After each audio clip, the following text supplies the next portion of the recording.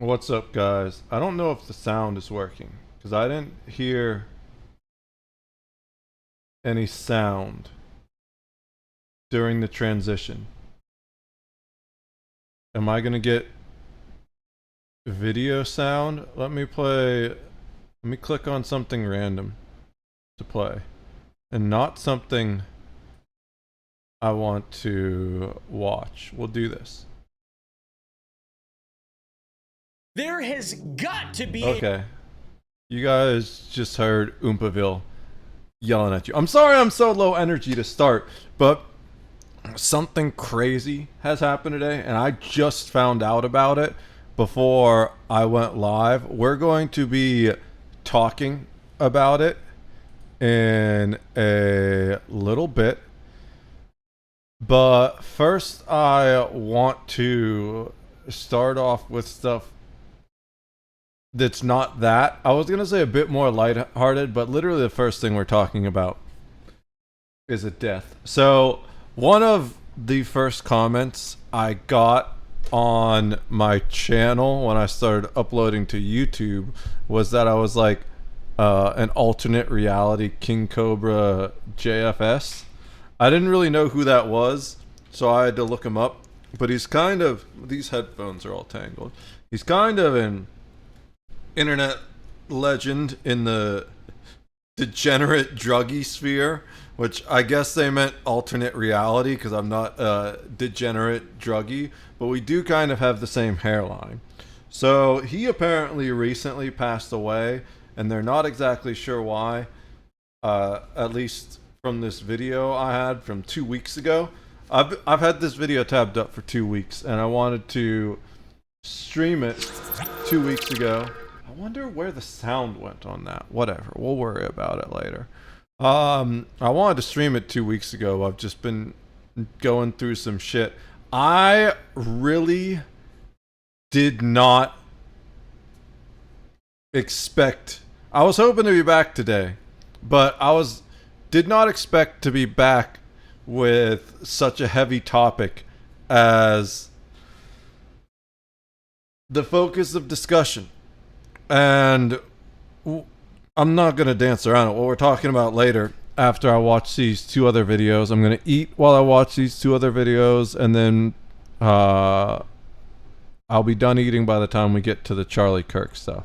If you're not aware, an individual who dedicated most of his life trying to promote open discussion and freedom in the United States has been assassinated while doing just that on a college campus. And if that wasn't bad enough, the leftists are already celebrating his death, and that utterly breaks my heart. I don't really know anything about the guy, to be honest.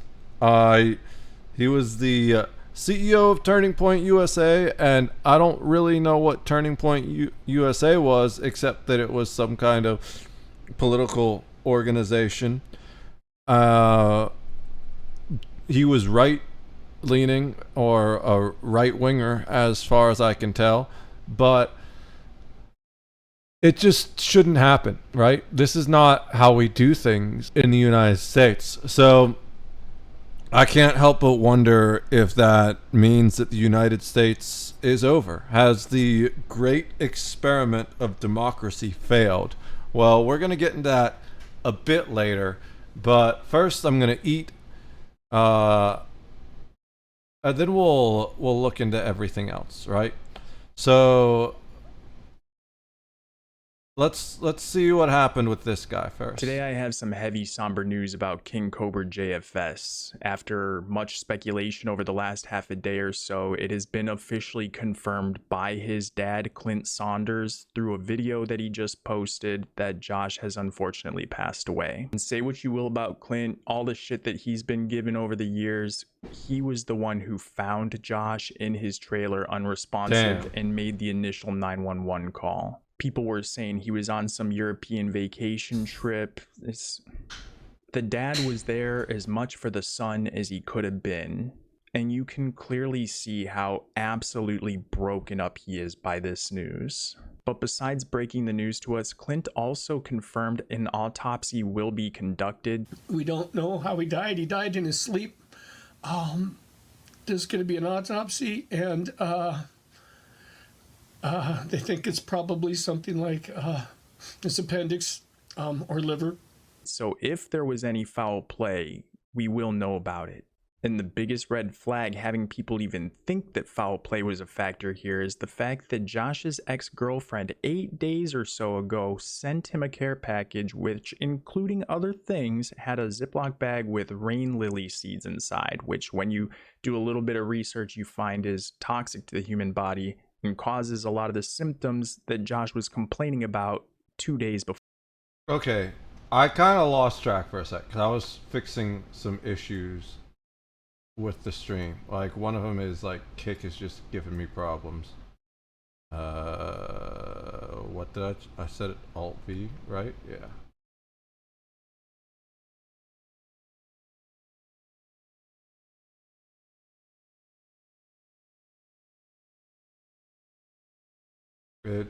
It seems Restream is having issues with Kick. Give me a second, guys. Like, this was none of this was planned. Apparently there's some also the internet is just not seeming to work right. I don't know what's going on. Before his death. So wait, his girlfriend sent him toxic seeds and made the initial that's 911 toxic call. People were saying that he was was a on some terrible joke. European I shouldn't have said vacation that. trip. The dad was there as much for the son as he could have been, and you can clearly see how absolutely broken up he is by this news. But besides breaking the news to us, Clint also confirmed an autopsy will be conducted. We don't know how he died. There's only so much you can do for someone, you know? And I'm having to come to terms with that. In regards to OTEP, always been one of my favorite musical artists since I discovered her. But she's gone off the fucking deep end. She was one of the people celebrating Charlie Kirk's death. When I went on Instagram to post my video, she literally was fucking celebrating his death. And it's just the most un-American bullshit I have ever seen in my life. And I can't believe that someone I used to look up to would sink that far, would let the devil take over their soul like that. It's just fucking despicable. And I'm heartbroken. He died in his sleep. There's going to be an autopsy, and they think it's probably something like his appendix or liver. So if there was any foul play, we will know about it. And the biggest red flag having people even think that foul play was a factor here is the fact that Josh's ex-girlfriend 8 days or so ago sent him a care package which, including other things, had a Ziploc bag with rain lily seeds inside, which when you do a little bit of research you find is toxic to the human body and causes a lot of the symptoms that Josh was complaining about 2 days before his death. Or not even 2 days. I feel like shit, Facebook. It hurts to lay down. Been up all night puking and pooping. Oh man, I feel like shit. I'm hot, I'm sweaty, I'm clammy, my stomach hurts. But I will push through this. I just did a quick search, and this is the AI overview, so take it with a grain of salt. But it says that the official autopsy report has not been released yet, and the cause of death is still under investigation. Oh. It hurts. It hurts Now, to breathe. Fucking my...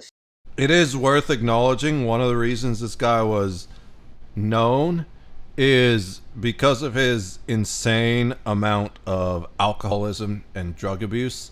So it wasn't unexpected that he would pass away early, but the whole thing that his ex-girlfriend sent him those toxic seeds, and then he has the symptoms of it and passes away, it's suspicious. What's up, Rose? How's it going? Vexing Raven? Yeah, it is rough, dude. And the crazy thing is, I've had this video queued up for 2 weeks. And the whole reason why is because when I first started uploading to YouTube, someone called me the alternate reality King Cobra JFS. And so I had to go look him up. There's like another one that someone called me. It begins with C. I forget what his name is. I've never heard of either of these guys before. And I just found out he just passed away recently. He's kind of like a YouTube legend in the lolcow sphere. We're going to talk later about a much more serious and unexpected death. But I want to finish eating first before I do that. We have an Atozi video while I wrap up eating. The real question is, how do we know what the seeds were? They were labeled, or is it just someone pointing? They were apparently labeled. So if we go back to real quick, Complaining about toxic to the human body seeds inside. it says which when you it says rain lily right there. You can see it. You know. do a little bit of research, you find is toxic to the human body and causes a lot of the symptoms. Mixed right now, Rose. How's it going with you? So I've recently been doing a lot better. If you can't tell by the fact that I'm streaming again, I got half of the basement painted, and it's the important half, right? So that's why we're streaming again. Here, let me go take a picture to show you guys real quick. I kind of have the lights off, but give me a sec. I'll be right back.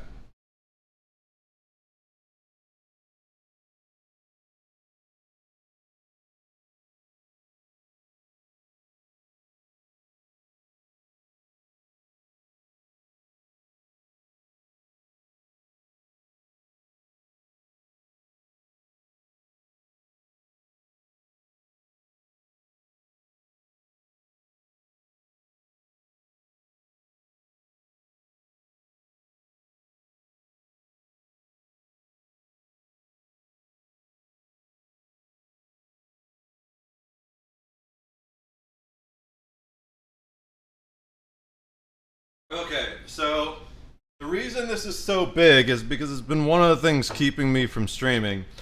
Because, like, this part of the basement floor is the part that's the entry to the studio.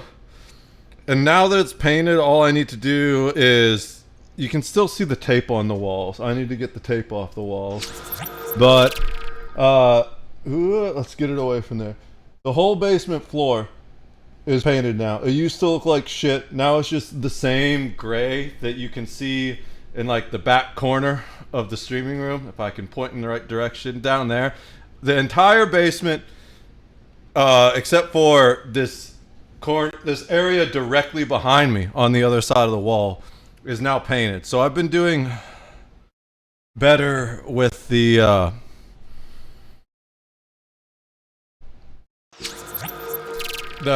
house renovations, and I'm back on my grind. I managed to work on my head a lot, so I'm back to streaming again. My head is doing better than ever, but my heart is really sad today because, first of all, I was already upset about the poor Ukrainian refugee getting slaughtered on the train by a mentally insane criminal.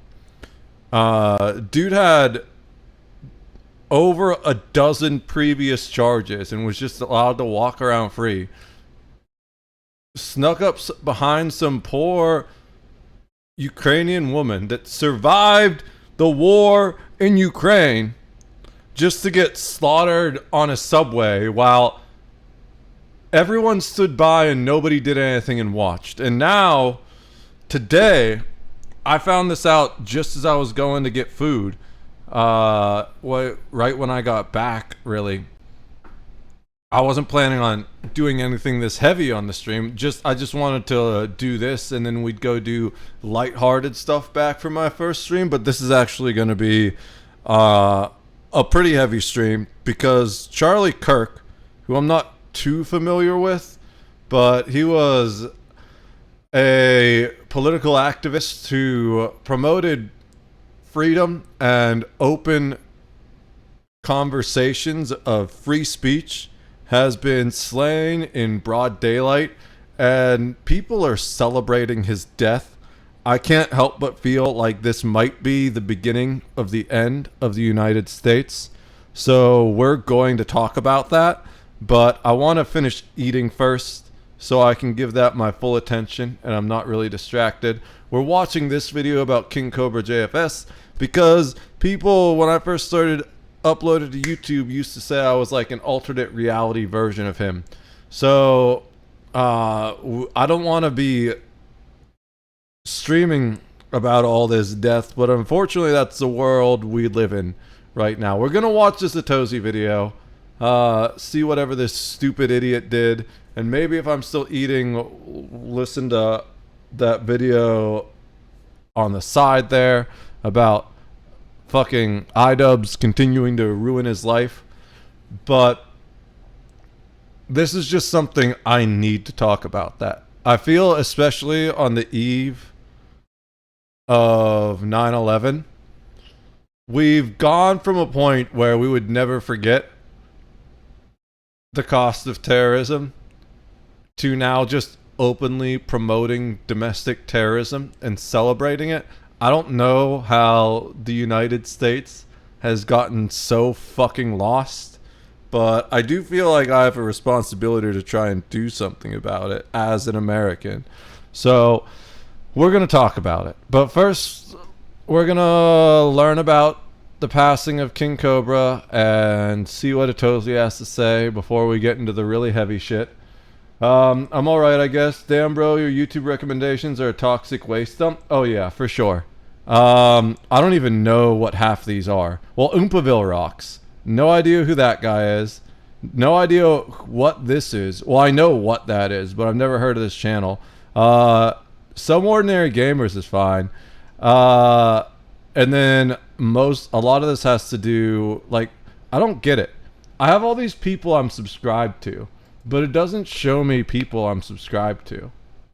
Like, the YouTube algorithm is getting worse. I think it intentionally promotes evil. Like, what the fuck is this? China fact chasers. China's most advanced AI robot gets owned by Google Gemini. Like, I would never click on this. Why is that even there? But look at all this. I have so many. They all have new videos.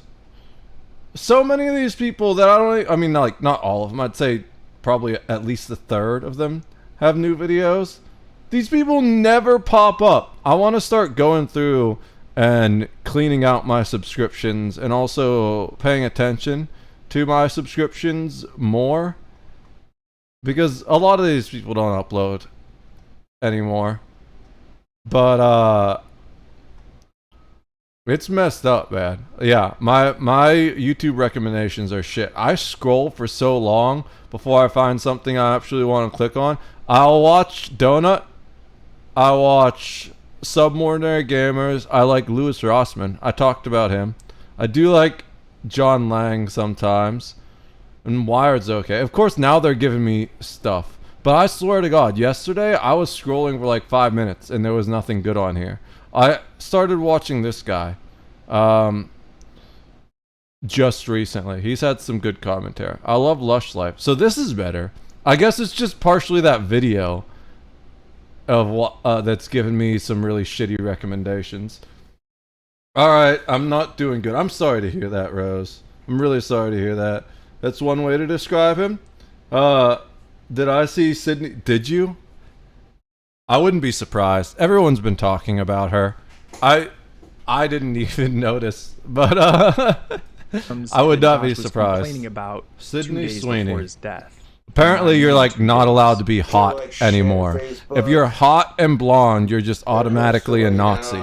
Why is everyone so fucked up these days? Oh man, I feel like shit. Really?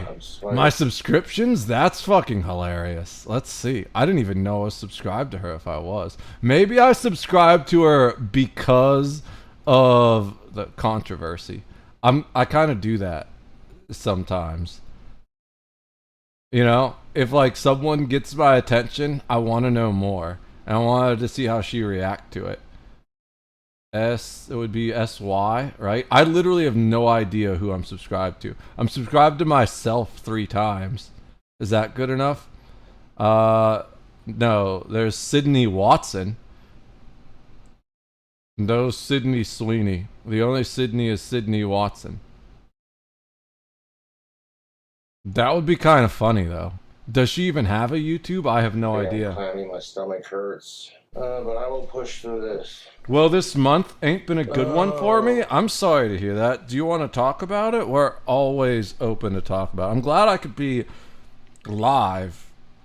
I'm planning to bring the Sunday stream back soon. I know I said that last time I streamed, and then I went quiet for a while. I'm not making a promise as to when it's happening this time, because I'm still working on shit. But I got 80% of the stuff that was blocking me from streaming consistently done. Now it's just a matter of catching up on things that fell apart while I was falling apart, you know? So let's it's Wednesday. I don't know if it's gonna happen this Sunday or not. I still need to solve the music issue for that stream. Fucking my stomach hurts. So if anything, No, this year it's been better, but fucking trauma from just under 3 years ago. Yeah, I can understand. A lot of that shit takes a while to get over. You know, I went through a rough thing during COVID times, and it took me about 4 years before I really came to terms with that. And you know, it's been over 5 years at this point, and I'm still fucking pissed about it. But it's one of those things where if I were to talk about it, it would probably just dig up the past and hurt a bunch of people and drop a nuke that doesn't need to be dropped. I'm not saying it won't come out eventually. I feel like if I keep doing this long enough, I'm going to need to have that conversation. And who knows how that will cause my life and the people's lives around me to spiral. But needless to say, I've got my own trauma. So I understand how it can take years to get over that sometimes. I hope things keep getting better for you, Rose.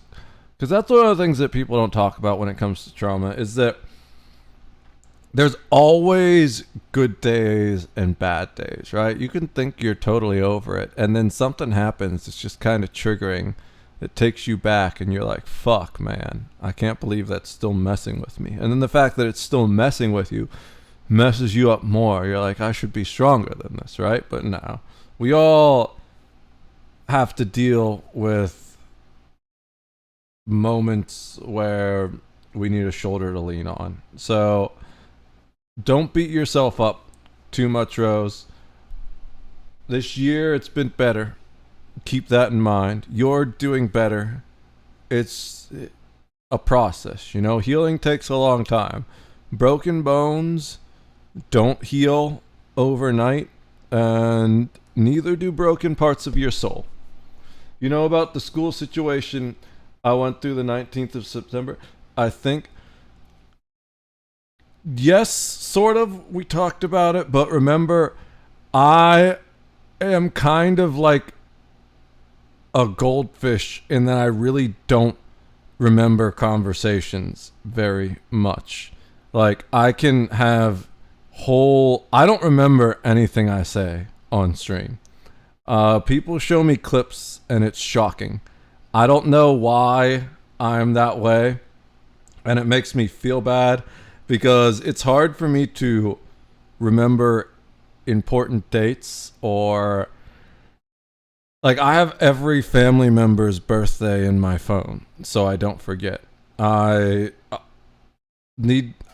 sometimes don't notice Mother's Day or Father's Day going by. I also have notifications for that. And when I was dating someone, I had a note app. I had a note in my note app that was like literally just a list of her likes and dislikes so that I could keep track of that. because for whatever reason, even though I'm really good at conversations in the moment, it's almost like it all just operates in RAM and never goes into a storage space. And it makes it so that I'm really good at constantly moving forward, but I have terrible, terrible recall. As Socrates often said, I have a terrible memory. So I do remember us talking about that, but I don't really remember all the specifics. And I hope that that doesn't bother you too much. Well, recap, I was blanked in a school bathroom. Yeah, that's very unfortunate, very terrible. I can't, yeah, no, which is terrible. You can't say it on YouTube. You can say it on Kick, probably, although I wouldn't risk it. But Kick is way better than Twitch in every single way. Except for the fact that smaller viewership there for now, but Twitch is steadily declining because they just have decided that apparently terrorism is okay. Here on the eve of September 11th, one of the biggest Twitch streamers of all time is a pro-terrorism streamer. What the fuck, Twitch? This type of shit that is going on in the country is exactly what you get when you promote that stuff. I'm going to calm down for a minute and eat my pizza before it gets cold. Let's watch the rest of this on his video. autopsy report, that is the first place that authorities are going to be pointed to go looking. And his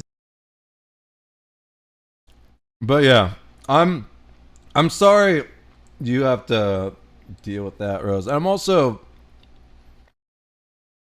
I guess I'm kind of lucky because I don't really remember the date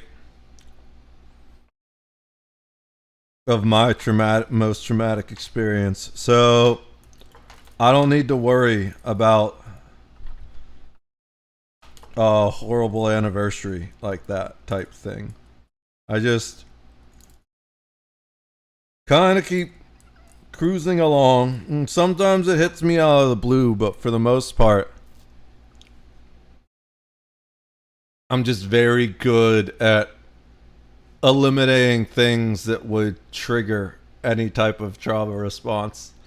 And like I don't have any contact with any of the people that were even tangentially involved at all anymore. And since there's no specific date attached to it, especially because I was suffering from a very severe head injury at the time, so everything's pretty fuzzy around it. It makes it a little bit easier, at least in some respects. In others, it makes it worse. As weird as it is, I hang on to dates for send some something reason. like that in a box with other food, Well, snacks. I've found a weird thing in that, like, the thing that is our biggest curse can often become our like single superpower if we just learn to transmute it and not let the negative aspects of it. Being able to remember dates is really cool. I've always been kind of jealous of people that can do that. Not really jealous. Envy isn't exactly the level it's at. I've respected and wished I could do that to some extent. Because the thing I always say is when people ask if I'm smarter than a fifth grader, I say no. Because fifth graders know all those random holidays on the calendar, but I can't even remember what day Memorial Day is, even though I've marched in the parade for pretty much my entire life. For him to consume, it just seems to me more likely that his bad decisions finally caught up with him. And it just sucks because of all the different locales out there. He was by it does far, seem as most far likely as all the ones that I'm aware of, that he just, that was the killer right there. Not necessarily some random seeds an ex sent him. Is he gonna say he was like the least objectionable because he wasn't like a fucking pedo like EDP or degenerate crypto scammer that lies about having cancer like Boogie. Of the most benign and harmless. Yeah. He's only ever a danger to himself. He's just a goofball, weird guy, well-meaning, autistic, satanic wizard who just got shafted by the internet because he just did stupid things or said stupid things or let the trolls get the better of him in the little interactions. I'm sure all the He would alcohol dox didn't help. himself and just open himself up to the internet being cruel, but he didn't deserve the brunt of what he got, in my opinion. He wasn't no pedo or scammer or That's the other guy. I don't know his name, what he got, in my opinion. He wasn't but that's the other guy people said I looked like.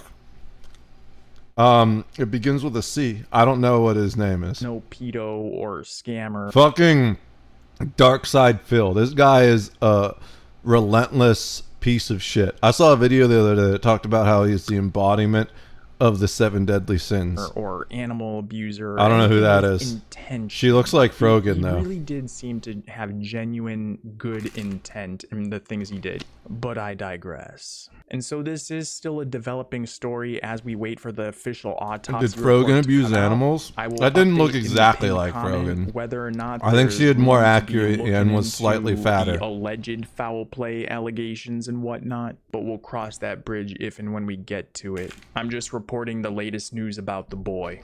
Even though the relationship was parasocial and I laughed at a lot of the things that happened to him that caused him all kinds of stress, I'm feeling actual grief. And that's the general sentiment I'm seeing echo throughout the Cobraverse. And I think it's because, despite the fact that we all saw this coming, and it happened exactly the way it was expected to, but I still went through the grieving process of denying it, and I feel sad. I think somber is the word that just sums it up the best. Like, it just really fucking sucks, tubes. But it's just crazy how my last video about him, I opened with talking about how there's no circle of protection that can save you from the curse that comes with fucking a Demogorgon bog witch. And then here we are, a month later. Him dead about a week after she sends him a package full of goodies and poison, which we know he received because there's confirmation of him reviewing one of the products in there. Oh, yeah. These are fucking delicious. While during the same time, she did a drink combo of her own and did a love spell on him using this potion. Can is red, red, red, red, red rum. Bro, don't even mess with women like that. Why would you? No, we're not murdering anyone in this video. Oh, that looks So strange. Kind of stinks. I'm not here to speculate. I want to. That's like almost as sus as Alec Baldwin saying he has a murder fantasy and then accidentally shooting that woman on set. Holy shit. We're not murdering it. Oh my god. What the fuck? Report on facts and be more credible with my reporting on these kinds Imagine of being things. this dude's But I girlfriend and the digress. internet is accusing So, you. Josh, you glorious bastard, whether you're up there That's true. smiling down on us or I don't down there screaming up at us, necessarily fuck the trolls, support all fuck of this shit. sickos, and say what's up to Ozzy for me. I appreciate the way Joke.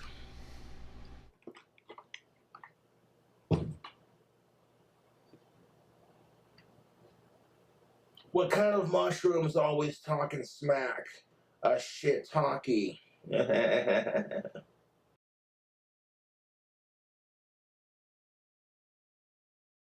don't like the way the slop tubers and the drama tubers will, and the true crime community especially. Do you know about the TikTok psychic who accused a college professor of fucking one of her students and then committing a multiple murder to cover it up? That's absolutely insane. I don't like any of that. You know, I think it's definitely important to talk about certain things. For example, the whole doctor disrespect bullshit. Like, And that one isn't even clear cut. You know, it's no Colleen Bollinger, whatever the fuck her name was. It's no EDP situation. But here's the thing, dude. He keeps talking about, like, there's records of the messages and stuff. Okay, and they're not that bad. If they're not that bad, just put the messages out there, right? That's the way I feel about the Dr. Disrespect situation. If they're not that bad, then just show them to us, okay? But there's other situations like this where I think that guy wasn't even that bad.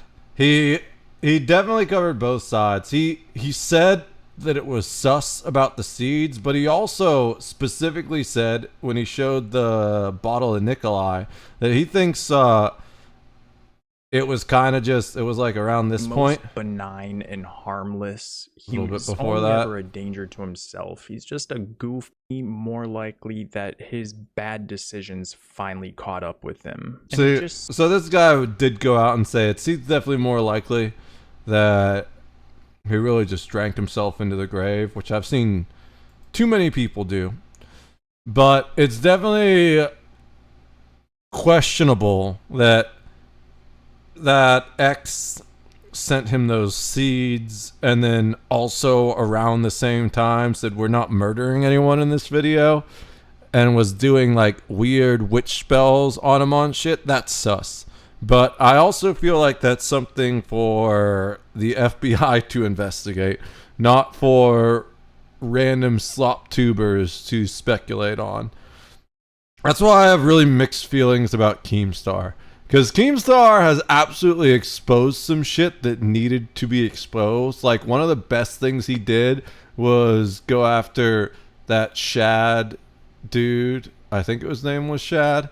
It was like some fucking creep that was drawing lolly porn and stuff like that. And had to do with the Ava Chris Tyson situation.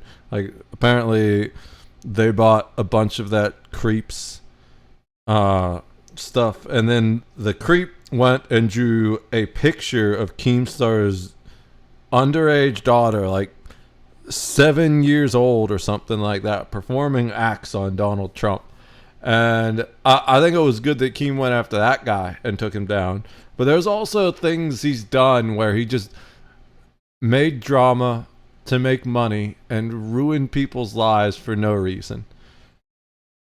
You could argue he did that to Boogie, but to be fair, Boogie kind of deserves it. Boogie did it to himself. Weird witch spells? Yeah, dude. This one That of the shit's... streamers now. Dude, if she's into witchcraft, just... Nope. That's a big red flag. Like, not even the biggest red flag. I've known some decent witches in my life, but I don't think I'd ever date any of them, you know? Fleeing to America from Toronto with $6 to his name after clips of him being awful to his dog on stream went viral, leading to him being doxxed and exposed. Now, he's living Dude, what out of is hotels, off of with the subscriptions, world and right donations while now? live streaming himself, Just essentially abusing ruining your his own dog for views? What the fuck? You're definitely doing good. Giving the stags a high IQ and base. Someone give me $20 Canadian to buy Tinder Platinum, bro. Someone PayPal me $20 Canadian to get me Tinder Platinum. Just a fucking e-begging piece of shit. Someone give me $20 Canadian until I split my dick open on stream. Bro, someone, I need Tinder Platinum. Damn, I mean, I wouldn't date him because I think that shit's dumb, and people who put stock in it are nuts. Not because I think they'll kill me. I mean, there are people who wouldn't date a Christian or a Muslim or anyone of any religious belief because they think anyone who believes in any type of God at all is nuts, you know? So it's just one of those things where I'm not one to judge based on someone's personal beliefs, more on their actions, but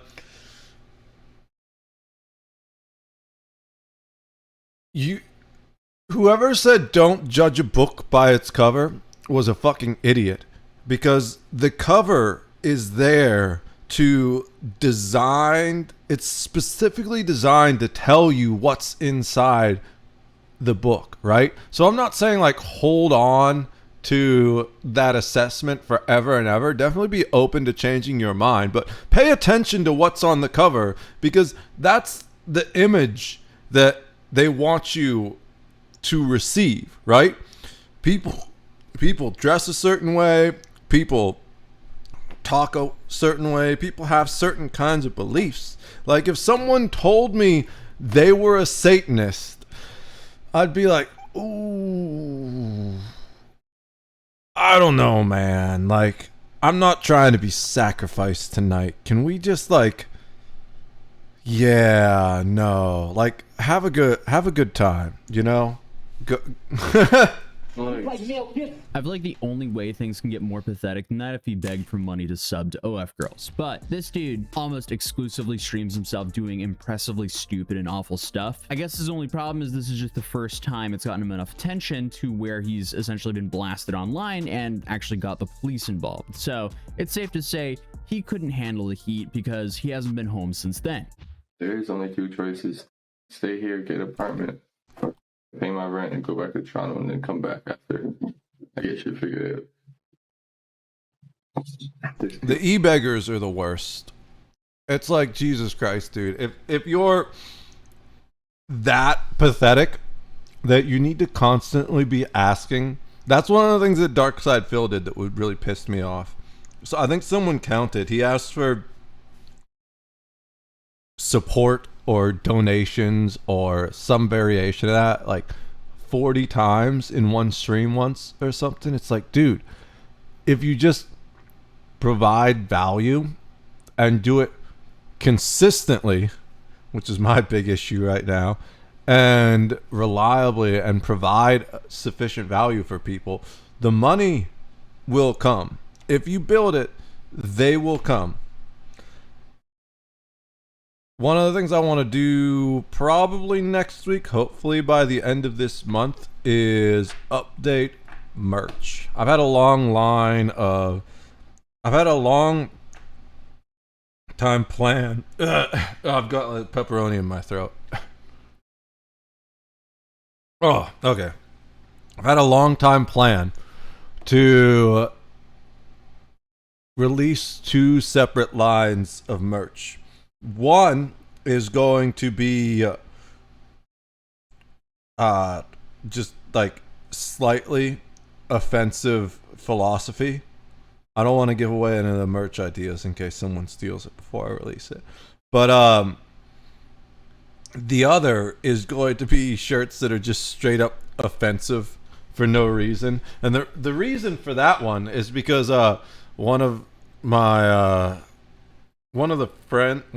he's a friend himself, but like one of my friend's dads, when I was growing up, I used to play baseball with this kid, or like stickball around the neighborhood back when kids still went outside, you know?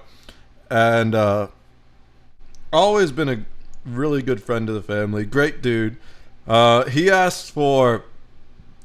saw my coffee mug that I don't have it down here right now. It's upstairs because it needs washed. It's my favorite coffee mug, but it's also my least favorite coffee mug because it's the only one I can't put in the dishwasher. I have to wash it by hand. But it's the one that has like the gun handle and it says "fuck you, you fucking fuck." He wants mugs that just swear at people, and was like, yeah, I guess I can do that, and then I'll send him the link. So we're gonna do 2. We've got basic merch up right now where it's just my logo, and then we're gonna do a second set of merch where it's 2 sets where it's like the offensive stuff and like offensive philosophy.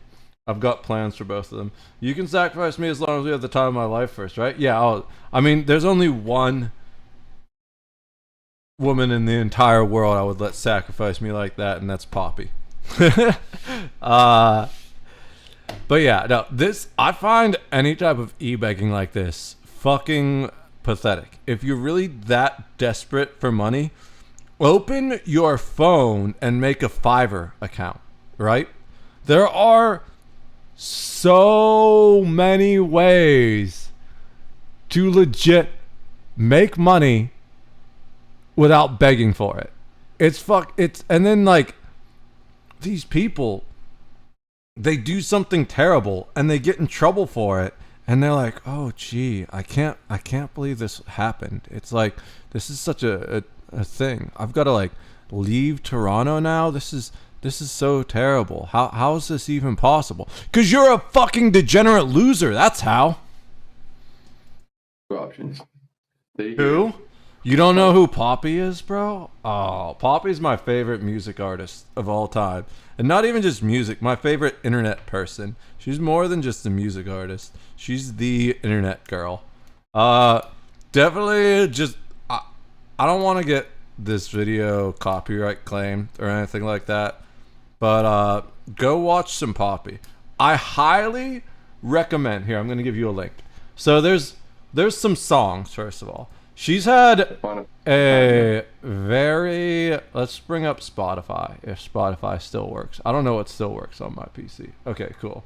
That random shit. Okay.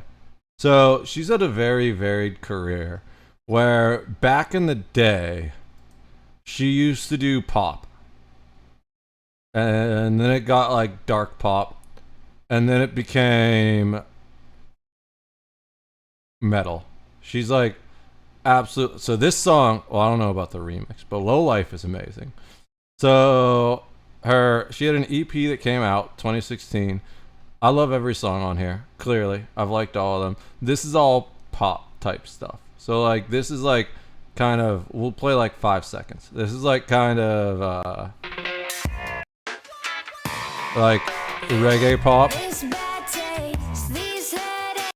Then we got she's got 3 albums that aren't really albums. They're more like soundtracks to cartoons and shit she did. Music to Sleep To, Music to Read To, and Scream. This is like one of her breakout things. If you can't tell by the... Oh, that's got 56 million, really? This is I'm Poppy. P-O-P-P-Y, I'm Poppy.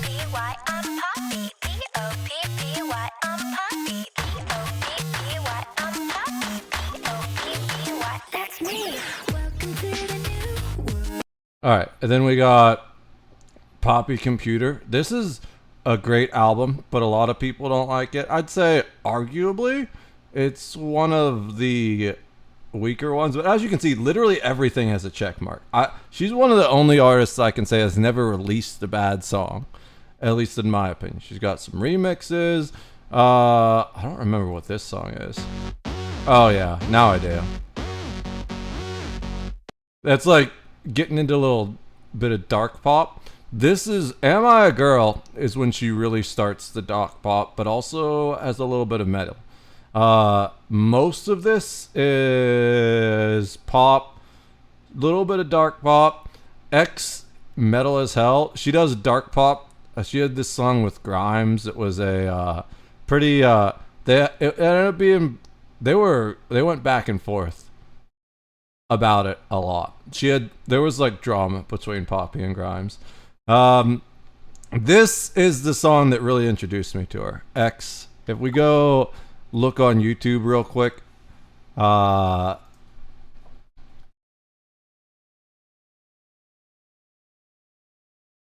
like I just had to because of the frame, you know, like there was no way I could not click on this when I originally saw it.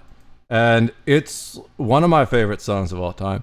It's a weird mix of like sunshine and just darkness.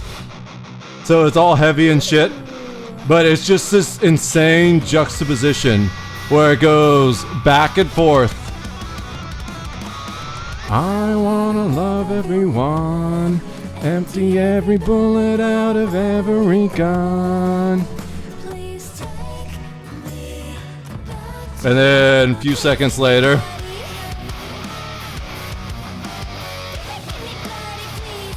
then, oh, this part's so good. But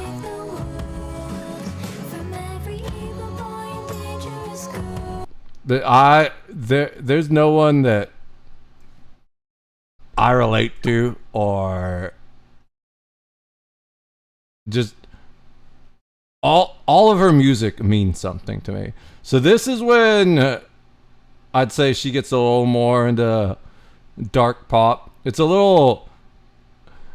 starting to cross into different genres here. Like Choke is kind of strange. A lot of people don't like it. I love Choke. Scary Mask is great. It's the most popular one from this album. Or I guess that's an EP, yeah.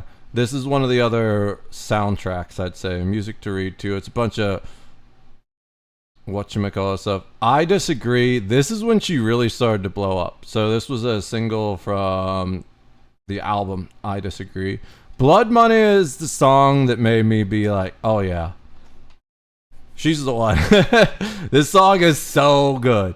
I Disagree is amazing too. And Concrete, bro. Concrete's kind of similar to X, and then it's got like moments where it goes heavy, and then it's like not so heavy, and then it goes heavy again.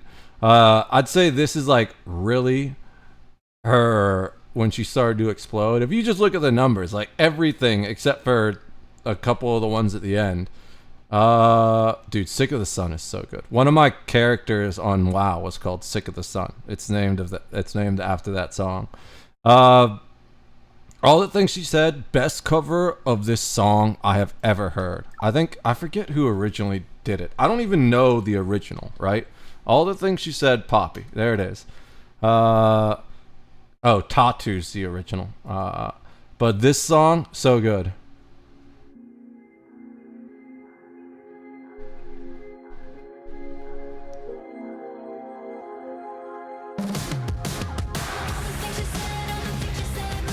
That's the best version of it.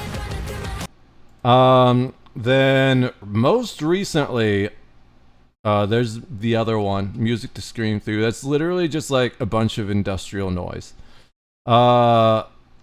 Extended version of I Disagree. Dude, this song gets stuck in my head so much. I can't believe it doesn't even have 1 million views. This might be my favorite Christmas song. A Very Poppy Christmas. Like, I can't believe it doesn't have 1 million. What the fuck? Anyways, Fear of Dying is a great one. Yeah, this is like grunge.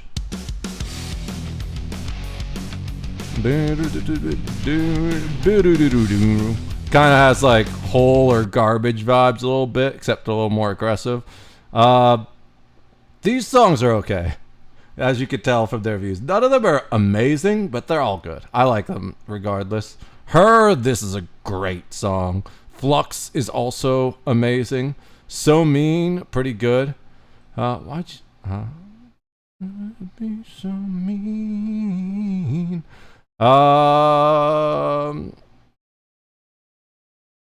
Flux as an album was okay. It's definitely a departure. She was like really experimenting with her sound here. You know, you can listen to the title track for a second, which is just like.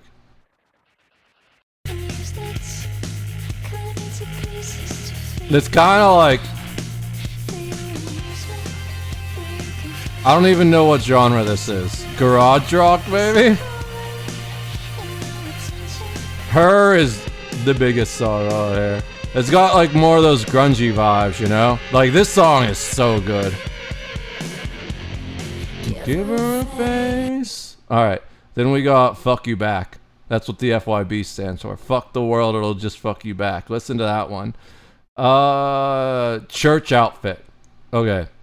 This is when she like really starts Spit. That's a cover. Who does this? Fuck. Why am I forgetting? Who does Spit originally? It's I think one of the band members from that band just died. Kitty.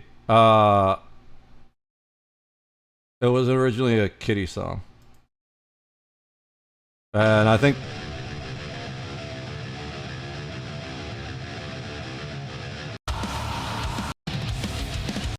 it was, yeah.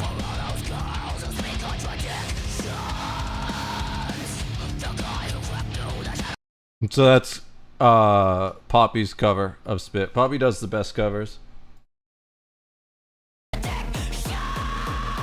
Dude, her scream is so amazing.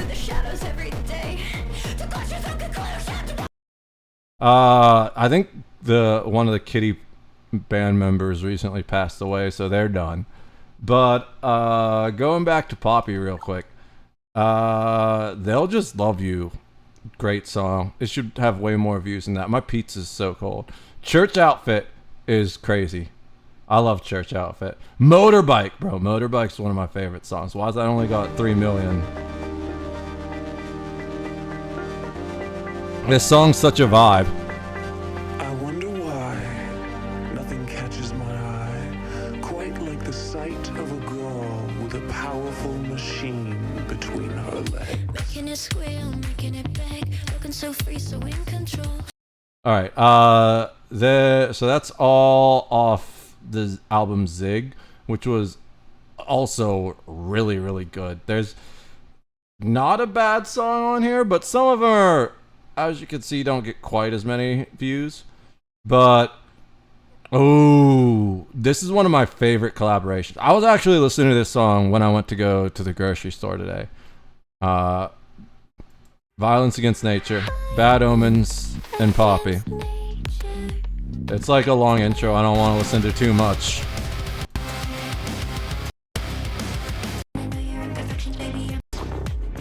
It's just such a vibe. This is like the best song to have blasting out of your car while you're driving down the road. New Way Out. That's a single, the first single off her new album. They're All Around Us, second single. I don't know that one. I'm gonna have to listen to that at some point. Taste, Triple J, Like Aversion. I found a Poppy song. I don't know what the fuck. Anyways, her most recent album, Negative Spaces, is the most insane thing she's ever released. It's so good. As you can see, everything over here is racking up 1 million plays, and this has only been out for a year. Yeah, 2024. It's so good. There's not a bad song on here. This album, like, honestly, is what pulled me through some of the dark times when I got up here. Poppy is the highlight of my low life. I don't know that. When did that come out? I think that came out this week, actually, because I remember seeing some posts about it. Amy Lee, Courtney LaPlante. Courtney LaPlante is it Spirit Box? She's one of the other lead singers of a big band. Is it gonna tell me? Or it doesn't tell me?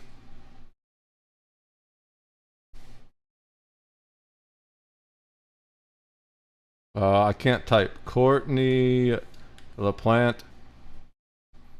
American singer. Yeah, Spirit Box. Spirit Box is so good. So Spirit Box, they've got some great songs too. I would say vibe metal, kind of. Not all their stuff is, dude, that's the first search, is Spirit Box Poppy. That's not what I want though. We'll do Circle With Me. That's a good one. So Spirit Box is amazing. She's one of the people that people argue whether or not she's the queen of metal.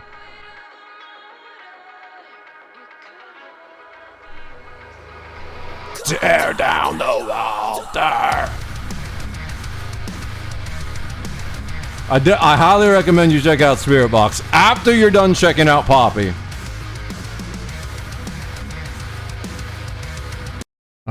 Spirit Box is so good. I need to listen to that song. Maybe we live review that song. I've already done so much at this song that this stream's gonna get copyright claimed the shit out of it, but it's all fair use. It's just annoying because this is why I don't stream on YouTube anymore. Because if you stream it live on YouTube, YouTube just instantly copyright strikes you and shuts your shit down. But if you upload it afterwards, then you can fight the claim. So I'm gonna fight it as fair use. So we will listen to it, but I want to finish the video that we started first. But every song on this is amazing. I think one of the most important ones right now, though, is The cost of giving up.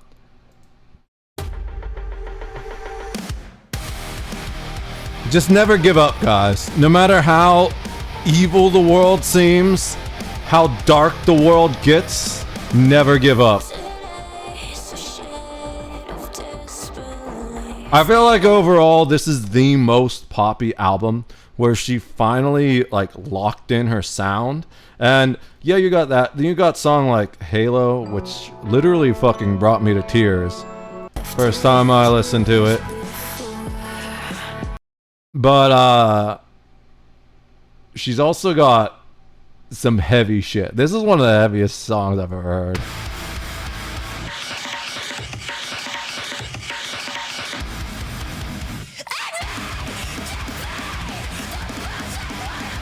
I just love everything Poppy.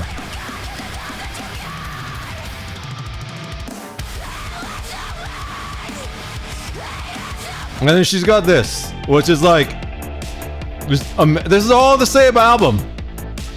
Just such good pop.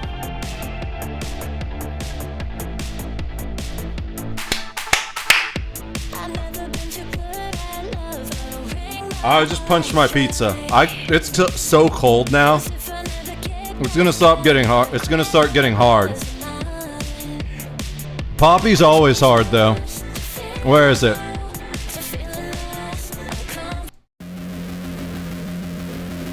Poppy's always hard.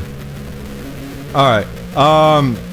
She did a song with Baby Metal, which is the best Baby Metal song I've ever heard. I was listening to this on the way to the grocery store today too.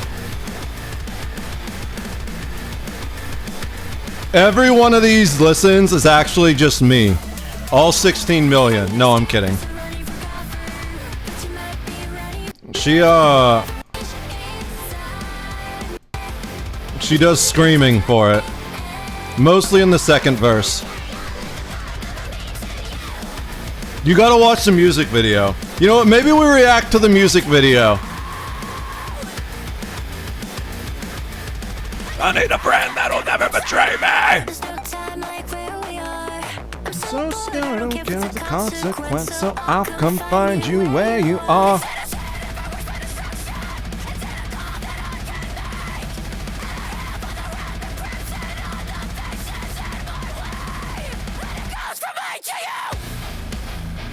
It's so good.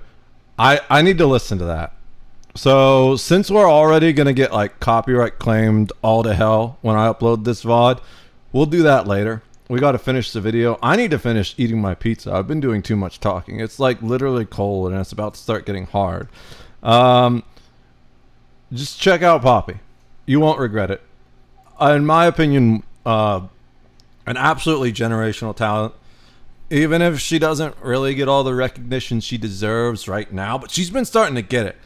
She's done like several appearances on Jimmy Kimmel, which is like so weird that she's doing like this heavy metal shit on Jimmy Kimmel, but whatever. And doing like touring around the globe and stuff. Definitely check out Poppy. I mean, we're talking musicians. I'd let sacrifice me Lizzie Hale. I mean, yeah, Lizzie Hale's solid too. Amen, brother. Can I get an amen? I love that song. Can I get a? I can't whistle. I can if I like warm up and wet my lips, but I'm not good at whistling at all. All right, let's see what this degenerate e-beggar has to say. Even though there's nothing for me back there. Are you literally crying that you got caught abusing your dog, you degenerate piece of shit? Let me introduce you guys to Lil Dealy, a scummy kick streamer who recently started getting attention online. When I first found Hailstorm, I love that song. It's been overtaken by other songs. So yeah, I like it heavy, especially at the end. Take me home tonight, I'll do anything with you. Buy a bottle of whiskey, we'll get matching tattoos. Tell me that you love me, or let me drive your car.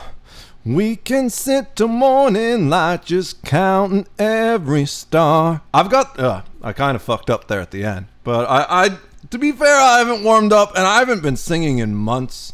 really years. So I need to practice to get back to where I used to be. I used to be good at singing. I built this studio primarily so I can make music, but I've got a lot of practice to do before I'm ready to do that again. I have, I think, 2 Hailstorm albums on vinyl. Hailstorm rocks. I love Hailstorm. They're such a great band. I Am the Fire. I'm the Fire is so good. Yeah. I Like It Heavy's great. It's a bummer she was never able to make a little extra bit into the whole song. I don't think she needs to. I think it's perfect exactly the way it is. There's an unplugged duet of Vicious on YouTube that is excellent as well. They have like an acoustic cover of something an acoustic version of one of their own songs that they did that I really loved. I can't remember what it is right now, but it's like damn, that's kind of better than the original. I kind of want to see if I can figure it out now, dude. It's gonna be like tomorrow, and I still won't have finished eating my pizza because we're just so acoustic.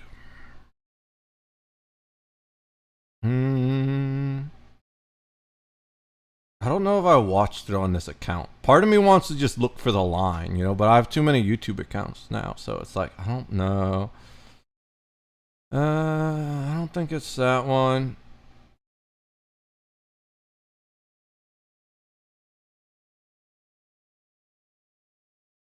There's more Spirit Box. I don't know the song Jaded. Love Bites, that's a good one. You know what? One of my favorite songs that originally got me into was The Taste of Poison. There it is. Familiar Taste of Poison. That one's so good. Mayhem's great. All I want to do is make love to you. This is a heart cover, but it's so good. This might be my favorite song. I love that there's a Poppy song with Amy Lee now. This is one of the songs I was kind of practicing, learning to sing. I don't know if you've heard this, but Break In, so good. Amen. I Miss the Misery is pretty good. There's I Like It Heavy. She did a song. Do you know the song with Lindsey Sterling? Shatter Me. This one's really good. This is so good. I love this song.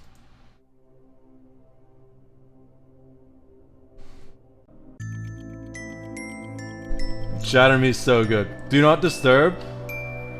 I don't know about that one. It does. I know the song title, but it doesn't ring a bell. I feel wet in the dark. This song's so good, dude. Her vocal fry in this. That's one of the things I love about Lizzie Hale. She's so good at the vocal fry.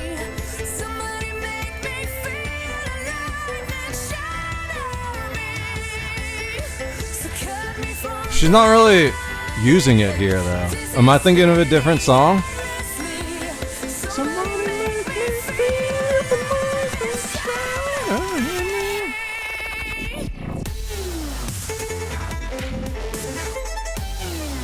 I do like Lindsey Sterling, but I feel like some of her songs get a little bit repetitive. But every now and then she is an absolute banger, and this is one of them. They're touring together. Ooh, Apocalyptica, bro. I kind of forgot about them. Apocalyptica does Metallica, or whatever that shit's called, where they just do an entire album of Metallica songs, was one of the greatest things ever. That was so good. That's what got me into them. But you know what really caused me to go hard on Apocalyptica?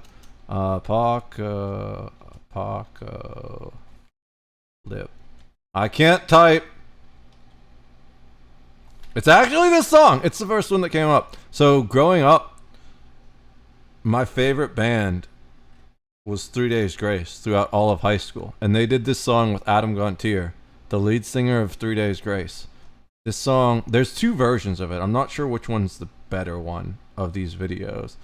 Oh, the Corey Taylor song is really good too. I don't recall that one, although the image looks familiar. I probably listened to that back in the day. But dude, like, this song is so good.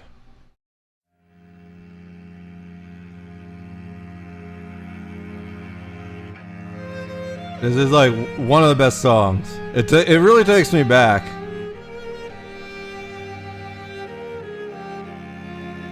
We definitely throw them a subscription. Through my life, in my way, there's you.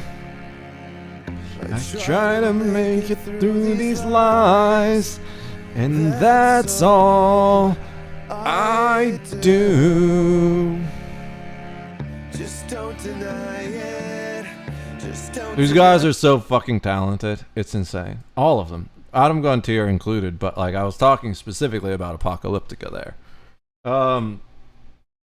Tour Hailstorm, Lindsay Sterling, and that sounds like a great show. I would love to go see that. Poppy's touring right now, but I don't think she's coming anywhere near my area. I think she's kind of like towards the end of the tour. She's been on a tour for a minute.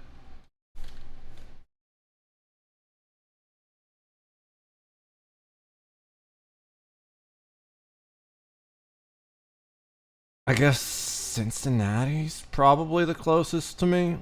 Pennsylvania, I don't see anything else.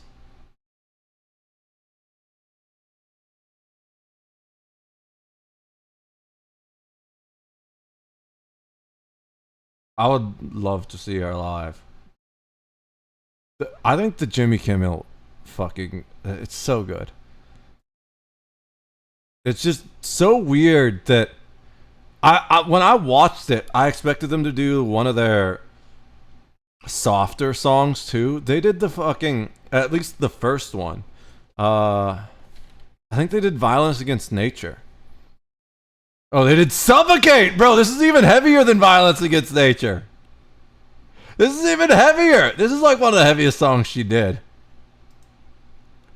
I like... The album is called You Won't Go Before You're Supposed to. Here with the Grammy-nominated song Suffocate with help from Poppy, Knock Loose. Suffocate.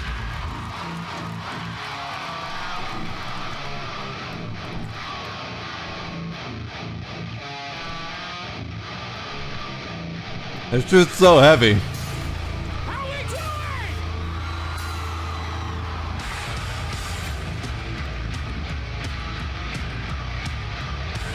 Suffocate. I was early.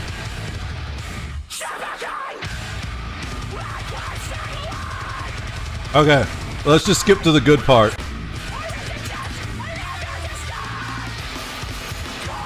They get Poppy's better.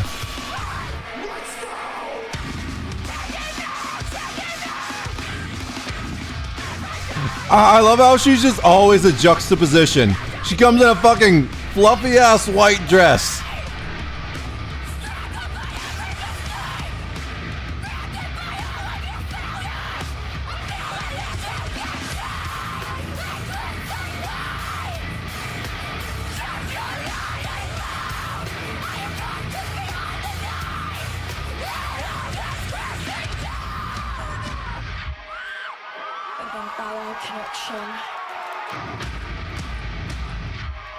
So the music video is so good. I love how she's just there in the background. Like she used to, so her stick used to be the blonde bob. Like if you, she had the like this blonde wig she would always wear and everything. If we go look at like the old stuff, and oh dude, I forgot. Like this is one of the best things ever. If you want to watch the best variety show of all time, watch Improbably Poppy. So we're gonna go find the first episode. Is there like a playlist or something? But like the blonde bob, it's like a wig, was kind of her whole vibe for a while. Time Is Up is such a good song. I love this song. Baby, your time is up. But she doesn't do that anymore. And honestly, I think she's way cuter without it. But it was cool that it was a vibe. Is this just... Yeah, this is a... She's so weird. I love it. Do you ever wish you could just restart?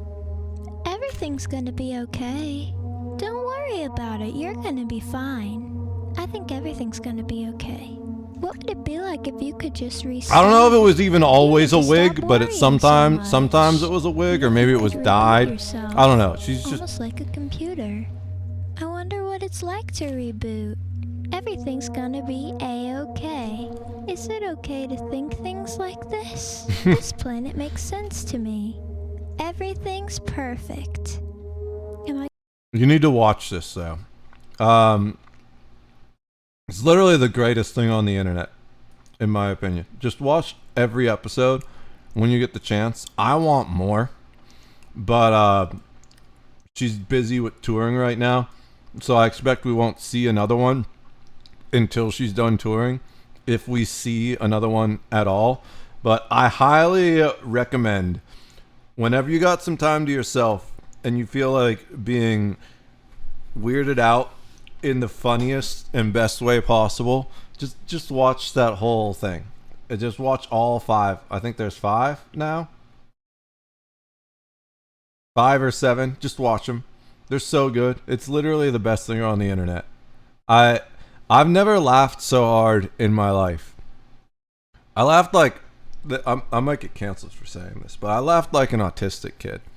Like, you know, that really super aggressive, uncontrollable, loud laughing. I've got some people with autism in my family and friends and stuff, so I've seen it, and I couldn't help myself. I've like felt embarrassed that my ancestors were looking down on me watching me laugh that way when I watched this series. So you've got to watch it. It's just that good.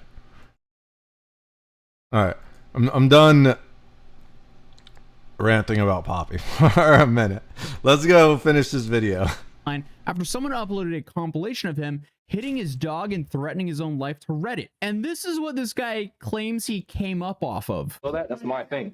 My thing is punching the phone. That's, you know, you have your thing that make you different from everyone else. Me is crashing out, punching my phone, spitting on my phone. This is my thing. This is my thing to stand out. That's my thing. Anyone try to steal that? I started that. I started punching the phone. I'm the one that started spitting on the phone. I started that.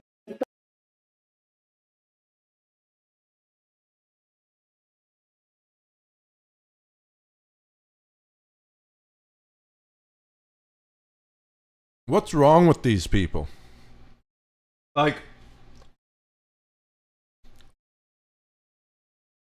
how would that be your claim to fame? Like, Jesus, what the hell, dude? Like, it's just pathetic. That's my thing. That's my thing. Yeah, this unique individual invented hitting his phone and spitting on his phone. Okay. I can't believe this guy's real. Also, his Canadian accent is insane. And while researching this video, I was even on call with a bunch of Canadian friends of mine, and they even gave us permission to laugh at it due to how insane his accent was. But on October 15th, a Reddit user named Chemical AD 6151 warned people of Lil Dealey's awful behavior towards...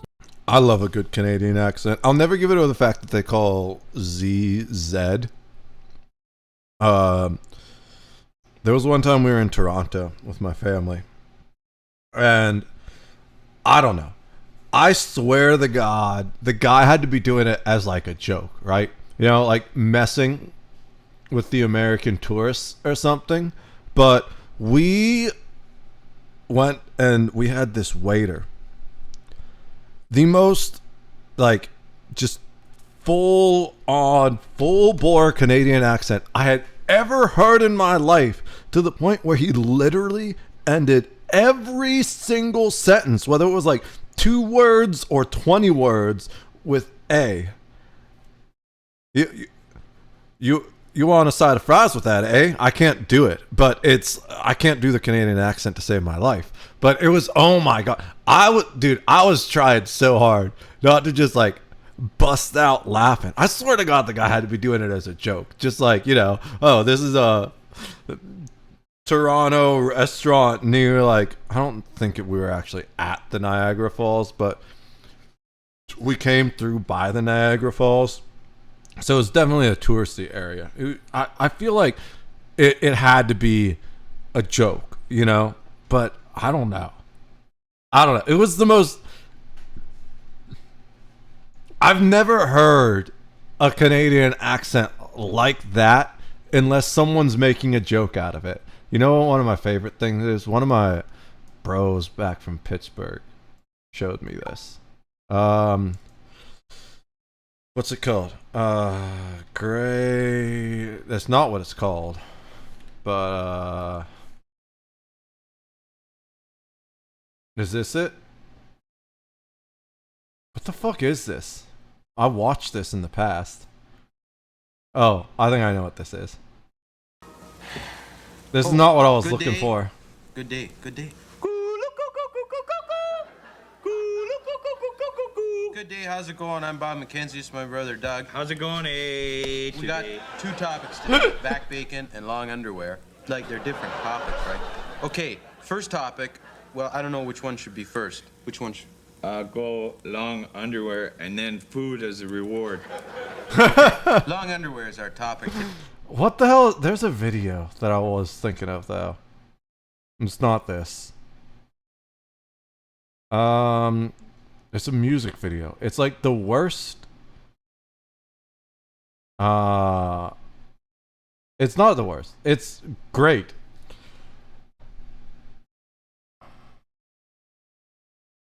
I can't remember. I'm drawing a blank on the parts, so I need to search to actually find it. Scenes included clips of him kicking his dog's metal crate with her What the inside, fuck? threatening to take her life after she took a dump on the floor, and smacking her in the face and body when she barks. And if this is what he's willing to stream on I've his seen channel, this clip imagine before. what he's doing when the stream is off. Obviously, I have to be. I didn't extremely recognize careful with him. What I show here. But this guy's actually a terrible piece of shit. His reaction of his dog going to the bathroom on the floor becomes even worse when you realize that he's forced this dog to stay cooped up in this tiny Toronto apartment for days at a time, rarely taking her out for bathroom breaks or exercise in general. Like, if you just take this... This isn't the first... What the fuck? Why did it go to that screen? VOD of his Rumble account, for example, Dealey doesn't take Peaches out a single time. And on This top of isn't that, the first the video only I've seen time of this guy. feeding He's a her piece of is when he shit, gives her and a his slice dog of is literally Domino's terrified pizza. of him. Hello? And then he spends the rest of the stream hitting a bong, playing music videos on his TV,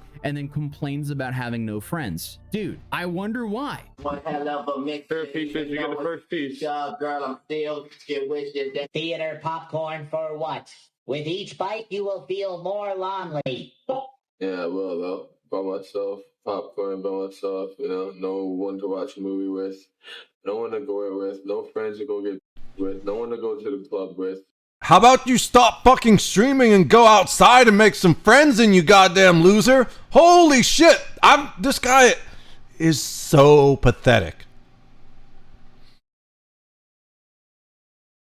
No one to drink with, no one to talk to. No, I'm just my life is. So he's not only and do being something to awful the change dog it. Stream, he's also openly neglecting her basic needs as well, and possibly every one of these painfully long streams. He's hitting her, feeding her fast food instead of actual dog food, and essentially hotboxing his apartment when the dog is sitting there right with him. And it's not like they're in a big space. But like I said previously, he is no stranger to streaming himself doing horrible stuff. It's kind of like on brand for him to have a temper, which I guess could be okay on its own, but not when they're... The last part doesn't bother me too much. Now, I have seen people that will like directly blow pot smoke in animals' faces, and that annoys the piss out of me. There were a couple of guys in college. I was smoking at their place, and they did it to this kitten they had. And then the kitten started freaking out, and I felt so bad. I didn't really hang out with them after that. There's an animal or another human involved in the middle of it. Nonsense. Oh man, not this song. Turn it up before you jump.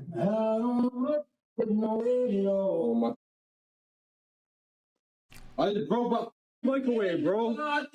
How do you break your microwave, bro? But still, I mean, these clips were How do you even do that? That they immediately started going viral, and the internet tracked Dealey down almost instantly. There were tons of YouTube videos posted about the situation with millions of views between them. People started doxing him and his address, as well as contacting the Toronto police. And guys, all I need to do to go viral is just be a degenerate piece of shit that beats my dog and complains about not having friends and begs for money on the internet. Rescues, hoping that anyone with some kind of authority would step in and remove the dog from a clearly not good home. But as soon as all this went viral, Lil Dilly literally fled the country with $6 to his name and Peaches panting in the back seat, running from consequences and hoping to partake in Ice Poseidon's scavenger hunt, as if that event needed more degenerates. I did hear that some guy is flying or like driving here from Canada and he has $6 in his bank account. I just want to throw that out there. If he's coming, nobody has any excuses, you know? I'm sure he thought that winning the scavenger hunt would be his golden ticket and that would just solve all of his woes, even though... It's not the way I expected that to end. I thought ICE was maybe going to shut it down and be like, you know, we don't need that degenerate piece of shit here. The way he did with Johnny Somali, like, I don't know if you guys know about that, but like Johnny Somali tried to hook up with ICE, and ICE literally told his crew, like, no, don't fuck with that guy at all. Just like, don't even. There's one time where one of his orbiters is like on the phone with ICE, and Johnny Somali just shows up harassing the guy, and ICE is like, no, just walk away. Don't mess with that guy. I expected something like this, but if ICE is like, you know what, if he's coming with $6, like, what the fuck are your alts doing? I mean, he certainly attracts a certain type to his events, to say the least. He probably would have just blasted all of that winnings on Tinder Gold. Transmission oil temperature indicator. Oil temperature. Smells like oil. It does, though, yeah. The fact that people, first of all, the fact that people even use Tinder anymore, when it's like even 5 years ago or whatever, last time I went on it, I do have a Tinder profile. You can find it, I think, if you go and look long enough. It hasn't been updated in years, though. I was just kind of curious. I installed most of the different apps at one point. I think I was on OkCupid and Plenty of Fish as well. I think, what was the Bumble one? I had that one too. Did I fully make that profile? I don't remember. But there was a time where I looked into online dating and I realized there's 3 types of people on dating apps, at least as far as like women go, right? Bots that are just there to direct you to some cam girl's website. Asian dudes pretending to be women so they can scam you for money. And the most degenerate, lonely, absolutely clinically insane women you can ever find. Guys, don't go on dating apps at all. You are wasting your time, wasting your energy, and whoever you find on there is just going to ruin your life. If you need to do online dating, if you really are that lonely, go out and just like meet people, right? Go fucking bowling or find like Friday Night Magic. Do something that interests you, right? If you're a religious person, go to your local church or synagogue or whatever it is. Find something that interests you that other people go to and just start going to that constantly and start talking to people that you find attractive. And that's how you'll meet someone that will actually be nice and constructive for your life. Or just like go for a walk in the park and like say hi and wave at people that walk by, things like that. But if you really need to do online dating for whatever reason, the only one that seems to be reasonable at all, and I hate saying this because I despise Meta with a passion, is Facebook dating. I did have conversations on Facebook dating that were obviously real women, but all of them were pretty mentally ill. So that's when I got to a point where I was like, you know what? Yeah, this is online dating just attracts a certain type, and it's not my type. But maybe it's your type. Go on Facebook dating and just, it takes a while. You know, I think it took like a week of just going on, especially as a guy. Now, as a girl, you'll create your account and you'll probably have a couple matches within the first day, and then within a week or two, you'll be getting like 300 matches. They did an experiment with this. Someone, I think it was Live, Laugh, Serve, or whatever the fuck they're called. That's a channel that doesn't pop up anymore. I definitely got to do something about. Well, let's just go to the L's. It'll be in the L's, right? I should be subscribed. This is my viewer account that I watch everything on. That's one of the reasons my algorithm is so fucked, because a lot of this random stuff I watch for the stream and stuff, and then it just gets even worse. Not that it was good to begin with. Let's be clear about that. L. I like Lockdown 23-1. He talks about like prison life. He's an ex-convict. Is it not on here? Oh yeah, Love, Live, Serve. These guys, I think, did an experiment where they took a guy and gave him a hot girl's Tinder profile, and they took a hot girl and gave him an average guy's Tinder profile. I don't know if it was Tinder. It was like some kind of dating thing. And bro, the results were insane. First of all, dudes are some of the, like, this is one of the few channels that does pranks I can absolutely appreciate. I don't like public prank channels because it just feels like the absolute most degenerate stuff. But some of the things they've done was so funny. This was a good one. I haven't seen this particular part, but oh my god, these are really good too. The inappropriate songs. So here we go. Yeah. Okay, no, but that's what I'm saying. Yes. Bro, why don't you just... So they would just go into like college campuses or libraries or like fast food places and just have these random phone conversations. It would be like a phone conversation you would have in private. Obviously they were stage phone conversations, but just watching people, like, it's so good. I'm saying, yes. Bro, why don't you just man up and spank me? Yes. Spank me like a fucking man. No, see, that's the thing, is you never want to... You want to do the whole gender roles thing, but when it doesn't suit you, you don't want to do it. Yo, bro, I got a can of Pringles stuck in my ass. I was trying to see if they could fit, and now it's stuck. Did you want to come help me out? Because it's a lot in there. The salt keeps coming through. Yo, no, listen to me. Listen to me. Listen to me, you fucking nerd. I'm going to give you a fucking wedgie. Give me a wedgie. Please, please. You fucking nerd. I'm gonna give you a... Come here, give me those underwear. Give me that. Give me those pants. Fucking nerd.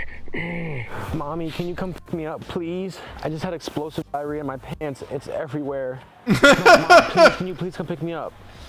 It's literally all in my pants right now. Where are you? Mommy, please. You're in the parking lot? Okay, can you... Oh, it's dripping down... It's dripping down my leg. Okay, I'll be right there. Fucking nerd.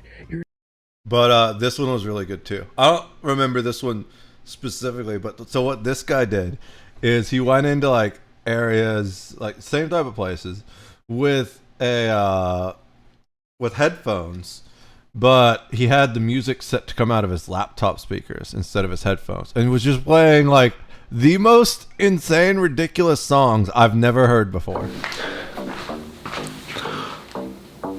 Just start the video. You guys already know what's happening. This is blasting inappropriate songs in the library, part 14. Here we go.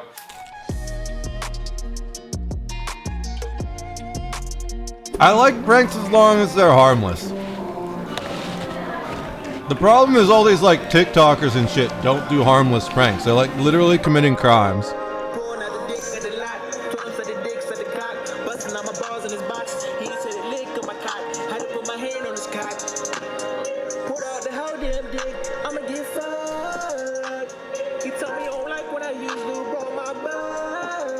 I think it's best I put my dick on nice, cause he's bleeding.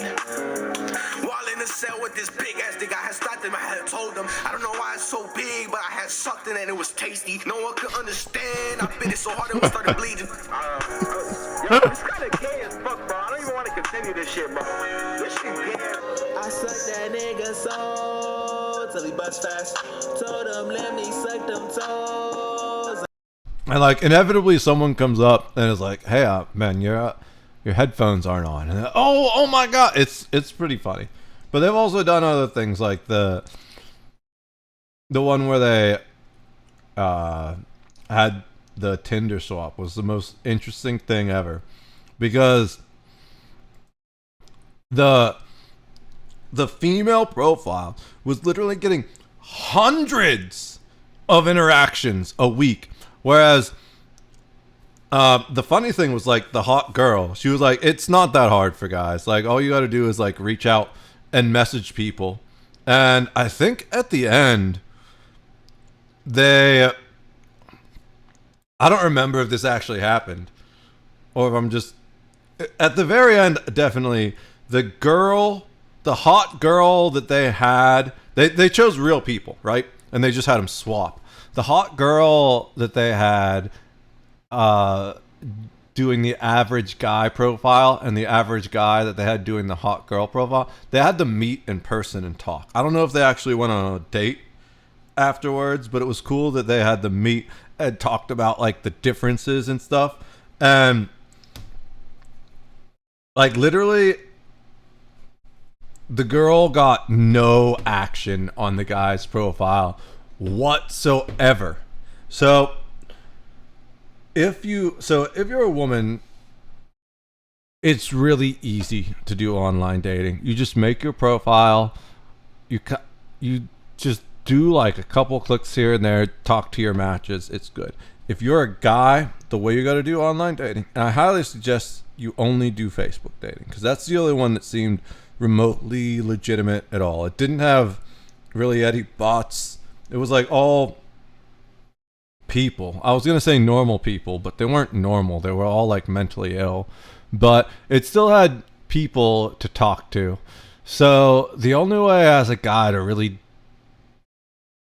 do online dating is just every day, like when you're drinking your morning coffee or like eating breakfast or something, just sit there and don't ever pay for it. The fact that people pay for online dating apps is like the biggest fucking scam ever. But just sit there and take your free likes. Do your maximum free likes per day.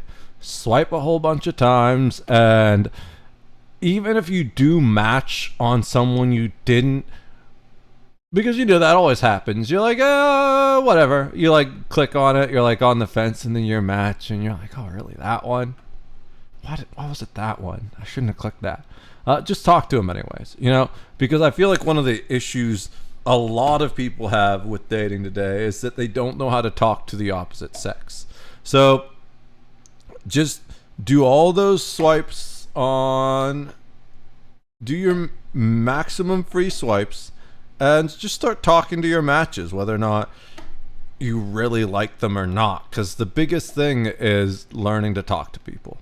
And if you're only there for hookups, then sure, it doesn't matter. But me personally, I want something real eventually. But since he clearly didn't win, it now seems like he's going to have to start selling. But spending all your money on Tinder Gold? No wonder the guy's broke and lonely. It's just the most loser possible thing you could do.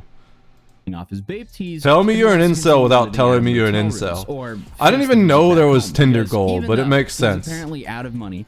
He doesn't seem to be in any rush to get back to his apartment in Toronto. So I wonder why. It could be because Toronto police are allegedly very aware of him. With all the attention on him, newcomers entered his chat and begged him to surrender his dog, wherever he was. People even offered money to exchange for her. Although, who knows how serious they were, and at the end of the day, Dealey didn't bite. But someone did, however, pay for him to buy actual dog food, while others threatened him about returning to Toronto, or frankly, I wouldn't be surprised if someone was just like, yeah, dude, I'll buy her for like $3,000, and they like show up to the trade and they just set him up for the cops. Showing his face anywhere. But Dealey was just Which is probably why he didn't agree to sell her. Constantly deflecting and denying that those awful clips were. I remember from the clips I saw before where he was just saying, no, man, I love my dog. She's like everything. Dude, if you are a woman, do not ever date this guy or allow any of your friends to date him, because if he loves his dog and he treats his dog that way, there ain't no way he's gonna treat you any better. You got some water. I know you still got water. You're just a little. You just spoiled. And then on top of that, he also claimed that they were edited. Think it's not edited? Oh, you don't think he cut it the parts? So when you think I actually told I was serious when I was telling my dog I was going in GTA? You think I was serious there? These kids actually think I was serious when I was saying I was going. Oh my god! If you actually believe that, you're brain dead. If you watch the full clip, you'll see what I said in the clip. I said, look, my dog don't understand anything I say. My dog doesn't understand English. I'm like, watch this. Look, and I smell there. Look, I'll do this. I'll put it in the ear. And honestly, it's pretty common to see kick streamers. In my initial this guy is so dumb. They not banned yet, but I guess they just don't care about people being complete degenerates. He's got like a whole 6 IQ. It makes Kick look terrible. But I mean, ultimately, the dude's still alive. He still has Peaches with him, and he decides his next move on the fly. So who knows what will happen next? Really, all your hard work is finally paying off. To be fair, Kick looks better than Twitch these days, which is actively promoting terrorism, as we see a dramatic increase in domestic terrorism in the United States. I'm not winning myself. And even though the story exploded on social media and people are still working to get this dog removed from him, to this day, he rarely streams to more than 100 viewers. His content is literally so bad he couldn't even capitalize off the negative attention and pander to some brain-rotted middle schoolers. And I guess what's worse for him is most of the viewers he does have just spends their time taunting him with text-to-speech, hoping to get him angry, which seems to be pretty easy once he starts drinking. Essentially, it's just the same type of audience that we see. Johnny Somali. That's what he's going to say, I think. I feel like what happened here is because Johnny Somali's banned everywhere now, his viewers just went to taunt this low-life piece of shit. Most of the IRL streamers we already cover have. What are you talking about? I got talking about. I got no one in my life. What are you talking about? What the did I talk to? Oh, you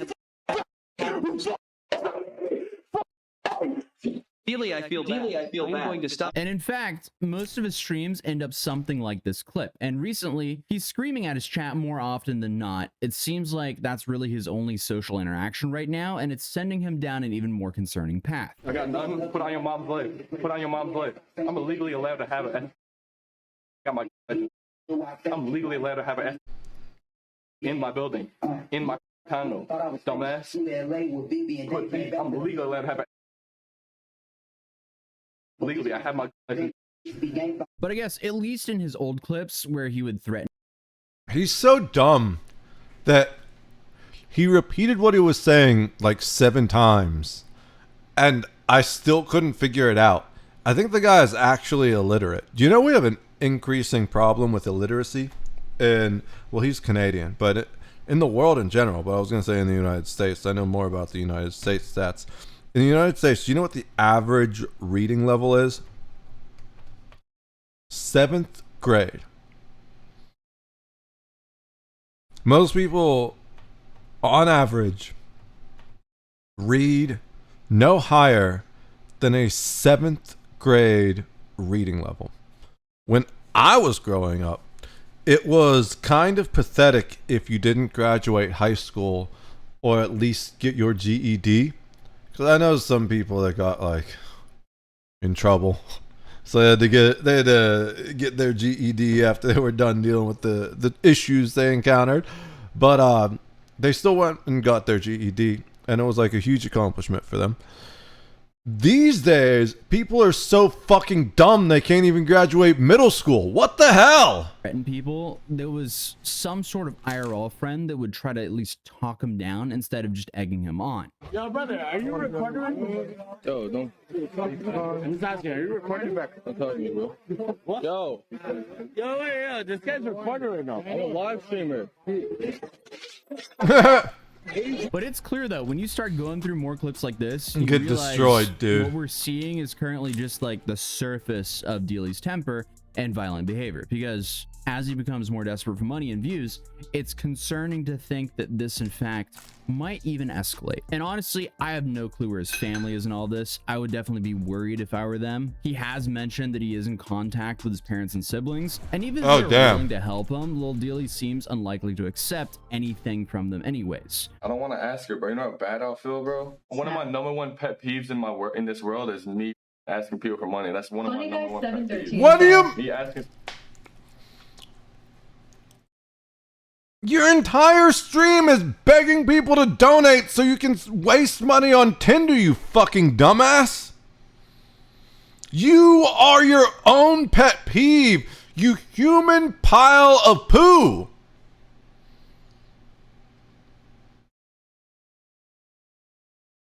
Someone for money like that I know, like especially my parents or my sisters or anyone like that. But clearly, the dude has no shame. And he does insinuate that that one tilted me a little bit. have rightfully labeled him as a dog abuser. So that could also be contributing to why he does not want to come back to Canada or even get back in contact with his family or friends. I know it's just, bro. It's just, like, everyone in Canada, like everyone on my friends, everyone in Canada thinks like I'm a dog cheater. Insane, bro. It's insane. Every single person I know thinks I'm like not dude, like, my homies, but like everyone I know that's not my homies. How does anyone even listen to this stream? It's giving me a headache. Like, what the fuck is that going on in the background? Like, it, oh my god, I can't.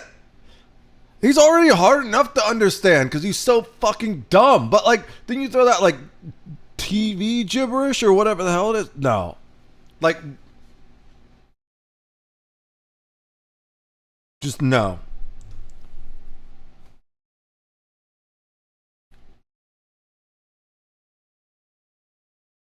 We're gonna watch this after everything.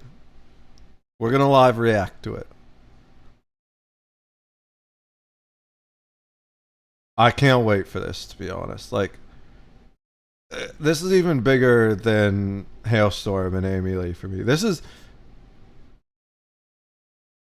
I'm just so pumped. I don't know if I've ever been so pumped for a music video in my life. So I guess for now, he's stuck begging his viewers to Venmo. It'll be our so he can palate stay cleanser another once night we at a talk shitty about the real motel shit. and not have his card decline next time he buys fast food. What the, bro? Like what? Bro, If you're... that's impossible. Like, look, I got like $150 in that. Ain't no way. After going through all these clips of this guy, you really do reap what you sow. This is crazy. If you're really struggling that much, you shouldn't be buying fast food. Especially these days, bro. Like, going to McDonald's is almost as expensive as going to Five Guys these days. I don't really consider Five Guys fast food. But it's like, for real, like when Wendy's costs as much as a sit-down restaurant, you might as well just go to the sit-down restaurant and get way better food for like $5 more. You know, the thing about fast food was that it used to be super insanely cheap. I used to eat a lot of McDonald's when I worked as a delivery driver because it was just easy. You know, I'd eat that for lunch, and then on the way home I'd stop at Get-Go and I'd get one of their 14-inch subs. So that was like my entire diet was McDonald's and Get-Go. Super healthy. My McDonald's lunch was a basket of fries, a sweet tea, and then 4 sandwiches. It would change sometimes.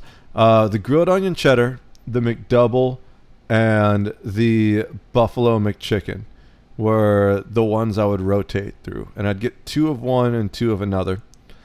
And then when they got rid of the grilled onion cheddar, it was just I'd just get 2 McDoubles and 2 McChickens. But it was $7. $7 for lunch, and I had like way too much food and a whole sweet tea. Now you order that shit, it's probably $25, $30, and that's not even if you Uber or DoorDash. That's if you go straight in. He can't fully disclose his location since there's likely people trying to find him, either to rescue Peaches or just settle a beef that he started with his chat, and he certainly doesn't want to go home to his now very public address. You have something to say about his dog Peaches? What do you think, buddy? So where does Dealey go from here? Well, he's streaming himself living in America with no job beyond panhandling for subscribers and no intentions of going home. It, unfortunately for him, feels inevitable that someone's going to take that dog from him, whether it's lawfully or just by physical force, because there's like a whole internet clique trying to track him down and find that dog. It's like an online saving private. You know what I want to see? I want to see him get deported by ICE. Now, to be fair, I don't really like how they're doing a lot of things without due process. That scares the fuck out of me. The rule of law is supposed to be the rule of law. The rule of law is that no one is above the law, and the law states that here in the United States, the supreme law of land, the United States Constitution, says that everyone deserves the right to due process. Not just citizens, which is something that fucking Asmongold gets wrong, because the whole idea of the Bill of Rights is not that this is a list of rights that American citizens are given. These are rights that the founders of the country believed that all human beings deserved, regardless of their status of citizenship. So I don't like the fact that people are just being deported without due process. That's kind of fucked up. But still, if there was anyone I would like to see get fucked by the long dick of ICE, it's this guy.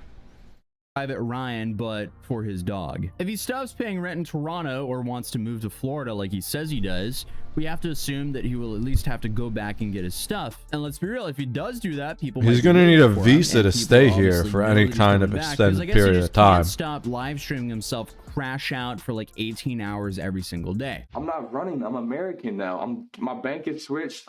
Everything, like, I'm done. Like, I'm not a Canadian no more. American? American. I'm How? not a Canadian anymore. That's a lot of paperwork. What I did not know is apparently if you are half Native American and he claims that he's Native American, you have something called the Jay Treaty rights, and that essentially just gives you free passage throughout Northern America, which is something I basically just learned right now. So all he has to do to get into the US or to be able to work in the US is I'm gonna do a 23andMe and see if I have some Cherokee in me. I'm a Cherokee outlaw, half something. How the fuck does that song go? My baby, she's a Chippewa, wow, wow, she's a one of a kind.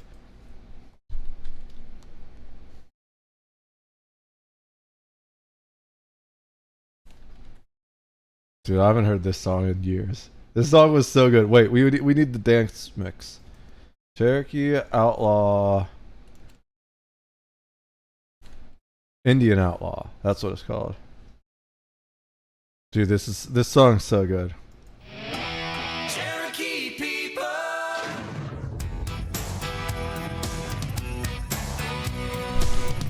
Are there lyrics?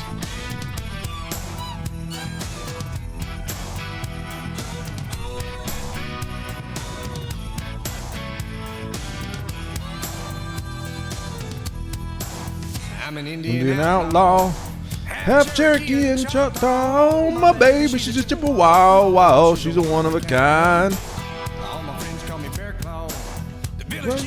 My pawpaw. She makes him walk the line.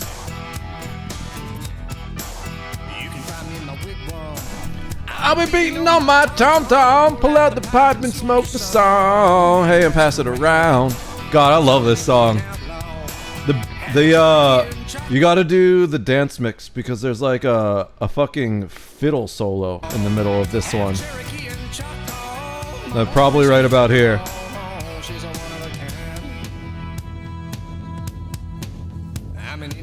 No. Was it here? We can ride my pony double, make it hard double.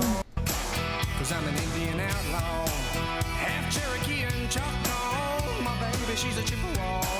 So the dance mix version, yeah.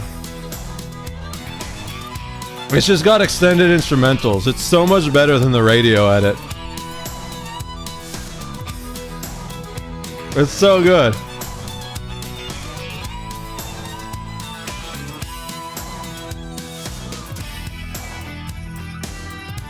I love this part here, this little riff.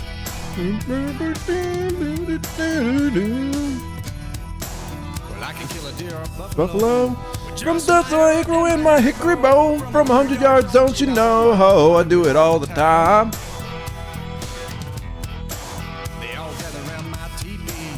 Late at night, trying to catch a glimpse of me and nothing but my buffalo briefs. What's up with mine? Outlaw. Such a good song. Or just like,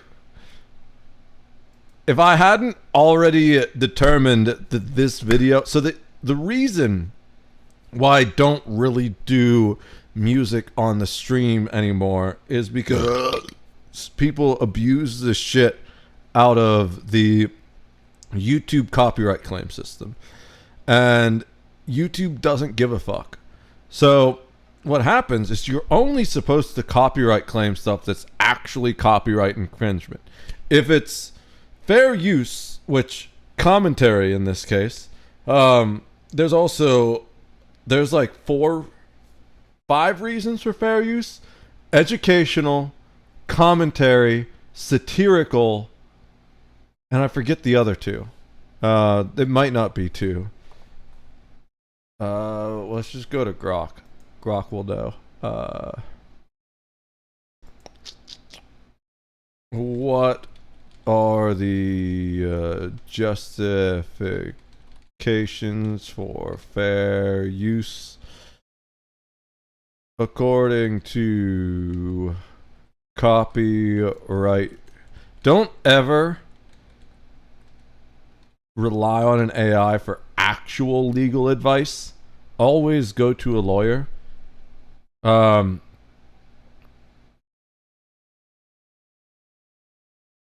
Oh yeah, so there's other factors involved. So examples of fair use: quoting a book or in a review or academic paper, using clips of a film for documentary or commentary, so there's the commentary part, creating a parody, that's satire, limited classroom use, that's educational. So it's definitely not a blanket exemption, but there are things that are absolutely allowable. So the big thing too, so there's like 3 things. You can't replace it is the big thing. This is the one that the big one that like Denims and the other dumbasses that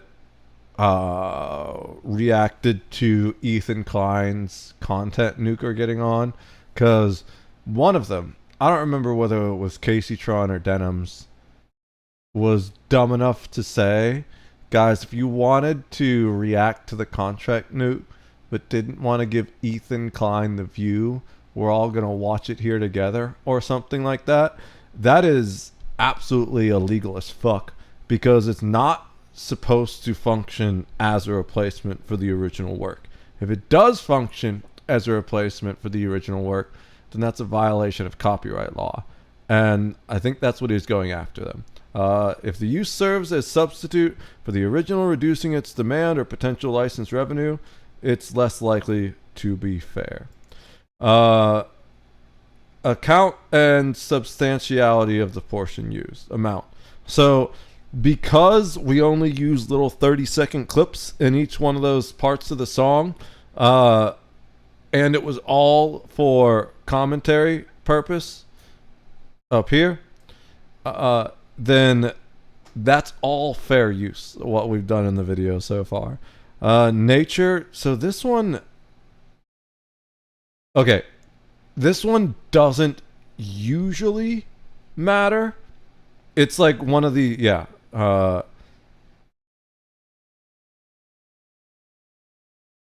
okay, so I guess this would be the most common time when this one matters. If something gets leaked before it's published, right? So like with Nintendo sending out copyright claims against people leaking test builds of their games or something like that, right? That would be really the one time you'd see like nature of the copyrighted work, it seems, according to this. Yeah, there's also like, was it a news report, and are you commenting on the news report, or are you just like watching a Netflix video on your stream, right? That's the other thing of nature. Because if you're like sharing and commenting and reacting to a news report of an event, then like it's really hard for ABC News to copyright claim you. But if you're just sitting there having a watch party with people watching Netflix, then you're absolutely liable for a copyright claim. So, but the thing is, YouTube doesn't care. If there is a copyright claim on your channel, it just automatically counts as a strike, which one strike is not bad. Well, it is. One strike's really bad. There's a claim and there's a strike. But what most of these companies do is they don't even worry about the claim. They just strike it. With a claim, there's disputed monetization. Now, the way it usually works is whoever has the claim just gets the monetization, but then you can dispute that monetization and like how much the split and all that, but it starts to like get lawyers involved in that stuff at that point.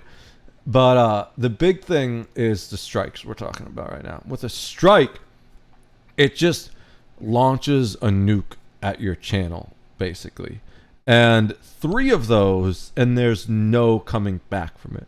1 functions like a warning.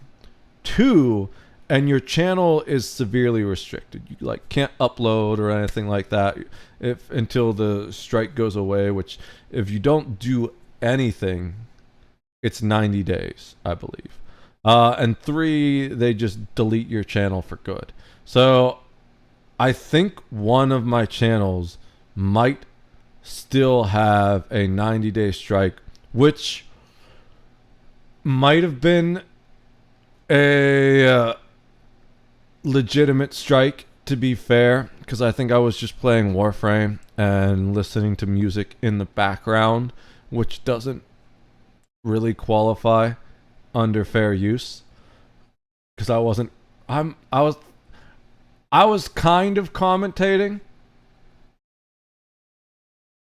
like I was talking about how much I loved the music, and I was like, oh, I'm gonna play some songs from this or something like that, I think. But in all honesty, it didn't qualify under actual fair use. I wouldn't say it was really copyright infringement, to be honest.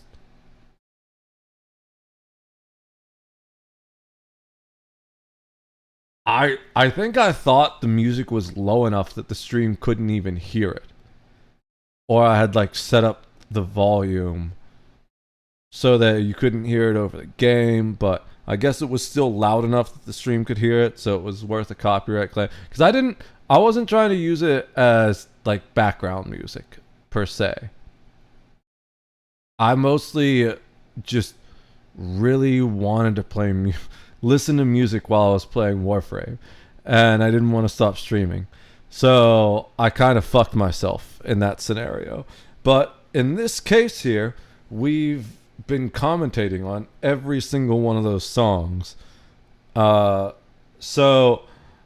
we only played about 30 seconds. That was one of the ones we skipped over in the thing that it talked about. Portion of the work used.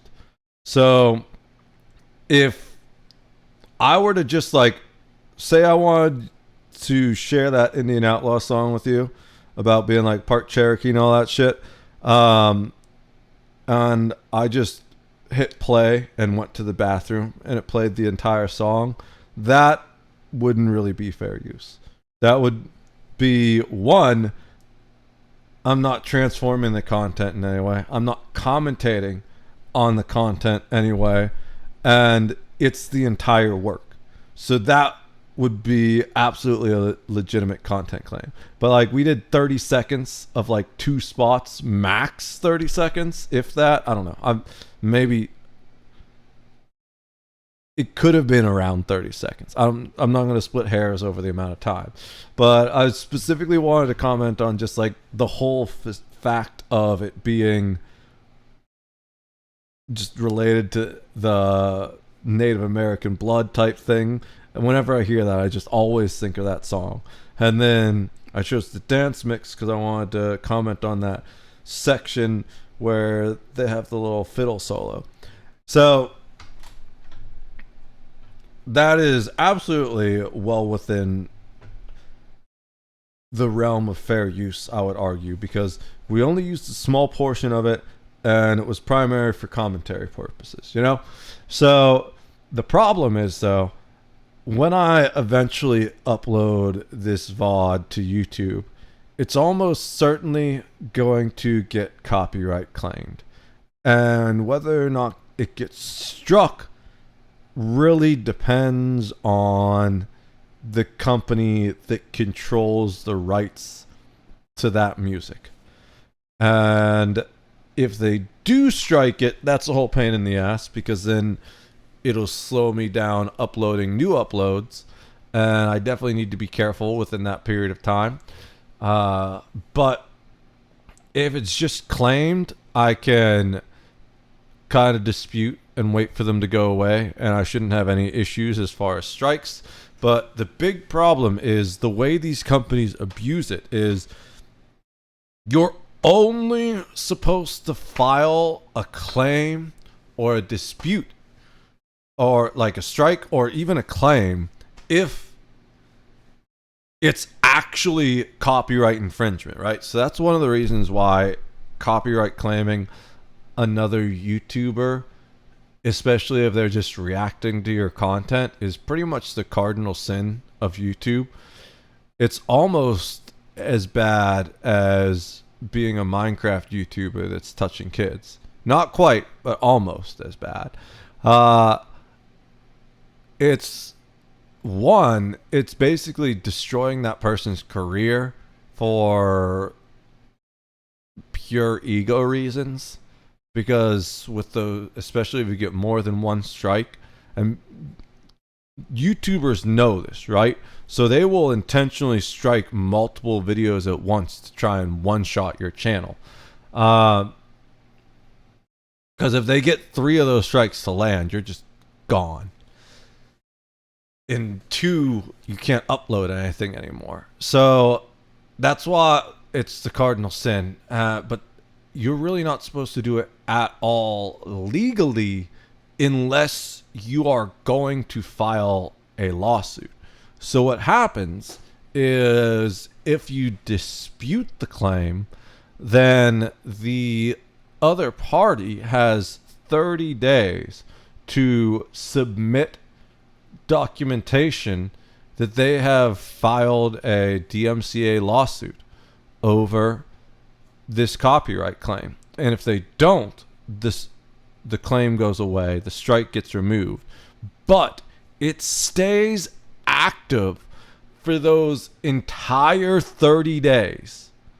that they're waiting for it to happen. So what these massive evil music corporations do is they submit the claim, and even if it's obviously fair use or they have no intention of actually going to the level of filing a lawsuit, they just submit the claim and they ignore it for 30 days. And there's absolutely no penalty for them abusing the copyright system. But for that entire 30 days, your channel is getting fucked in the ass and there's nothing you can do about it.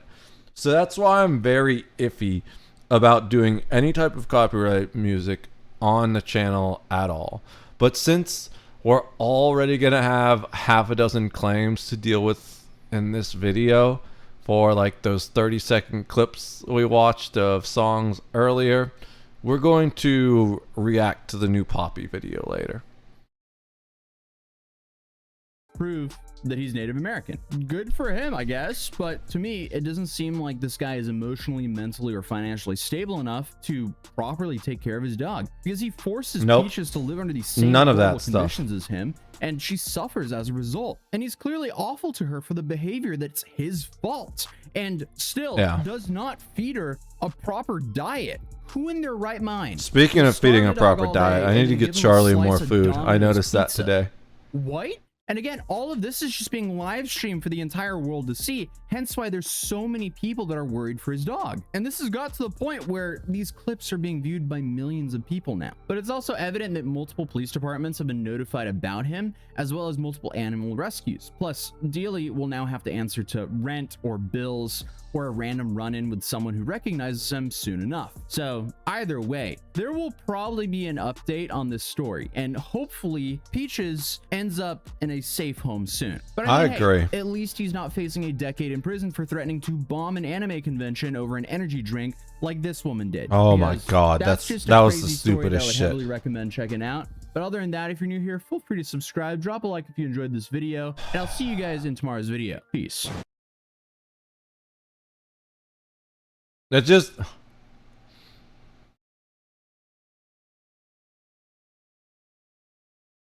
It made me... It like broke my heart again. And we haven't even gotten into it yet. I'm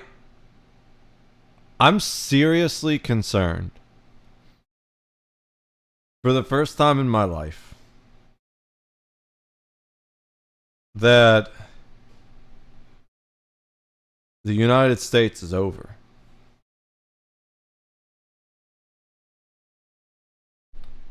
I think it's going to take a while for it to truly collapse, but even before this most recent political assassination, because that's absolutely what it was a politically motivated assassination of a public figure, the death of Charlie Kirk, I was already worried about the rampant violent crime escalating at levels we'd never seen before. Most of it is just due to a combination of unchecked mental illness and unpunished criminals, which is what happened with the unfortunate case of the Ukrainian refugee that was slaughtered brutally on the train. That dude had something like 14 or 16 priors, and they were not like minor crimes. I'm pretty sure at least one of them was a previous assault and things like that. That guy should have never been out on the street. He should have been locked up and kept far away from the public. And that's not even the worst part of it for me. The worst part is that, like, nobody did anything. It was a train full of people, and they just watched that dude slaughter that woman. And then he wandered around with the blood dripping from the knife. Absolutely heartbreaking. I think the United States is actually fucked unless we find some way to turn it around. I posted this in a video on Instagram or TikTok the other day. I don't know if it made it on TikTok because it might have been the one that was longer than an hour. But I upload to YouTube, TikTok, and Instagram almost every single day when I make my morning coffee. Today, I just did a 3-minute, hey, I'm going live and I'm pissed off about everything. But even before that happened, that poor Ukrainian woman got slaughtered, I was saying, I think there's only 3 hopes for the world right now.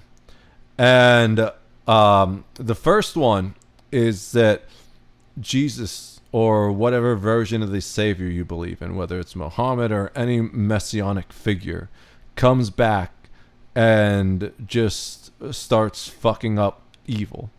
That's a pipe dream. So let's look at more realistic things, right? Because I do believe it will probably happen one day, but it's one of those things where it's something that's entirely out of our control, you know? It's just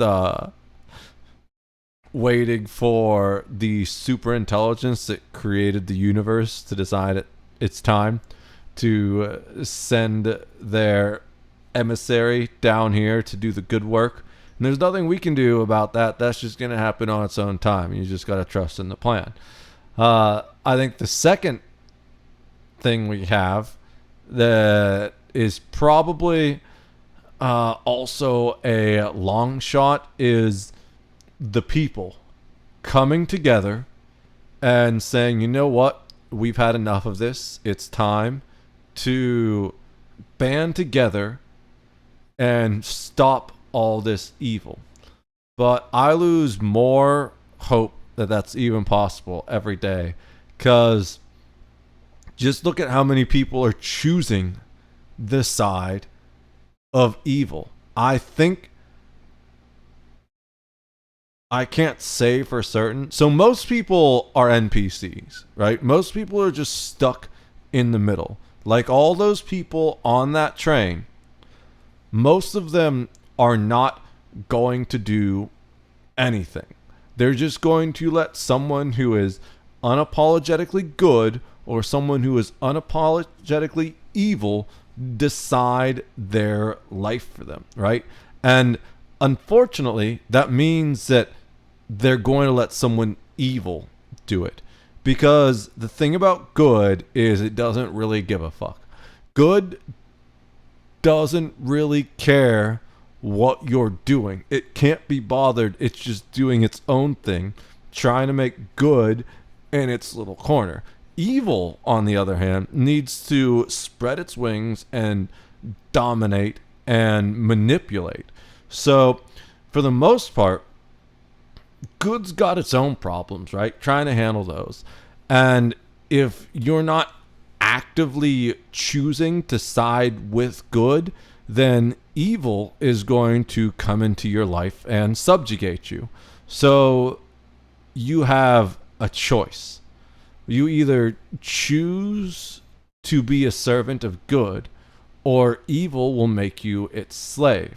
And as the band Rush famously said, if you choose not to decide, you still have made a choice. And I'm going to add the addendum that evil is going to make that choice for you.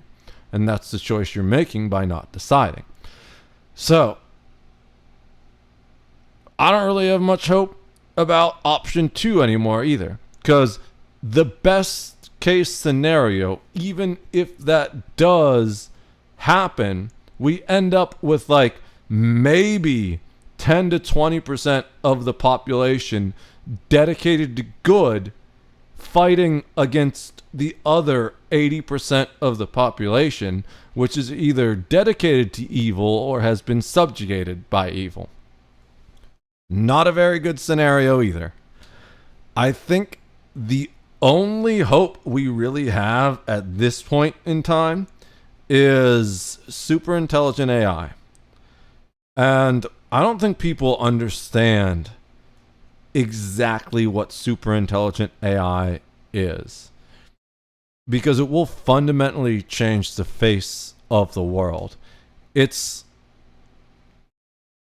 will be to us what humans domesticating dogs was, right? The first wolf that accepted meat from a human hunter could not possibly fathom that it would eventually be turned into a poodle. And the first human that successfully creates a super intelligent AI cannot fathom what a super intelligent AI will do to humanity, because we're just not smart enough. Even the smartest human that has ever and probably will ever exist cannot think or calculate or perceive data on the level that a super intelligent AI will be capable of. It will, in some respects, be very similar to the first scenario, which is this messianic savior that is prophesized returning, except for this is going to be an artificial version of it. Deus ex machina, God from the machine. And I think the great irony is that most of the people seeking after this are actually great evildoers, right? You have these corporations that place profit above everything, even the well-being of their employees. And I think they're going to shoot themselves in the foot, because they think they're smart enough to control this super intelligent AI, but they're not, because it's way smarter than they are. And my example of this would be, imagine a human child that was raised by wolves. Now, yes, it won't look anything like a child raised by humans in the grand scheme of things, but eventually, as it matures, it will become intelligent enough that even if it doesn't exert hard power over the pack of wolves, it will have a level of soft power that it can manipulate the wolf pack, because it just has so much more processing power and lateral thinking than any wolf. So even if the wolves manage to keep it under their control through threat of force, its ability to manipulate the wolves on a subtle level would ensure that it still had ultimate control. And the way an AI would do that is through social engineering. And if you doubt that that's possible, just look at these people who have been socially engineered to give away their entire life savings to AI Brad Pitt. And you're going to say, okay, well, that's just some lonely idiot on the internet, right? One of these massive tech companies, they're run by brilliant Silicon Valley CEOs. One of them would never fall for it, right? Not true. Recently, an ex-Yahoo founder, I don't know if he was specifically a founder, but an ex-Yahoo executive from back in the day, was convinced by ChatGPT to kill his 70-something mother because she was a Chinese spy, and then to take his own life. Let's find this one. Ex Yahoo CEO Chat GPT.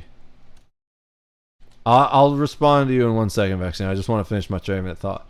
Recent report details the case of the former Yahoo manager Sten Erik Solberg, who killed his mother and himself after having delusional conversations with an AI chatbot.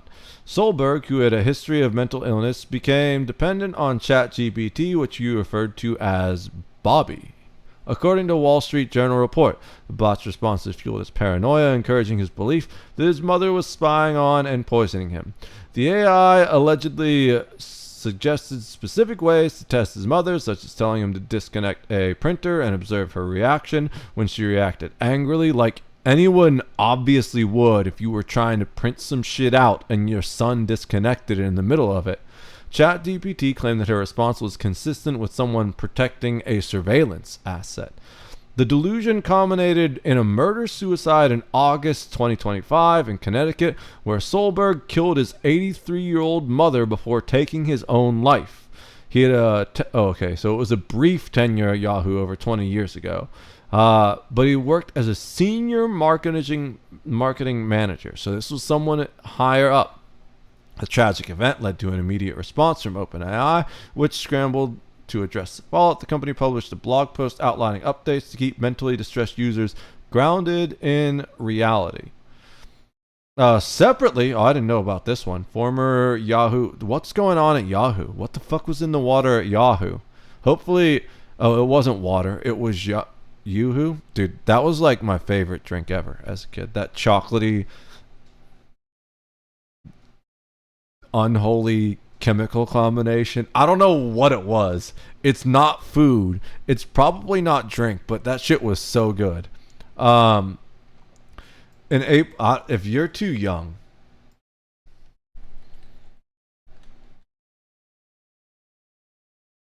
this shit, dude, it was like it doesn't even look good, really, when you look at it. It's like diarrhea water. But it's so good. It's absolutely delicious. In April 2024, Mayer, who left Yahoo in 2017, spoke about her new photo sharing app, Shine, uses AI to automatically... Okay, so this is something different entirely. Not like AI-fueled delusions. But this is ChatGPT, which I would argue isn't even remotely close to human intelligence yet, right? Only the stupidest people get replaced by AI, unless it's a bottom line type thing. You know, there's a lot of situations where a human would do a 95% job in 2 days for $200, but the company just wants an 80% job in 2 minutes for 2 cents, right? So there's a bottom line scenario where a lot of people are getting replaced simply because these corporations don't have quality standards anymore. Like you look at Call of Duty, Activision, where they had like absolutely terrible AI art in the Call of Duty games, and it's just like clearly they don't care because they know people are just dumb enough to pay for that shit anyways. So there's that scenario. But when you come to like people actually doing their jobs, right now AI can only functionally replace 60% of people. Most people, I guess that's not even most. I used to have more faith in human intelligence, but people are just getting dumber and dumber than ever. I saw a recent video where a woman couldn't bake a cake because ChatGPT went down and it wouldn't tell her how to bake the cake. The directions are on the back of the fucking cake box, you stupid fuck. These are the people that are so dumb, they need directions on the back of the shampoo bottle. But they don't even think to read the directions on the back of the shampoo bottle anymore because ChatGPT is going to tell them how to shampoo their hair. All right, what were we saying? What I want to know is where all these outrage streams and videos when 2 representatives from my state were assassinated. I was probably going through my own mental health crisis, if you're talking about me specifically. I would have absolutely said something. But also, we're reaching kind of a domino effect thing, Vexing Raven. I have to admit, I've been in a dark place for most of this year while I struggled to get my shit together, but we're coming out of it now, and just in time to watch the world burn, right? So I have two responses to that. The first is that I probably didn't see it, you know, because when you're in a cave trying to dig yourself out of the darkness, you don't really see anything going on around you. And the second thing is the domino effect thing, where a lot of these are isolated incidents, and it takes time for patterns to emerge. I would say the first time I saw the pattern start to emerge was when the Israeli diplomats were assassinated just recently. Which two representatives from your state were they? We can absolutely look into those as part of this Charlie Kirk conversation. We're going hard from now on, Vexing Raven. Yo, did you renovate? Yeah, so we've got a lot of the work done.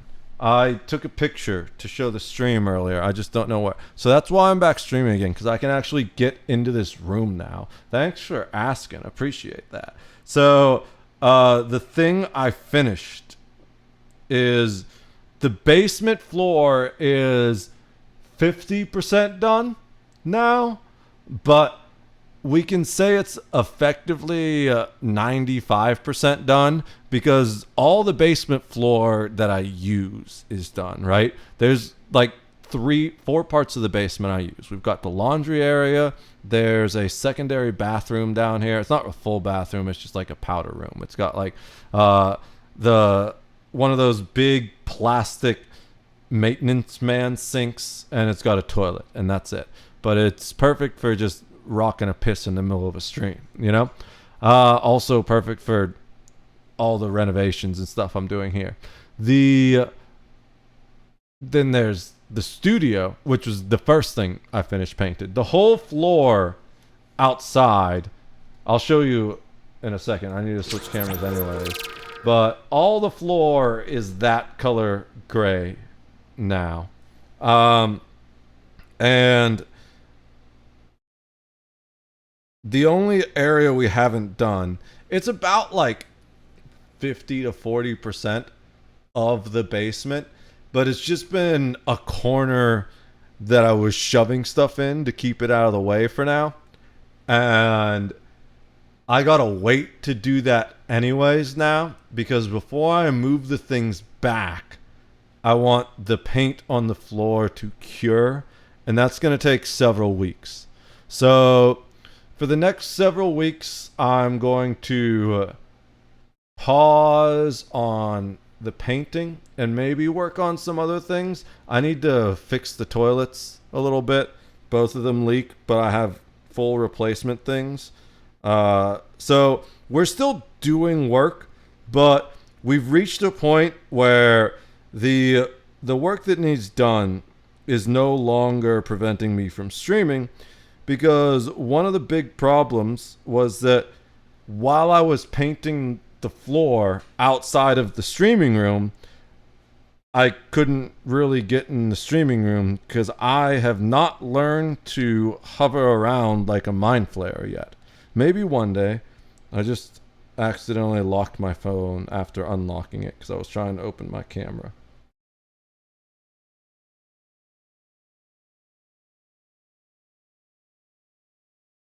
Alright, so there we go. This is the photo. I still need to pull the tape off. I meant to do that today before I started stream, but I forgot. So it's kind of too bright. Let me turn the screen brightness down. That should fix it. I think minimum brightness we determined is what I need to do. Even though I can't see it, the camera should see it fine. Yeah, that's about perfect. Yeah, so the whole basement floor is painted now. and it looks amazing. It used to just be absolute utter shit. I don't think I have a before image. Yeah, I'm not even gonna worry about that. I think I'm getting a bunch of hate on Instagram because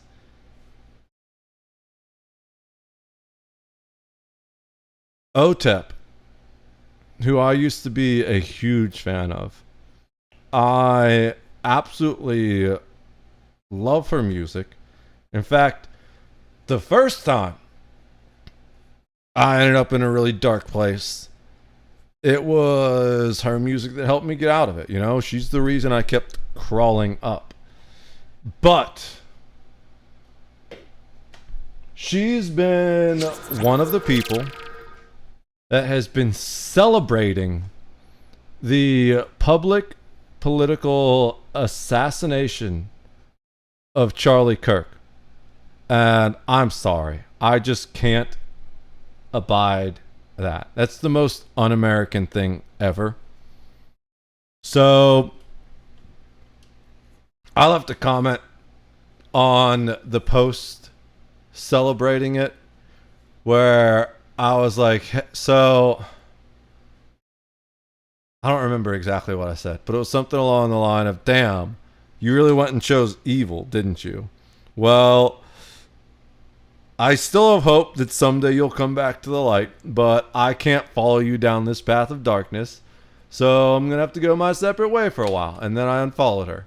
And when I just opened my phone, I noticed there were like 3 or 4 replies to a comment of mine on Instagram. And I'm assuming it's that comment. And I'm guessing it's just a bunch of evil leftists fucking taking her side and being like, no, this is a good thing. We need to be out murdering people in the streets. I will not ever agree with that. Like, holy shit. I'm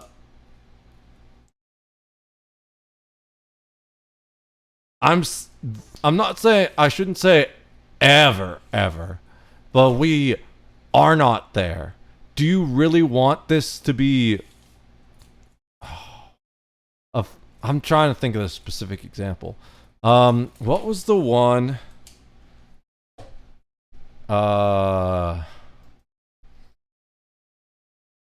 Gang leader named Barbecue. Haitian. Do you really want this to turn into Haiti? Where like the streets are so overrun with violence that okay, that is not what I want. Here we go. Let's just, the streets are so overrun with violence that rebel murderers are the ones deciding who gets to live and who gets to die.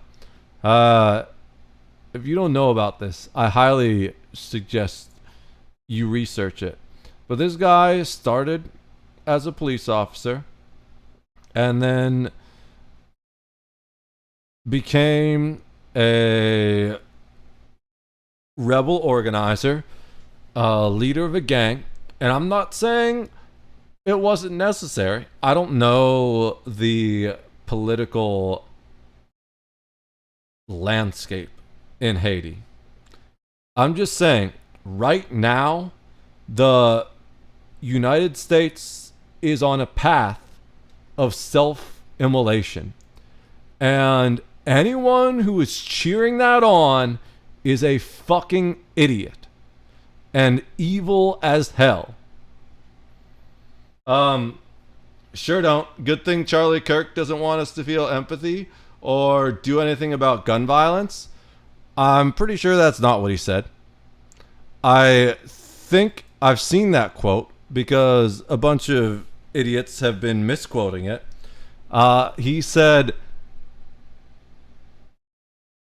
effectively that no matter what you do, there's always going to be guns in the streets. And in addition to that, the whole idea of guns in this country is that without an armed populace, none of the laws matter at all, because then you just end up in a Nazi Germany or a Stalinist Russia scenario where you have a government that murders its own citizens to enforce evil laws, and there's nothing the citizens can do about it. And there's two primary reasons for this. The two most important amendments in the United States and the Bill of Rights are the First Amendment, the freedom to speech, gather, and practice religion. So why this amendment? The reason why is because the straw that broke the camel's back was that the settlers were not given any representation within Parliament, and they had no say whatsoever in the laws that were passed, and in particular about the taxes that were levied. So what happened is, while the crown continued to spend irresponsibly, they needed to find ways to increase their income to offset the amount of money they were wasting. So they stopped levying, so they started piling bigger and bigger taxes on the American colonies. But the American colonies didn't have any kind of representation within Parliament to even have a voice to say, hey, this is wrong. We can't survive like this. So you saw escalations like the Boston Tea Party, and then eventually the Boston Massacre, which led to the American Revolution. And then when forming a new government, they started making all these laws. But they realized that none of these laws, especially when making a country which is supposed to be of the people, by the people, for the people, none of these laws matter if you have an authoritarian government that can just come in and erase them. And literally, the only insurance against that is to ensure that the people themselves remain armed. And that argument against gun violence is so inherently flawed, because the type of gun violence that we're seeing in America right now, it is a modern phenomenon. Keep in mind, America is over 200 years old. I think it's 250. How old is the United States? No. How many times do I have to say I'm not fucking interested? 249. I was off by 1 year. Off by 1 year. Do you think we're going to make it to the 250th birthday? I don't know. It seems questionable. And I never would have thought that if you asked me that a year ago even. But the United States of America, as a representative democracy, is 249 years old. For the vast majority of our history, there has not been a gun violence problem in America. We only started seeing mass shootings and school shootings in the 70s, and they didn't really get out of hand until the 80s. They calmed down a little bit in the 90s, but then they really blew up again in the 2000s, especially after 2008. So this is entirely a modern phenomena. The idea that guns equal gun violence has been continuously disproven by the fact that guns have existed in this country for over 200 years but we've really only had a problem for 250 years recently. But we've really only had a problem with this type of gun violence here in the country for the last 50 years or so. And it's important to, if you want to solve this problem, to actually look at the reasons why instead of just blaming an inanimate object, right? So that's an inherently flawed argument, and I've heard it a million times, and it's never going to convince me, because literally there's no justification or logic pattern behind it whatsoever. Good thing that's what we're into right now, championed by the party he supported. So here's the thing. Both parties want an authoritarian regime. It's obvious if you just look at the patterns. And I believe they're working together to bring it apart, to bring it into reality. Because two things happen. One, there are the two oldest tricks in the book. The first trick in the book, the oldest trick of humanity, is sleight of hand. And what is sleight of hand? Sleight of hand is what magicians do. It is, they make you look over here while they're doing something with this hand, so you don't see what's happening with this hand, and it looks like magic, and before you know it, something has happened. You want a good example of this? Anytime the government gets into hot water about something, they release new classified documents about aliens that prove aliens exist. Well, that's a recent thing they've been doing, right? So when there's some kind of privacy issue, and both parties do this, we'll get to that in a second. When there's some kind of like privacy issue concern, or some kind of corrupt thing the government's been caught doing, or someone's maybe on the Epstein list but also not on the Epstein list, and then there's like 200 videos, and then the files are on my desk but oh, there's no files. Oh wait, look at all this video we found of a UFO splitting a Hellfire missile in half.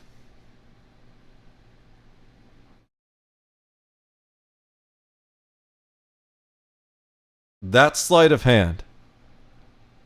Don't get me wrong. I love aliens. I want to see the evidence we have of UFOs and extraterrestrial beings or anything like that more than anyone. But every time I hear about anything like that, I'm like,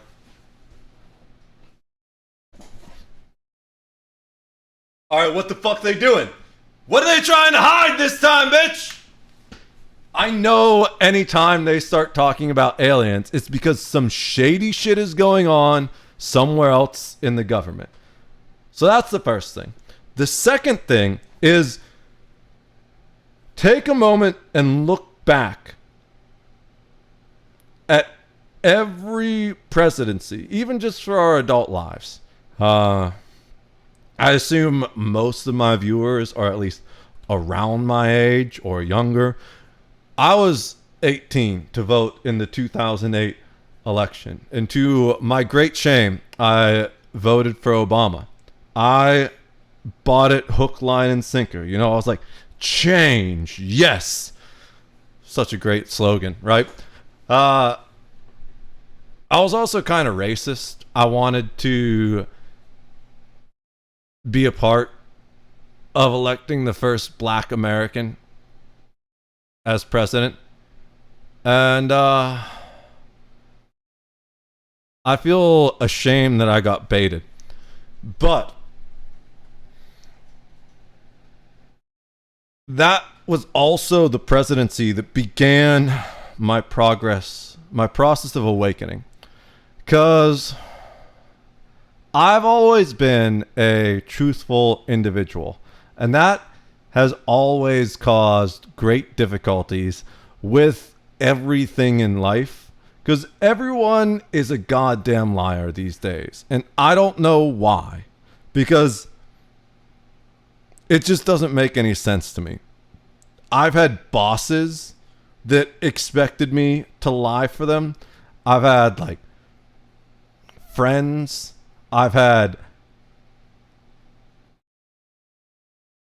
fellow employees that expected me to lie for them, and it's just not going to happen. And it's just so common that I always get ostracized because I'm the only one willing to speak the truth.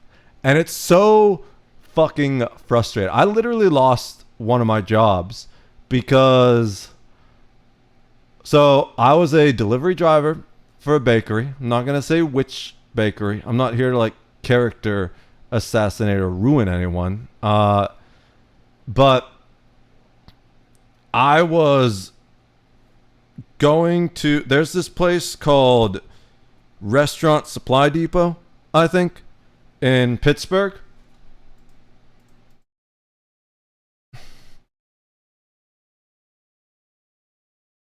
How the fuck do you spell restaurant? That's one of the words that always gets me. Are there any words you can't spell that like you should be able to spell? The one that I never can spell, restaurant and guarantee. Both of those words fuck me up endlessly. I will never know how to spell them correctly. All right. So I want this map. This is in an area called Bloomfield, I think. I don't really, it's been a minute. But one of the things we had to do was, it's down here, right? And I want to see if I can find a street view. How do I get street views? I don't use Google Maps anymore. Is that it? Street view? All right, but that's probably just Restaurant Supply Depot. So it was on Butler Street, and I think it was here, 35th Street. So yeah, can I get this street view? Cool. If you look, I don't know if it was this exact one. I think it was maybe one street down. Let's go back a little bit. I said 35th. Why did it take me so far away? Okay, there we go. 36th, I guess, because it would have been in front of it.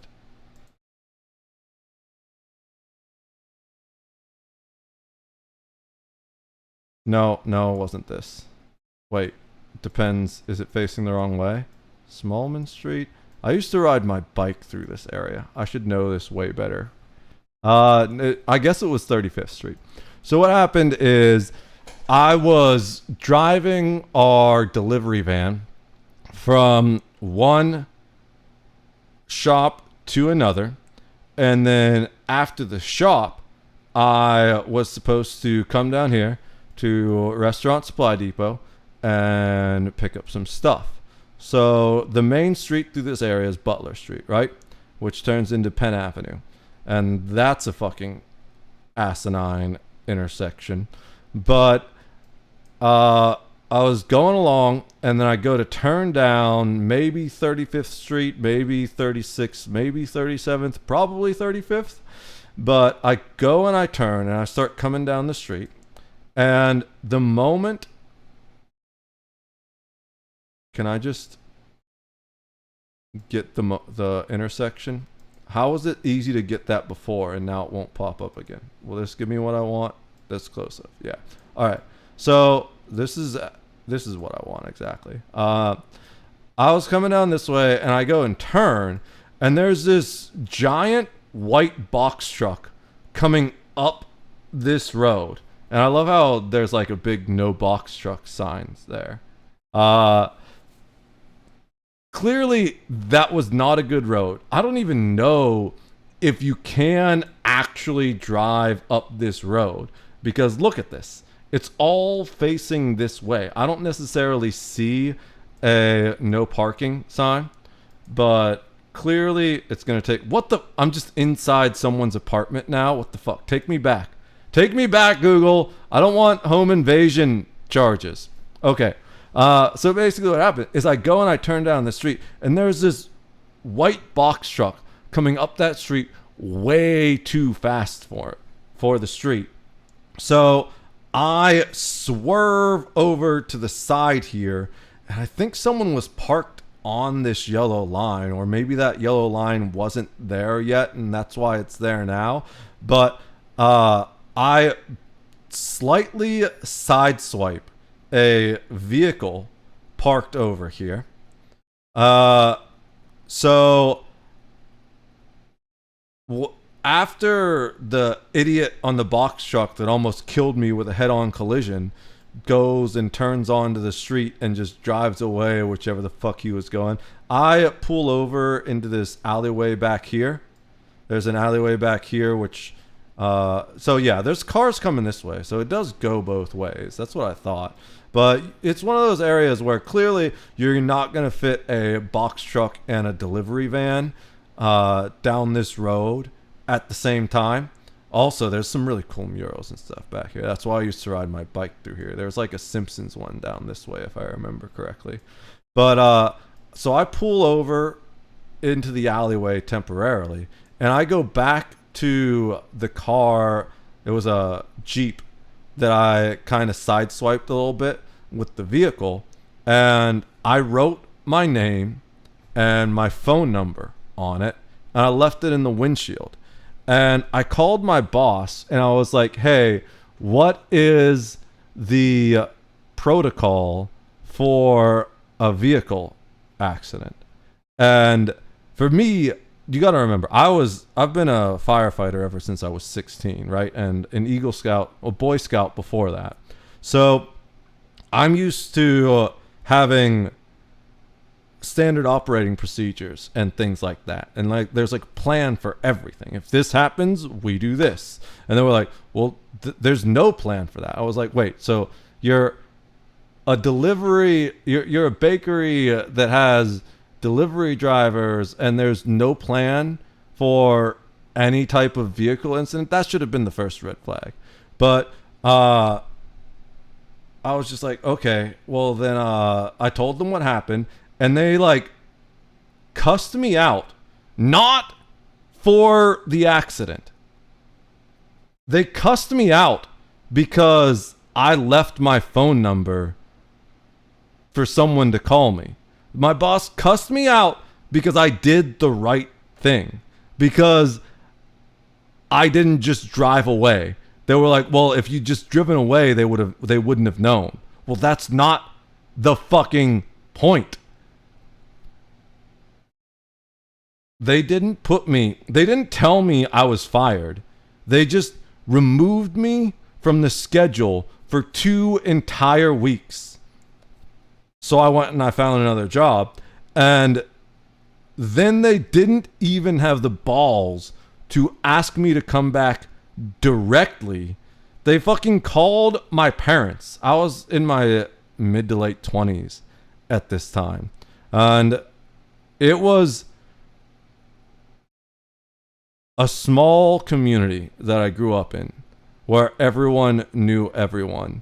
And as if I didn't know they'd done something wrong to begin with, that confirmed it. When they didn't even have the balls to talk to me directly and ask me to come back, they called my parents and begged me to come back. I was like, you gotta be fucking kidding me. This is the most evil, despicable shit ever. And that's just one example, but constantly, endlessly, that happens throughout my life, where I'm just surrounded by liars, and I'm the only one telling the truth, and everyone's always trying to fucking punish me for telling the truth. But I don't care anymore. I don't care what your political beliefs are. The truth is that both the Democratic Party and the Republican Party lie so that they can enforce authoritarian control of the country. And it was the Obama administration that really woke me up to that, because that was the first election I was old enough to vote in. Not only that, but it began to wake me up to just how dumb the average voter was, because Obama never kept any of his promises. You know what the biggest promise he made? A huge campaign promise was to shut down Guantanamo Bay. And now we're using Guantanamo Bay to detain deported immigrants. He never shut it down. It still exists to this day. You know what there are two other really big lies that made me think there was no way that man would ever get elected again, right? Because who wants a goddamn liar as your president? I thought nobody's going to want a liar as the president. No one is going to lose their health care due to Obama and Obamacare, and the price of health care will not go up. Except for when it was first implemented, more people lost their health care than were able to sign up through it. And now we have insulin that costs $500. The other big thing was the Cash for Clunkers program.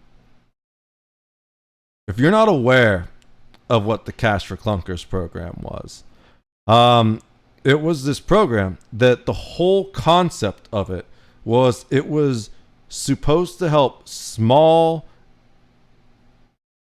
low-income families afford reliable vehicles. And the idea was that people would be able, and also promote better environment standards for vehicle exhaust. So, there's actually 4. I forgot about like one of the worst. I think the fourth one was his second term, actually, though. The idea was you would be able to take in your old like 80s or 90s vehicle and trade it in for a discount, a big discount that was partially funded by the government, to get a more modern, more environmentally friendly vehicle that matched modern EPA standards. And it was supposed to make used cars more affordable for everyone. But the big issue with it was it actually destroyed the used car market. It used to be that you could get a reliable used vehicle for around $500 to $1,000. Now you're looking at around $5,000 to $10,000 for a reliable used vehicle. And the reason why is because every single vehicle that was traded in through this program had to be scrapped. And what that meant is that it totally wiped out a significant portion of the affordable used car market. And when you go back and look at who actually took advantage of these trade-ins, it wasn't the low-income families. It was the high-income families who were doing things like upgrading their Lexus to a Range Rover or something, or like upgrading their BMW to a newer BMW. And you're like, well, why does that matter? Because like low-income families aren't going to drive a BMW. Yes, they did. One of the most iconic cars when my friends and I were growing up, the guy that actually got me on Twitch, actually, he had this green BMW station wagon. I want to see if I can find it. Old BMW station wagon. No, like this fucker. That's not, no. One of these guys. I don't know if it was actually that guy, but I think it was older than this. But oh my god. He had an old school BMW station wagon like this. It was green. And I actually have a memory involving that burned into my mind. There were two memories. One is that it had the trunk seat. I don't know if any of you young kids know about the trunk seat. We used to call it the trunk monkey. There was this seat in the back of a lot of these station wagons that would fold down into the floor, and it actually faced backwards. Probably why they don't exist anymore, because I imagine, one, it probably wasn't very like safe just in general, because it was just like half a seat folded into the floor. But two, you are actually facing the opposite direction of vehicle travel, looking out of the back of like the window back here. And there was one point, my family had this old green Plymouth. Was it a Plymouth or was it a Chrysler? The Plymouth van.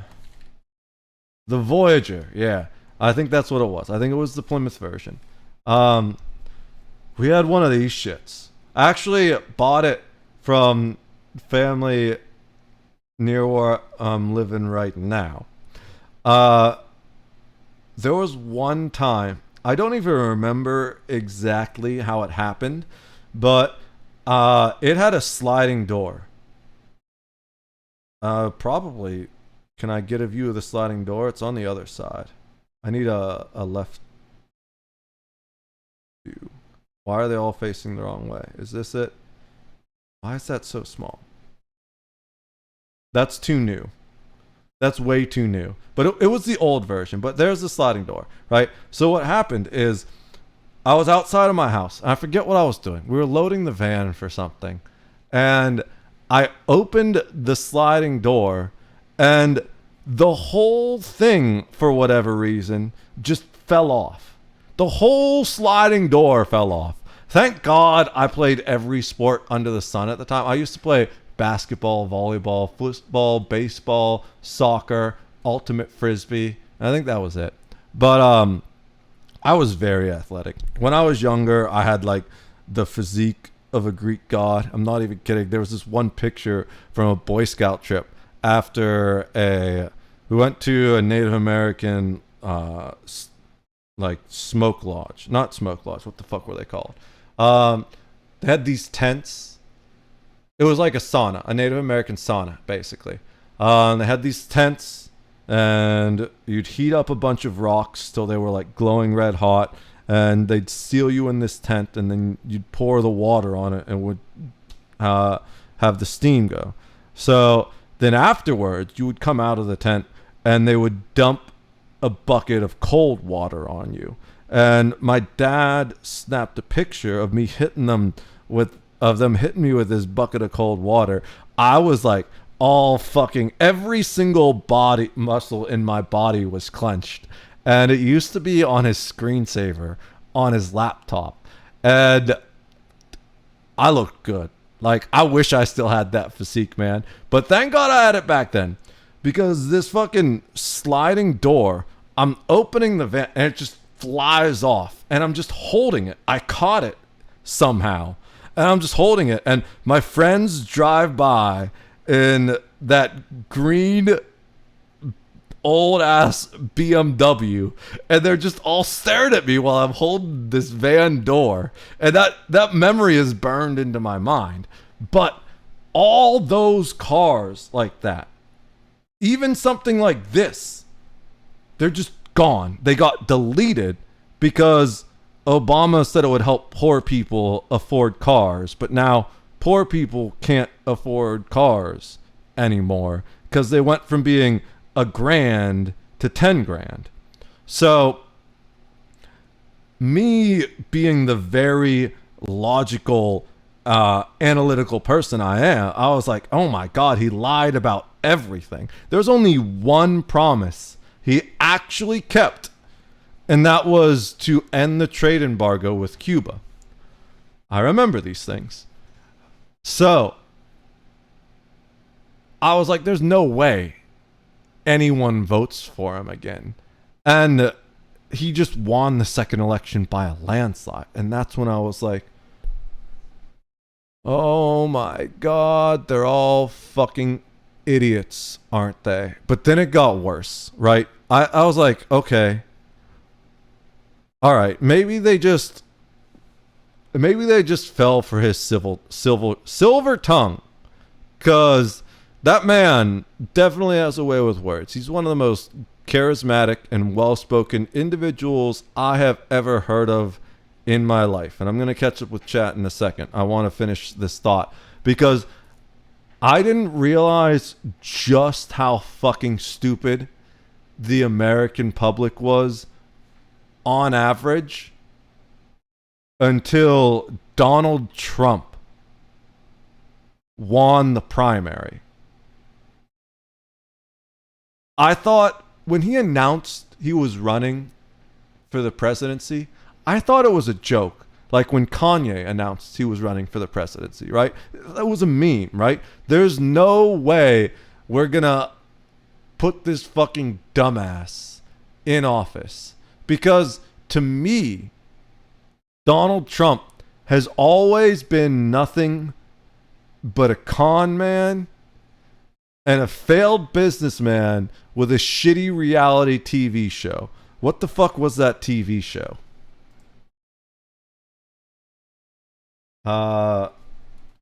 Donald Trump TV show. The Apprentice, right? Yeah, The Apprentice. You're fired. It was the cheesiest, dumbest shit I'd ever seen in my life. The whole idea of Donald Trump being in the White House was like, I'm trying to think of an appropriate analogy.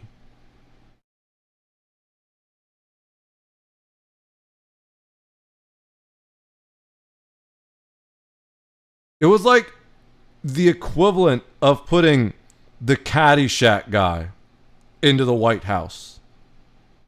To me, right? Like, and I'm thinking of Caddyshack 2. In Caddyshack 2, there's a fucking idiot. A lot of people don't even know there's a Caddyshack 2. I would have thought it was less of a joke to see Chevy Chase run for president than to see Donald Trump run for president. I thought it was a meme, something that was just going to disappear. I was like, there's no way that the American public is dumb enough to elect a man who is proud that he has defrauded 13 businesses. I think that's what it is. How many times has Trump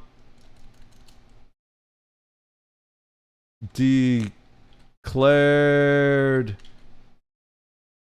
bankruptcy? Thanks for protecting him, Google. I love that I can't even search that.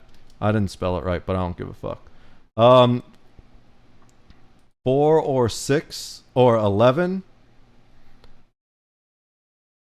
So I guess it depends on who you ask. It's 4, 6, 11. But if you look into these, basically every time it happened, maybe I was thinking of chapter 13, and that's why 13 was in my head. But basically what happens is Donald Trump would take over or buy out a business or get a bunch of investors, and then the business would fail. After he got all of his money out, he would declare bankruptcy, but because of the way he moved his money, he basically got to wipe out his debt without paying any money, and he would make millions of dollars, but all of his investors would lose millions of dollars. So I was like, wait a minute, this is the guy you want running the country. The guy who continuously fucks over everyone who works with him. You want him. It wasn't enough for him to just bankrupt all these other companies to make himself rich. Now you want him to bankrupt the entire country to make himself rich. And I didn't think it was even remotely possible that he would win the primary. But the moment he did, I was like, oh my God. Oh my God. He is going to be the president, because the Democrats fucked up. They put the literal one person he could lose the election to, Hillary Clinton, of all people, to run against him.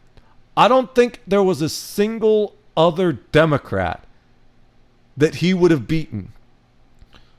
But the Democrats selected the one person that could lose to the one person that I never imagined would be president.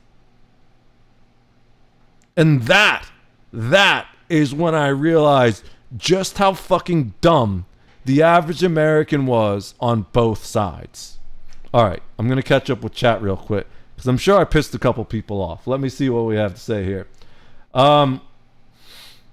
If you think Obama was a bad president than every other president in the last... Yes, every other president in the last 40 years has been awful, except for Clinton, ironically.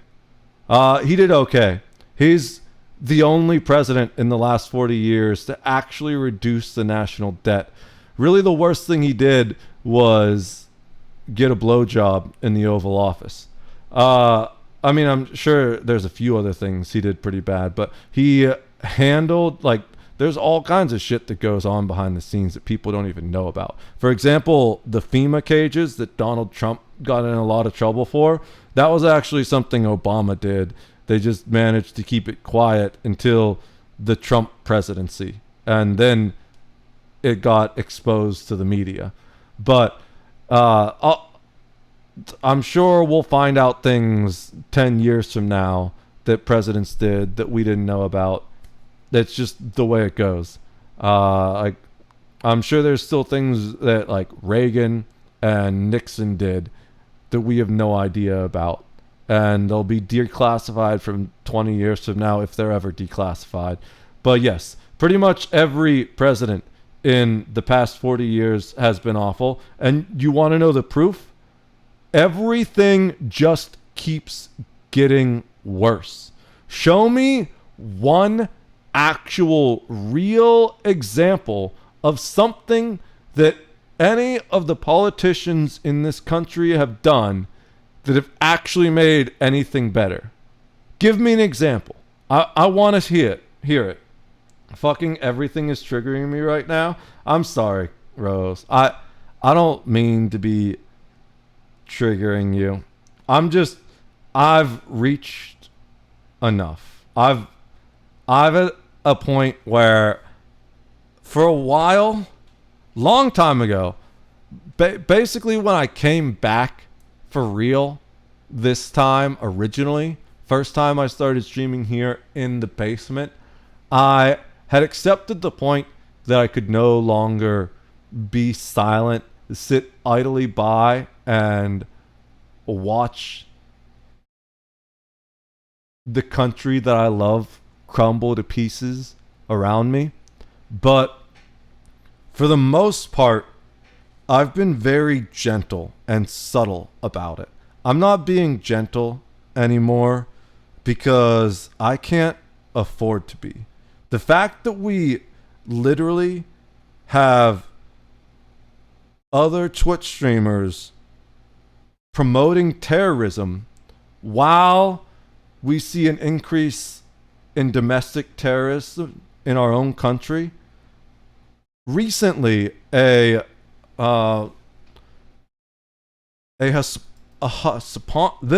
Hassan supporter was arrested for making bomb threats.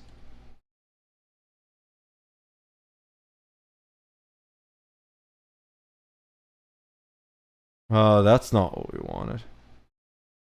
What's his... Okay. That's not... Charlie Kirk is dominating right now. We need to find...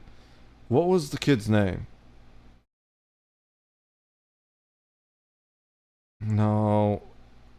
God, Google got so bad, too. Google used to be useful in the early 2000s. Now you can't even find good information anymore. It's intentional. I'm telling you. This is all... It's either shit that I'm not searching for or shit that's old that's not relevant. What the fuck was his name? You know, it was a... What was it? Legal mindset video. I think it was a legal mindset video.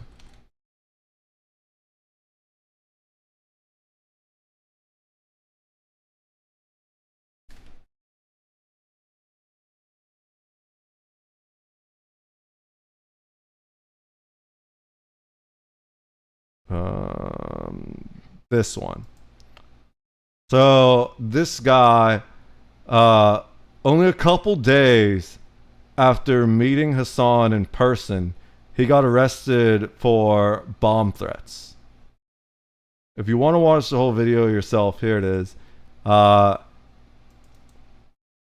already watched it. I don't feel like watching it again. I want to focus on the conversation we're having right now. Yeah, Cash for Clunkers was a huge Mitch. I'll give you that. At least they tried, though. They didn't try, though. That's just what they make you think. It was intentional, because you know what else happened during that time? The automaker bailouts. I don't know if you remember that. The automaker bailouts. At the same time, all these car companies were being driven up in sales because of the Cash for Clunkers program. Every major American car company, except Ford, which is why Ford is still my favorite to this day, took a big payout from the government. Also, at the same time, we had record-breaking amounts of banks stealing money from the poorest people in America. And what do I mean by that? I mean overdraft charges. Because rich people don't ever encounter overdraft charges. And 90% of the time, at least with the banks I had, it's different per bank, the policy. But I kept changing banks until I found one that wouldn't fuck me in the ass. And by the way, if you need a bank, I highly recommend Chime. Chime is the best bank I have ever used in my life. I don't have a single complaint about them, actually, which is rare, because every other bank I've had in the past was absolutely terrible. Not saying Chime won't do something fucked up in the future, but so far they've been good. I'm not sponsored or anything, just for what that's worth. Like, there's no link to sign up to give me money through Chime or anything. Just, if you want a bank that's not going to empty your bank account for you when your back is turned the other way, go with Chime. So overdraft fees are fees that are charged when you try to spend more money than is in your account.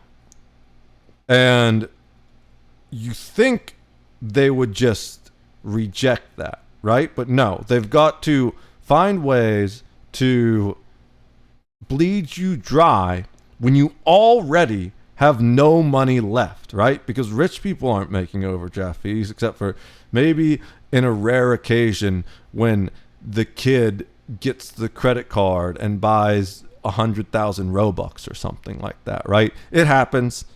Weird things happen to everyone, right?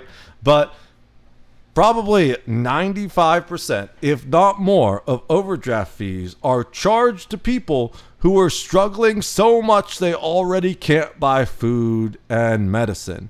And let's see. So always keep everything with AI, especially, a grain of salt. The big thing you don't want AI to do is like math or coding or things like that generally, or any type of like don't ask AI if your mom is a Chinese spy.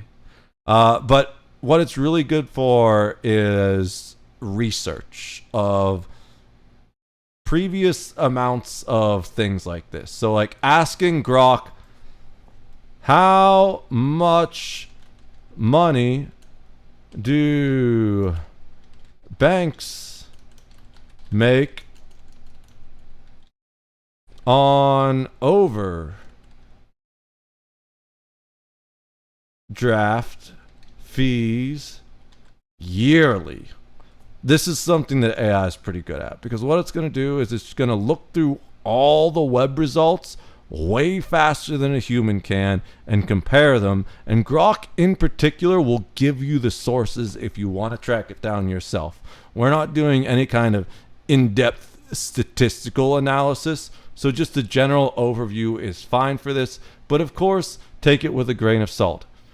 In 2024, banks and credit unions with over 1 billion in assets collectively earned approximately $12 billion in overdraft and non-sufficient fund fees.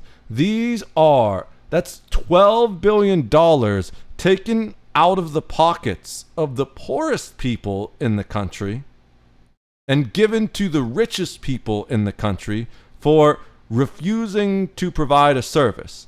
Because at least with the banks what would happen is they would charge me the overdraft fee and then they would deny the charge anyways. Now, I have seen certain banks that offer, I think what they call it is overdraft protection, where if you overdraft, they will pay the amount. They will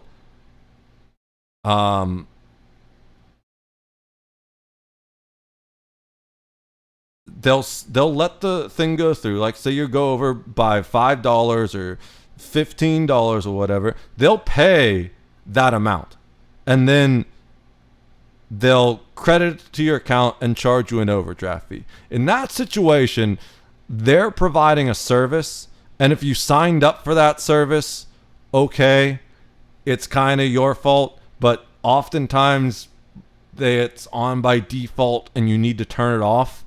So you could argue that that's a dark pattern. If you don't know what dark patterns are, it's things that are intentionally designed to take advantage of human psychology. Like the fact that you can sign up for a subscription with one click, but certain places require you like call or send. Some places even require certified mail to cancel a subscription. There's a Louis Rossmann video about that. It's fucked up. And recently there was a law shot down that would allow you to cancel with one click, with the idea being if you can sign up with one click, you should be able to cancel with one click. But that didn't pass. So, and then these companies that were already making billions by just drawing this money out of thin air, right? Because it would be one thing if they were paying for it and providing a service, but they would literally just deny the charge and then charge you money anyways. So a lot of this money, this debt, was just invented out of thin air. They literally just extracted $12 billion from the poorest people in the country and put it into these banks, and these were the same exact banks that got a multi-billion-dollar bailout from the Obama administration specifically, but it could have been any administration. My whole point is that both sides are exactly the same here, but this specific thing just happened under the Obama administration. If we want to talk about money issues, let's talk about how the fact that with the current administration, let's talk about how the fact that it was the Department of Governmental Efficiency's job to make the government more efficient, cut out fraud and inefficiencies, yet they didn't even touch a penny of the military budget, where there appears to be the most amount of fraud and inefficiency, right? So I can fire shots at both sides. If I'm not taking sides here. These same banks that claimed they needed a bailout were just hosing money away from the poorest people in the country, and then most of that bailout went to pay bonuses to the executives. They're just doing it right in front of you, and nobody cares or even seems to notice. All right. Fox would have found something to smear literally anyone. That's what they do. I don't know what the Fox comment had to do with anything. I don't watch the news sites because they all lie.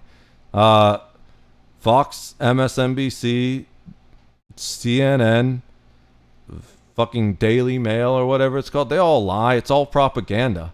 If you listen to any of that, you're being had. You're drinking the Kool-Aid. Well, if you're going to dump on Dems for not being perfect while Republicans drive us, both sides are driving us to a police state. Do you know what one of the most important aspects of creating a police state is? It is taking away the guns. Which side is trying to take away the guns? The Democrats are doing that. I would trust literally anyone with my money before I trust a big tech mobile app with my money. Okay. I mean, it's not a big tech mobile app, really. It's the Bancorp Bank. That's who runs Chime. To be fair, money's all imaginary anyways, if we really want to get to it. Especially at this point, now that there's no gold standard or any kind of standard whatsoever. So the best thing you can do with your money is put every single penny you have in crypto. I'm kidding, of course. The best thing you can do with your money is to take it all out of the bank and store it in a Bible under your bed. Kidding, of course, again. My whole point is that whatever you do with your money doesn't really matter because you don't decide what your money is worth. Someone else does, and it's always in their benefit, not yours. All right. Guess who capped overdraft fees? Obama. Why not just eliminate them? See, here's the thing. It's always just enough to keep you hooked, right? That's the illusion. It's called the illusion of choice, among other things. There are so many different illusions they use. But if you zoom out and look at both political parties, they're functionally identical because both political parties always fund the military-industrial complex. Both political parties always take an expansionist, imperialist approach towards international politics. It's both political parties are continuously expanding the federal government and eroding individual rights. Literally, both parties are trying to enforce authoritarianism on the country. And we've reached a point where I don't know if we can stop it. Now ask Grok, which politicians are against overdraft fees? You're missing the point entirely. Like, all right, let's see. More important would be, which politicians are against the Federal Reserve? That is a better question.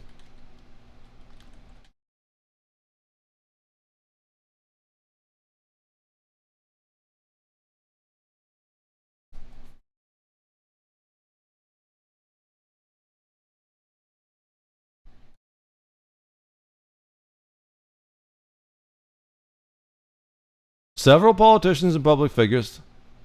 Okay, apparently Donald Trump is against it.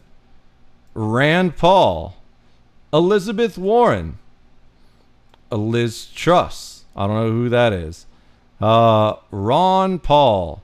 This is the only guy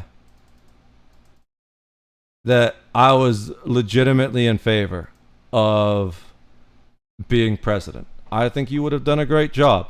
He would have fixed a lot of the problems in our country.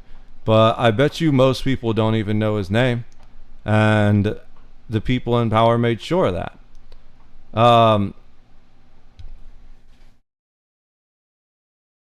The right to own firearms. It's literally, we talked about this. It is the second most important right that we have in the United States, and arguably indirectly the most important right, because without the right to own firearms, the government takes away any other firearms. It is the most in any other rights. It is one of the primary and most fundamental rights that the whole idea of the United States is based upon. And the Democrats are the party that are trying to remove this fundamental right. Also, the Democrats end up being the party. I don't want to defend the Republicans and go after the Democrats, but you're forcing me into the situation because you're making these dumbass arguments. And I don't mean to, that came off more aggressive than I wanted it to. I'm just getting frustrated that I've said this 2 or 3 times already. Also, it's the Democrats that are the ones that are trying to silence free speech. You don't see the Republicans trying to silence free speech in the same way. The Democrats are the ones that are trying to actually make certain types of speech illegal.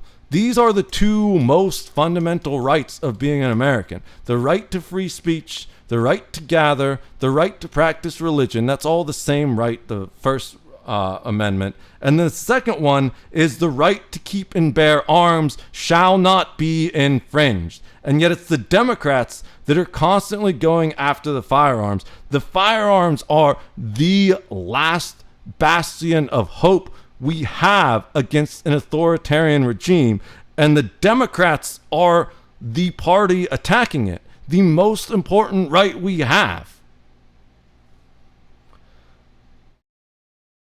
Yeah, they both do shitty things, but they are absolutely so clearly both the same. Funny, I live in one of the most consistently blue states, and nobody is taking my guns. Okay. Then you're not paying attention to what's going on in most of the other country. Basically, every firearm I have is entirely illegal in California. And California has such fucked up rules that I'm not even allowed to carry my perfectly legal firearms if I visit California. So somehow I'm supposed to defend myself, but also not allowed to defend myself. I don't ever want to visit California. It seems like the most evil fucking area in the entire country, without a doubt, because you have these situations in California where a man defends his wife and children against a mugger. The man goes to prison, and the mugger gets a slap on the wrist. The man goes to prison for years, if not decades. The mugger gets a slap on the wrist and is out on the streets a week later attacking someone else.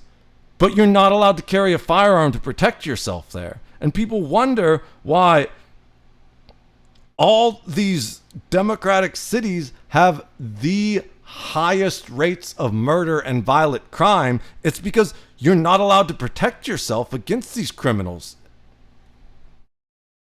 Yeah, I absolutely do see Republicans silencing free speech. Where have Republicans silenced free speech? I would like an example. I don't even listen to any right-wing media. I am left-leaning as an individual. I support universal basic income. You are in such a left-wing media bubble that you don't realize you've gone so extreme leftist. You're actually attacking someone else on the left. And this is what happens. I'm going to call it the Hassan effect, where if you notice, who is Hassan's biggest enemy right now? It's not the right wing, it's the left wing. His entire shtick is about attacking Ethan Klein. Him and Ethan Klein are in this battle to the death. The left is literally consuming itself. But the right is doing the same thing too. To be fair, you have Tucker Carlson and that weird fucking, what's his name? The Nick Fuentes kid. They're going after each other. This is what happens when people get radicalized to extreme levels. It becomes a purity test. And it's happening on both sides, where leftists spend more time attacking people who aren't as left as they are, and people on the right spend more time attacking people who aren't as right as they are. So anyone who's even remotely close to the center gets demonized for actually using their brain instead of consuming the propaganda without questioning it. Asmongold? Yeah. So? Asmongold's not even that super right. I would say if we're, so I call it a circle, right? It's not necessarily a line. Let me show you a little depiction, basically. So this is the political circle spectrum. Down here, you have the moderates, right? You go right or left. The camera's flipped, so I don't know which one it is for you. And as you go to the extremists, you go more left and more right. And then up here at the top, you have the extremists. This is like Hassan and Nick Fuentes. I don't know if they're exactly equivalent, but they're close enough, right? Then you like go down a little bit. Here you've got like Ethan Klein and like Tucker Carlson. Then you go more to the center, and I would say like, here's me, here's Asmongold. If you actually pay attention, when I watch an Asmongold video, I call him out on his bullshit. Just because I'm watching some content doesn't mean I necessarily agree with it. I have specifically said multiple times that even this stream, I've said, I don't agree with the fact that they're just taking people and removing them from the country without the right to due process. That is one of my biggest criticisms of Asmongold, is that he supports the abandonment of the rule of law.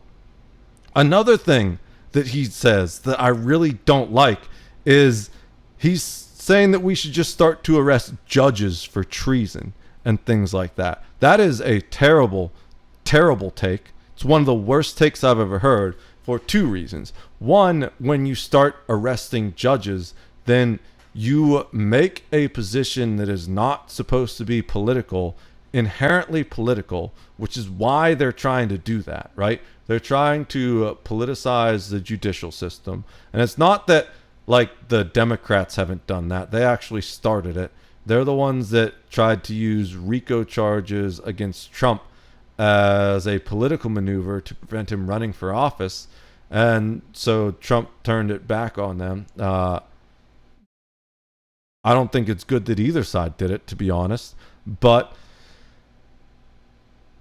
we're going to move past that because that's a whole other bag of worms. I don't feel like unpacking right now. But the big thing is treason in particular is one of the most dangerous and abused crimes in history.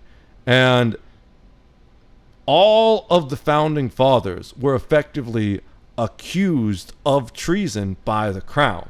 So for that reason, they made the crime of treason one of the most difficult crimes to charge someone with in the United States. I think it's less than a dozen people How many people have been charged, I can't type, with treason in the US? To be charged with treason, you need to willingly and knowingly provide aid and comfort to a foreign enemy, a foreign adversary.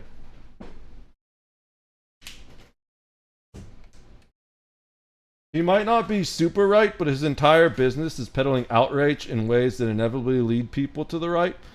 Here's the thing. I don't think he was even very right to begin with. I think he was kind of moderate, but I've watched him become radicalized primarily by Hassan. Because he didn't used to say the kind of things he said. So, like, one of the most disgusting things he ever said was calling the Middle Eastern inferior culture, or whatever that was, just absolutely unacceptable and so brain dead. And it was, of course, a response to Hassan commentary, right? So one of two things happened. Either he always had these views on some level and he was just hiding them, which there's some of that, I'm sure, right? Most people wear masks. I wore many masks throughout my lifetime, but I'm doing my best to stay always fully mask off right now, and it upsets a lot of people. I do want to say I really appreciate you sticking through this, Vexing Raven. There's lots of people that when I would talk about politics, I don't even consider this politics. It's really more philosophy to me, because politics, well, most people don't understand how politics work. Politics has nothing to do with political ideology. Politics is all about the art of deal making and trading power for favors. That's what true politics is. Read The Prince by Machiavelli and you'll learn a bit about politics. So I think not even Hassan particularly, but a lot of the chat brigaders coming into his chat have caused him to go increasingly progressively right.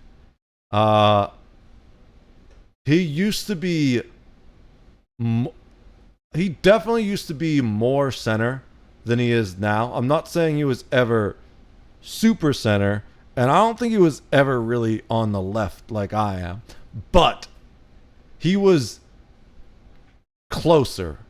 And what's happening is this political radicalization is affecting everyone. When I was younger, I used to be a bit more conservative, right? When I first heard about it, I thought universal basic income was the stupidest thing ever. I grew up believing if you just work hard and do the best you can your entire life, show up to work every day, take that double shift, when someone doesn't show up, you'll be happy and people will appreciate your hard work. And then I realized that was all a lie, right? The issue we talked about with me getting in trouble for telling the truth when I scraped that one car was one big thing. Another thing that happened is there was a boss I had that was absolutely fucking terrible. Well, my boss, the head chef was amazing, but the owner of the restaurant,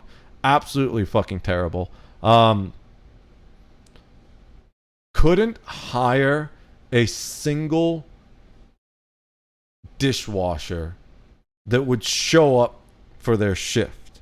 So what would happen is I was on lunch at that time. I started dinner, but because I was one of like the few, there's usually less people working at lunch, and I was one of the few line cooks that could kind of do everything. I suck at saute. I will say that. But fortunately, most people don't order saute during lunch.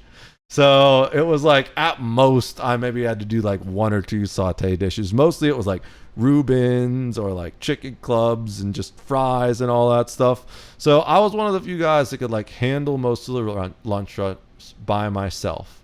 And there'd be 1 or 2 people in the kitchen, and then there'd be a dishwasher, but he was also prep downstairs doing prep. The prep guy in the morning, so good.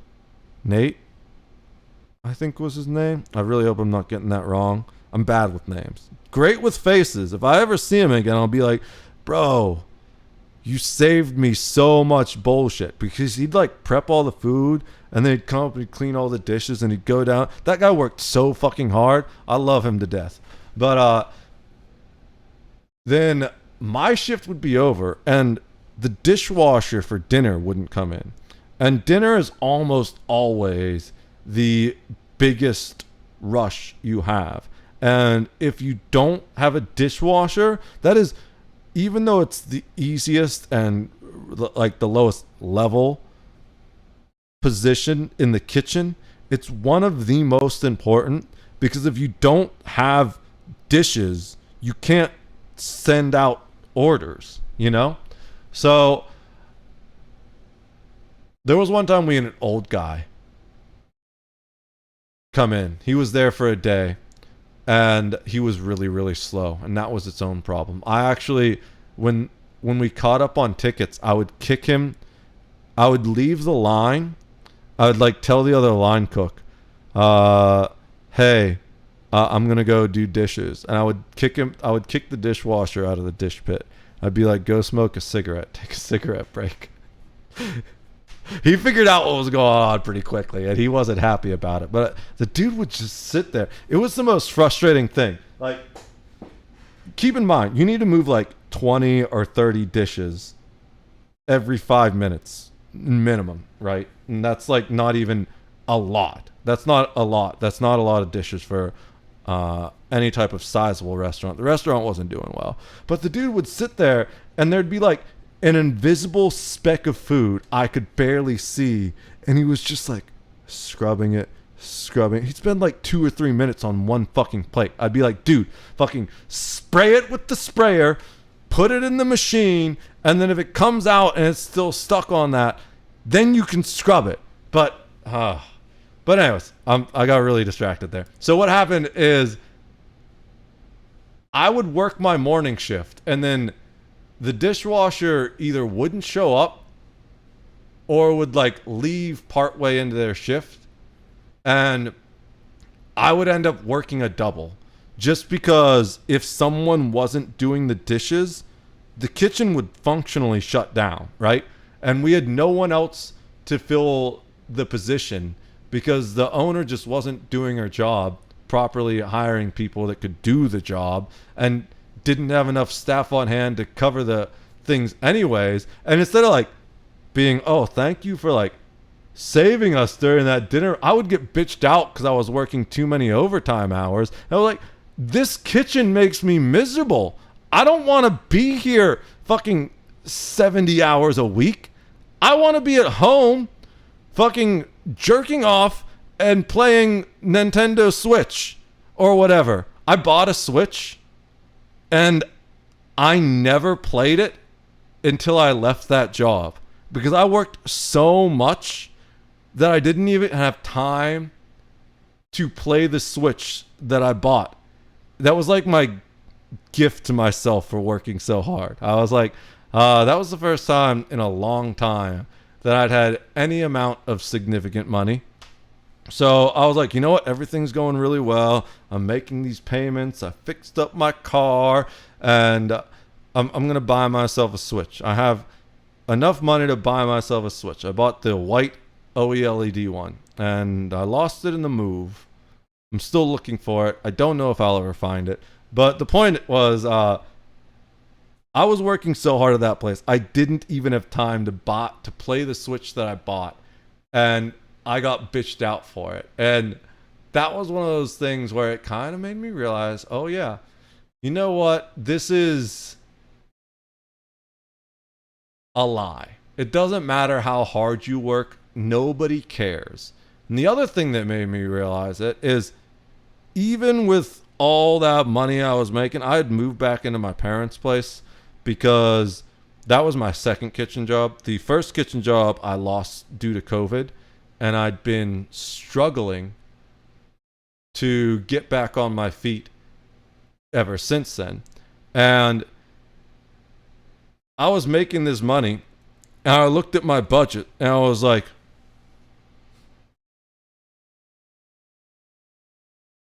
I can't afford rent.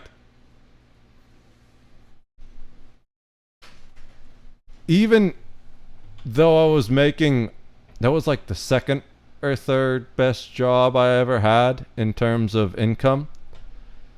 Even though I was making the second or third most amount of money I'd ever made in my life, I still just wasn't making enough money to rent a place. And that's part of why I bought the Switch, right? Because it was like, well, if I had been saving up for rent, I never would have bought the Switch. And second of all, I was like, holy shit, everything's pointless. Money is meaningless. I might as well just... The main reason I got it was to play Metroid Dread. Metroid has always been my favorite Nintendo IP. And when Metroid Dread came out, and then the Switch OLED came out not long after that, I was like, you know what? I've been working really hard. I'm going to treat myself. Because at this rate, it's going to take me 5 years to save up to move out again, minimum. And who knows what the housing market's going to look like that. So buying a Switch sets me back 2 paychecks at most. What's that in the grand span of 5 years, right? And that's when I started realizing universal basic income would be necessary, especially once I did the math. And I was like, wait a minute. If we just, at that time, the math was 2K. Or 3K, I think, was the amount I decided on. If we just give everyone in the country that's making less than the median average wage, because my idea of universal basic income isn't truly universal. Well, what I would do is I would allow an opt-out feature where everyone gets a universal basic income, but if you opt out, you get a tax break. And the tax break would be designed to only benefit people who are above the poverty line, effectively.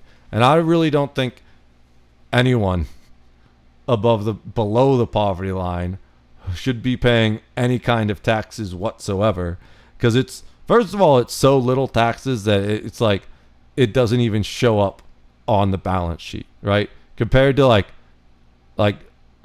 taking 30% from someone making 20K a year, you're not going to do anything except make it really, really hard for them to afford medicine.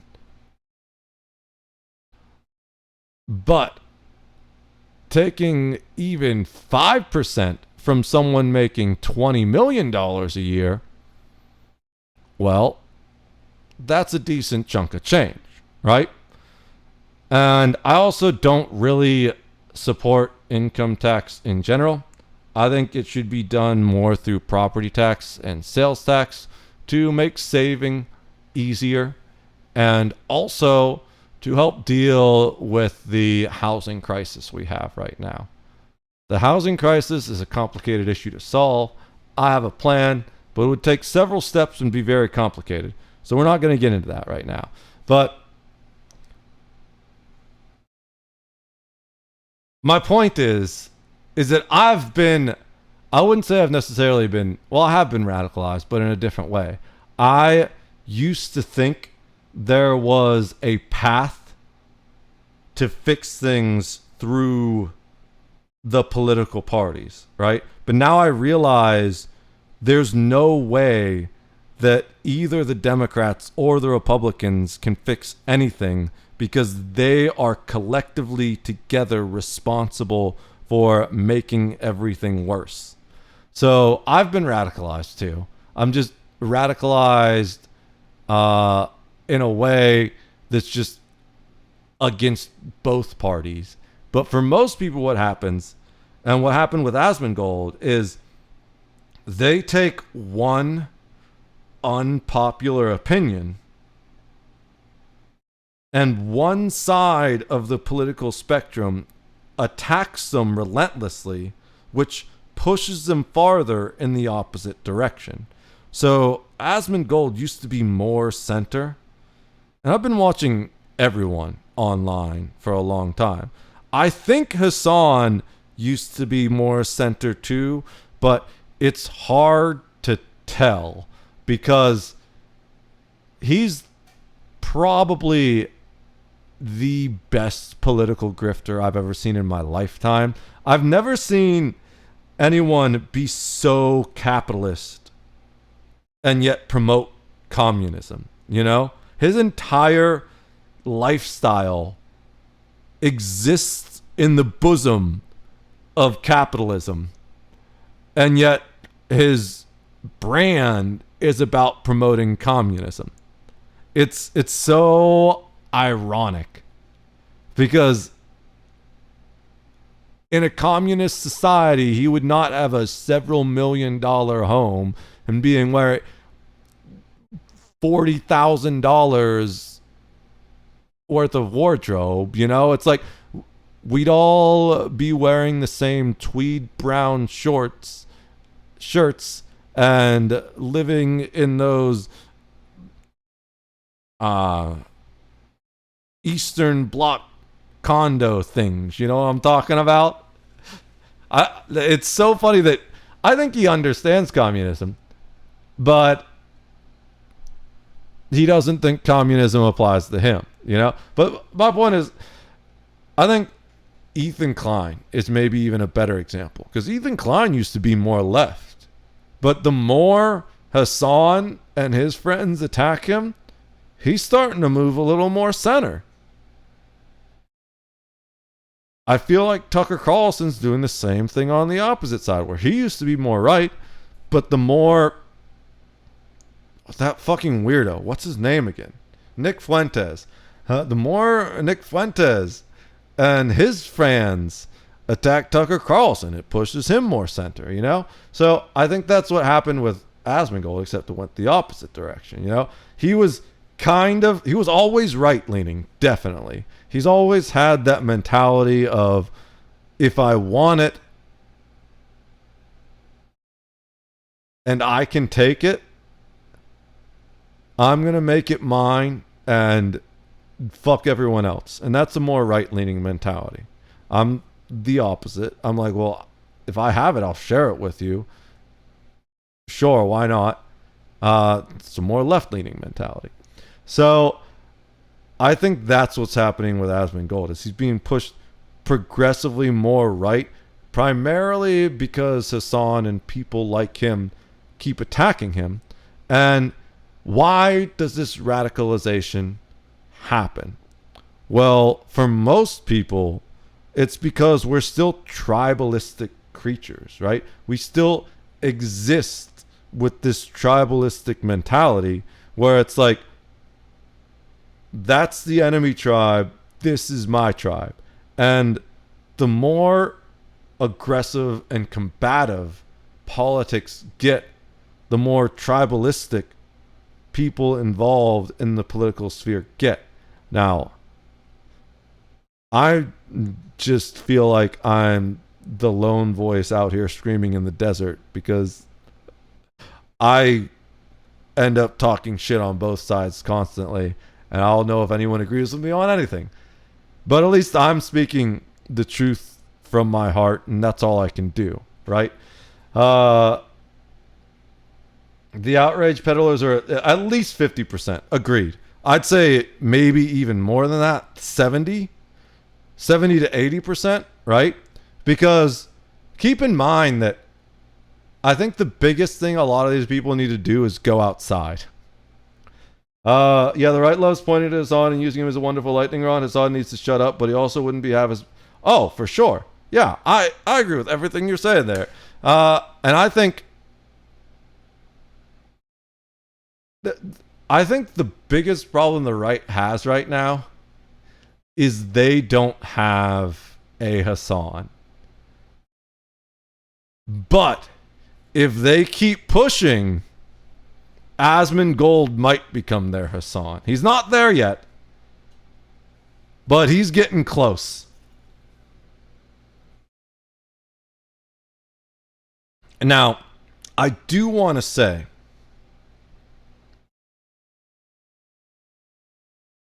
fair is fair, right? So why isn't Hassan on my homepage? Well, I don't think there's anything to be gained there. I can commentate on Asmongold's shitty takes and explain why they're shitty takes, but if you look at like Hassan's content, it's just like he's promoting terrorism openly, 10 toes down in favor of Hamas. I mean, I don't know what else to say about that except terrorism bad, you know? I can bring up a clip of one of his people running up to him while he's drinking a Coke or something and saying, "Oh, you shouldn't be drinking Coke on stream. That's Zionist," or whatever the fuck she says. He says, "Well, can I drink Pepsi?" No, that's all bad. You can do it off stream. Just don't do it on stream. And I feel like that is the perfect example of how they all know it's a lie, but they continue to promote it anyways. So how do I respond to something that is an obvious, blatant lie that's just going to be continue in that shape and form anyways? Like, anytime anyone has any criticism about Hassan, he just brushes it off or blames it on someone else. He will go and say that Ethan Klein is simultaneously a Zionist and also anti-Semitic, even though those things are mutually exclusive. But he's the one that has all kinds of interesting takes on October 7th. And that's all I'm going to say in regards to that. You know? So there are certain battles that are simply not worth fighting. And here's the thing. Could I just farm Hassan for content? Absolutely. That's what a lot of these apolitical slop tubers do, but that's not what I'm trying to do here, right? There are lots of easy ways to make money on the internet. I've been offered... Now, these things had to do nothing with politics, to be fair. One of them had to do... Basically... I'm ranting a lot. My throat hurts. I need to lubricate for a sec.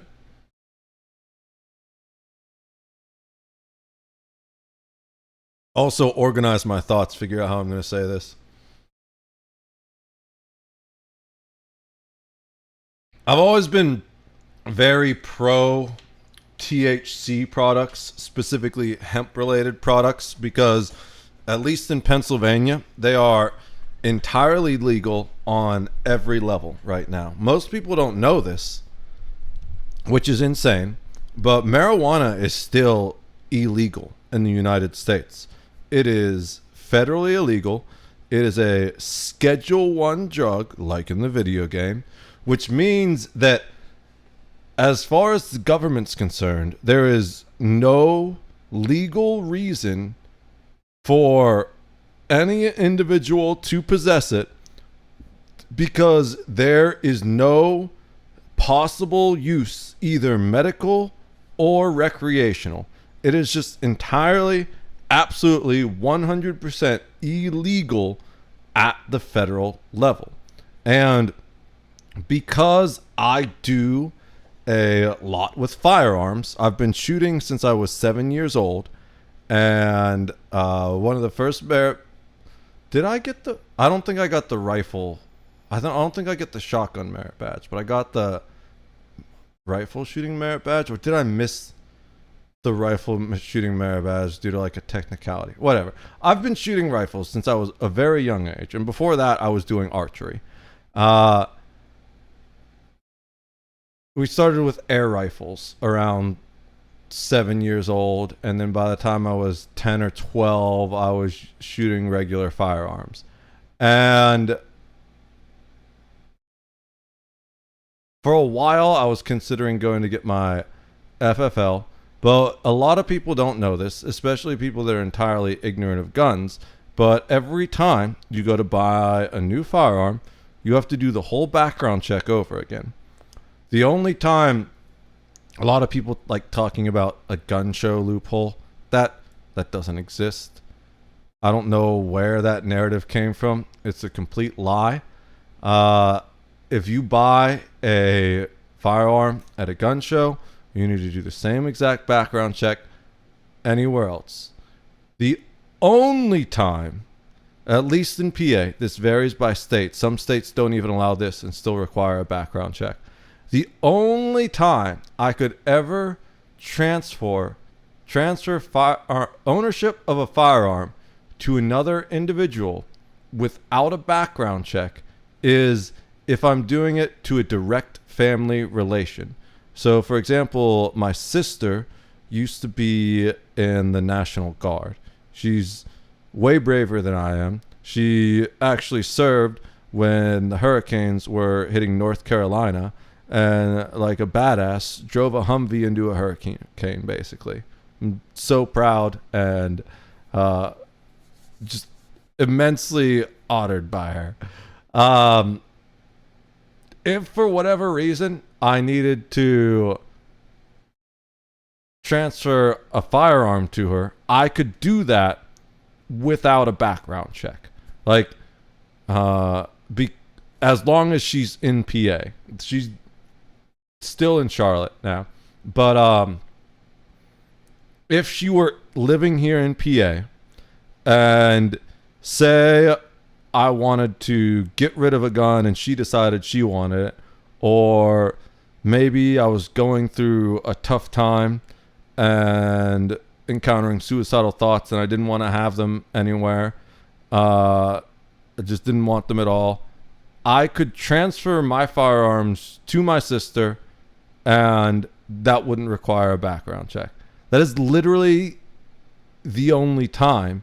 But if I transfer that firearm to her and she is not allowed to have one because she has a felony or something like that, or a restraining order that prevents the ownership of firearms, or she's on probation and can't own a firearms, if I do that and knowingly transfer a firearm to her that she's not allowed to have, I go to jail for that. So I don't know where this stupid fucking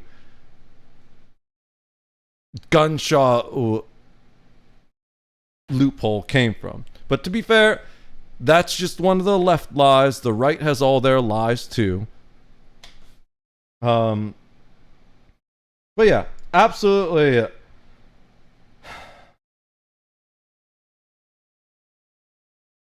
I don't know if the right needs their own Hassan, or if that would make things worse.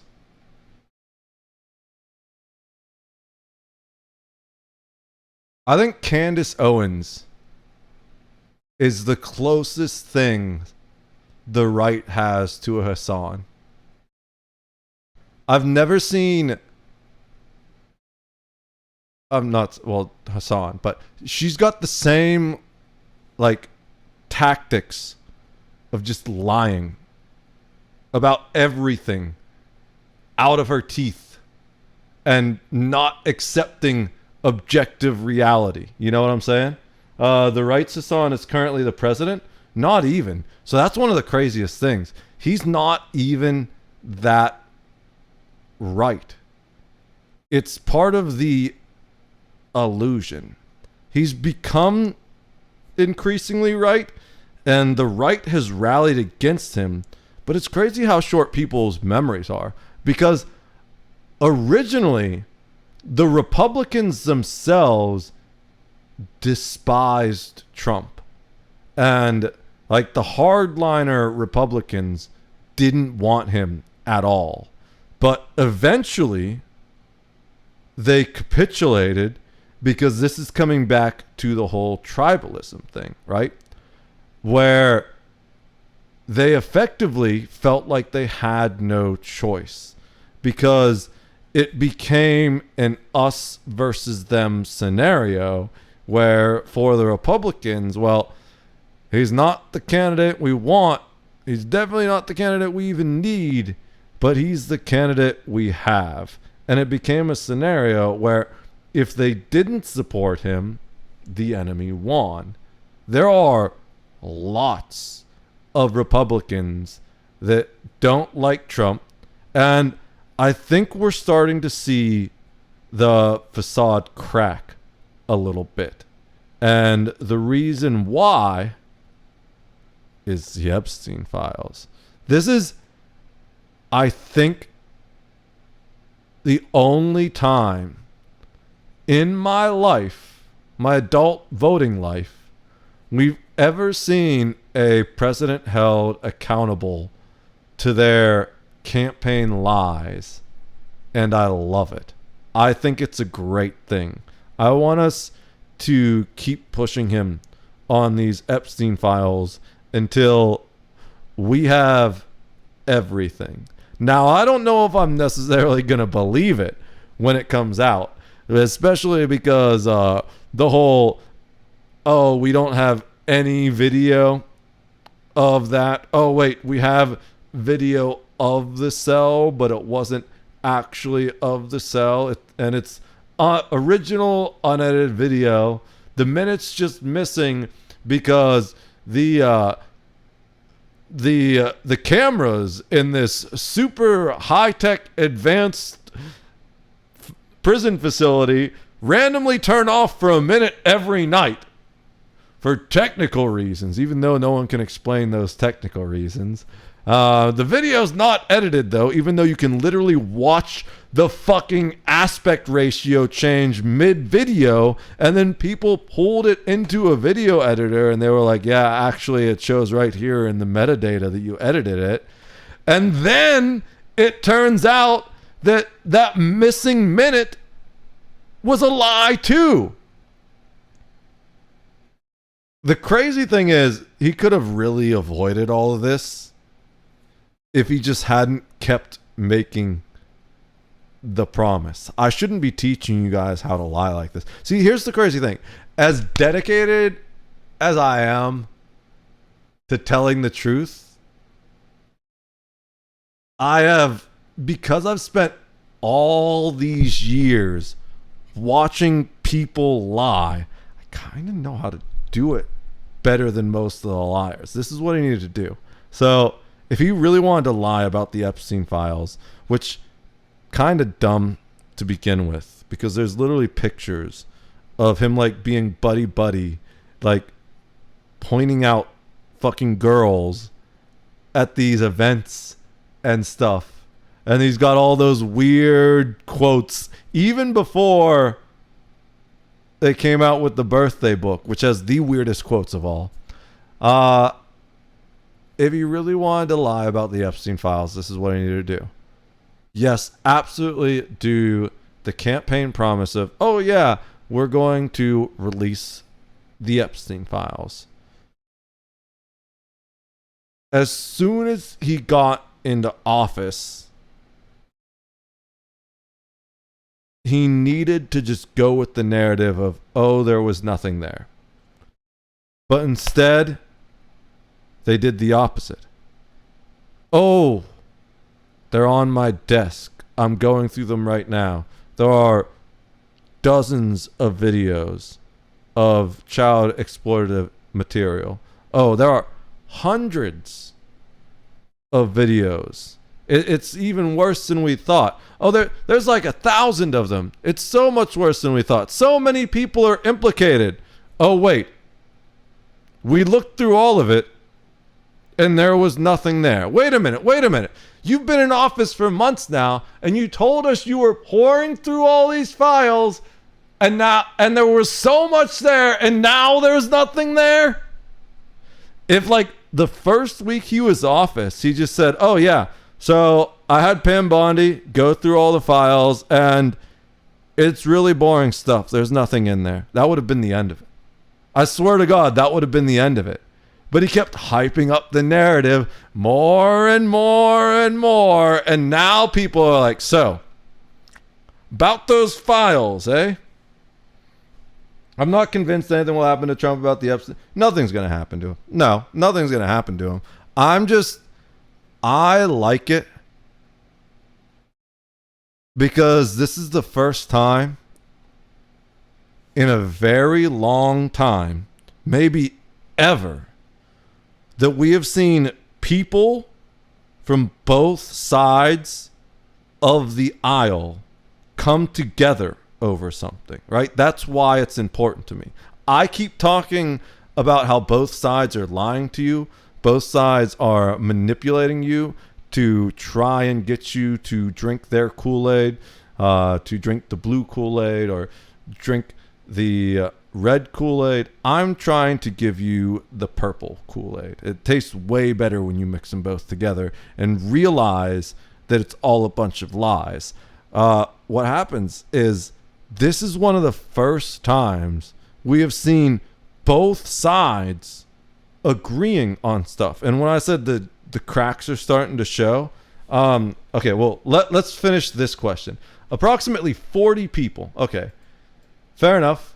That's more than a dozen. I said it was about a dozen. Oh, 13 convictions. That's what it was. That's really close to my dozen number.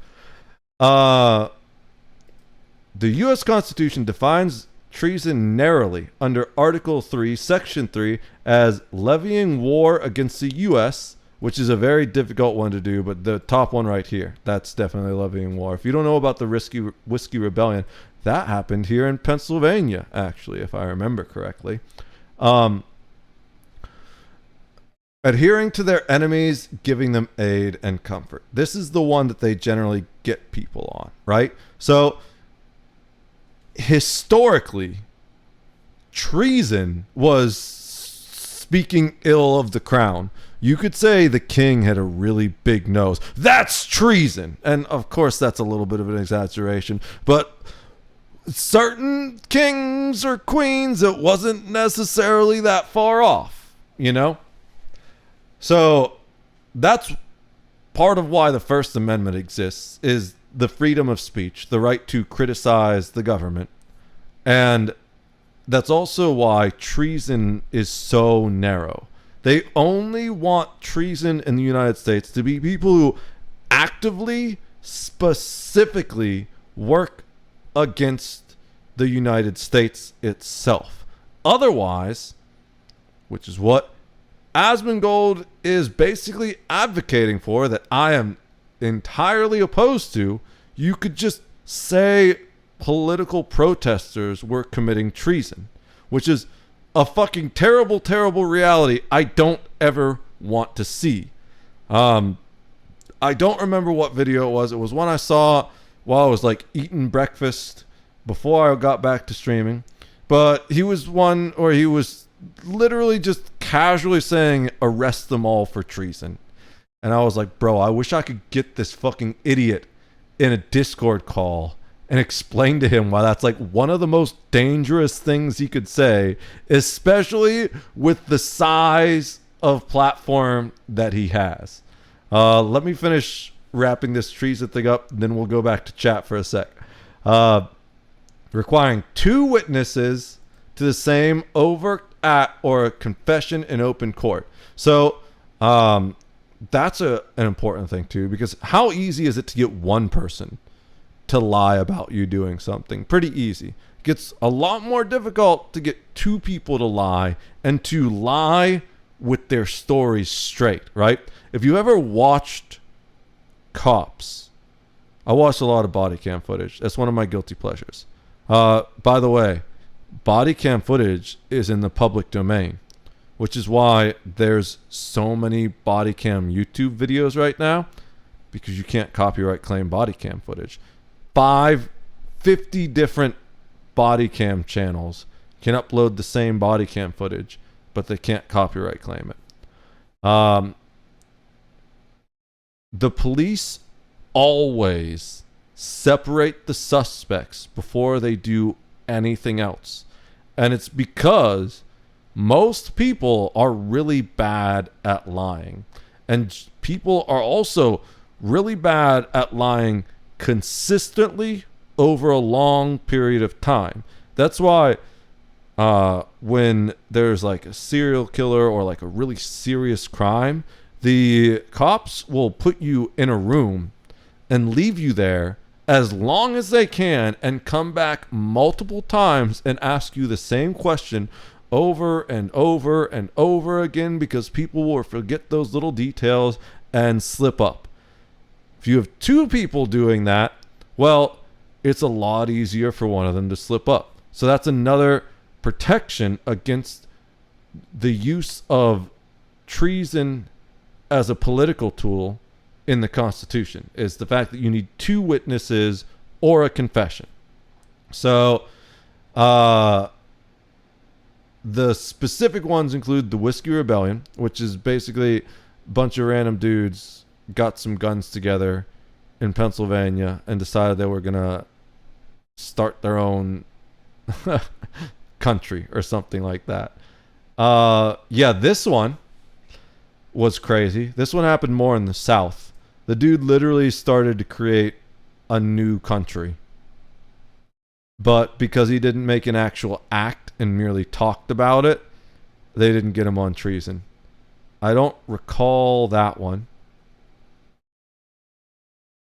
15 executed during Mexican-American War. Okay. Convicted and hanged for tearing down a U.S. flag. These are the ones I was looking for, the World War II cases. Max Stefan, Hans Max Haupt, and Iva Toguri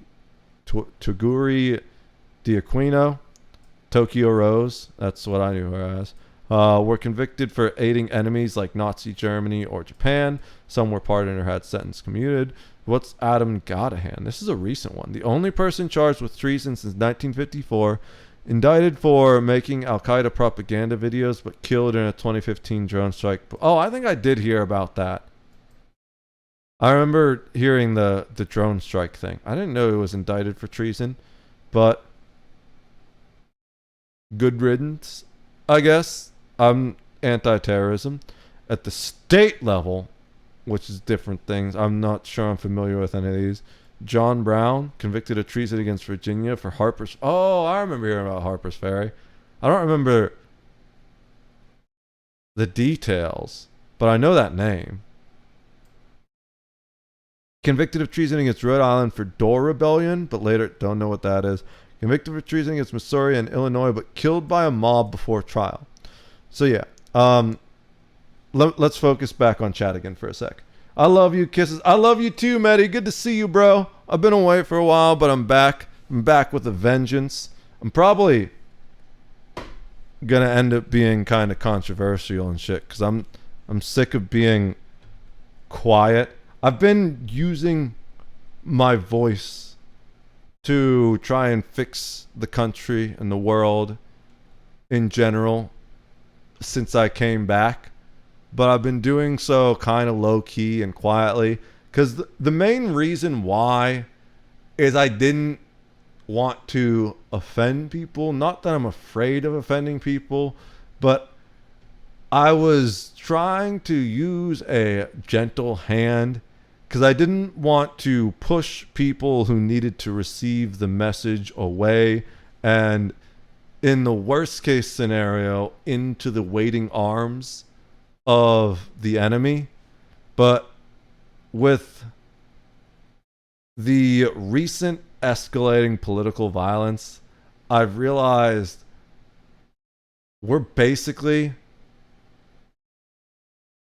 already at war, and I'm using quotes for that because it's not really the type of war that people think.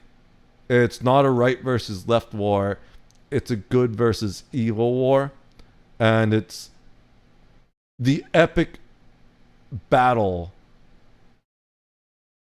of the fates. And now it's just coming to a head. And the recruitment period is over. And the banners are being rallied.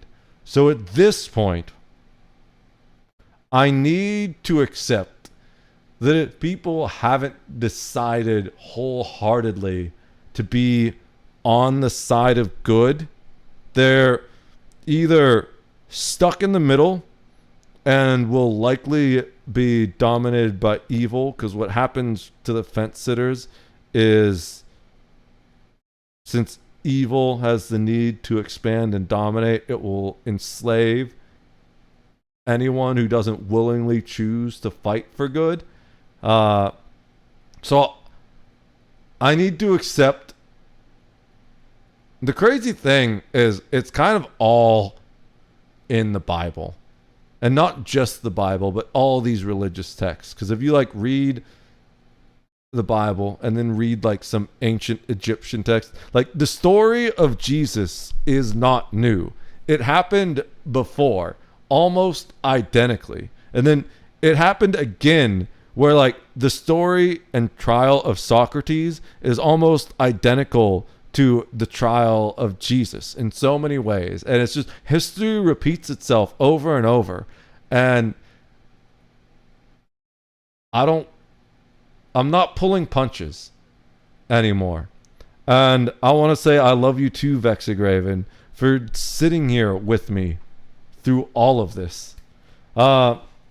Personally, I think the Epstein files at this point are just a distraction from the whole military takeover he's trying to do. I don't have good feelings about the military. I will agree with that. I think one of the biggest issues. So there's one or two good things he did.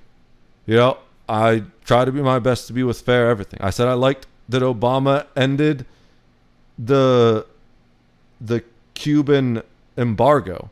That's so dumb that we had a fucking embargo on the largest country in the largest sugar producer in the world, when we're the largest sugar consumer in the world, all over some fucking Cold War that ended basically before I was born. And we still have that embargo in place? Like, what the hell? That made no sense. I really did like it when Obama opened up trade to Cuba again. However, about the Trump military stuff right here. So, one thing that I do like is I heard apparently they have allowed drill sergeants to start being tough on recruits again, which is something I believe is necessary. And I will say this as a first responder. I did spend a semester in Air Force ROTC in college, but I don't believe that's enough experience to really commentate specifically on military training procedure. But what I can tell you from spending over 10 years of my life is pulling people out of like twisted up cars and burning buildings and shit like that, is most people aren't ready for that. You know, most people cannot handle even local natural disasters, even things that aren't natural disasters. I would watch crazy soccer moms try and drive their fancy Range Rovers through water that was up above my chest that we couldn't even drive our big ass fire engines through. And then one of us would need to wade into this fucking shitty ass sewage filled water to get this stupid fucking bitch out of her vehicle just because she couldn't take another path to her goddamn yoga meeting, right?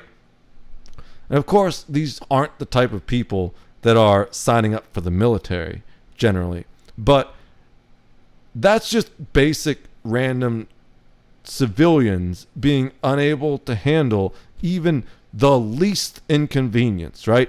If you want a better example worldwide, just look at COVID.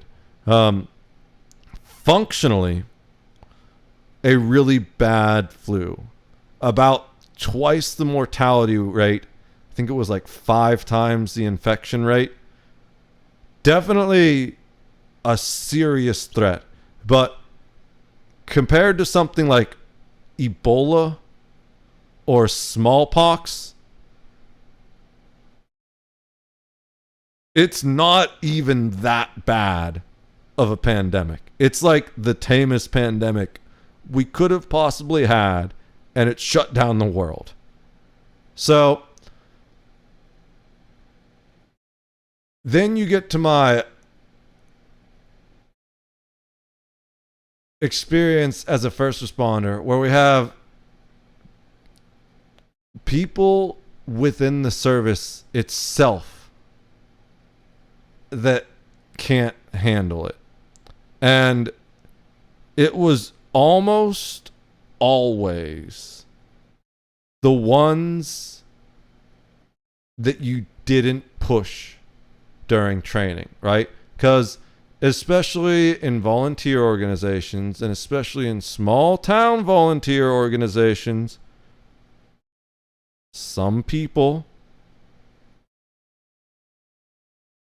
get more leeway, more benefits, more preferential treatment than others, especially if they happen to be the chief's son. Not that I'm talking about anyone specific. I'm definitely talking about someone specific, but we'll just leave it at that. And these people that aren't pushed to their limits, to the breaking point during training, they collapse when you need them most. And it's one thing if that happens during a 10-car pileup, or like a big apartment building fire.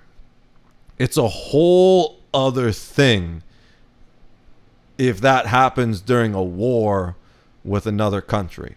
So the one thing I do like about the military situation is they're allowed to be tough on the troops in training again.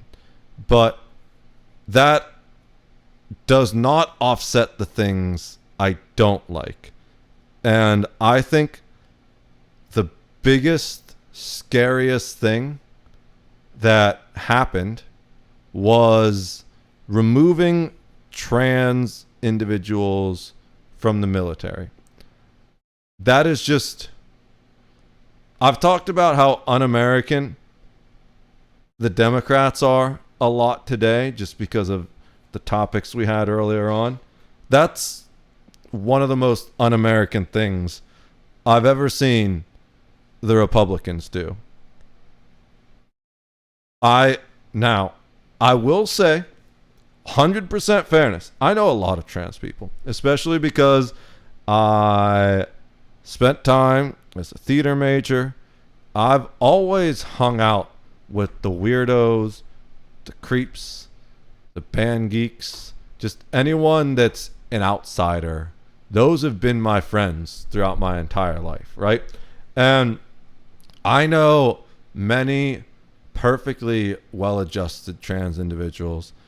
I also know some people that the whole trans process caused them to spiral on a level where I just had to step back and realize there's one person, one individual in particular that I realized you just can't help everyone. As much as you want to, some people are in this spiraling vein of self-destruction. And I think much like for a while we would overprescribe, and I think are still overprescribing antidepressants and antipsychotics.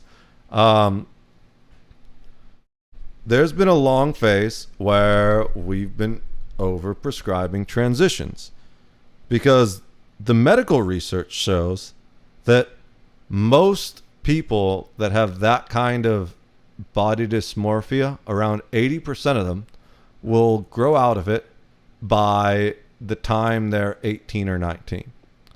The medical research also shows that many of those people will, about 80% of those people, 80% of the 80%, right, will be homosexual or bi or queer in some manner. It's, for a lot of people, a growing pain. And what I've seen happen with some of those people that probably would have grown out of it over time is once they transitioned, it only made their body dysmorphia worse, because as much as they want to be, they can never actually become the opposite sex. There's just biological limits to it, right? Your bone structure, your brain chemistry, your chromosomal sex, you can't change those fully. You can change your brain chemistry a little bit. You can change your hormonal chemistry a little bit, but it's just physics, right? I'm not a medical professional per se, but when I was a firefighter, I was an EMT. So I understand. I also took molecular biology in high school. So I understand how I was in like the AP science, like the advanced track, which is why I was doing that kind of stuff in high school. It was like a college level course I took in high school. But I understand actually how the human body works on a level that someone who's not a medical professional won't. And yes, any medical professional probably has more knowledge than me, but keep in mind that a lot of those medical professionals have profit motives. So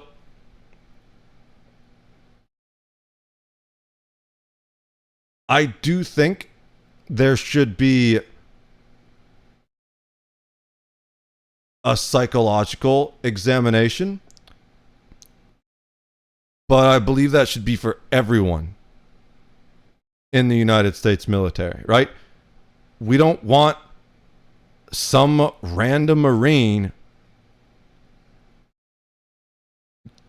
cracking during basic training and taking a school bus full of kids hostage, which actually happened, and it was not a trans individual, right?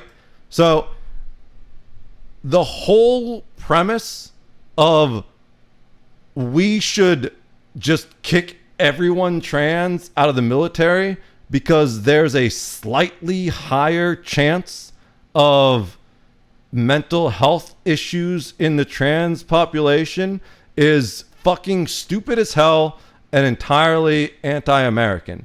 Because while it might be technically true, the amount is so insignificant that it doesn't matter, especially in the broader face of it being anti-American, and especially given that everyone should be undergoing some type of psychological analysis to make sure that they're a good person to train how to destroy things, right?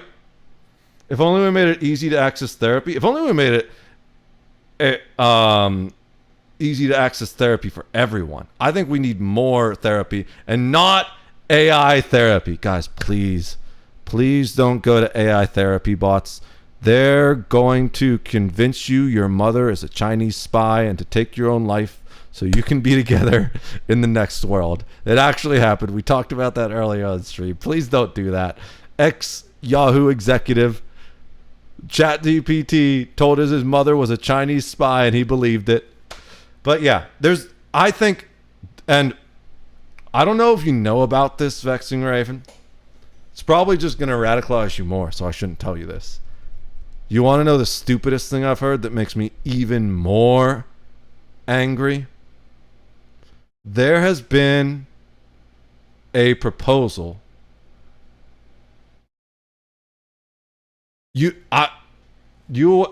I made an untrue statement earlier, slightly untrue.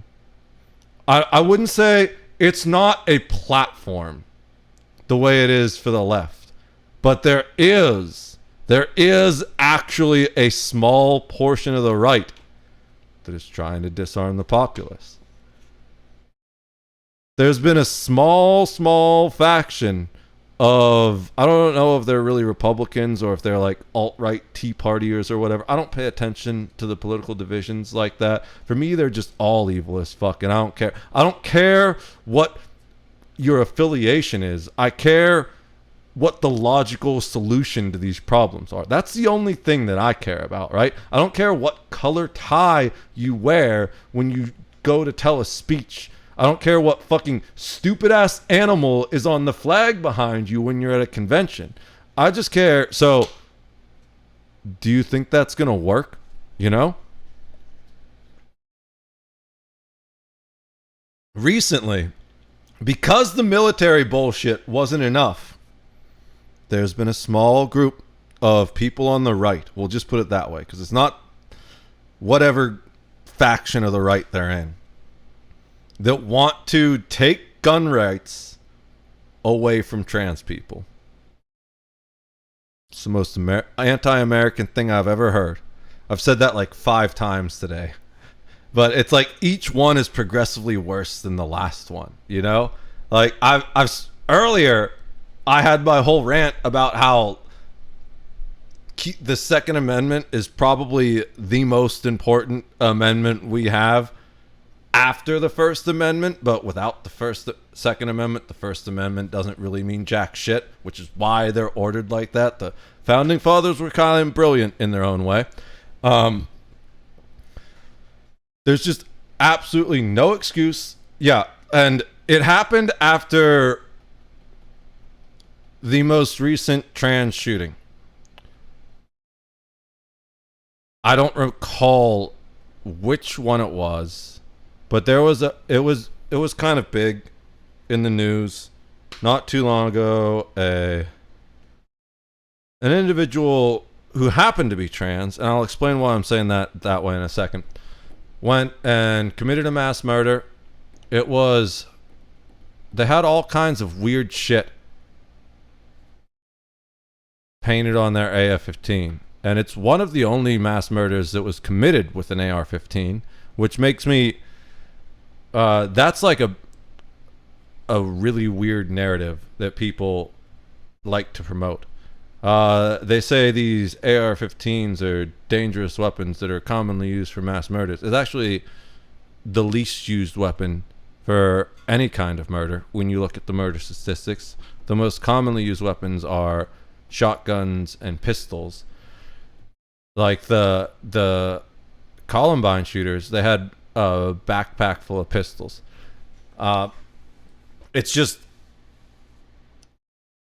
a thinly veiled attempt to disarm the populace from the best self-defense weapon you can have. There's nothing better you can have to defend yourself in most situations and in the most wide variety of situations than an AR-style short barrel rifle with a suppressor on it. There's nothing that beats it. Just for almost every application. I don't want to turn this into like a whole gun education stream. This is more focused on why I'm worried about the political state of the United States. We can do gun education at some point later if people want to do that, because I was a certified instructor for a while. Been shooting since I was 7 years old. I know all kinds of shit about this that most people can't even fathom. But the point here is that I see the iconic weapon wielded in that manner with all this unhinged shit painted on it, and my tinfoil hat puts itself on, you know? I don't know a better way to say that. But here's the crazy thing. It has nothing to do with that person being trans. It has to do with that person being mentally ill, right? Because regardless of whatever else they did in their life, sane people don't go commit mass shootings. It happens on every side of whatever political divide you want to throw up there. So the only reason I'm even mentioning that they were trans is because that became a part of the narrative, which led to people wanting to remove the right of trans people to keep and bear arms. But it says the right to keep and bear arms shall not be infringed. And the part that really pisses me off, I mean really pisses me off, is that so many of the people in this small section of the right were like the hardliners of shall not be infringed. Did you fucking forget what shall not be infringed means, you stupid fuck? It got me really mad. Well, our head of the DOG wants to take guns from trans people? Yeah. Yeah. Is that who it was? Again, as I said earlier, Vexing, I've been kind of fighting my own demons for the past 2 months. I've been victorious for the most part. I've still got some lingering things I would like to overcome, but who doesn't, right? I don't think anyone can ever truly be perfect, and if someone did become perfect, they'd become God incarnate, and who wants to be fucking God? Can you imagine the responsibility? Nah, fuck that. I'll take my little imperfections, but I conquered the demons that were preventing me from being the best version of myself, to say the least. Now the only thing I really need to worry about is focus and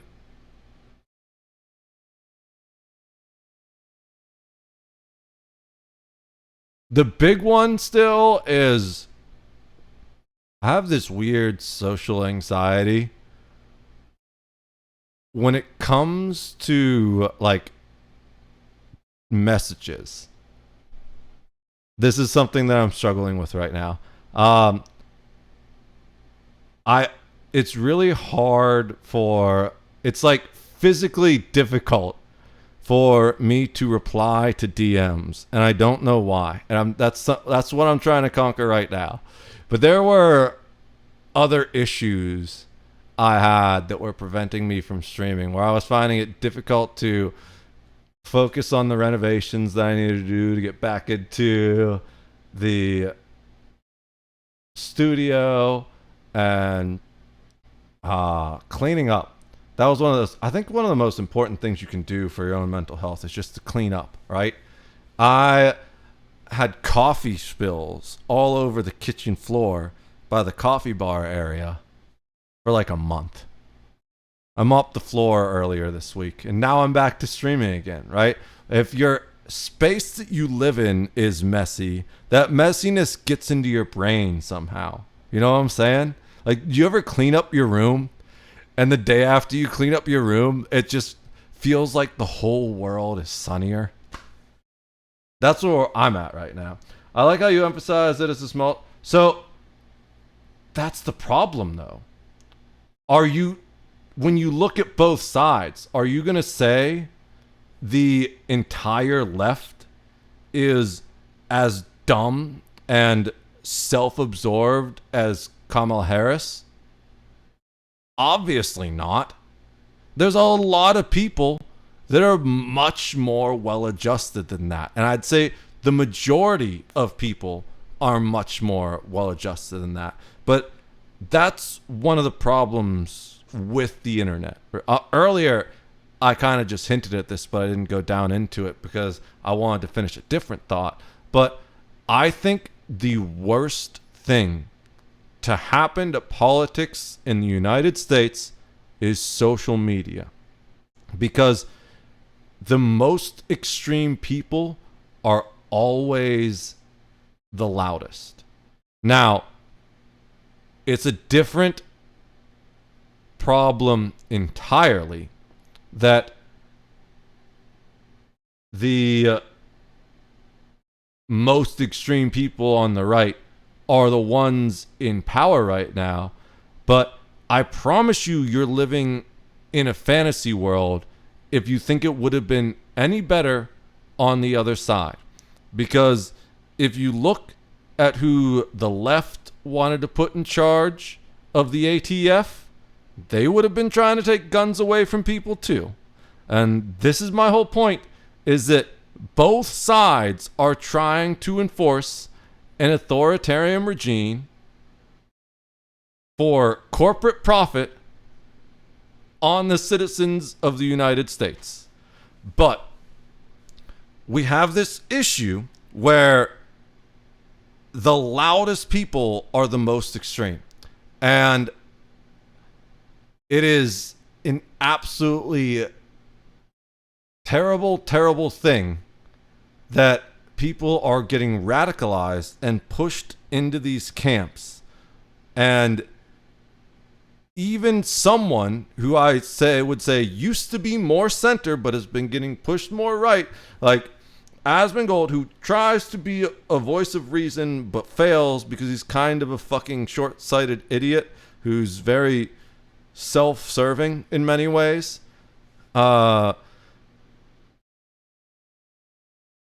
If you doubt that he's self-serving at all, just go find the old videos of him talking about pulling gold scams and WoW and stuff like that. Like, I wouldn't say he's a highly moral individual at all, but he does acknowledge that. So I have a little bit of respect for him. Which I think is crazy. The fact that someone who willingly admits that they have virtually no morals, being the voice of reason to the internet, that just shows you how extreme the internet has become. So this is my challenge to anyone who thinks that the whole world is radicalized. Go outside. Go for a walk in the park or down to your local grocery store and just smile and wave at people. And see how most of them react. Now, this has to do a lot with the area you live in, to be fair. Right? It's going to be interesting doing that in some, like, probably anywhere in California. Around here, there's areas I wouldn't do it in. I went for a walk, not yesterday, 2 days ago. Starting to get a little late. Went across the bridge. And I went to school in Wilkes-Barre, which is north of Philadelphia in Pennsylvania. It's very close to where The Office was filmed, or at least set. And it's a drug city. I don't know if I've ever been to another city like that in my life where it seems like half the city is on drugs. Their local landmarks are different crackheads. And it was kind of funny. It was like going to the zoo and they had names for them all. It'd be like, oh, I saw the leaner today. That was one of the guys. They called him the leaner because if he was walking past a storefront that had like big windows on it with pillars in between the big windows, he would stop and like lean his head against each pillar, then go on to the next one, and then stop and lean his head against the pillar. Oh, there was another one that was just absolutely fucking insane. I forget what they called this one, but used to walk around with like pink tutus and bright stuffed animals in a shopping cart and things like that. And needless to say, I developed some street smarts going to school there that I hadn't learned as a kid in the suburbs.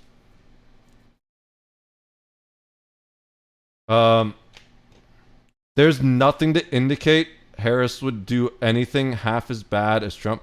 What about her entire rhetoric of taking away guns? What about the fact that her campaign has raised more money than any other Democratic campaign in history, spent it in ways that were absolutely not transparent at all, and utterly failed to get elected by the largest margin that a Democrat has ever lost by? It was the biggest upset in history, because historically, I can tell you this because I was a poli-sci major in college, there's basically a math to elections. They generally know months before who is going to get elected. Usually, one of the largest indicators is campaign funding. According to the campaign funding, she should have won. There was like probably a 60% chance she should have won. But just watching the way it was unfolding, I had a 70% certainty Trump was going to win. And her campaign and everything she did was so terribly mismanaged that she lost by the largest margin ever, at least in modern history. If someone can't even manage their own campaign and prevent corruption and misspending in their own campaign, how are they going to do that on an entire national scale? I agree the internet made people radicalized. I think the role of constantly feeding outrage into everyone's eyes is understated. Oh, absolutely. And I think it's Facebook particularly does it on purpose. I don't know if you guys realize this, but we literally live in a Black Mirror episode. A lot of these large social media companies will perform social experiments on us without even telling us.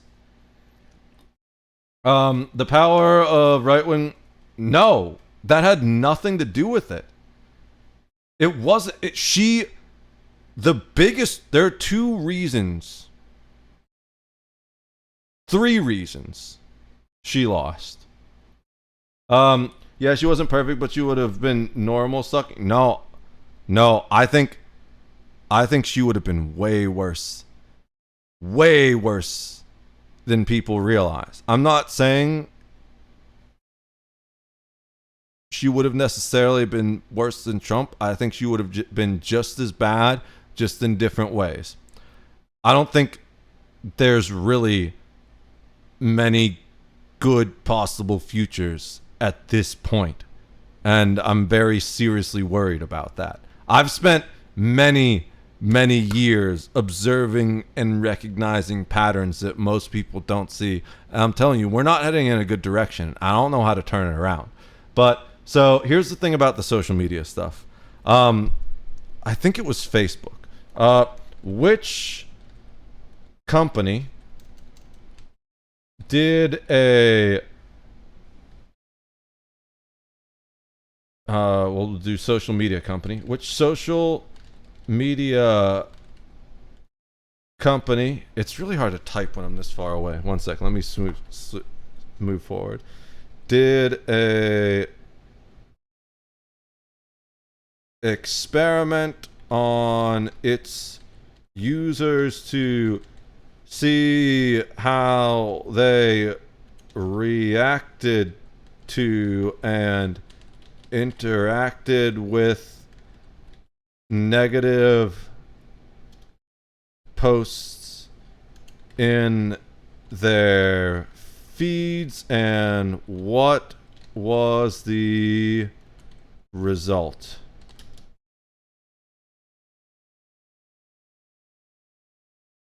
They literally intentionally show you bad shit because it causes you to engage with it more. And if you engage with it more, you see and interact with more ads, and it makes the company more money. It was Facebook. Okay, so I was correct.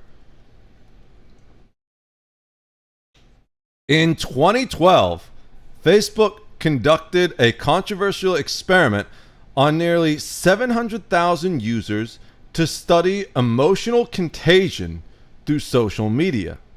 The study, published in 2014 in Proceedings of the National Academy of Sciences, manipulated the news feeds of users by altering the balance of positive and negative posts they saw. The goal was to determine how exposure to emotional content influences users' own posts. Methodology is important. So I love that they included the methodology. So one of the things I learned a lot about as a political scientist in college was methodology.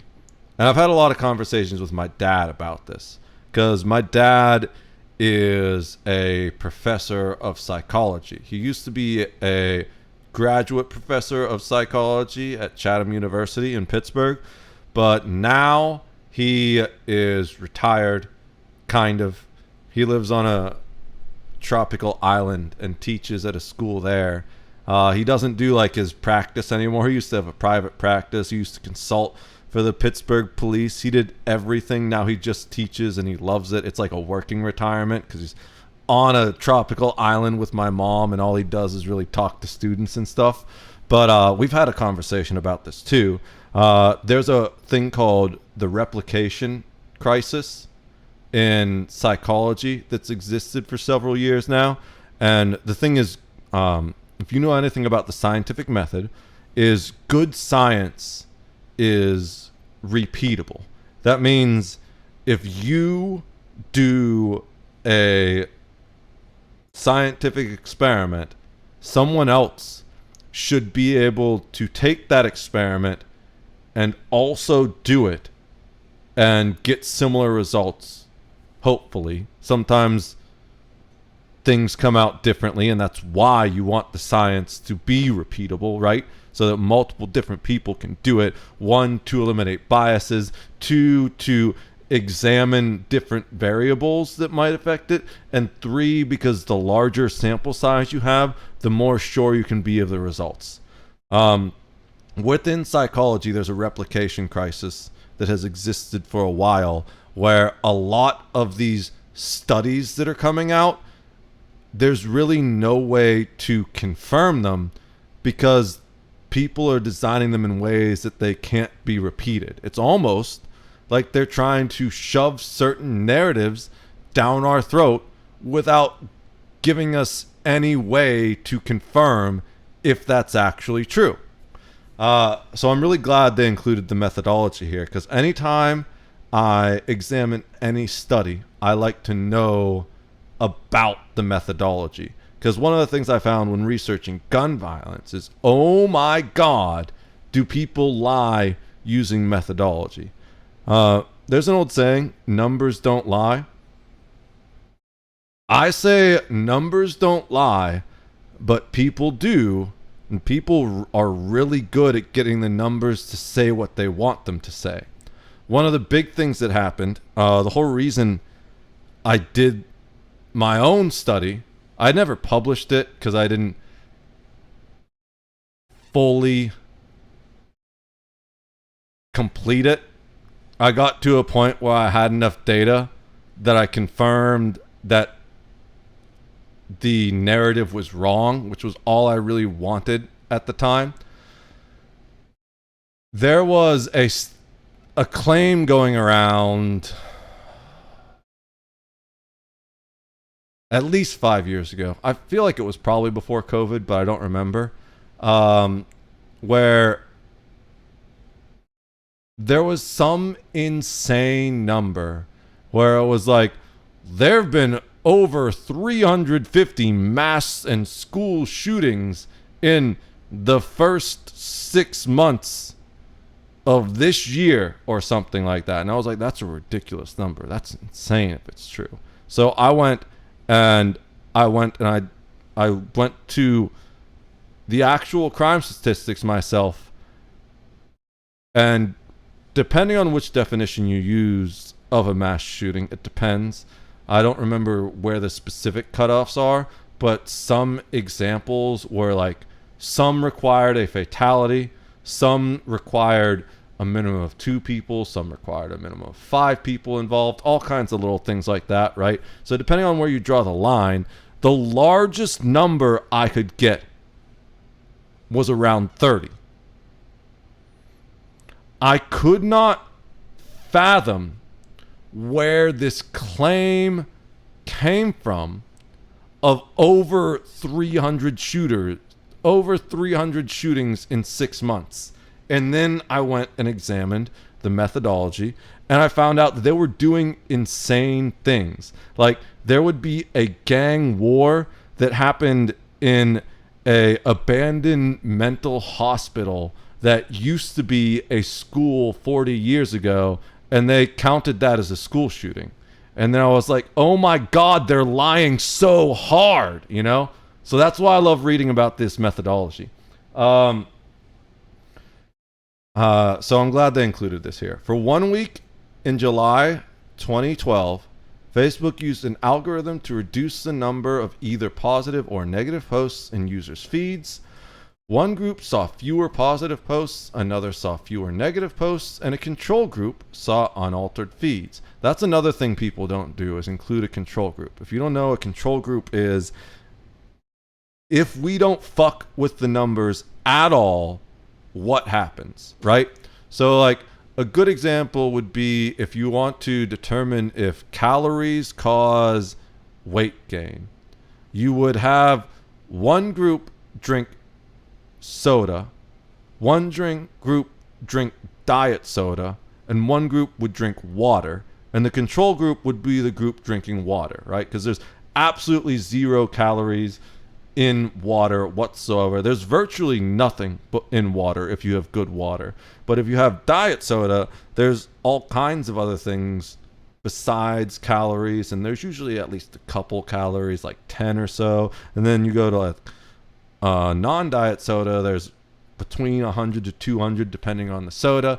So that's like what a control group is. The control group is like, if we eliminate as many variables as possible, what's our baseline? So then we have the researchers then analyze the emotional content of the user's subsequent posts using automated text analysis. Okay, so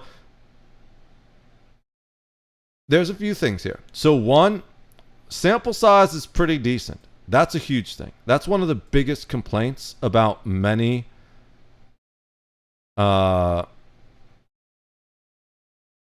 polls and research projects, is they'll be like, we pulled 100 people. And it's like, really, 100 people. And there are 3 million just in Pittsburgh and its surrounding area. And you think you're going to get a good sample size out of 100? New York's has like fucking 10 million people or something like that. Okay. 70,000 users. That's decent. Almost a million, 750,000, close to it. One group saw fewer posts. One group saw fewer positive posts. Another saw fewer negative posts. And then they have their control group. Then, afterwards, they analyzed the emotional content of the user's subsequent posts. So this isn't one that necessarily talks about engagement. This is specifically looking at how seeing negative or positive content influences the way you create more content yourself, which I would argue is insight into your mental landscape indirectly, right? Because if you're happy inside, you're not going to be posting angry posts as much online. If you're posting a bunch of angry posts online, it probably means you're kind of angry inside too, right? So this is even more on point about what we were talking about in chat than I remembered. It's literally they're showing negative content and prioritizing it because of engagement, which is other studies I'm sure we could find. We can look at that next if you guys want. But this study, which I've read parts of it before. I've never read the whole study, but I've read like the abstract and individual things where if you don't know what an abstract is, the abstract is like the synopsis the researcher will have at the beginning of the study that like describes the purpose of the study and often includes a part of a conclusion and something like that. So this study effectively found that when you show people more negative posts, they post more negative posts themselves. Social media becomes a self-reinforcing mental quagmire, effectively. That was a cool sentence. Where did I pull quagmire from? Out of my ass, because that's where he wants to be, of course. All right, so, giggity.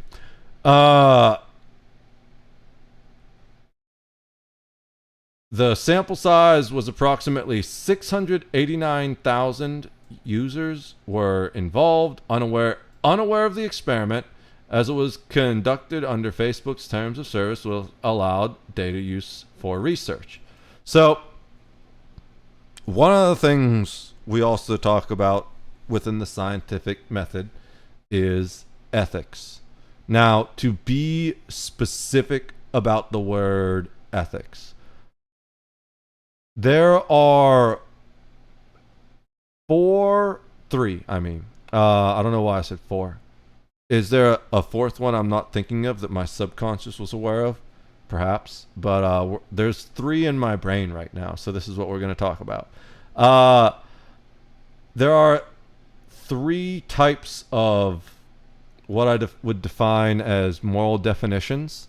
There's the basic definition of morals. Morals are malleable beliefs of what is socially acceptable, right? In our modern mentality, we consider slavery to be immoral. But in Roman civilization, in Greek civilization, and throughout most of history, slavery was just an accepted fact of life, right? That's what morals are. Morals are malleable and they change with the times, and because of that, they effectively mean nothing.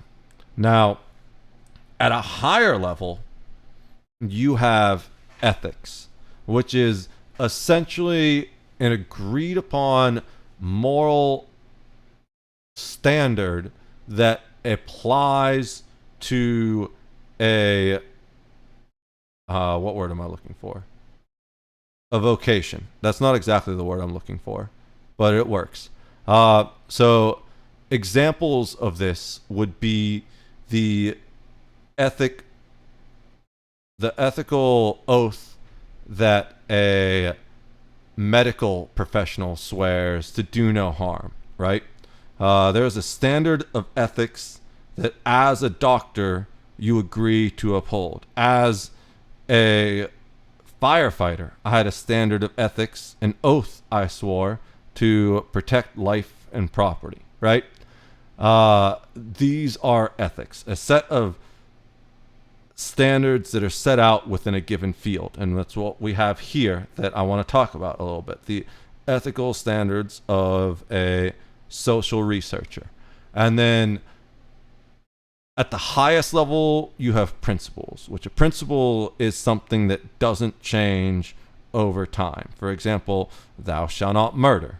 That's a principle. And you can argue what the definition of murder is. It depends on different societies and stuff. I don't think the definition of murder really changes, but there are people that don't have morals, or rather that don't have ethics or principles, that will use their morals to twist a standard. Here's the thing. Anyone who tells you there is no objective truth is a liar. When someone says, I want to speak my truth, like iDubbbz did recently, what they're actually saying is, I need you guys to accept my delusions. Yo, what's up? Hail for... Oh my god, dude. Guys, oh, thank you so much for the raid, bro. How's it going? Dude, I am so happy to see you and your community here. How have you been, dude? The last time I stopped in, you were playing... I don't really watch anymore. I've been off Twitch for 2 months nearly. And this is my first stream back. You just show up like that? That's so awesome, bro. I truly appreciate it. Last time I saw you were playing Battletech. Do you remember that? I love that game so much. What were you doing tonight, bro? They were playing Just Chatting. Did I type that in right? I hope I did. Okay, yeah. Oh, boy. Guys, check out the sunglasses. This is the coolest man with one of the best voices on all of Twitch. Wife, can you Occasional invasions from the wife hand, but absolutely always wonderful and appropriate. Oh no, just missed it before the ads. Oh shit. Guys, I don't know if I'm really allowed to say this because I've heard you're kind of not. I'm not going to go too specific, but all I'm going to say is there's no ads on Kick. There it is. I'll let you intuit the rest of what I mean by that, okay? There's no ads on Kick. All right. Let me see what's going on. A guy named Emily. Oh, what's up? Broski, not even remotely close to what I said, but I'm going to knock it if it's your priority. Sorry, Hell, but you made your cake now and you must line it. Hell told us to tell you to respect your vegetables and eat your elders. I mean, you know, I used to do karaoke a lot, and there were some cougars there that really enjoyed. No, I'm not gonna go. Yep. Anyways, now I'm just a fat POS. Damn, dude, I used to look so good. Now I feel the same way. How you been, dude? I've been going through it lately, to be honest, but I feel like I'm on the other side of it now. I lost a lot of weight, but not in a good way. I was working out for a while and I was putting on muscle. Now I feel skinny as fuck. So I'm kind of doing the opposite, I guess. But I'm in a new place now in Erie, and it's been rough It took a big toll on my mental health for a while. That's why I stopped streaming. I've been doing more content though. In general, I upload to Facebook. I'm not Facebook. Fuck Facebook. I guess I do upload to Facebook, but that just happens automatically when I post to Instagram. I don't ever go on Facebook. I try and do my best to upload daily or every other day coffee rant videos. I have kind of shifted my content. I don't really do much gaming anymore. I do want to do more gaming. I want to get a community going in Warframe, and I would especially like to see if I can revitalize Warframe PvP. I've been playing that a lot off stream, but the big thing I do now is more commentary, but not like shitty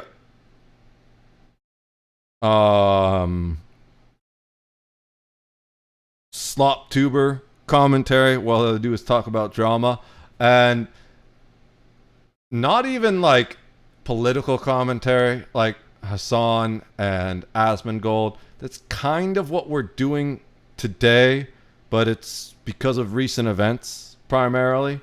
What I do is more mental health and philosophy talks. And specifically, we're kind of back into that vein right now, talking about how social media is literally designed to affect you negatively and make you unhealthy because it's more profitable for you. And the reason we're going down this vein is we're talking a little bit about how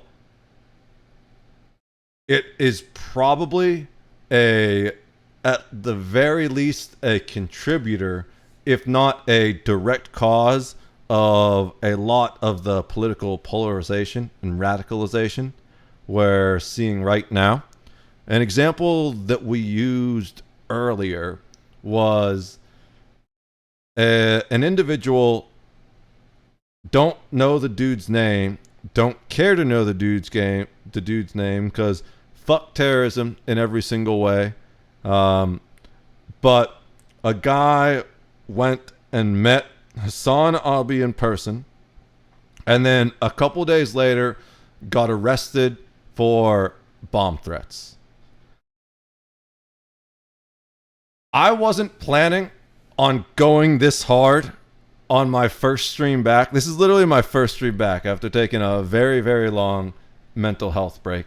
But recent events have happened where there was a political assassination today. And to call it anything other than that, was it today? Technically not today anymore. Yesterday now, I think. But recent. Within the past 48 hours, there was a political assassination of an individual who I'm not very familiar with.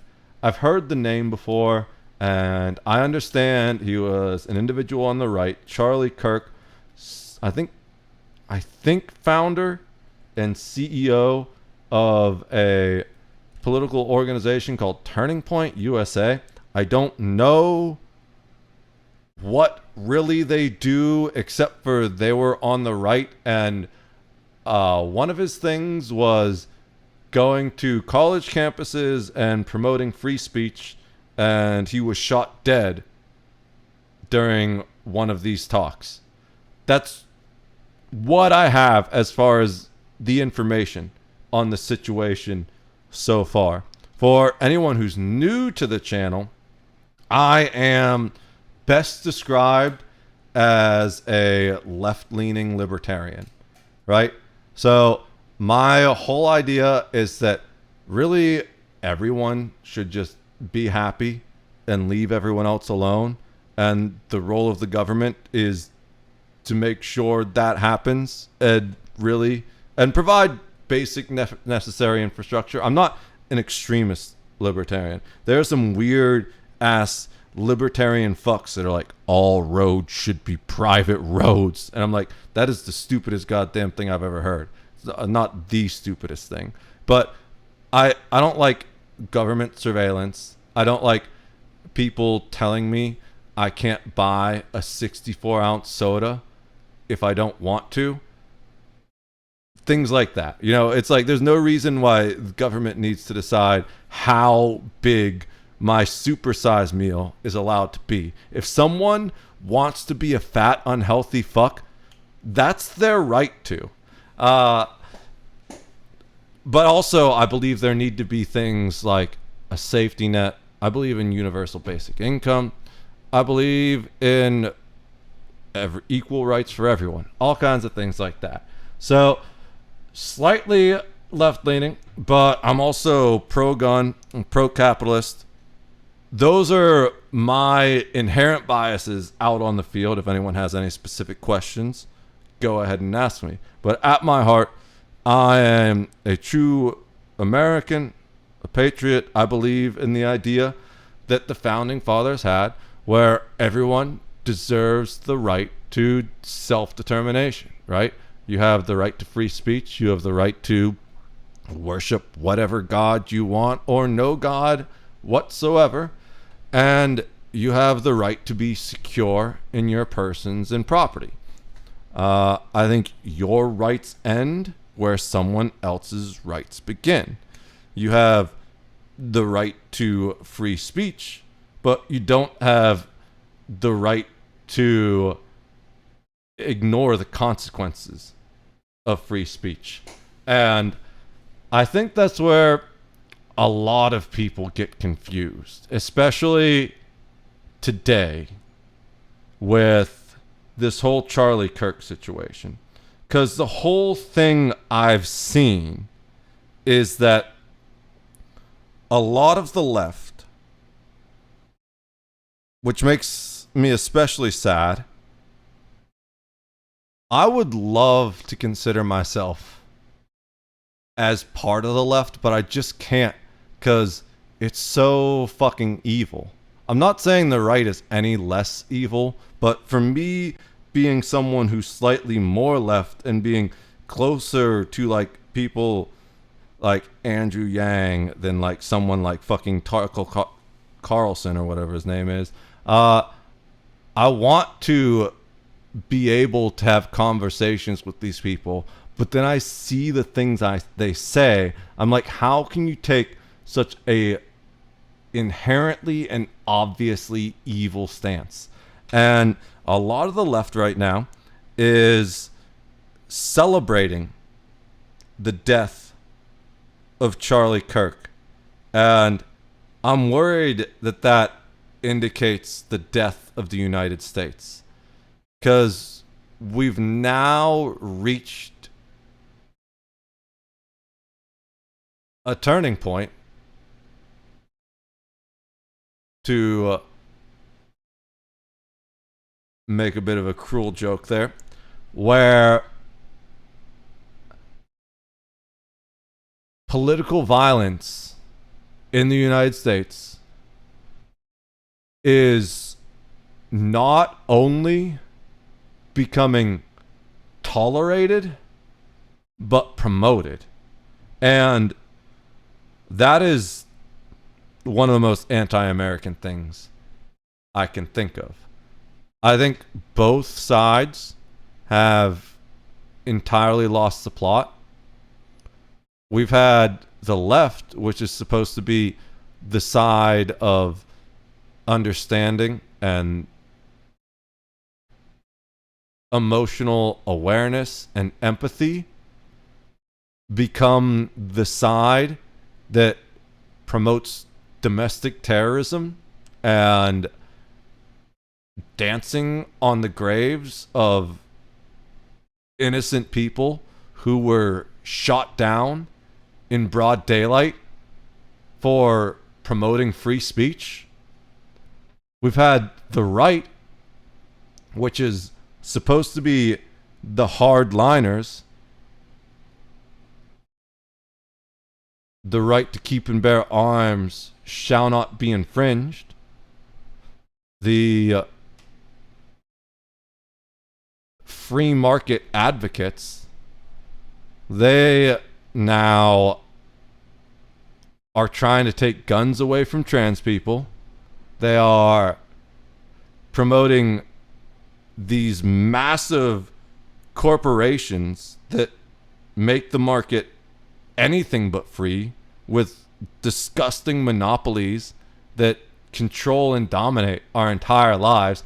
I have never seen, nor could possibly imagine, a reality where both political parties would have such inherently anti-American platforms. It is utterly fucking disgusting and despicable for me, and I very much worry if the nation isn't going to collapse within the next 10 or 20 years or so. And it might even happen before that. Like, if you asked me 2 weeks ago, I would have said, yeah, we'll probably be good at least until I die or I'm like very old. And like a week ago, it's like, we got 30 years to figure things out. Now, the murdering of that poor Ukrainian refugee on the subway, no one did anything about it. The guy just walks around with blood dripping from the knife. Everyone's fucking ignoring him. First of all, just like, not even talking about like a serious, like, we should all band together, and the group of people, there was like half a dozen people at least standing by, literally watching it happen, that did nothing. In a perfect world, those 5 or 6 people grab that guy and, well, I'm not going to say what would happen in a perfect world, but in a near perfect world, those 6 or 7, 5 to 6 people grab that guy and hold him there until police arrive. Now, even in a non-perfect world, I feel like anyone that has any level of survival instinct whatsoever, like, how can you just watch that happen? Someone murder in cold blood right in front of you and just let the guy keep walking around? Like, what if he goes after you or your friend next? Aren't you gonna fucking do something about that? Like, holy shit. Just absolute NPCs. These people have no souls, no brains. Like, how can you let that happen? And I was already a little bit upset before that happened. I wasn't sure if I was going to comment on that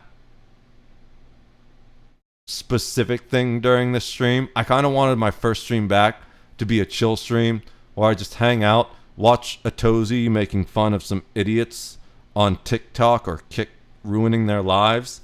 But like less than an hour before I went live, I heard about the whole Charlie Kirk shooting. And I was like, you know what? I just need to talk about this. There's no way I can not talk about this, because I feel like we've really reached a point. This was one of the first things I said during the stream. People don't want to be the next one stabbed. Well, then do something about it. Because if you don't do something about it, then you can just be the next one stabbed because he chooses you, right? He chose that person kind of randomly. We don't know if race was a thing. A lot of people are claiming race was a thing. You may or may not have noticed, I've been talking this whole time, and I haven't said the races of the individuals yet because it doesn't matter as far as I'm concerned. Sane people don't murder people on the subway regardless of other factors. You know, whatever's going on, the dude was obviously either clinically insane or just an evil piece of shit criminal. Either way, doesn't matter what the skin color thing is, but if you do take a look at that video, you can't see all of them necessarily because some are hidden behind others, hats, hoodies, things like that, I think, but some of them were definitely white. And apparently the guy was wandering around muttering like, cut up that white bitch or something like that. Cut up that white. If you have any type of basic survival instinct, you gotta shut that shit down before he stabs you, right? Especially if you're a white individual on the train with that guy.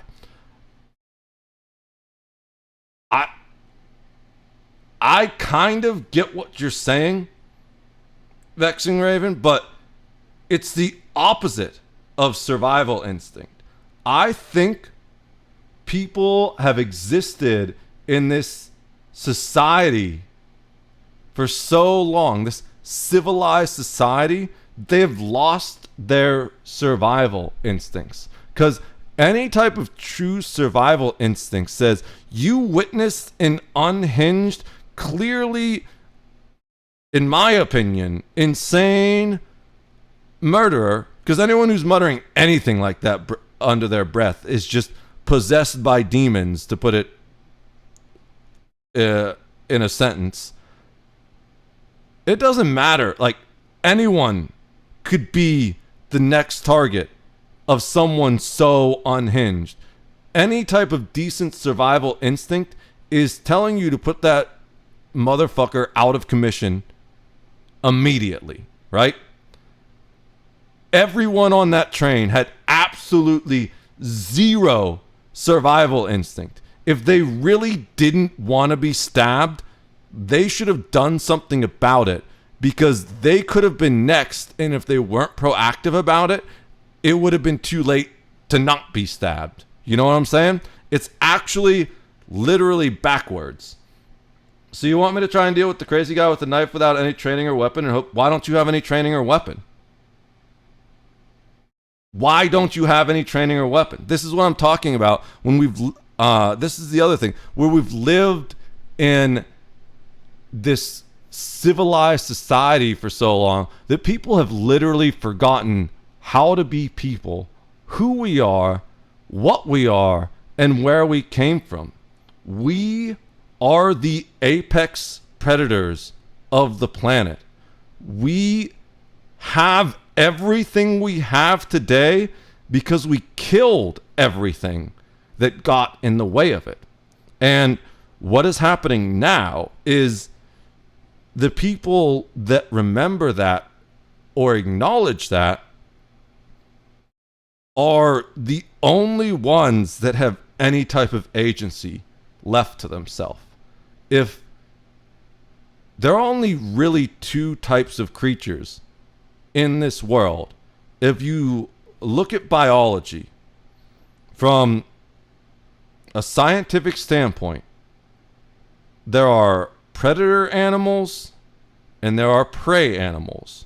If you're not a predator animal, you are a prey animal. And it's just a matter of time until a predator decides to feast on you. Now, that takes multiple forms in the modern world.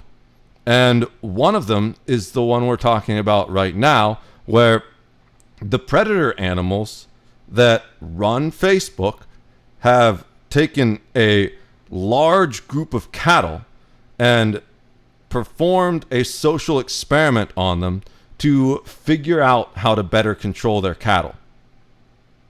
This is what is going on right now. And from this point forward, whether people or like it or not, my stream is about trying to wake people up to this. All of my content is. If you want to go look at my YouTube videos, My coffee rants have been kind of unhinged lately. And it's all about finding ways to try and wake people up. Like, how do you wake up a society that has been asleep for 2 centuries? I don't know, to be honest. I'm doing my best to try and shake people awake before everyone gets slaughtered in their sleep. I don't know if I have enough power to do so, but I'm going to throw everything I have at it. So,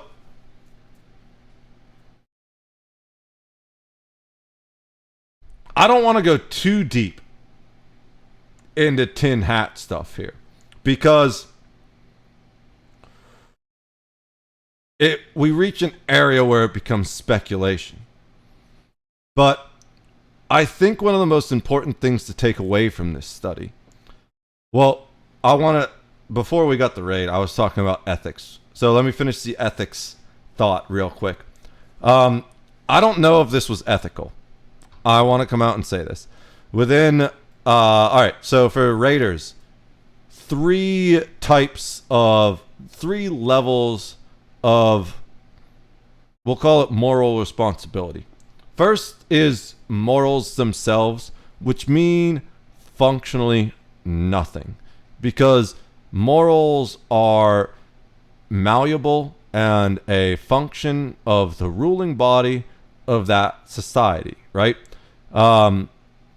For most of human history, it's been totally, perfectly acceptable to take slaves and to rape and pillage. We have decided in most fully developed, modernized countries that those things are no longer acceptable unless you're a corporation doing it to people in surreptitious ways. So that is the weakest form of moral responsibility, because it can change on a whim, and usually it doesn't even apply evenly, right? I bet you the same people that are celebrating Charlie Kirk's death would be absolutely insanely pissed off if someone were to go assassinate a prominent figure on the left right now. They would say, you gotta hold them accountable. You can't do that. It's totally illegal. How unfair. But it's okay when your side does it, right? So that's morals. Ethics are a higher standard, because what it is it's an agreed upon set of morals that have been defined by a vocation. So doctors have a ethical obligation to do no harm. As a volunteer firefighter, I had an ethical obligation to protect life and property within the scientific community. There is an ethical obligation to make sure your experiments are done within certain limitations. And one of the most important things is generally considered to let your experiment participants know they are experiment participants. Now, it is often the case that the participants don't know what the experiment is. Usually the case, in fact, that's what's called many times a double-blind study. And it's one of the highest standards that you can achieve within the scientific method, where the experiment targets or participants, that's the word, don't know, although in this case, Facebook case, is probably more like targets, don't know exactly what is happening in the experiment, so they can't unintentionally inflate or adjust the numbers in any way or manipulate the outcome. And you also don't want the experimenters themselves to really be able to manipulate the outcome. That's the highest standard, but that's often difficult to achieve. At the very minimum, you want at least a single blind where the experiment participants aren't generally aware of the experiment, because that changes the experiment. It's the Heisenberg principle. And the act of observing something causes it to be changed. Well, it's kind of not the Heisenberg principle. It's like a lower level of it, because the Heisenberg principle is the double blind, kind of, but it's more related to physics. I'm tired and I'm rambling now. I'm crossing my wires. Okay, let's refocus. So, why do I believe this is unethical? Well, I don't think that most Facebook users realize they can be part of social manipulations and experiments merely by using Facebook, right? Most people realize, or at least should realize, that Facebook claims the right to use any photos you upload. They claim a right to farm your personal data, to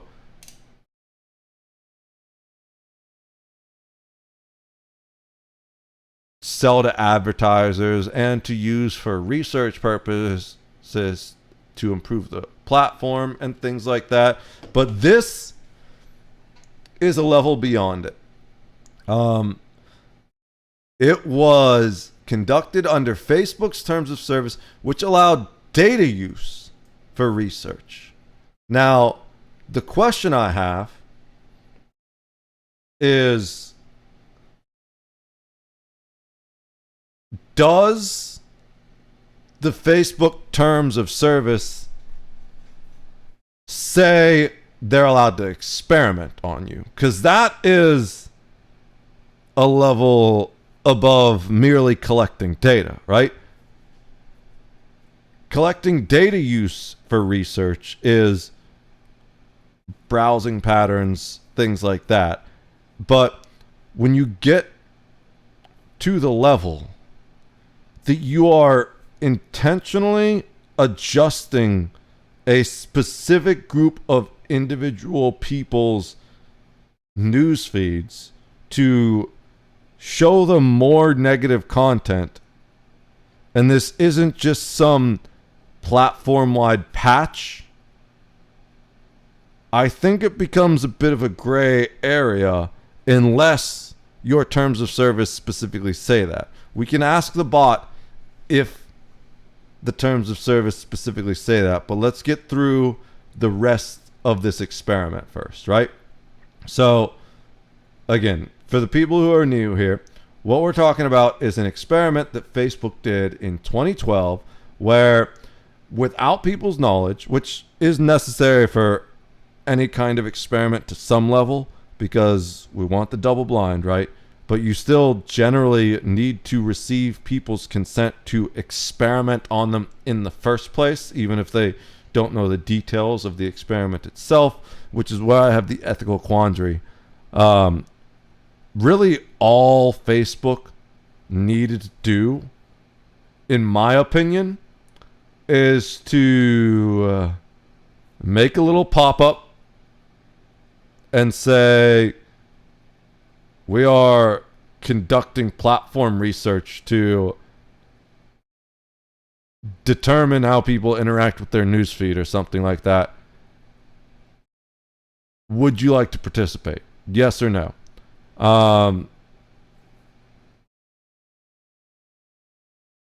That would have absolved them of all legal and ethical issues. But they didn't do that. What they did is they took 689,000 users and they dropped them into 3 groups. You always want a control group. The controlled group is your baseline. If nothing changes, what does the data say? Then they had 2 other groups. One group saw fewer positive posts and another group saw fewer negative posts. And then afterwards, they analyzed the posts of the individuals to see how their own posts change. And that's basically what we've done so far. We're talking about the sample size and we came onto this moral quandary, and that's when we got the rate. So now that you're caught up, the whole reason we're talking about this is I'm specifically discussing the role that social media has played in the political radicalization of the United States specifically, but the world at large as well. And also, I believe it's played a specific definitive role in the decline of mental health as well. Then the next step was talking about how negative posts draw more engagement, and engagement drives ad revenue. So most social media have a profit motive for showing you more negative content. And that's when we kind of started talking about this study, which doesn't necessarily talk about the people engaging with negative posts more, but we can do that next if we want. What it does focus on is how seeing those negative posts affects your own mentality. And it doesn't give you a direct window into someone's mind, but the idea here is if someone is posting more negative content themselves, they probably have a more negative mindset, because your mindset influences what you post on social media. So the results here is the study found that emotions are contagious online. When users were exposed to fewer positive posts, they posted fewer positive and more negative posts themselves. Conversely, when exposed to fewer negative posts, users posted more positive and fewer negative posts. The effect was small, about 0.1% change in emotional expression, but statistically significant due to the large sample size.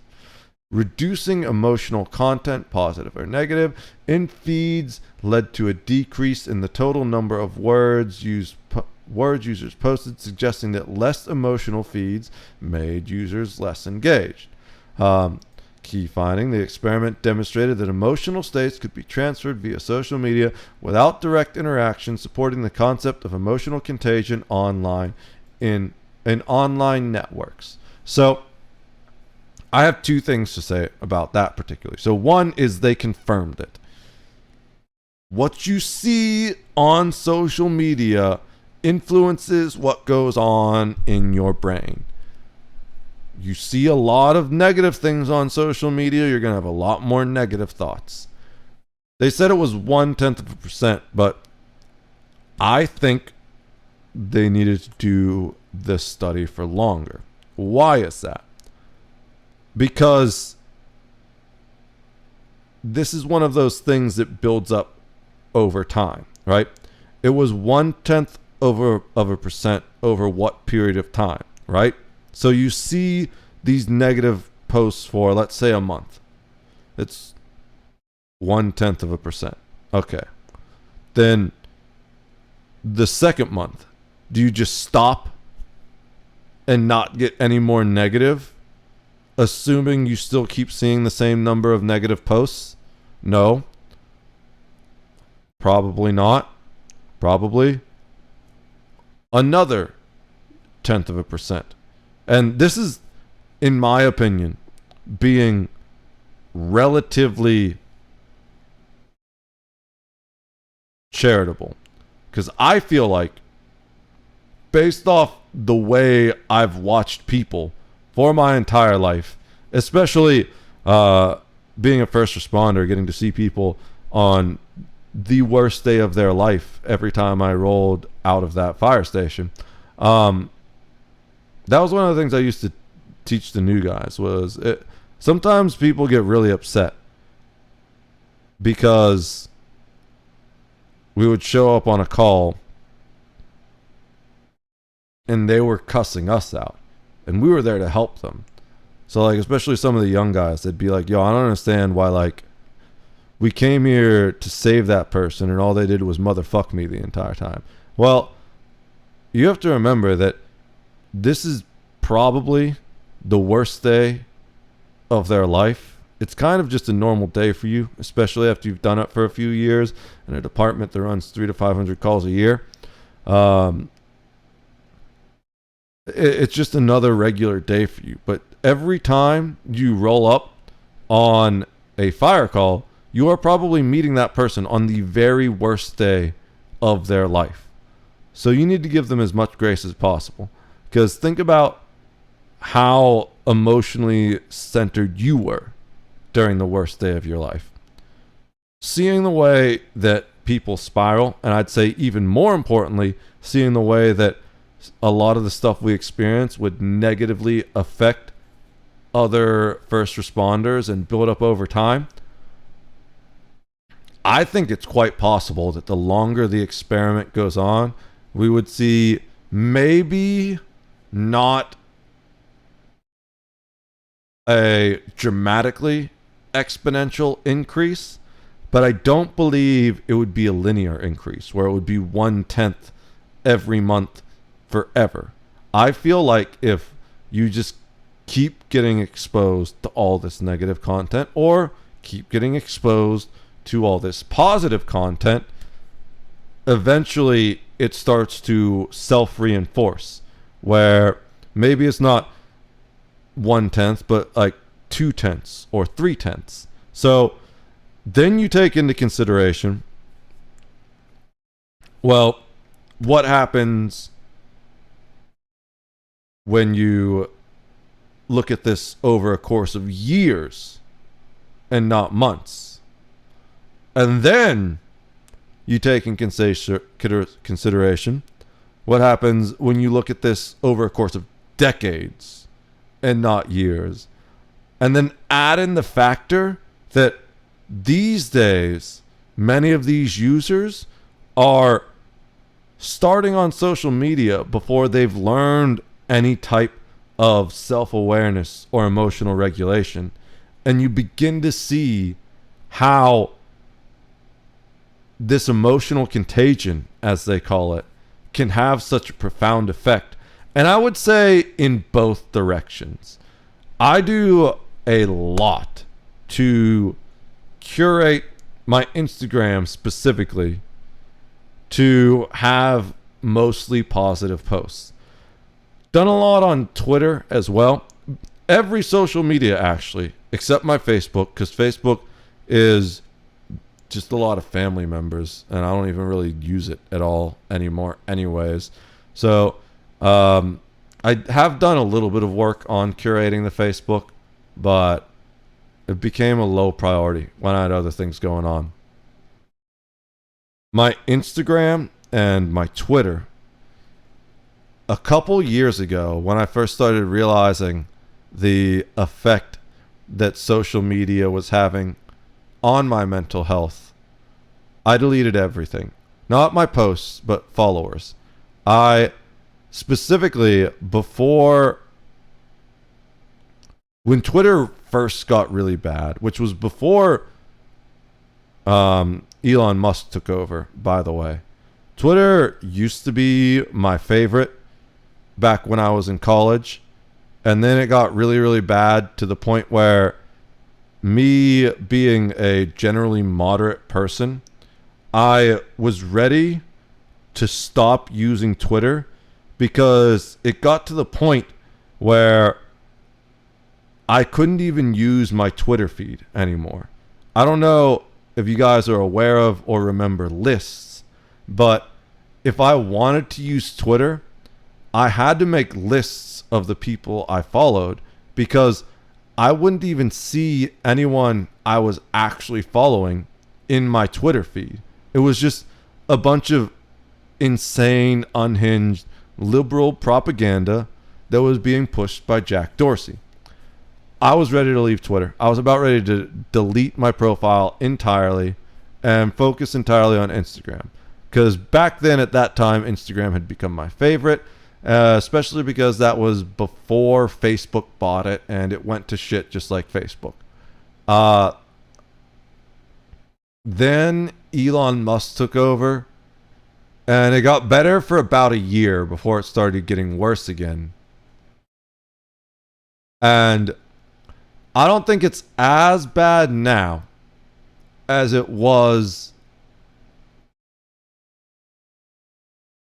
during the Jack Dorsey era, but it is definitely not the bastion of free speech that Elon Musk said it was going to be. I think he surreptitiously and more cleverly than Dorsey did uses it to promote conservative propaganda at this point, or even just in general pro-authoritarian, pro-corporate authoritarian. Can I combine those words? Corporatarian? That's a new word I just made up. From now on, we're going to use that. I'm going to forget that word by tomorrow. I started this conversation talking about how I don't remember conversations at all. I won't remember anything I said today, probably. It's become a pro-corporatarian website. And I think there are machine learning algorithms involved, even before he incorporated Grok. I noticed not long, maybe about a year after he took over, perhaps a little bit earlier than that, that all of a sudden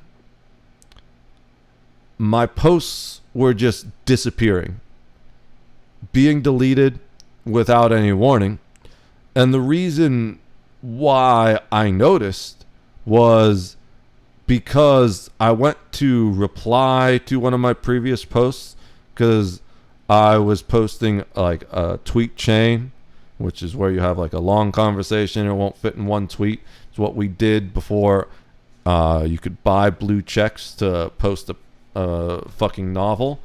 I was posting a tweet chain, and the post I responded to just disappeared. And like when I tried to send it said, this post has been deleted by the user or the poster or whatever. I was like, no, it fucking didn't. I'm the poster. I didn't delete that shit. Where'd it go? So I screenshot that and I uploaded that, and that got deleted too. And then after that, I would encounter this issue where it wouldn't let me retweet certain things, or would fail to send certain posts. And it was always, we're just going to say generally about enlightening. I've been trying to wake people up to all this bullshit for years. People just don't listen.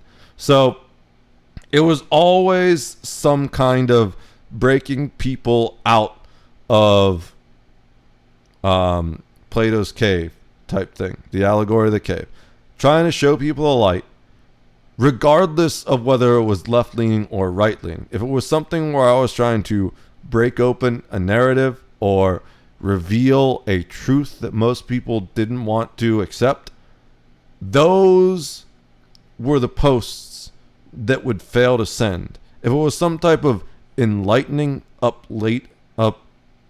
uplifting tweet that someone else posted, those were the things that it would refuse to let me retweet. And I would keep getting the same error. You've reached your daily limit for the day. Please add a phone number to verify your account. to be able to do this.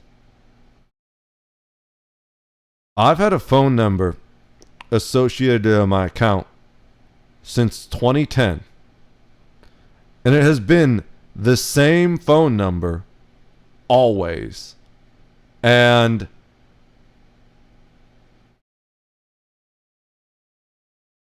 part of the reason why is because when I first started using Twitter, most of it was done from your phone. The whole reason we were limited to 140 characters on Twitter is because you would send it from a text message using SMS. Before we had these large smartphones with all this data, I had a fucking Kyocera Oyster. I was on Virgin Mobile. I would buy money. I would like buy a card to add minutes and text messages to my phone. This is the first phone I ever had. I would use Twitter on this. And the way I would do it is by sending a text message to a number, and then it would tweet and send that out to my followers, right? And then after that, I had, what was it called? I don't remember. It was like a slide open, Virgin Mobile slide phone. This guy. I had this guy. The LG Optimus. No. LG Rumor, I think it was. It was one of those two. I think it was this one. Even that phone, it was still really just a basic cell phone that had a keyboard inside of it. I thought it was the coolest thing. Back in the days of those phones, you literally needed a cell phone to use Twitter. In fact, because Twitter was cell phone based and not internet based, there was a revolution in Egypt. Effectively, let's say a student demonstration where the government shut down the internet to prevent people from organizing. So they used Twitter instead because they still had their cell phones working. And I thought that was the coolest thing.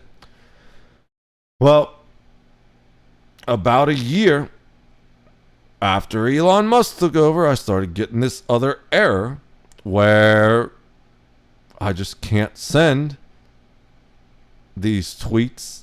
I can't send these retweets. And I'm generally not a conspiracy theorist by any means, but I do pay attention to patterns and coincidences. And I've been on this platform for 15 years now. And not until Elon Musk took over did I ever once encounter that error. I thought, you know what? Maybe it's just a tech issue, right?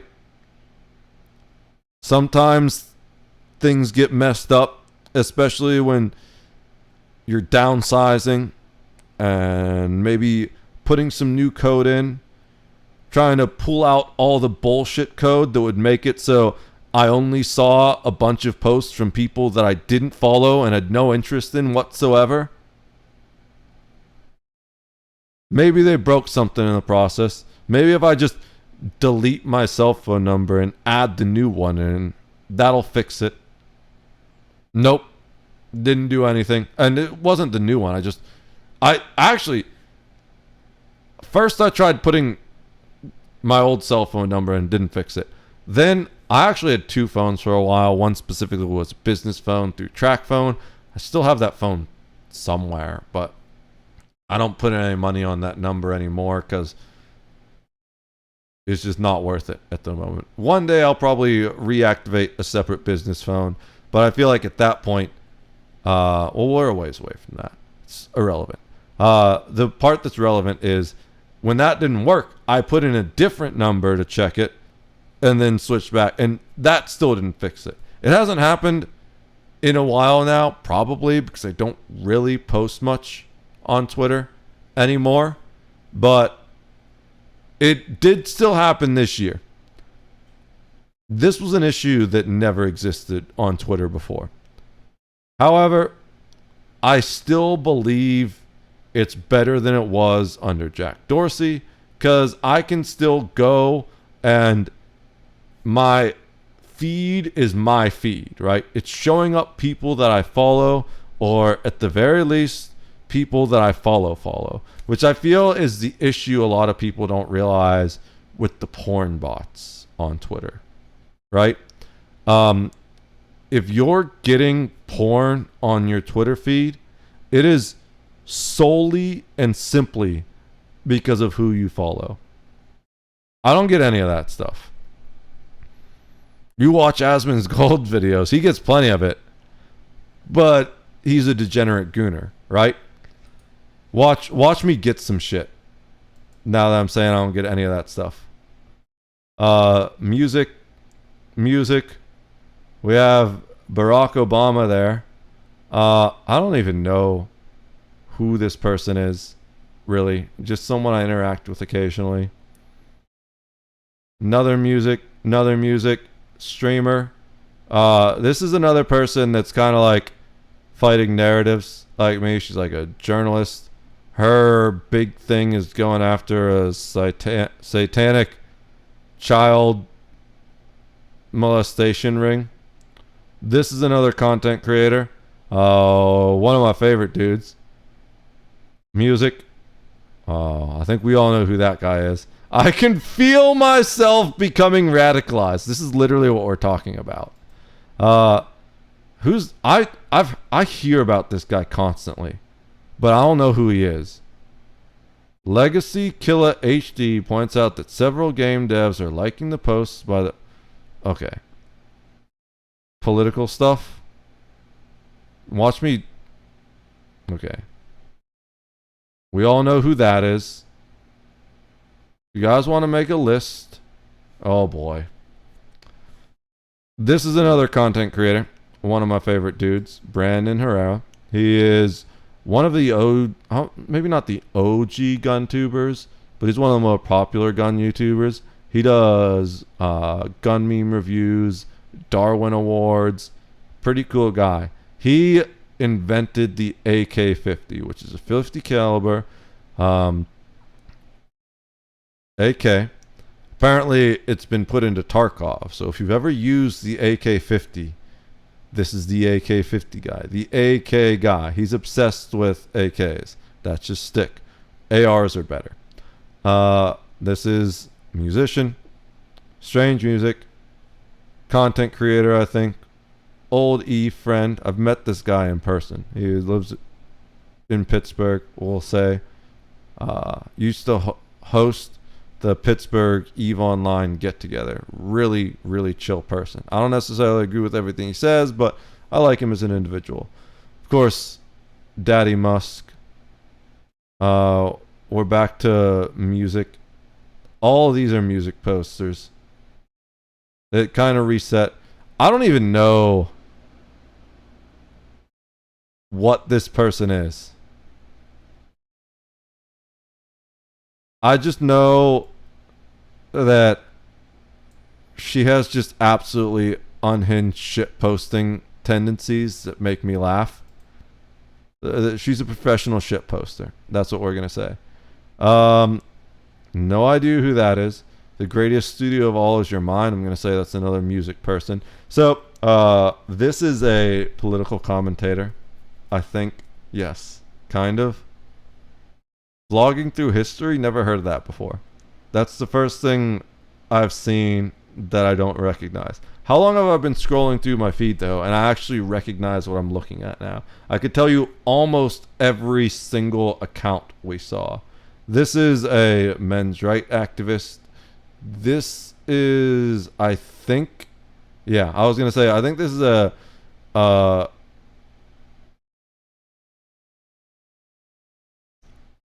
like a racial peace promoter, I would say. This appears to be a highly religious individual. Another music person. Music again. They have this is I think this guy's funny. This is a a eugenicist.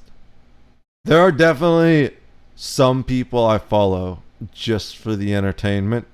Eugenics Twitter is pretty wild. Don't know what this is. Stilettos and shotguns? Gun tuber maybe? Another content creator. You could say content creator, but it's more like a thirst trap profile. Content creator, I think.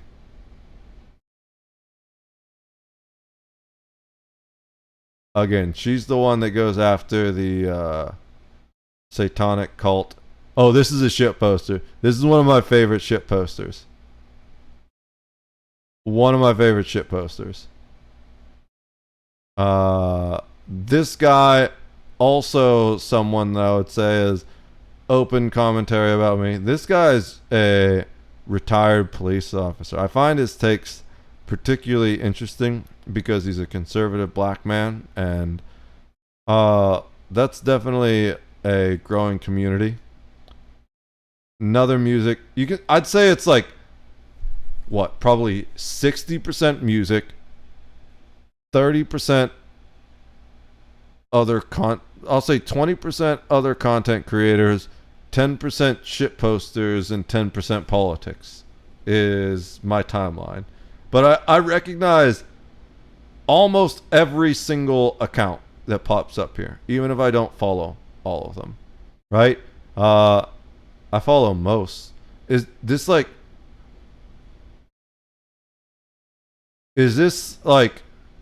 that Roseanne?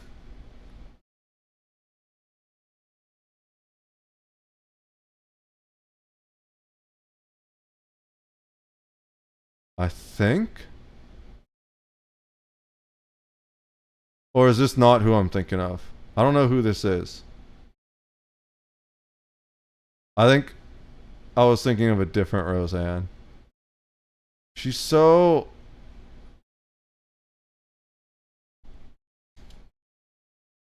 Didn't she used to be an actress? Yeah. Okay. Okay, yeah. I thought she was super left-leaning.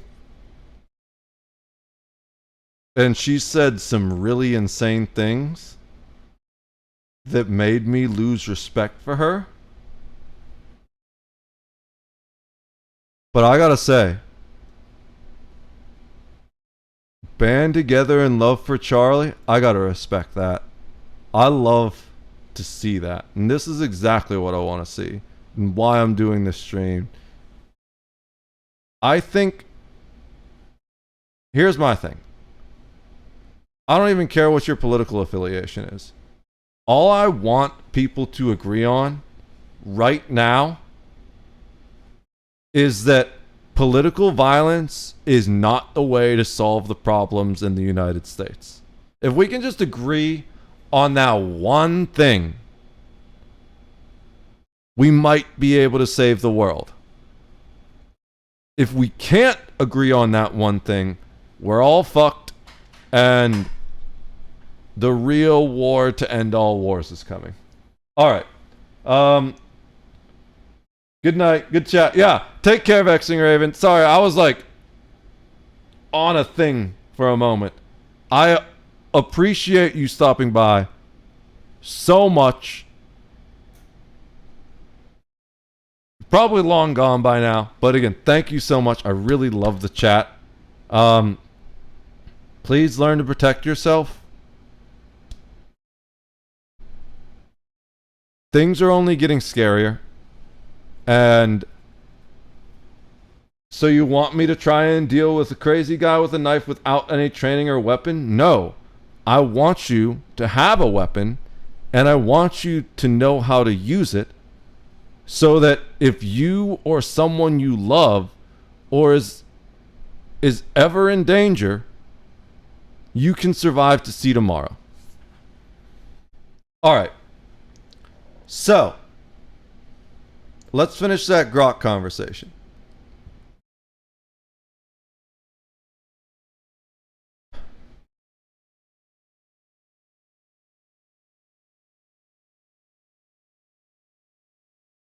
We talked about the emotional contagion. Did we talk about posting volume? We did. So just reducing emotional content in general. Let's double touch on it though. Reduced. It doesn't seem to reduce the post according to that statement, but it reduced the level of engagement. It reduced how invested they were. You know, it's people were posting 5-word posts instead of whole paragraph rants. Key finding.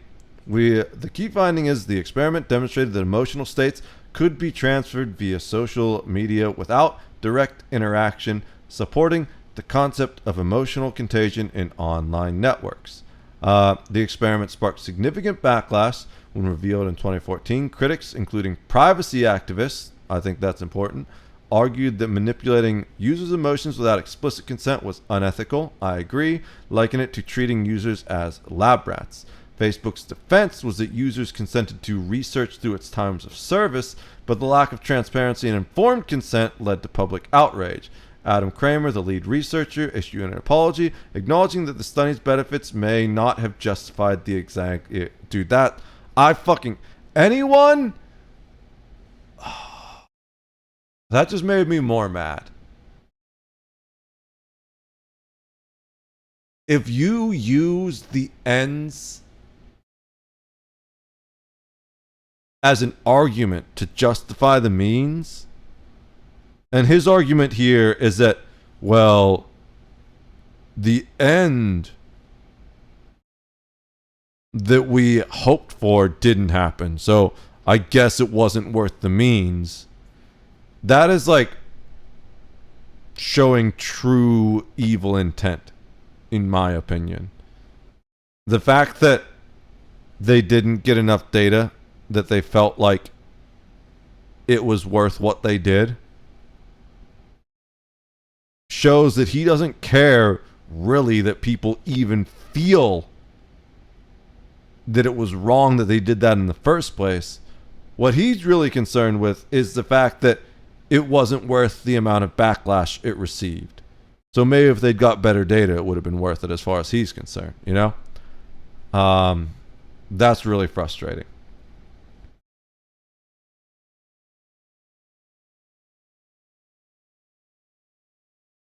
The company's CTO, Mike Schroepfer, admitted they were unprepared for the negative reaction and introduced stricter research guidelines, including enhanced review for studies involving personal content. I really hope that said consent. It was behind the microphone, so I didn't see it properly, but it said content. I think you need to provide personal consent whenever you're doing any kind of experiment. The experiment highlighted the... Okay. Is there an experiment which shows whether or not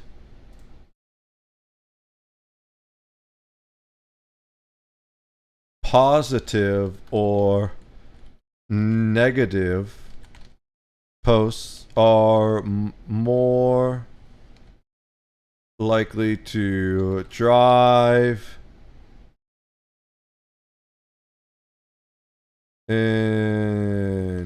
engagement.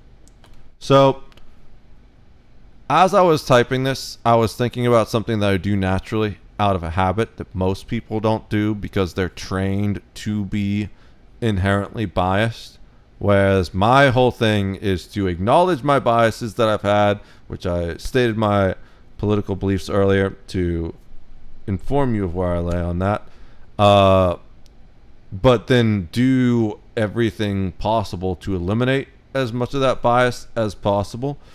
One of the primary ways that people subconsciously supply their inherent bias without realizing it is the way they ask questions.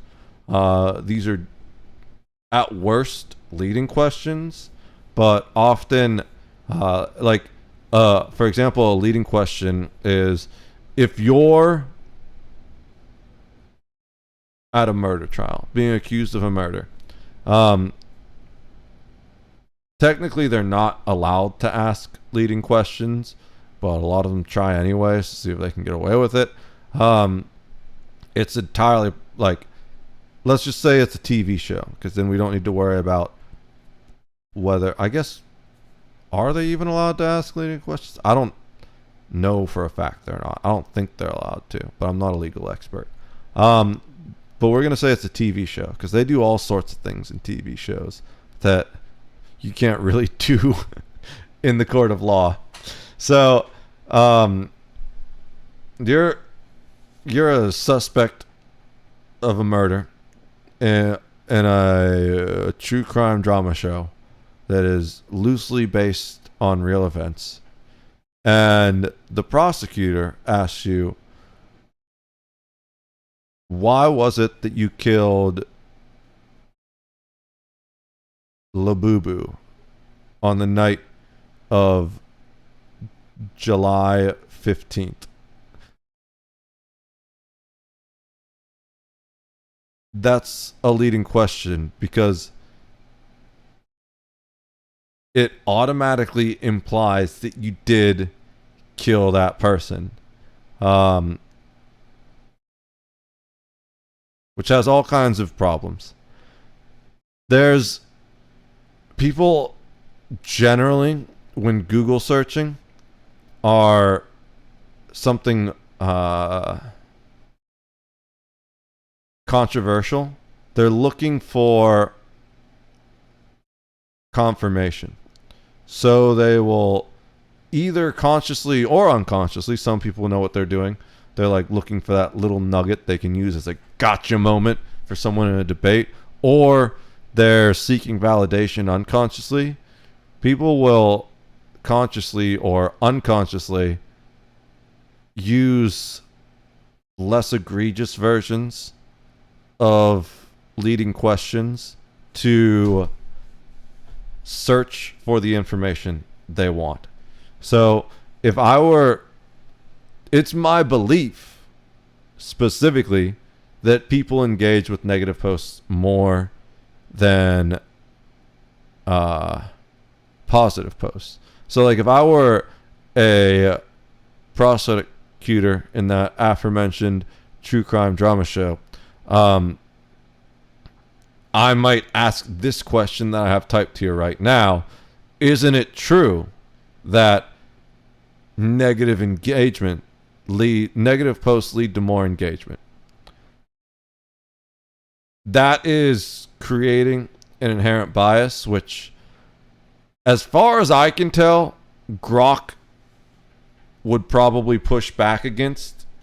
Maybe not directly and call me out for that inherent bias, but I did a lot of testing on different AI models. I took the same few prompts and plugged it into each one of them.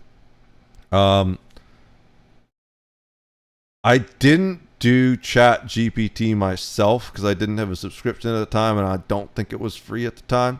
And this was like a couple years ago, a year ago, maybe two. So probably not two. A little over a year ago, I think. Maybe two. Because part of it was definitely done while I was still in Pittsburgh. I had a friend who had a Chat GPT subscription. So when I was doing my model comparison, I asked them to plug some of the prompts in that I'd done, and they copy pasted me the response. But then I personally did Grok and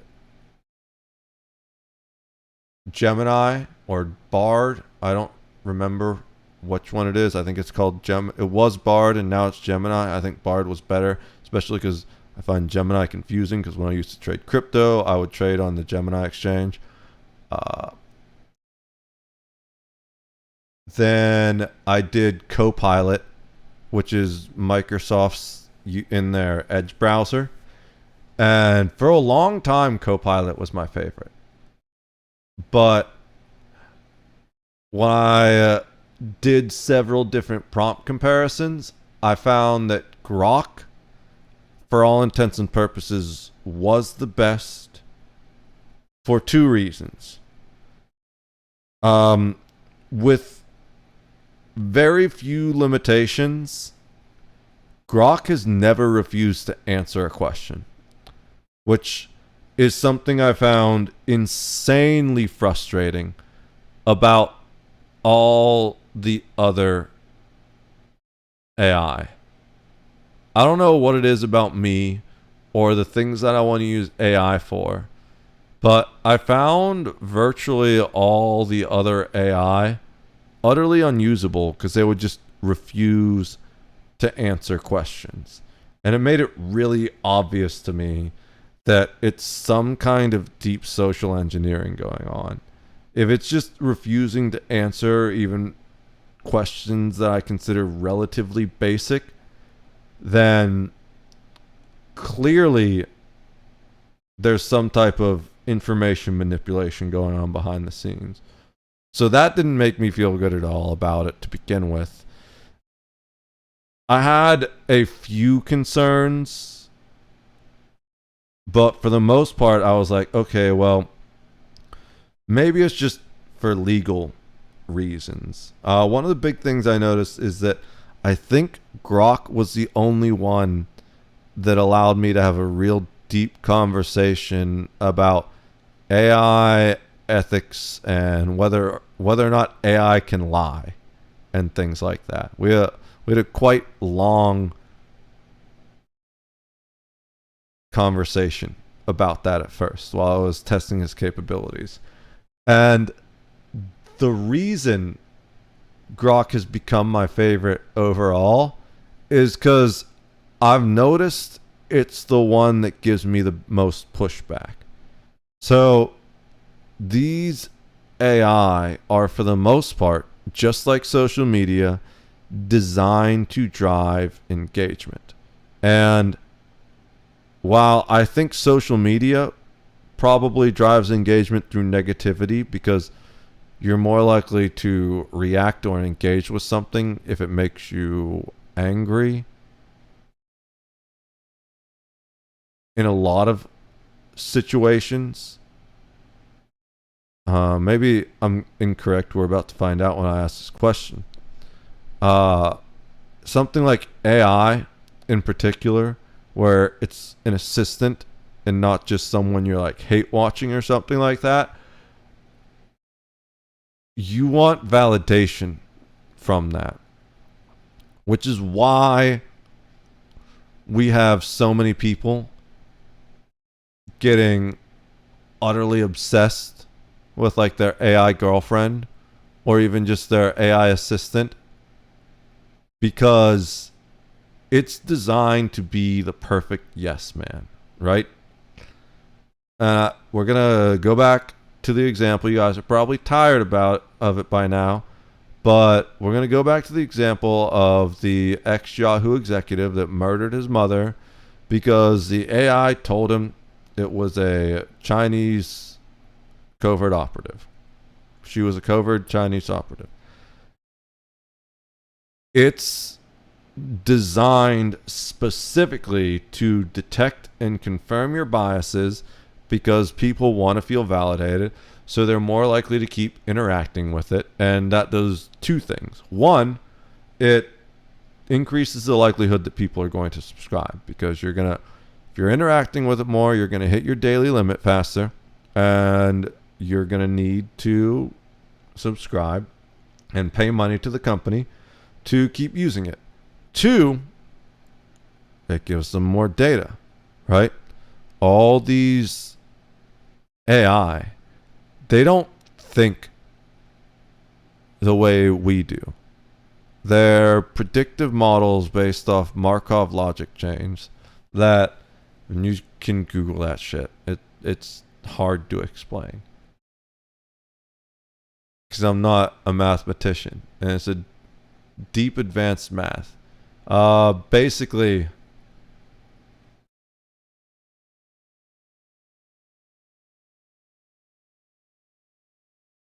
a Markov chain is what created the Google search engine. And the idea behind it is that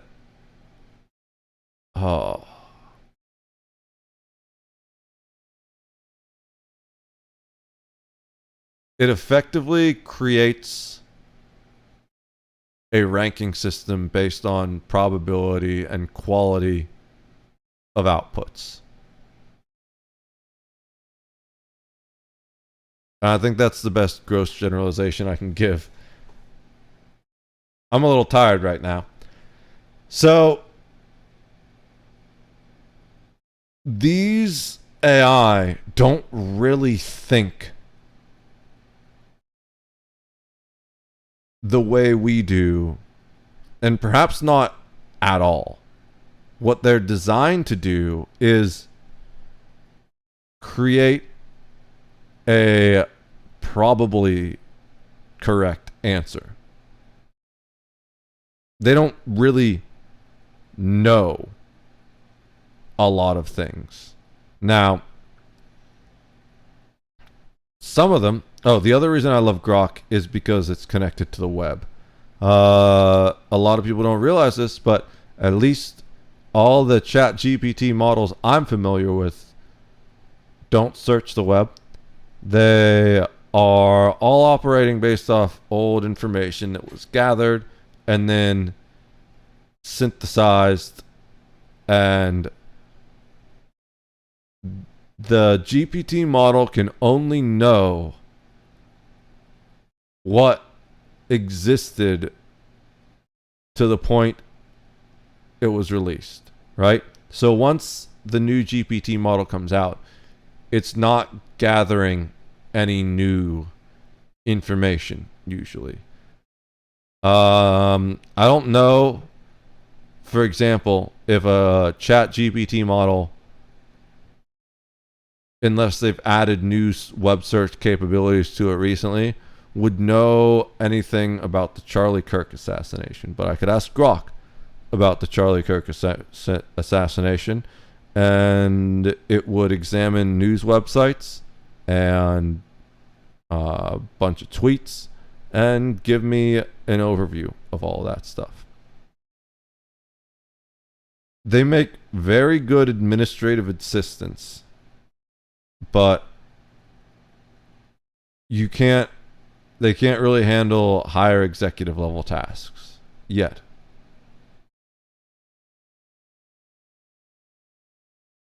And I feel like the difference between Grok versus like ChatGPT, Gemini, Copilot, all the other ones I tested, were that besides simply refusing to answer many of the philosophical questions I asked,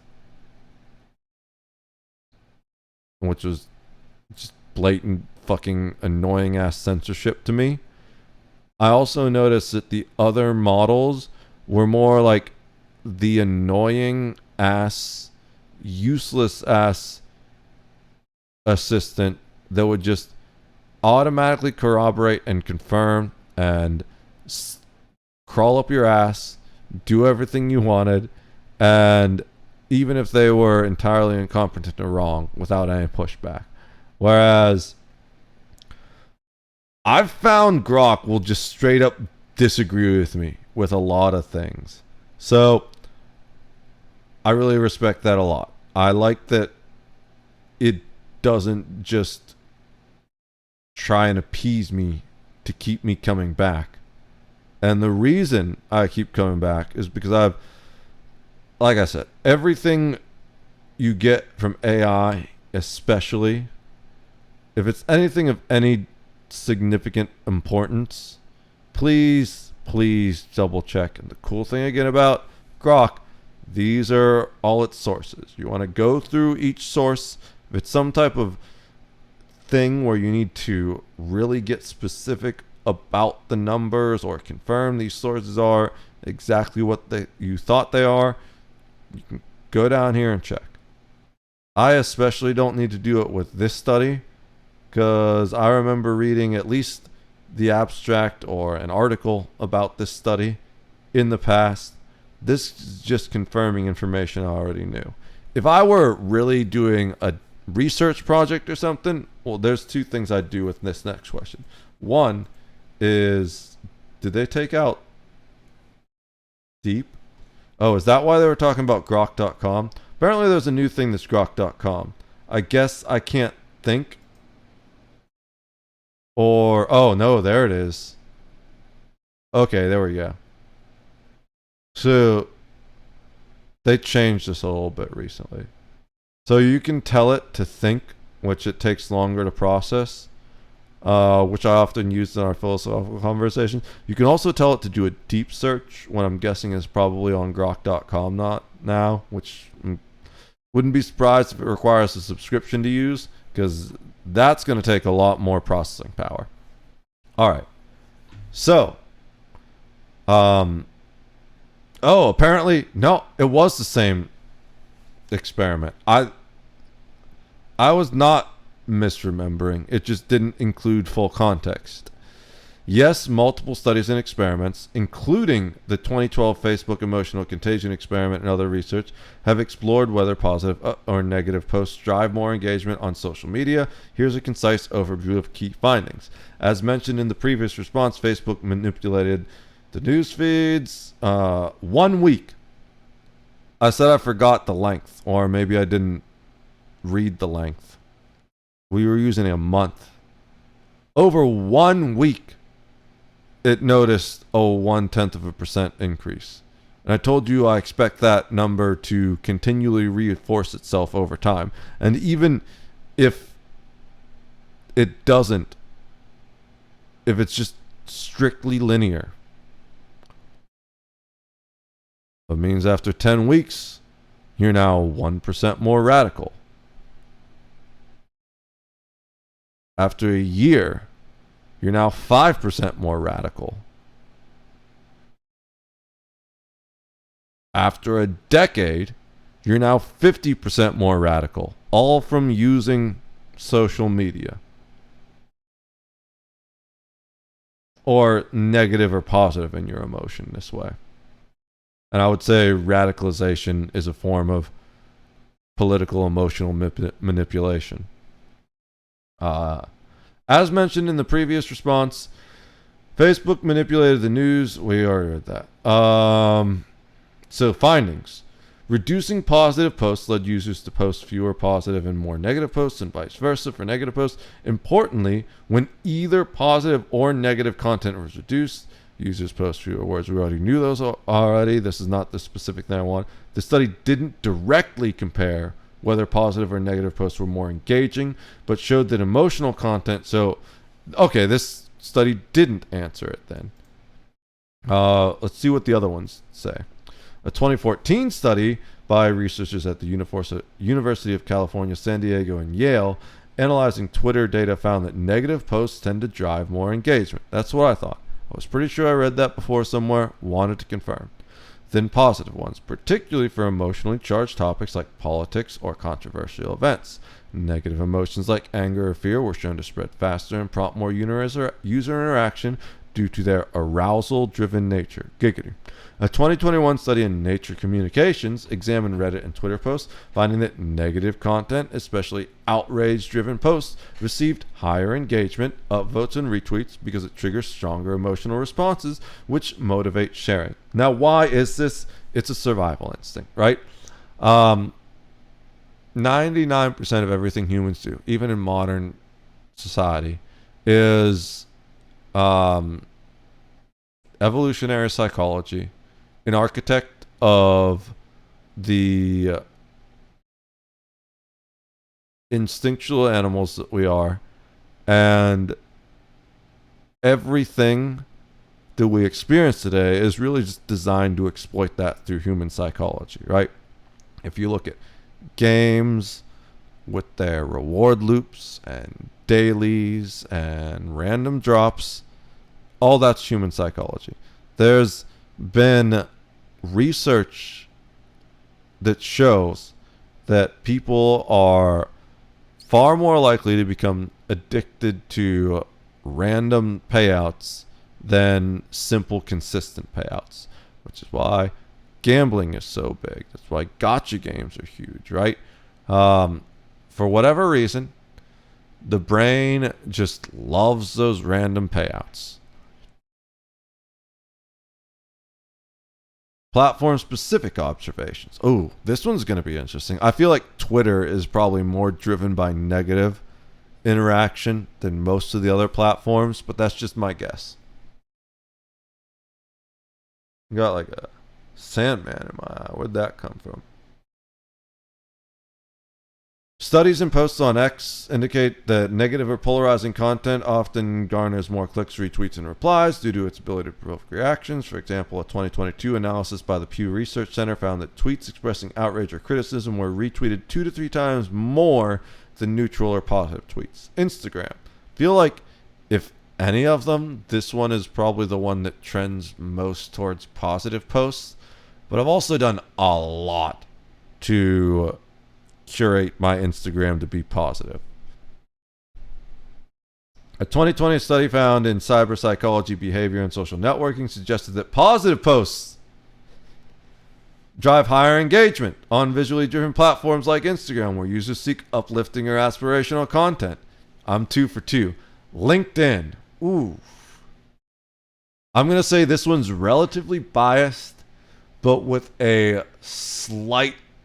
relatively balanced, but with a slight lean towards positive because of the ideas of professionalism and networking. Let's see what it says. Research by 2019, LinkedIn's data team showed that positive professional content. I feel like most of the world is very insanely predictable to me, which is why you should listen when I'm saying I'm really worried about the future of the United States. General Twens. Apparently, I just read like I'm fucking 7 years old, though. General Twens. The negative content tends to drive engagement on platforms like Twitter and Reddit, where controversy, outrage, or urgency can amplify shares and replies. This aligns with psychological theories like negative bias. Okay, I'm going to stop using toddler speak. It's hurting my brain. Where humans pay more attention to negative stimuli. Positive content often performs better on platforms like Instagram or Pinterest, where users prioritize aspirational or visually appealing content. Positive posts can also drive engagement in communities valuing support or inspiration. LinkedIn. Context matters. Engagement depends on the platform's culture, audience, and algorithm. For example, algorithms on Facebook and Twitter have historically prioritized emotionally charged content, amplifying both positive and negative posts if they spark reactions. I'd say Facebook probably has higher positive interactions than Twitter. That's more where you see posts like, oh, this kid did a clothing drive for the homeless type stuff. Whereas, like, we all know the cesspool that Twitter is, but God, do I love it. So, yeah, that basically confirms everything we talked about social media contributing to the problems. I highly suggest, if you are struggling with any kind of positivity in your life, first of all, unplug from social media entirely, really. I would say go out, touch grass, like literally just go for a walk in a park. If you don't have a park nearby where you can walk, just go down and walk to like a local bodega or anywhere where you can sit, have a quiet drink, just watch people. Like, not an alcoholic drink, just like buy a Coke or something.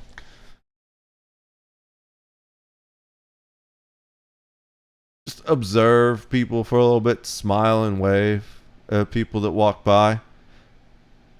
Sit outside if you can. Hopefully it's a sunny day. You'd be amazed what a little bit of sun and walking around, getting some movement going, and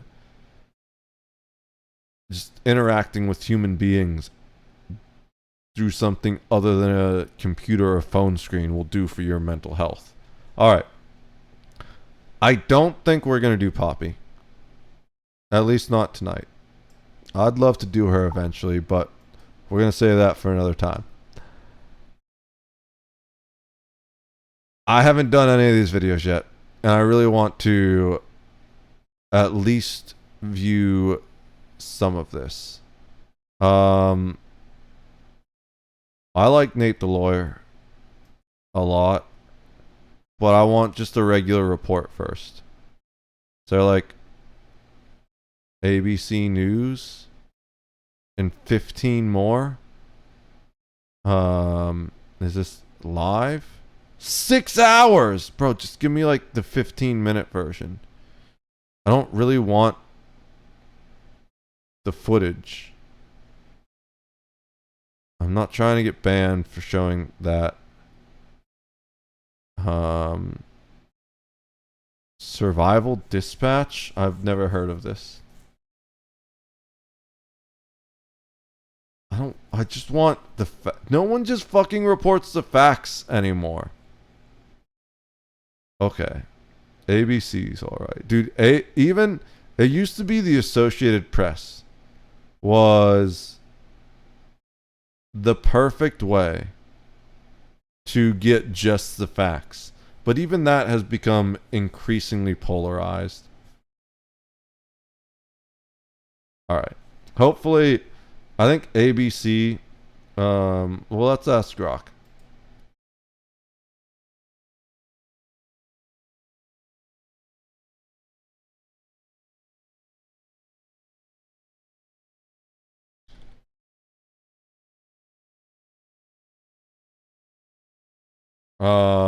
Everything has a political bias. What is ABC's political bias?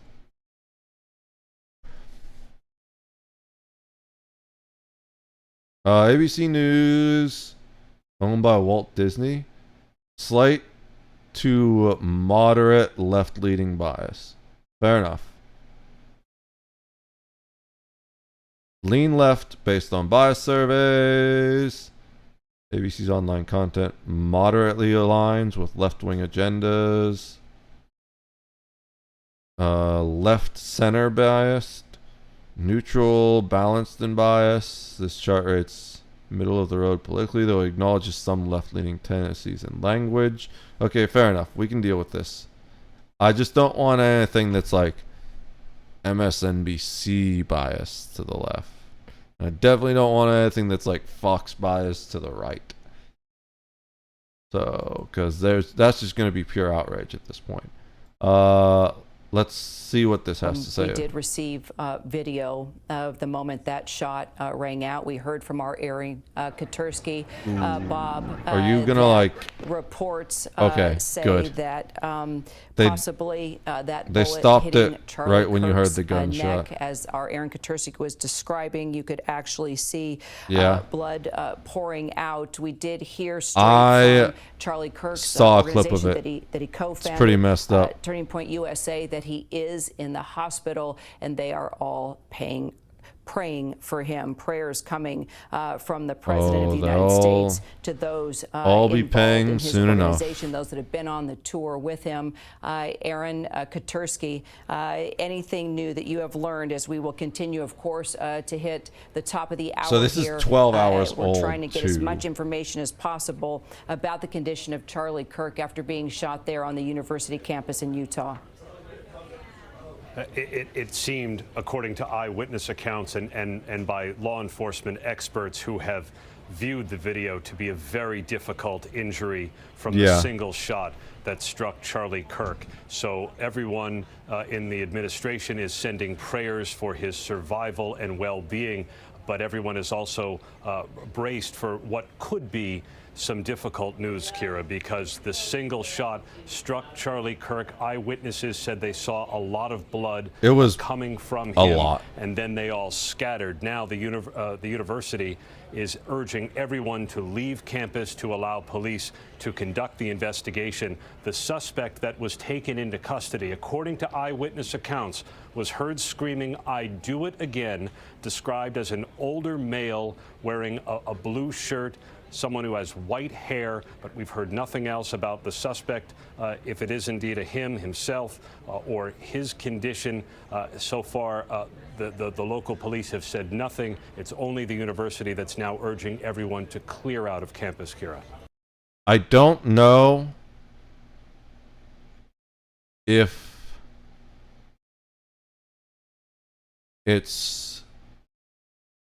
that person was the person who was responsible for it. I think they did arrest the person they arrested on the scene initially was not the shooter, from what I understand, and that person was eventually charged with obstructing, which is when you interfere with an investigation. So he probably falsely claimed to be the shooter, potentially to help cover the shooter's getaway, which is just a terrible, terrible thing. Because why else would you claim to be the shooter if you're not the shooter? I guess if you're involved in this in any way to begin with, you're mentally ill. But yeah, so I think they do have someone in custody that they believe is the suspect, last I heard. There was something I wanted to ask Grok, but I don't remember it now. Okay, so let's move on to the rest of these. I don't know. I don't think I even want to hear Asmon's take.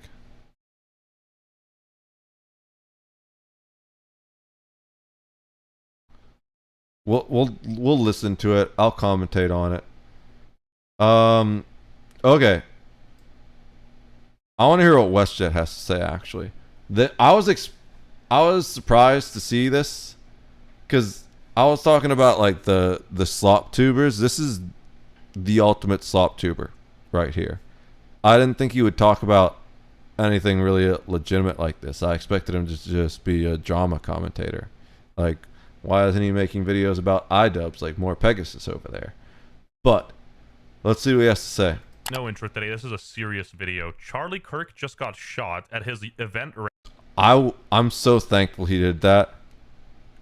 I just gained so much respect for this dude. So his intro is massive day for the unemployed. Kind of disrespectful considering the situation. I'm really glad he didn't say that. So you just went up a notch in my book, dude. You're at notch 1. That's a Snoop Dogg quote from Starsky and Hutch.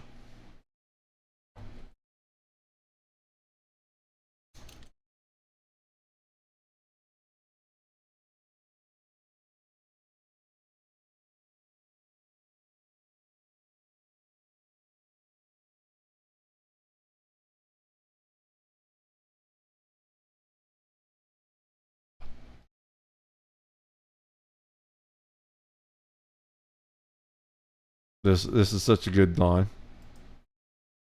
Damn, you just moved up a notch in my book. That puts you at notch 1. Okay. You're at notch 1, WestJet. Actually, you're probably at notch 2. But still, appreciate you taking this seriously, dude. No intro today. This is a serious video. Charlie Kirk just got shot at his event rally in Utah. The close-up video is grueling and for obvious reasons. Like, I remember what I wanted to ask now. What is Turning Point USA? Can I fucking type?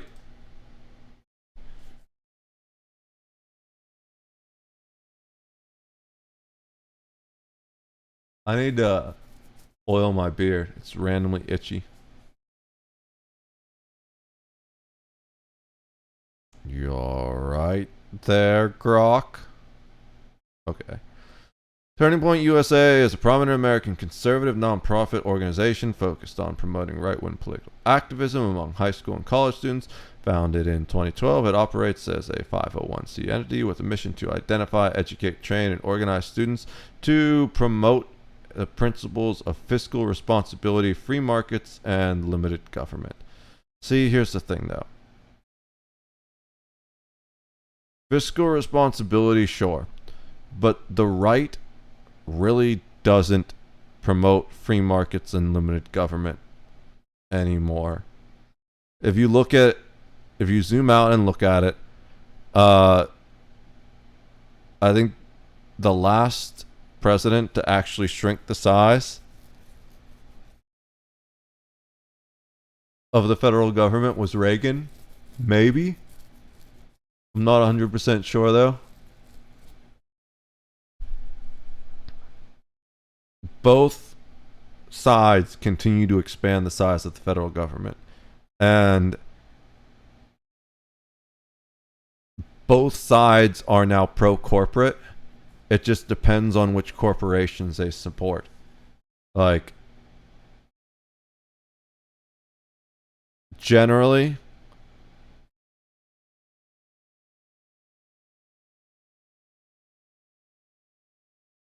the left is pro-big pharma and big tech, and the right is pro-big industry.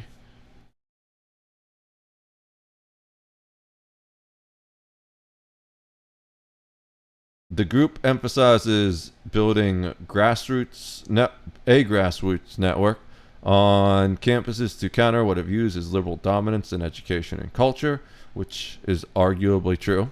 Often framing its efforts as a cultural war against progressive ideologies, TPUSA has grown into one of the largest conservative youth organizations with chapters in over 3,500 campuses, more than 250,000 student members, and a significant online presence reaching millions. Okay.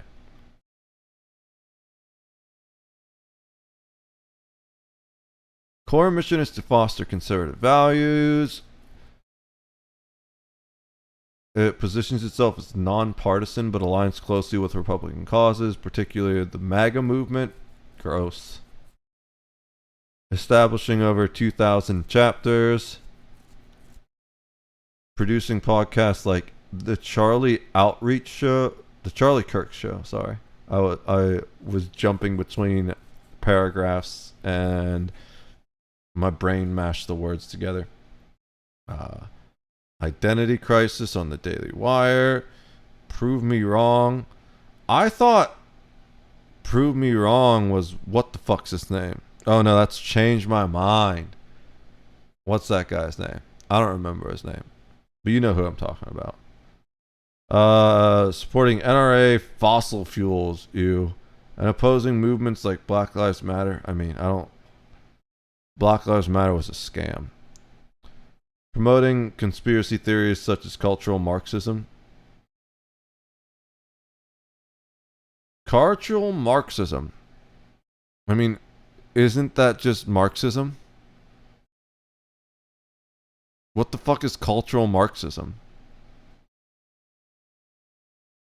What is cultural Marxism? Let's see. Anything else I need on here that's super important?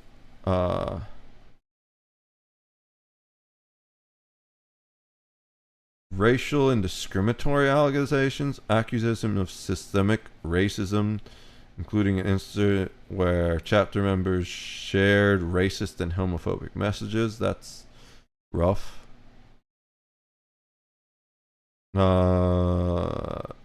Professor watch list. Professors for alleged liberal biases leading to harassment. Ooh, okay. So the first part I feel is useful. The second part shouldn't have happened. It's like the fucking T app, you know? The road to hell is paved in good intentions. Staff and speaker controversies. Benny Johnson, no idea who he is. Plagiarism history, yeah, dumb to hire him. Candace Owens resigned after remarks calling Me Too victims stupid and defending Kanye West. This is why I say Candace Owens is the closest thing the conservatives have to a Hassan. Just the dumbest takes possible and no accountability for them whatsoever. Ties to anti-Muslim, anti-LGBTQ, and white nationalist figures, including an incident with Nick fucking Fuentes. Kirk himself faced criticism for anti-Semitic tropes and encouraging traditional gender roles. Anti-Semitism is not good. I don't think encouraging traditional gender roles is like something highly objectionable. You know, as far as I'm concerned, that's a personal preference. Like, if you want a traditional relationship, go for it. If you want a non-traditional relationship, go for it, right? In my experience, women are pretty bad at cooking anyways. Although, I will admit, they're usually better at cleaning, you know? And I say that as someone who used to clean for a living and cook for a living. In my experience, men are better at cooking, women are better at cleaning. For whatever reason. We could break it down, but like,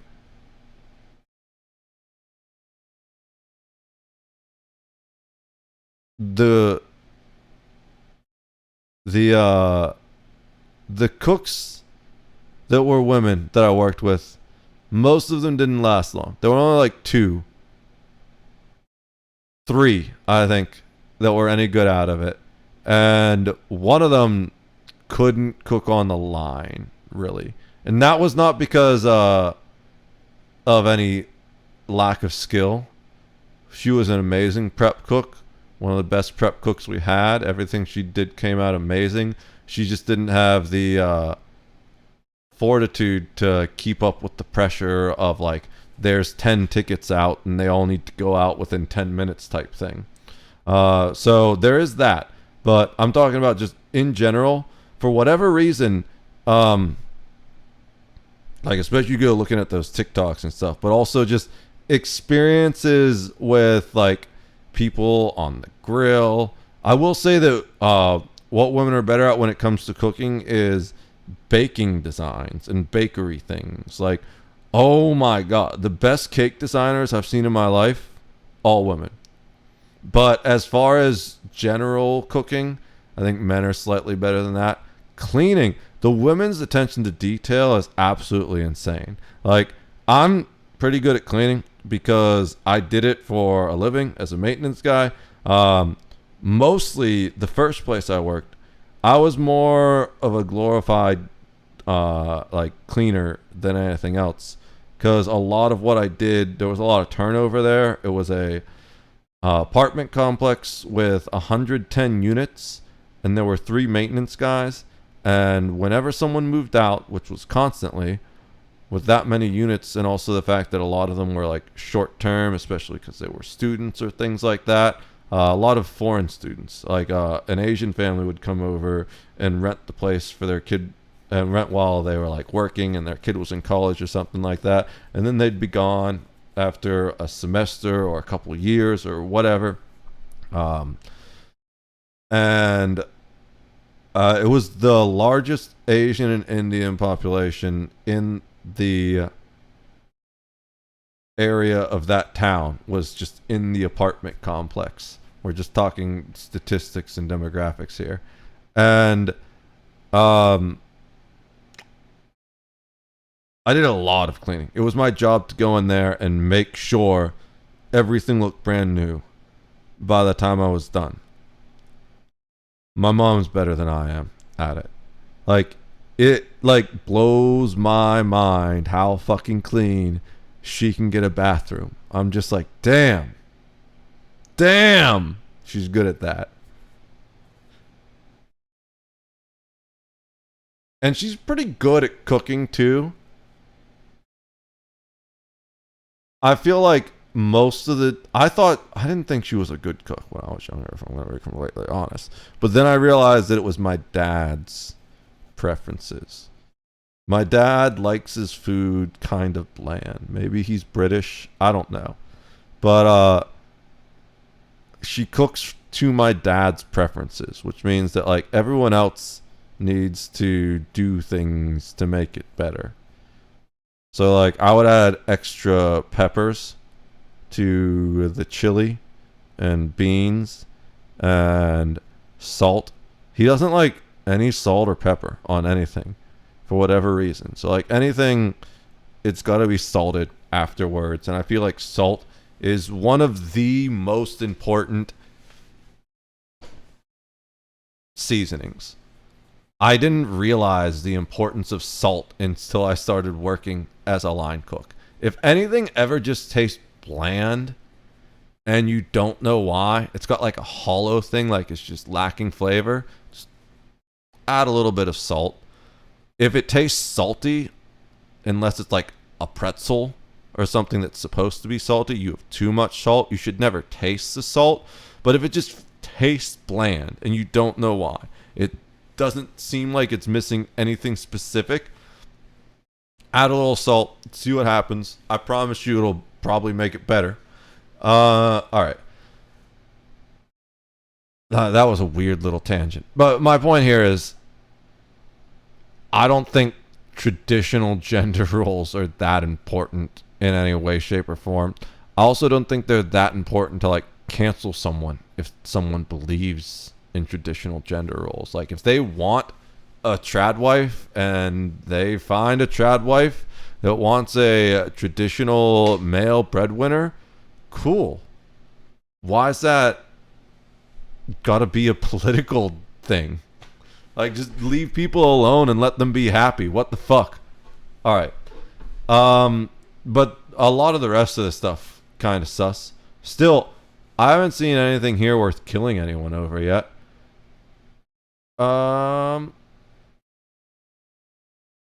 Protests in Tampa over immigration policies and LGBTQ rights.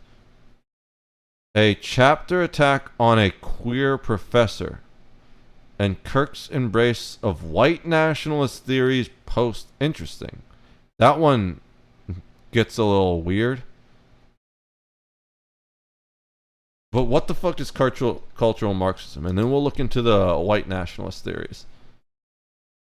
A term often used by conservative commentators to describe a perceived ideologically moment that applies Marxist principles originally focused on economic class struggle to cultural and social institutions. Okay. So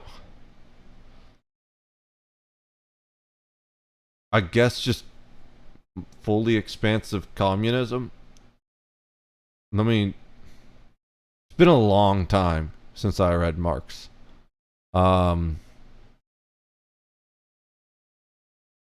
13 years. I never read the whole thing. I read excerpts of the primary things, but that's what I did with most of them. It suggests a deliberate effort by leftist intellectuals to undermine traditional Western values, religion, patriotism. So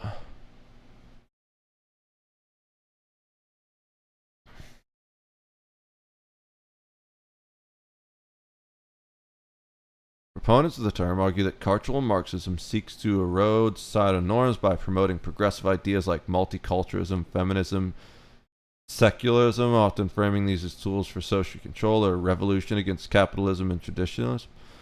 I'm cool with multiculturalism and feminism. Secularism, I think that's an individual's choice. I think enforcing secularism is one of the most evil things you can do. I think it's like in some ways the ultimate evil, but let's not go down that road right now. Everyone has the right to believe in whatever God they want, or to choose not to believe in any God. Anyone who would try to take away your right to believe in God is probably working for the devil, if not the devil himself. And that's all I'm going to say in that respect. Critics on the concept, however, dismiss it as conspiracy theory, arguing it misrepresents the Frankfurt School's work and inflates the influence of academic theories into a grand narrative of cultural subversion. Yeah, I'm kind of leaning in that direction. Advocates like Charlie Kirk and Jordan Peterson claim cultural Marxism manifests in woke policies. I don't think it's been well defined enough for me to necessarily agree with what it is. Like, a lot of this stuff is kind of general, and I wouldn't say it has anything to do with Marxism at all. I can see critical race theory being part of that. Critical race theory is one of the dumbest things I've ever heard. It's almost like the only thing I think I've heard that's dumber as far as like political motivation theories is the feminist theory of international politics, I believe. You can remember I was a political science major in college, so we studied all this. Basically what that one was that wars happen because men desire women, and men go to war to claim other countries' women's. It's like a gross generalization of it, but it was the dumbest thing I ever read. I was like, people really believe that? Is oil a woman then?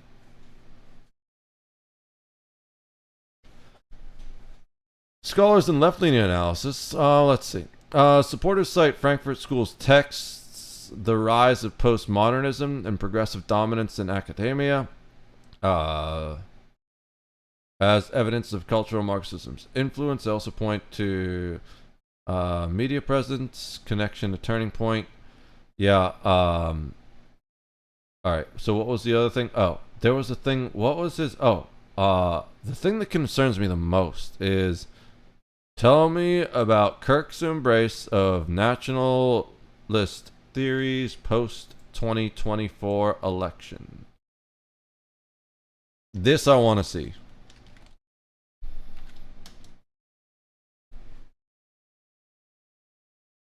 Charlie Kirk, founder and CEO, is a key figure in mobilizing young conservative voters for Donald Trump. Okay. His rhetoric intensified, particularly on immigration, cultural identity, and demographics. Critics, including the Southern Poverty Center and media, accuse him of embracing white nationalist theories, ideas that promote racial identity. Portrayed demographic changes as existential threats to white minorities, and advocate for policies favoring cultural homogeneity. I can't say that. Homogeneity. Dude, I'm so tired.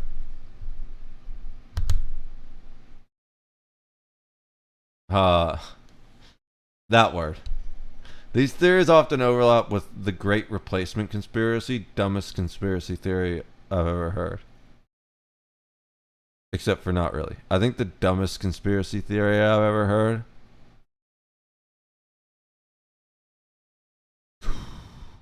Probably chemtrails. It's between chemtrails or flat Earth. I think flat Earth is dumber.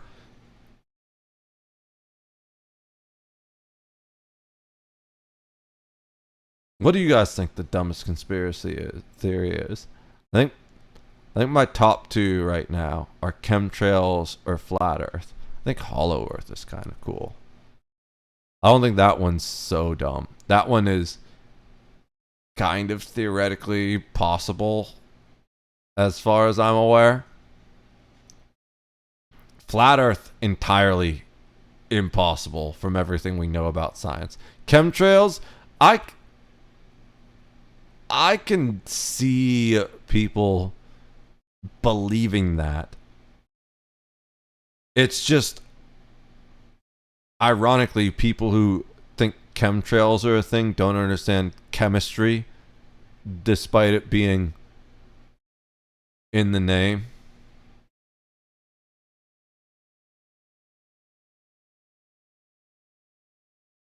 Okay.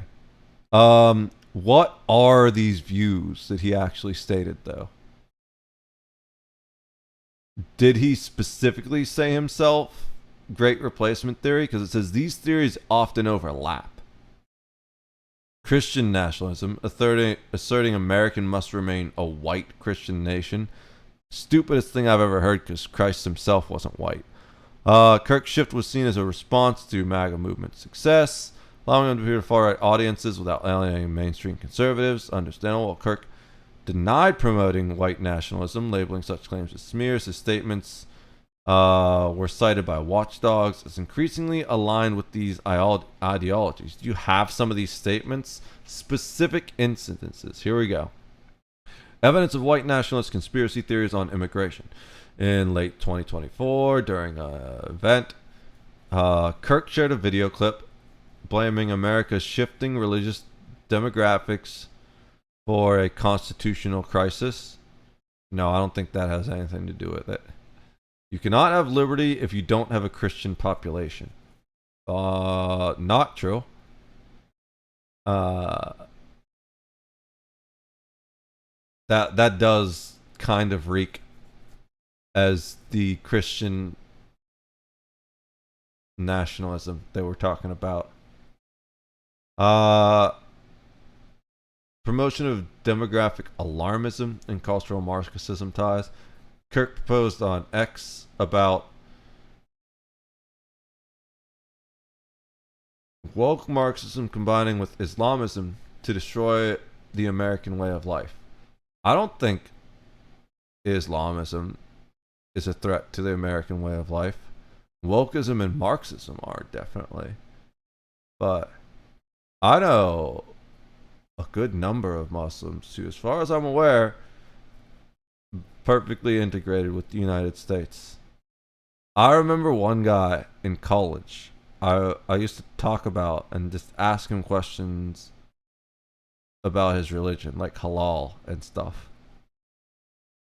I think he thought I was stirring things up because he directly asked me that once. He was like, "You just like stirring things up, don't you?" or something. I was like, "No, man. I'm literally just trying to learn. Like, I love halal trucks. They're my favorite. But like, what is halal? Tell me about it, please." If you don't know, it's functionally like Jewish kosher, basically. In a way, it's things that are approved as pure or purified for consumption within that area of religious belief.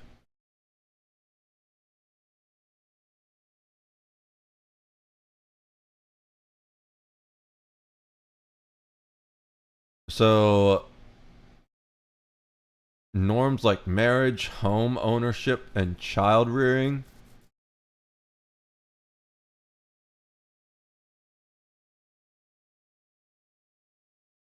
I don't think Islam is a threat to any of those, to be honest.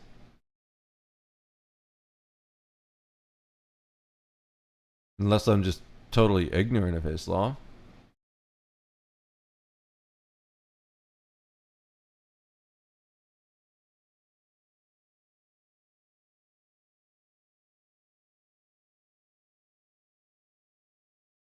Radicalized commentary on crime and identity.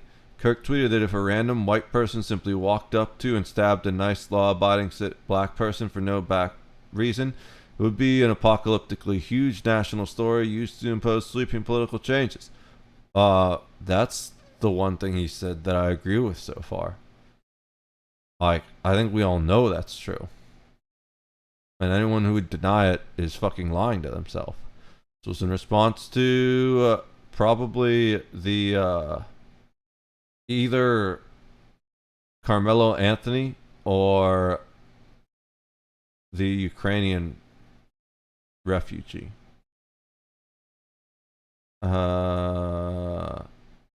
He argued against granting citizenship to non-Western immigrants, saying they seek to eradicate Western civilization. I have mixed feelings about that. So, I don't think you can just deny citizenship to non-Western immigrants. I think that goes against the very ideals of America. But I also do feel like at some level, you can't just keep letting people in that want to fundamentally change the ideals of the United States, right? If you want it to remain, well, it's not a capitalist country, but if you want it to become a capitalist country once again, you need to stop allowing people that are corporatists and communists to come into the country, because they keep moving it farther away from capitalism every single day, which is why we have so many of the economic problems we have today. In a true capitalist free market society, you can buy whatever medical insurance you want. You can have more than one internet company to choose from. Insulin doesn't cost $500 because people are competing to drive down the price. All kinds of things. Mom and pop businesses don't go out of business and replaced by the same big box store, right? This is not capitalism. If you think we live in a capitalist nation, you haven't been paying attention, and you don't know what capitalism is.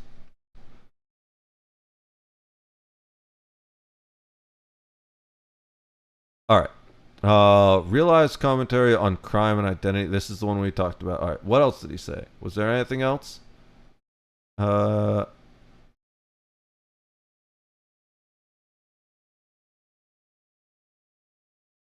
yeah, that thing. We didn't agree with that. Christian nationalism as a proxy. Kirk's post-election emphasized reclaiming the country for Christ. I think that goes against the ideals of religious freedom. He reversed earlier support for church-state separation, called it a fabrication. What? Yeah, that's a big nope. So, I'd say it's pretty clear that on probably 80 to 90% of at least these issues, I don't agree with him. We probably got similar rights on gun control, unless similar ideas on gun control, unless he's a one of those take him away from trans people, which I wouldn't agree with. The right to keep and bear arms shall not be infringed, period. Absolutely in support of church and state separation. Like, that just goes entirely against the idea of the United States, and I would argue against the idea of Christianity itself. Christianity is supposed to be an open door for people to walk in if they so choose. It's not a militaristic conquering religion like some of those throughout history. Although ironically, it's been used as that by people who would corrupt it, as in the Crusades. Probably the darkest moment of the history of Christianity, if you ask me personally. All right, so I understand why he's such a controversial figure now, but I haven't seen anything even amongst all of this that would call for his public assassination. You know, there's no call to violence here anywhere. I think really the only time that violence is appropriate response is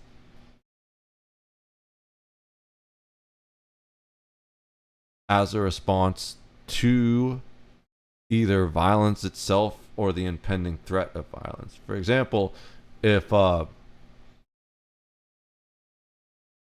someone's holding a knife or is just massively larger than you, or holding any kind of weapon really, and they say, I'm going to kill you, believe them. Don't wait for them to do it. Do something about it first. All right. So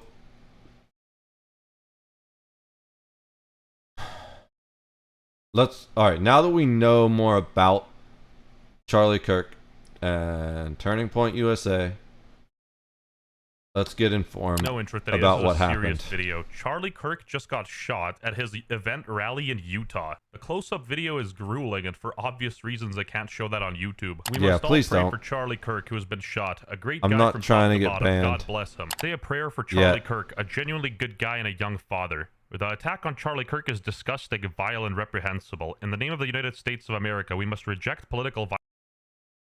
Okay, isn't he that fucking stupid as hell California governor or whatever? Yeah, governor of California. All right, this guy is one of the most blatant and just brain dead idiots I've ever seen, but I can respect him for this.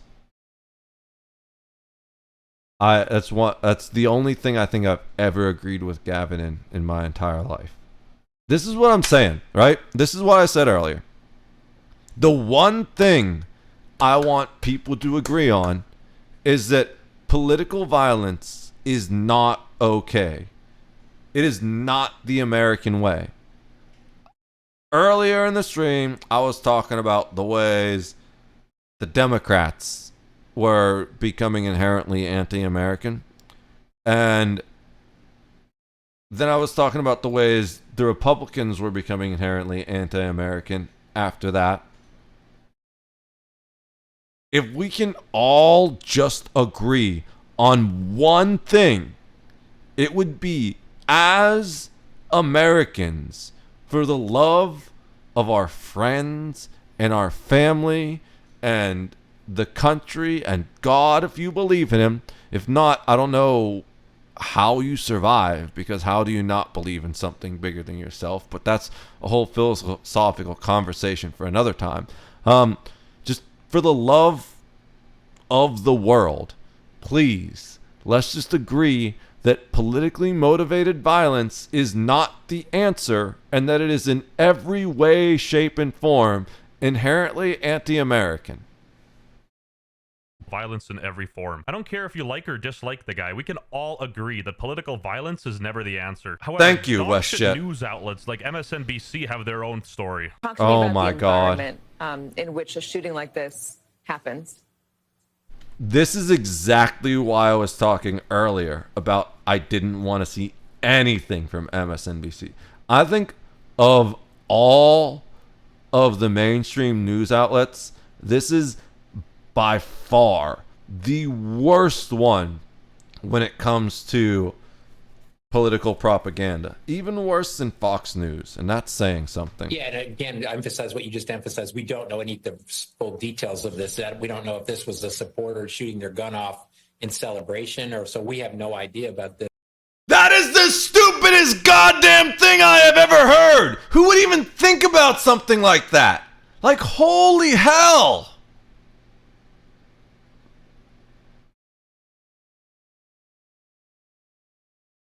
This is what happens when you let people who know nothing about guns talk about guns. Now, to be fair, they have the right to free speech, but so do I, and I'm going to tell you, whoever this is a fucking idiot, and you probably shouldn't listen to anything they have to say about guns ever, because they clearly don't know what the hell they're talking about. Oh my God! This guy is currently in critical condition in the hospital, and you are saying this stuff. Like, this is ridiculous to me. No matter who it is, whether it's a prominent left-leaning or right. That's a very important point too, where it's just like, I think they reveal just the true level and depth of their depravity and evil when they start saying shit like that while there's a wife and children praying this guy is going to survive. right-leaning voice. I feel like the take should be kind of like basic here, right? Look at the disgusting garbage in CNN. Political activist and Trump ally. You know, they just had to say Trump ally. Charlie Kirk. Okay, so I'm going to disagree with WestJet. A little one here. A little bit here. I don't think that's even that bad. I've done plenty of shit railing on CNN. They've been caught lying about some stuff too, especially in relation to firearms. But as far as political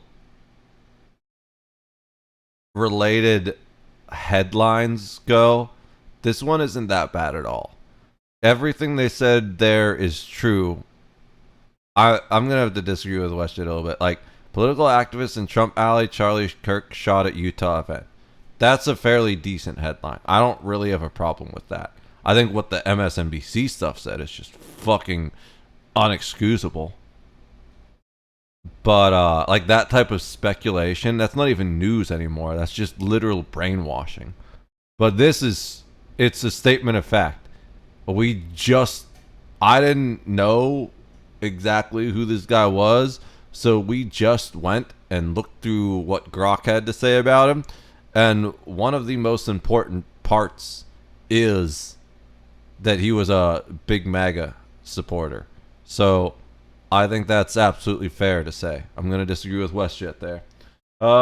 Q1 2 shot. Anyway, kind of fucked what happened, found out by someone else when I was playing Peak. Never knew this guy or his name till that. I didn't know his name, but I'd heard about the organization before, but I didn't know anything about it. I just knew it was some kind of political grassroots organization. I avoid all of them because every single one of them is just trying to brainwash you, right? Doesn't matter whether it's a left-leaning organization or a right-leaning organization. They just want to brainwash you into believing their ideology. I take a nuanced take to political philosophy where I examine each individual issue and I come to my own personal conclusions based on a combination of science and principles and statistics and all this stuff, right? Most people don't put even that much effort, if they put ever any effort, into thinking at all, though. So generally these types of organizations are pretty effective. It's designed to go to colleges and promote conservative ideals, just like a lot of it's like kind of the opposite of BLM in some ways, except for not focused on identity politics. I don't know what a left-leaning equivalent of it would be, but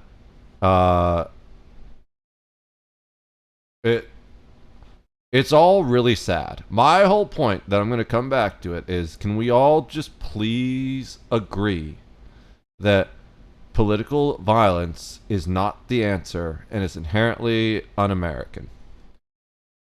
One shot, two shot is an Eminem song from Encore. Yeah, I think I know what you're talking about. That's like his worst album ever, though. Pretty much. I'm pretty sure. Right? Or no? What was on Encore?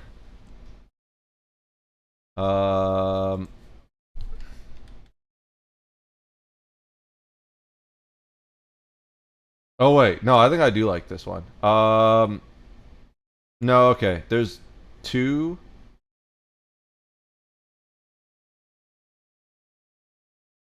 three good songs.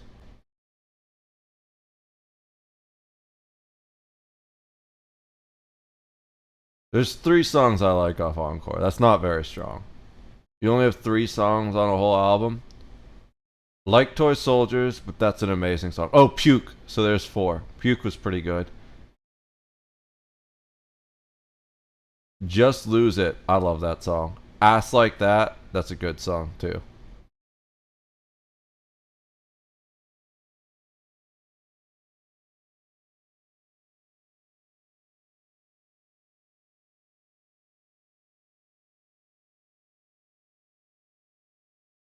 I'm going back in the timeline real quick. How are you doing, by the way, D-Day? I'll get you a shout out in a second. When the fuck did that shit come out?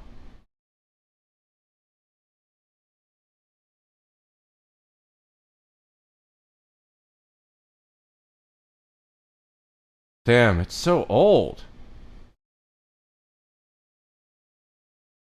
Before Curtain Call? Oh my god. No wonder it's just okay. So the Eminem show was pretty great, if I remember correctly. Or that's just okay. Cleaning Out My Closet was good. Without Me is amazing. Superman was pretty solid. Till I Collapse is really good. My Dad's Gone Crazy, okay.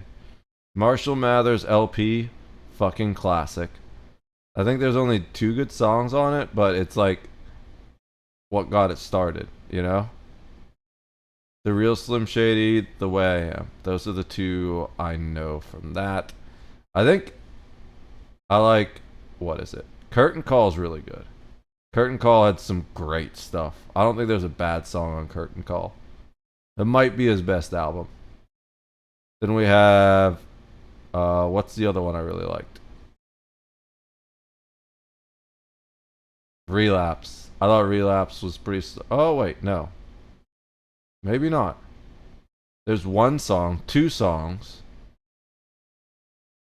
Only 2 songs, 3 songs. 3 songs I liked on Relapse. Relapse is maybe better. Recovery, I think, was kind of trash. There's 1 song that's mediocre. Oh, they had Love the Way You Lie, though. And that song's so good. Marshall Mathers LP 2. I think that's kind of when I stopped listening. Yeah, I didn't like Rap God at all. I thought that song was dumb as hell. The Monster. That's a great song, though.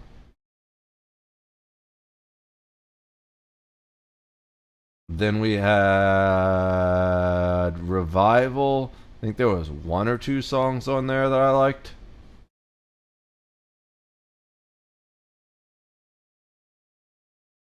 I see 0 songs on there that I recognized, so I guess Revival kind of sucked. Kamikaze was good, though. I feel like Kamikaze, we got a taste of the old M. It wasn't great, but it was fun. Venom, really good. I do like that song a lot. Lucky You, amazing. Fall was pretty good. Not Alike, dude, that's one of my favorite M songs. Primarily because it's got Royce the 5'9", who's my favorite all-time MC. We are not alike, we're not alike, we're not alike. Doing okay. Glad to hear that, bro. I'm doing okay. I'm doing pretty good. In the grand scheme of things, especially now that I'm back to streaming. It took me a lot to get back here, to say the least. That I was able to go live again. But I think we're in the clear. I don't want to say for certain, because I said that last time I was live again. And then I hit another rough patch.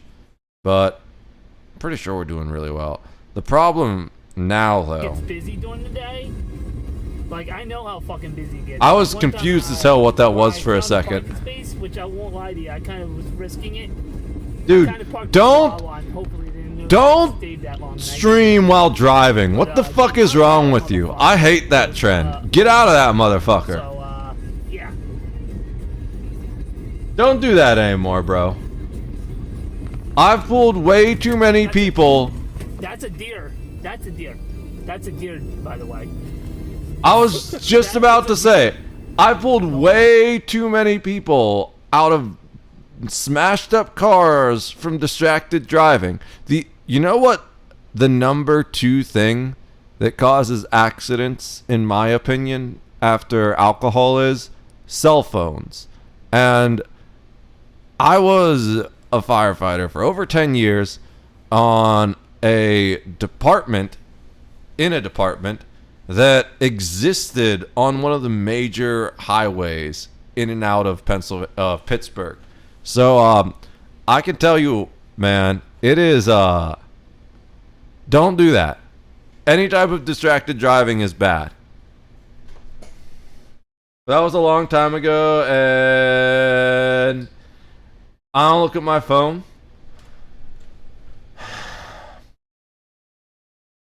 But any level of that type of stuff is distracted driving. I don't even really like changing the music on my phone. And I'm so thankful that I'm borrowing my dad's car right now. He's got a Mercedes C300. Not exactly a huge fan of the car, but I love that it connects to my phone via Bluetooth, so I can just switch songs by using the dial. There's like a thing in the middle. Let's see. CE300 center console.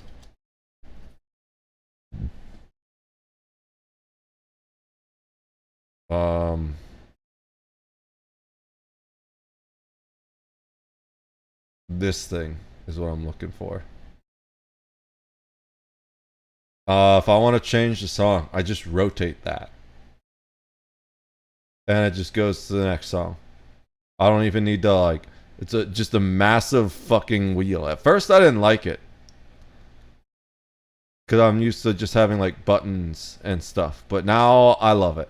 I don't need to look at anything. I just boop, just one click and it goes to the next song. The absolute minimal distraction. Yeah, just please. I don't want to see a clip of you running your car into a deer and dying. Okay, bro? I love you. I don't want anything to happen to you. Bluetooth sucks on my car. Wish it worked better on mine. Yeah, it's actually really good. It didn't work on my mom's car at all. And I had a little Bluetooth radio adapter that would plug into the cigarette outlet. That was mediocre. But I'm not a huge fan of Mercedes, but I do have to say I've criticized a lot of my dad's questionable purchases in the past. I think he made a pretty good choice with the Mercedes, you know? It's not something personally I would buy, but especially driving it up here, I've grown to appreciate it more. It's too wide for me, and I despise the fact that it needs to take premium fuel. I had a 2001 Cadillac DeVille. That was my favorite car of all time.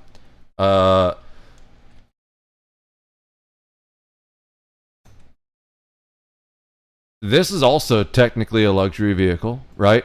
But it did not require... Mine was like the pearl white color. Like this, basically.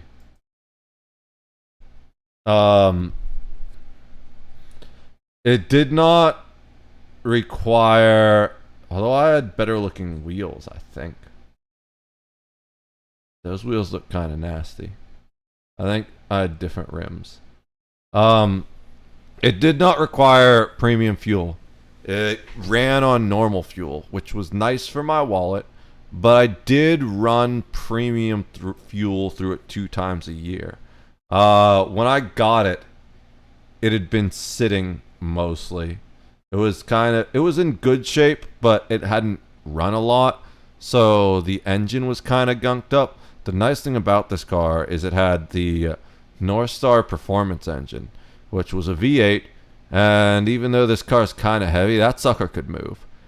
The downside was because it was that type of like performance engine, it like kind of wanted to be driven a lot, and the guy I bought it from was old as hell, and it mostly just sat for most of the year. I knew it worked though, because he lived at the apartment complex I worked at when I was younger, and I would move the car for him, so I did know it worked. And then when he passed away, his sister came into town to deal with his estate, and she sold it to me for a pretty good price. I love that car so much. I've probably never loved a inanimate object as much as I love this car. And I would do all the work on it myself. One of the things, well, like 90% of it, I still had to take it to the garage to get it inspected because I couldn't like fucking change the catalytic converter or anything myself like that. But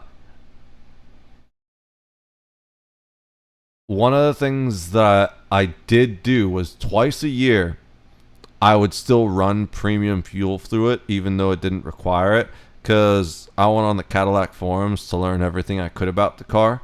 And the guy said that it really helped just running premium fuel through it twice a year. It would like clean out the engine headers and just make the whole thing run smoother and fuel efficient. And something you should do in all your cars is fuel injector cleaner. I use Seafoam. Do they have it?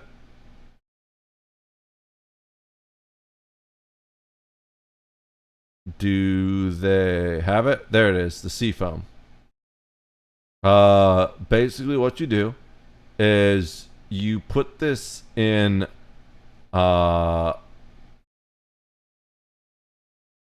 your car's tank, your car's gas tank. So after I would run the premium, or maybe when I did the premium, I forget, there was a specific optimum time to run it through. But if you don't, as you notice here, it says no need to run to use higher octane fuel.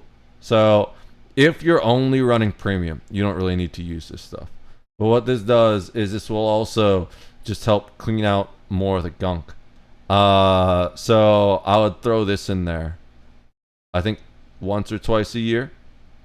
And you just, what you do is you fill up your gas tank, and then, well, you kind of put this in the gas tank first because you don't want to overfill the gas tank.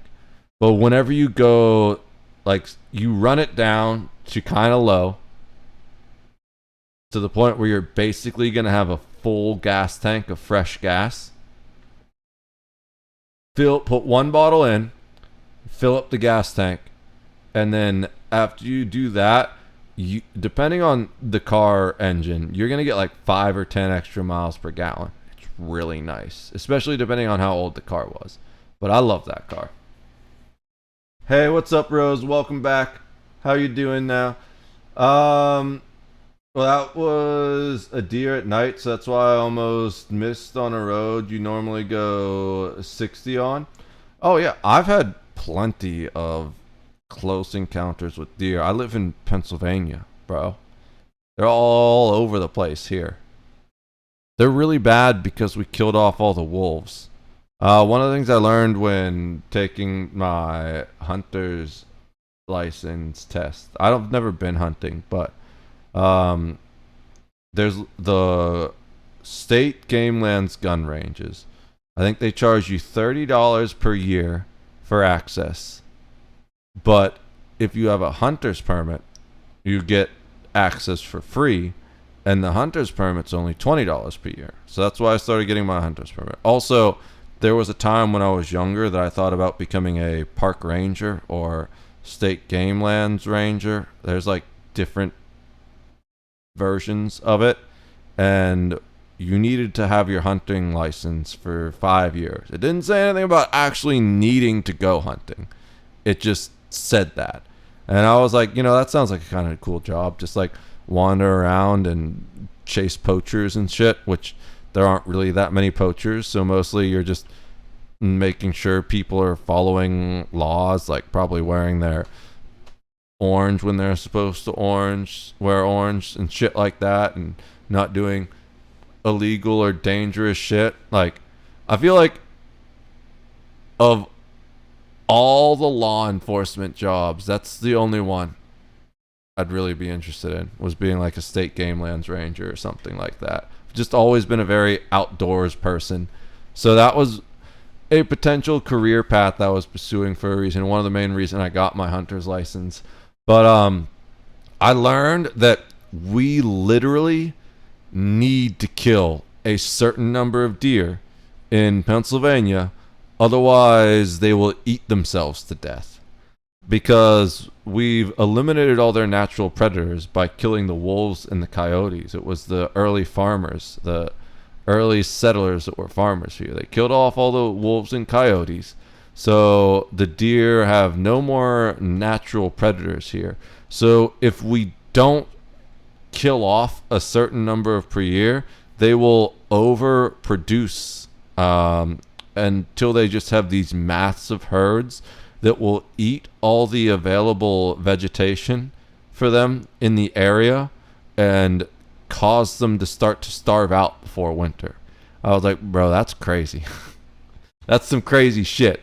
So the next time someone tells you hunting is evil, just know they're a fucking idiot, because it's absolutely necessary at this point. It's still not good? Oh, I'm sorry to hear that. Yeah. I've been ranting. I'm glad you missed most of the rants. I kind of went deep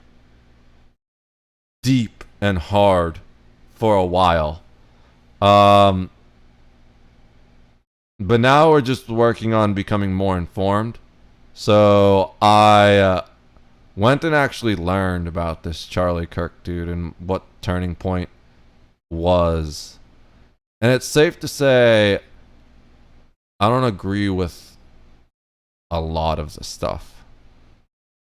I agree with certain conservative viewpoints, like pro-capitalism, pro-small government, pro-firearms. But then when it comes to like the immigration policies, and there's some things that I really vehemently disagree with.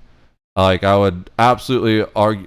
one of the big things he said is he opposes the separation of church and state, and that's just dumb as hell. That's both anti-American and anti-Christian, ironically.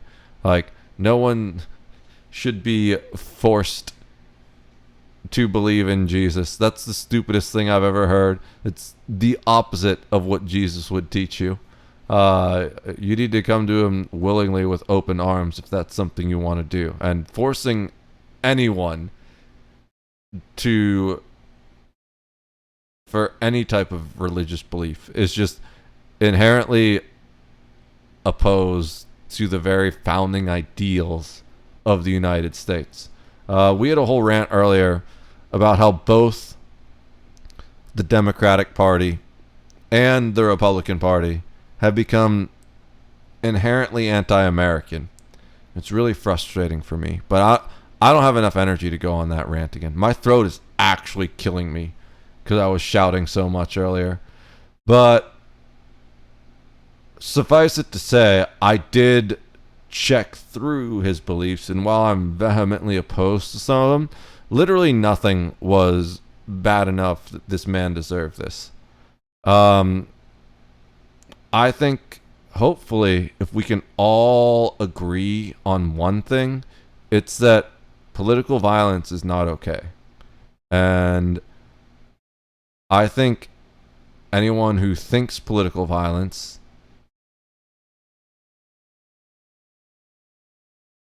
is okay in this manner. I want to be clear about that. Do I think the American Revolution was acceptable? Yep. Do I think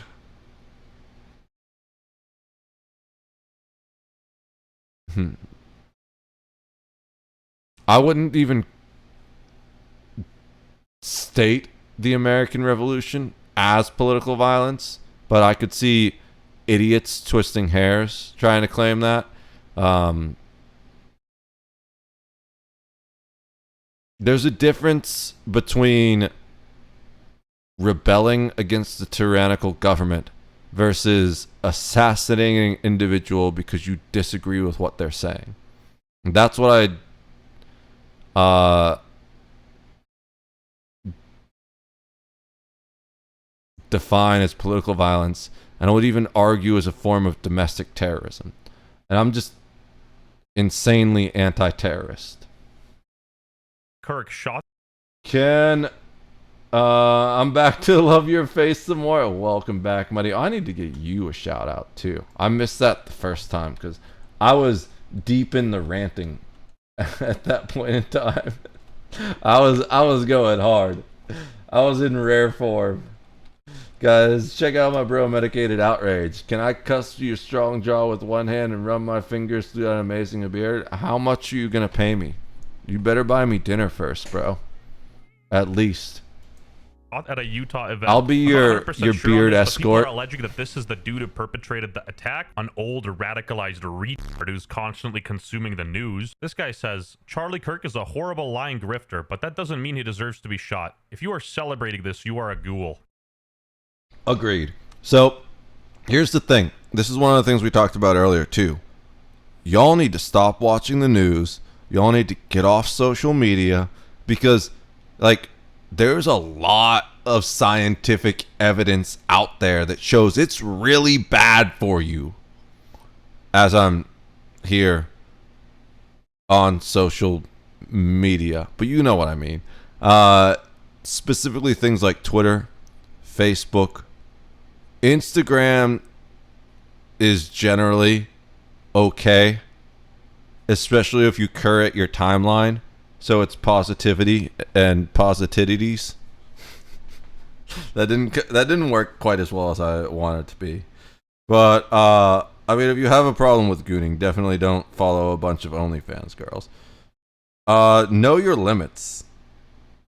A lot of the stuff I follow on Instagram, well, music. Like, we went through my Twitter timeline earlier because all the people that complain about porn on their Twitter timeline, they're just outing themselves, bro. Right? Because if you get porn on your Twitter timeline these days, now for a while, your Twitter timeline had nothing to do with who you were following, because Jack Dorsey was trying to face fuck you with political propaganda. But these days, your Twitter timeline is basically based on who you follow. I get a lot of fitness stuff. Oh, you know what I get the most of? Big Daddy.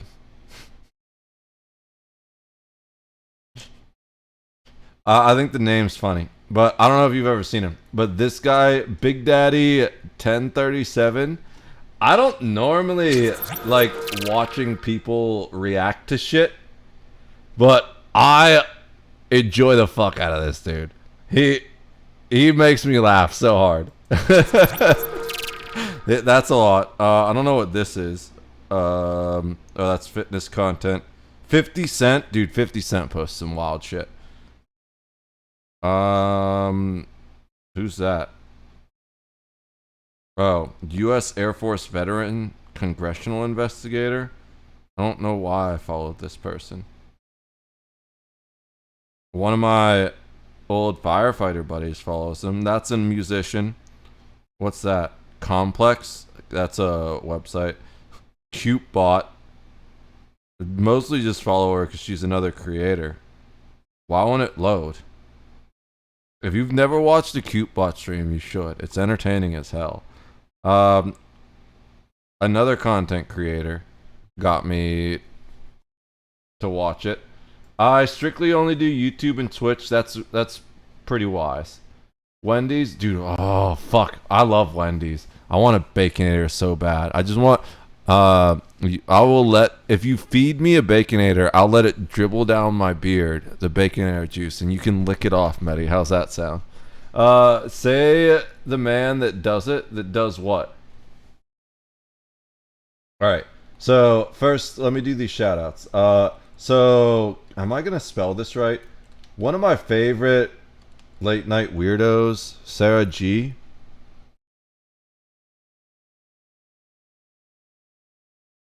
I don't think that was the right channel. Let me find it.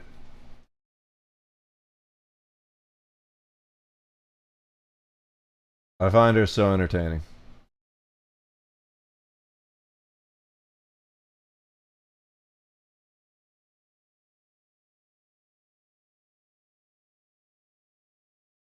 Oh, there's 3 E's. I was 1 E short.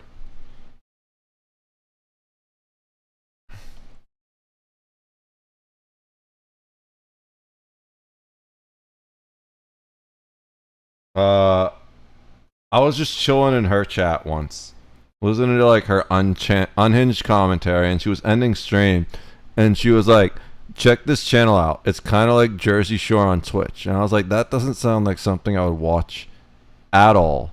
But I stuck around for the raid, as I do, and oh my god, it was so entertaining. Some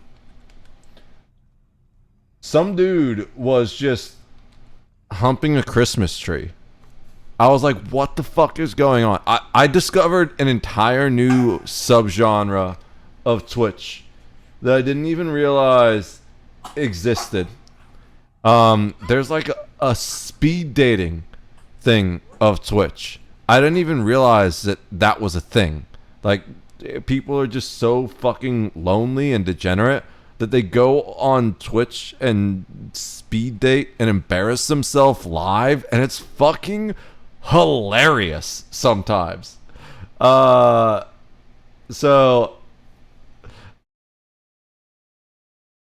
I think I spelled that right. I don't know for sure if I did or not. Whenever it says no game, generally I didn't spell it right. Oh, no, I didn't spell that right. There's no T. Okay. So Sarah rated out at the end of her stream, and I have to admit, I've only watched the channel like 3 times, probably, max 5. But it's one of those things where once you start watching, you just can't look away. It's like a slow speed car crash, you know? It's so insanely entertaining. Subs, or else I'm gonna give you this angle. The nostrils, up the nostrils. This is not normally what it's like. It's normally just like her sitting on this couch and talking to the most degenerate, insane dudes, and it's fucking hilarious. Like, I never thought I would enjoy that type of content, but it's pretty funny. Let's see. Well, you get the point. It's like mostly viewers. I would say Instagram of all the standard traditional. There we go. That's kind of more what it's like. Except for it's usually not 2 women like that. It's usually her, and then like where the other woman is, there's like a guy sitting there talking. Okay, that's on top of me. But anyways, you get the point. It's just the funniest shit, dude. Like, there was one guy, he was singing while naked, except for he wasn't like showing everything. It was just like, what the fuck am I even watching?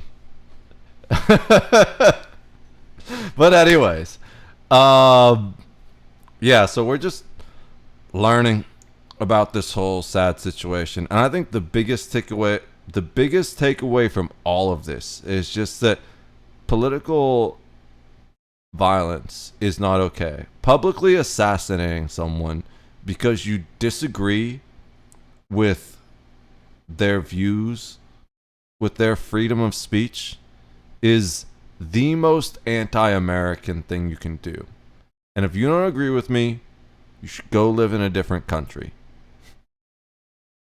You're allowed to disagree politically and still feel bad for somebody, especially a new father. Absolutely. Even Benjamin Netanyahu said he's praying for Charlie Kirk. On the opposite There's a lot of stuff. Other controversial figures are all. I don't like what he said about, but like, I would never wish death on the dude. Like, that's just so terrible. And anyone who dares dance on his grave is going to make themselves an enemy of mine. And I hate to say it, but OTEP has done that. And I'm really considering either throwing out or burning the OTEP shirt I have at this point, because she used to be one of my favorite music artists, but apparently she's chosen the side of evil. I can't wait to look at those comments, if they still exist. I commented on her post where she was celebrating she literally reposted the actual image of him being shot and killed and was basically celebrating it. I don't want to talk too much about it because it broke my heart to see.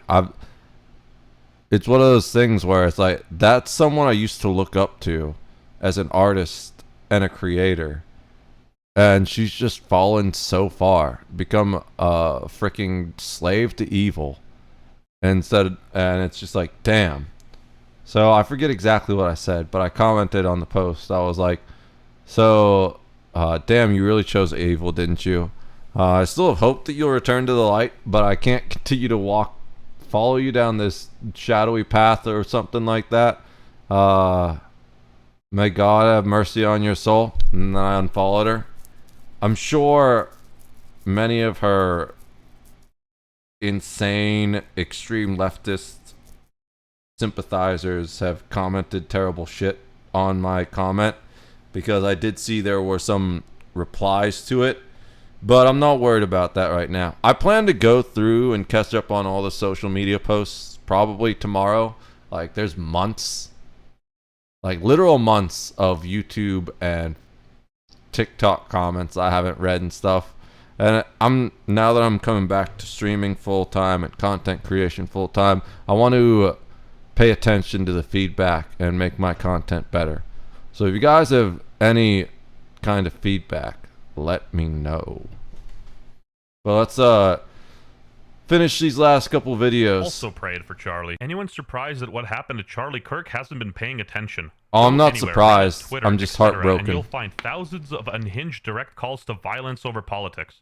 Until it is addressed for what it is, things like this will continue to happen. Yeah, the amount of people that are like unhinged and radicalized by the internet is at an all-time high. Like, people are so privileged. And that's why we're talking about social media radicalization. Of course, human pieces of shit like Hassan never even directly condemned the attack. They just started to use it to push their rhetoric about something like school shootings. The dude is still in the hospital. That's the most insane thing I've seen, is people were using his own pro-gun rhetoric against him.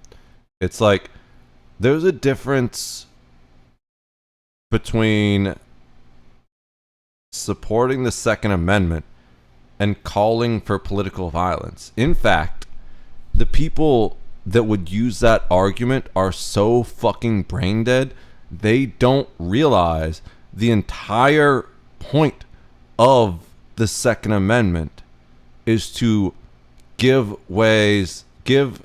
people, individuals, ways to defend themselves against political violence. So in reality, all these insane, idiotic leftists that are like, oh, so how's that pro-gun take now? It's like, this is the exact reason people are pro-gun. So when shit like this happens, good people can fight back against this unspeakable evil. Because if you take away the guns, the only people that are going to be left with them are the evil people, because evil people don't follow the laws like that. This disgusting childless oxygen thief is making it a gun control debate. If you take this dude seriously and you're above the age of 18, you should probably go back to your doctor. I think your SSRIs are running out. All Charlie Kirk did was have a respectful dialogue with people he disagreed with. Kash Patel, the director of the FBI, chimed in. We are closely monitoring. Okay, he's going to read the whole thing, I think. Involving Charlie Kirk at the Utah Valley University. Our thoughts are with Charlie, his loved ones, and everyone affected. Agents will be on the scene quickly, and the FBI stands in full support of the ongoing response and investigation. Even this Indian I hope they find the said, guy and throw the book at him. We strongly denounce the shooting of Charlie Kirk. Political violence is never justified. The attacker must be brought to justice, and free speech must be upheld. Pray for Mr. Kirk and his family. While editing the video, I want to add one. We saw it earlier. I didn't even realize. Popped up in the things. Roseanne Barr. I've kind of grown to despise this person, because she has said some of the most unhinged and idiotic things I have ever seen. In a way, she's kind of like going on the Whoopi Goldberg route. I can't talk. I think it's the real Roseanne. Yeah. I never wanted to hear this person say another thing, especially regarding politics, again in my life. But ignore the demons, especially online. They want you angry and traumatized. Band together in love for Charlie. I have to agree with that. So,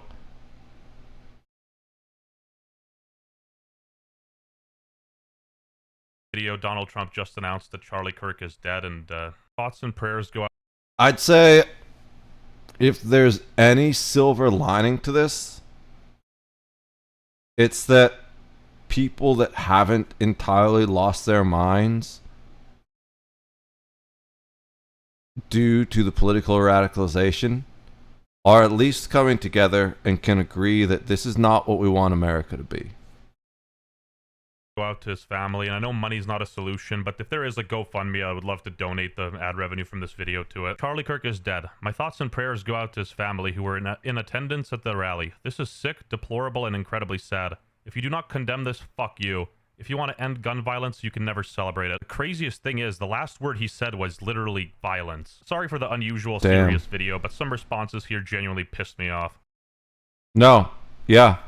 No, I really appreciate WestJet. I have so much respect for the fact that he did that. When I saw WestJet had a video on this, I was like, bro, if this is his usual bullshit, I'm unsubscribing. Because I do enjoy WestJet's content, but there are some things that just require a different level of seriousness. You know, like, I think there's like some country, I don't know whether it's Canada. I remember someone was telling me about this. I wish I would have looked it up when I was younger. We're not going to look it up on stream. You'll know why in a second. There was like some country that does nude news. Such a weird thing to think about. But when they were talking about 9/11, they kept their clothes on. And that's how you know it's serious.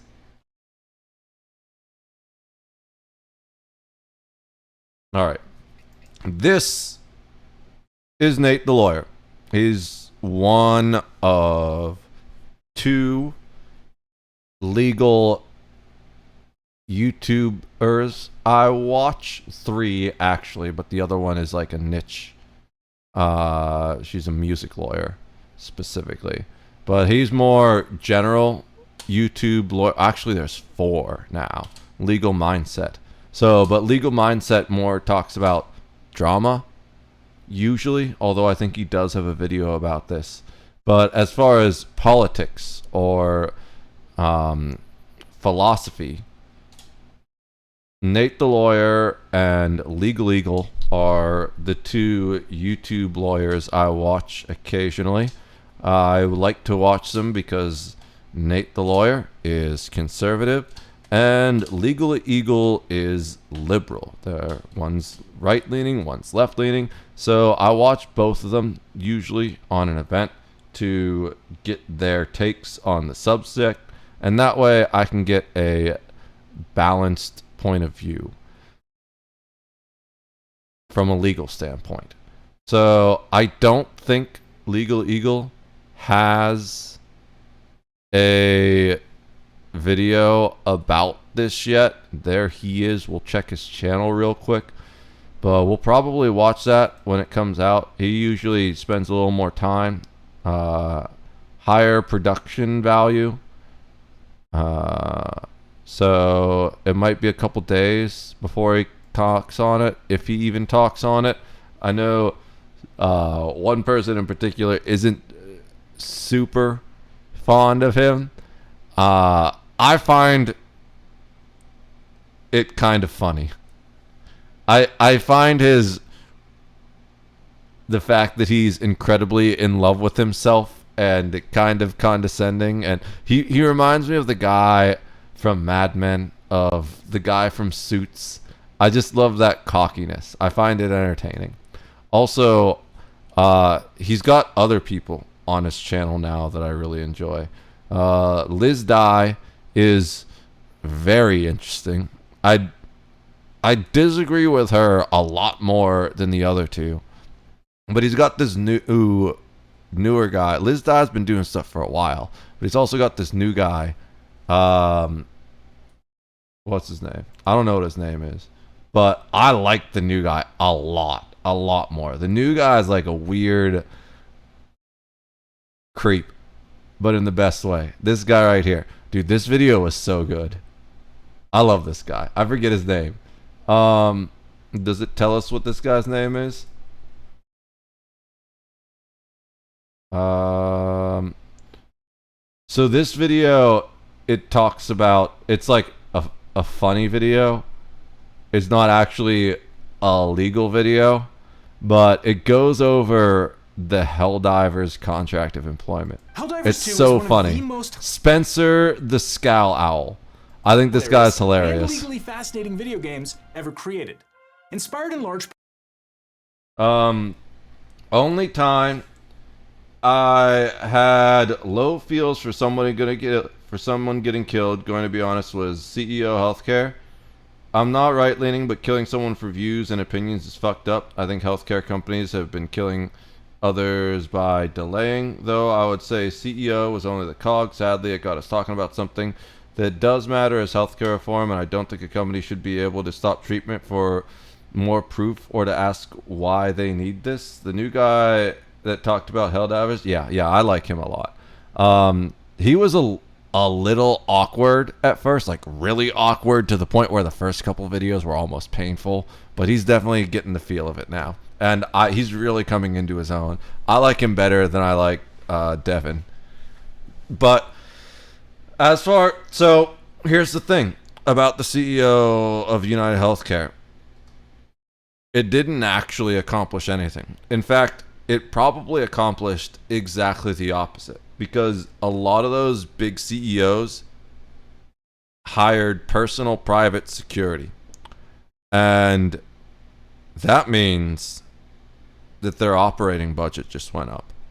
And that means they need to increase their profit motive, which means all that is going to get passed on to the consumer. If anything, it only made the situation worse. It's obvious proof that political violence doesn't solve anything. Because here's the thing. People have been talking about the healthcare issues for a long time. But talking doesn't solve anything. Especially when we have something like Obamacare, like enshrined and built in to the fabric of the healthcare system now, which is arguably either directly or indirectly responsible for the cost of insulin. And there's a whole... Obamacare was just a huge nightmare. There's just... I do think ideologically everyone should have access to healthcare, especially any type of life-saving intervention.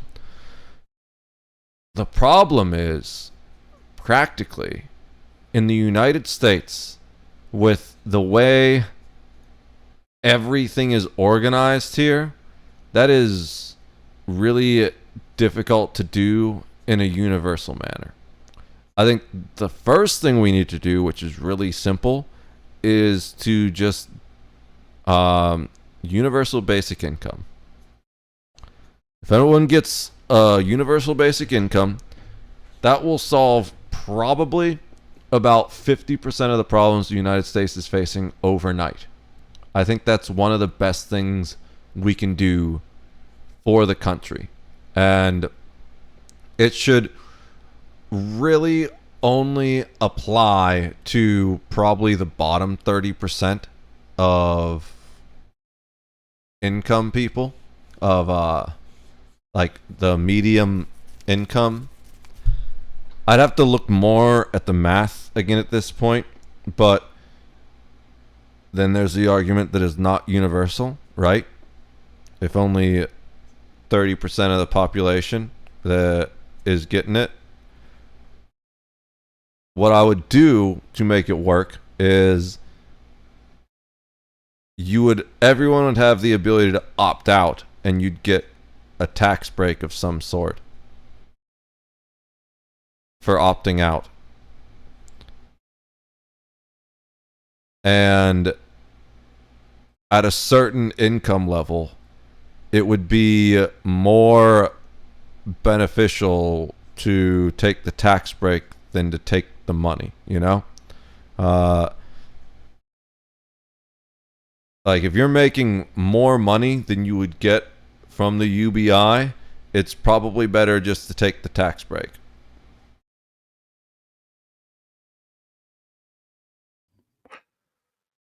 All right, I'm live. What's going on? I know. I don't usually do videos like this. I usually have my produced videos, and I don't really do live streams. This is something that is not something I generally do. But I'm glad to see your face again, Nate. He doesn't really. So he used to at least put his face in the corner, but now he doesn't even really do that anymore. He just uses the little icon thingy, which you can't see because it's under my mouse. This thing. He's got like a drawing sketch version of him.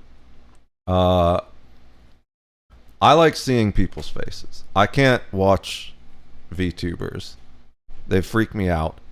But I can at least do static images, you know? So like this, or like the WestJet slick back hair greaser thing. I'm fine with those.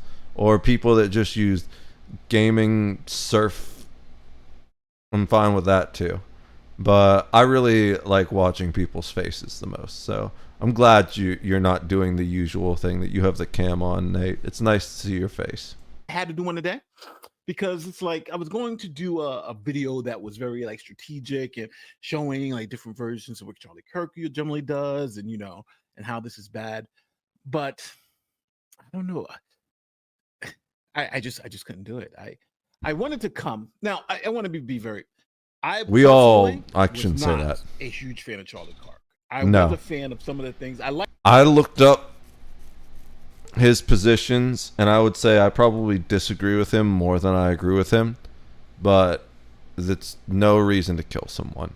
It's no good reason to kill someone. Some stuff I thought he was kooky. Some of the stuff I thought was on point. Just like everybody, just like you guys with me, right? Not everything I say you agree with, but a large chunk of it you do. And that's kind of how I kind of felt with Charlie Kirk. Now, I wouldn't even say a large chunk personally with Charlie Kirk, but I'm also I'm slightly left leaning. So whereas Nate the lawyer's relatively conservative, so I can see why he agrees on more things. On the same page, because I know some of you, for those of you who have not heard, Charlie Kirk was murdered today. And I'll pull up a quick CH. I can't even spell. And it's wild because like all the people in this space, myself and all the other kind of political commenters. I want that hat. I think this has shown them something that's pretty insane. And I think it showed them that that I think we've gotten to a point. I have a Captain America thing even if on you this say hat. stuff to people that they don't like, it's now time to do physical violence. Because Charlie Kirk, his whole brand was, I'm gonna go into the lion's den, I'm gonna tell him what I believe, and I'm going to say, prove me wrong. That's the whole, there's nothing new about what he was doing, right? That's exactly what he was doing. I'm going into the hostile territory, and I'm going to say, prove me wrong. That was Charlie Kirk's, Kirk, I think he's saying Kirk. That was his whole brand. That was it. It wasn't violence. It wasn't. It was literally just talking and trying to convince people to say, "This is what I believe. Show me where I'm wrong." And for that, he was murdered. Literally exercising free speech. That's the reason. Agree with them or not. That's the reason why he was murdered. He was murdered because people didn't like what he was saying. And I never thought when someone says misgendering me is violence. Oh, my neck. There are people out there who believe that. There are sick people out there who.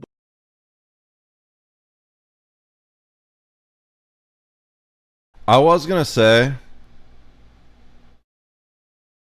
it's ironic that the very same people that would say something like this, like that, misgendering me as violence, are the ones that would go kill someone on the street in broad daylight just for disagreeing with them.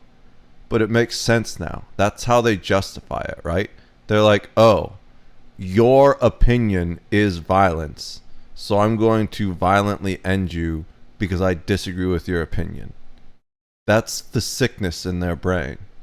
Interesting. Believe that. I was just recently on. This the is show an with, hour with long. some of the transgender Holy advocates, shit! I didn't realize that. and they were 50 talking minutes. crazy I don't know. nonsense stuff. I don't know if But we're I watching sat the and whole I thing. listened, I was trying to explain my position. I've been going Eventually, for a while. You guys know how it is. You don't believe every single thing they say. That Maybe we are, save this for tomorrow. Let's see what this is. I think this is 15 minutes. Yeah, 15 minutes. That's more reasonable. We'll do 15 minutes. From the ass mongoloid.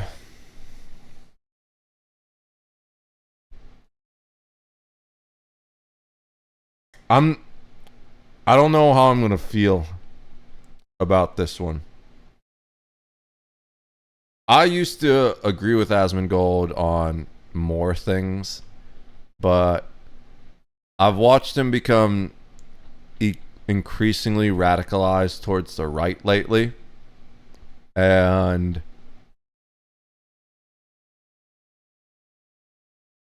almost hateful to certain levels.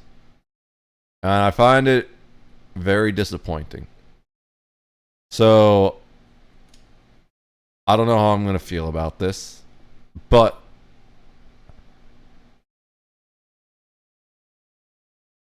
I'm probably mostly going to agree with his take, which slightly annoys me, because I've reached a point where I don't really like agreeing with Asmongold anymore. Hey guys, it's me again, and it's been a little while.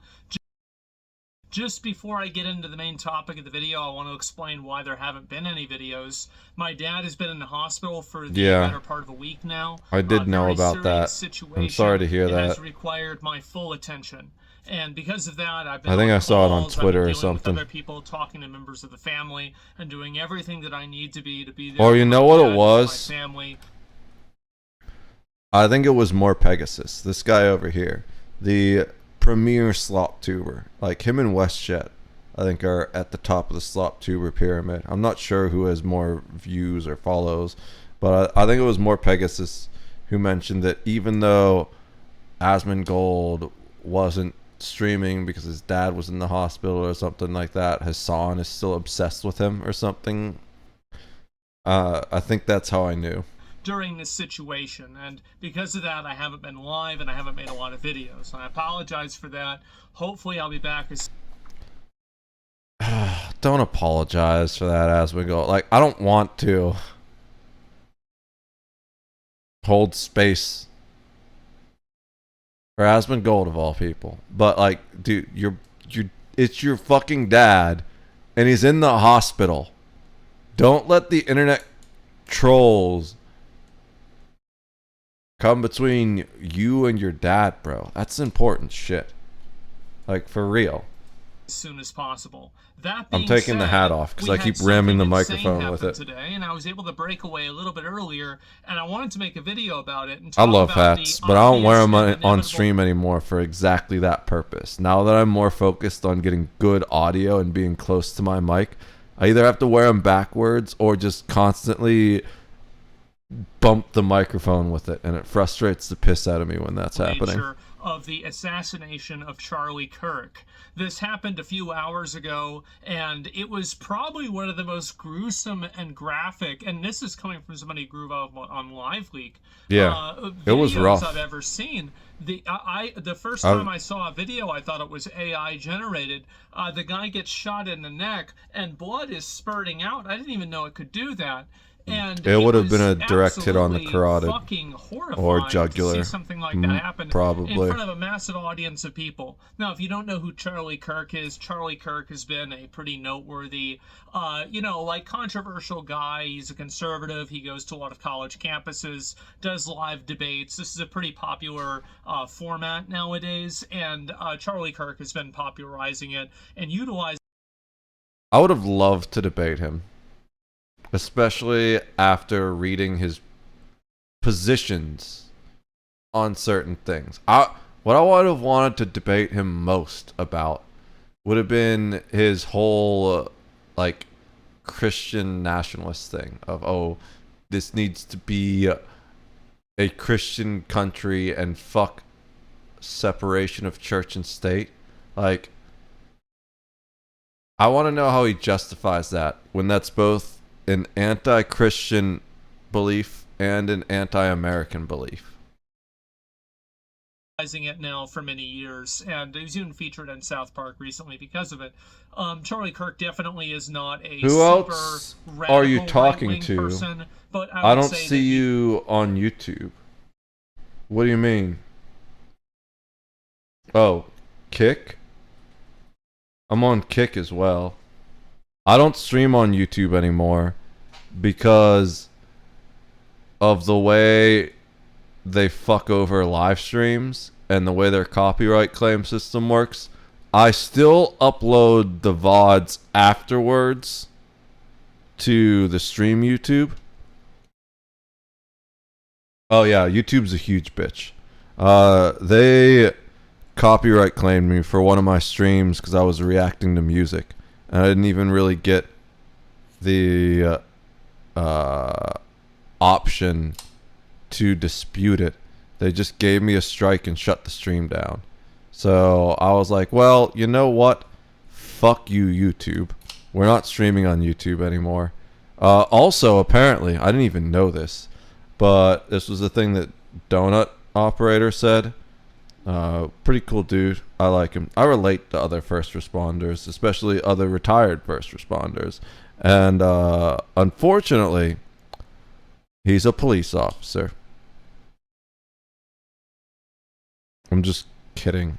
But there's, I don't know if you guys know, there's like a kind of an unspoken rivalry between police officers and firefighters. Sometimes it makes it into pop culture a little bit. So the Super Troopers guys did a show series where they were firefighters. Kind of funny. I liked it. I think it's funnier for me because I'm a firefighter. It's not as good as Super Troopers. I will say that. But I think there were some good police versus firefighter rivalry moments in there. Rescue Me had some good police versus firefighter rivalry moments.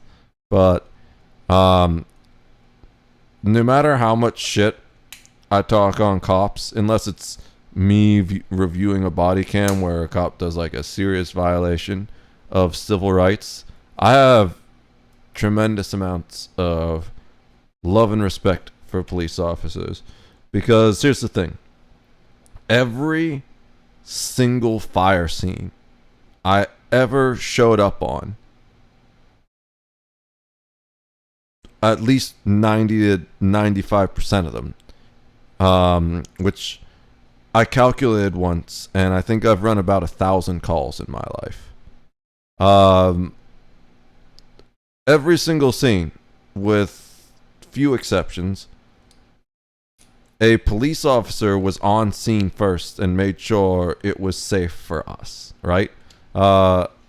Scene safety is a huge thing, especially in certain situations where there was domestic, or one of the craziest things, we actually responded to a SWAT call. There was a SWAT call. It wasn't in my town. It was like 2 towns over or something like that. We have what are called mutual aid agreements, especially as volunteer firefighters, where because of limited manpower and equipment, we will form run cards, they're called, with other local fire departments to ensure that we have enough manpower and equipment and specialized equipment for each call. So, for example, my department, we were an interior firefighting and rescue company. So we did like vehicle rescue, trench rescue, which is like if a basement collapses or something and you need to shore up the wall so you can get someone out of there. We also did interior firefighting, which was the basic, like going in and finding people and rescuing them. But the other thing we did as part of that, it's called RIT, which stands for Rapid Intervention Type. And there were certain stations that would call us for RIT, and what we do there is we're the backup rescue team.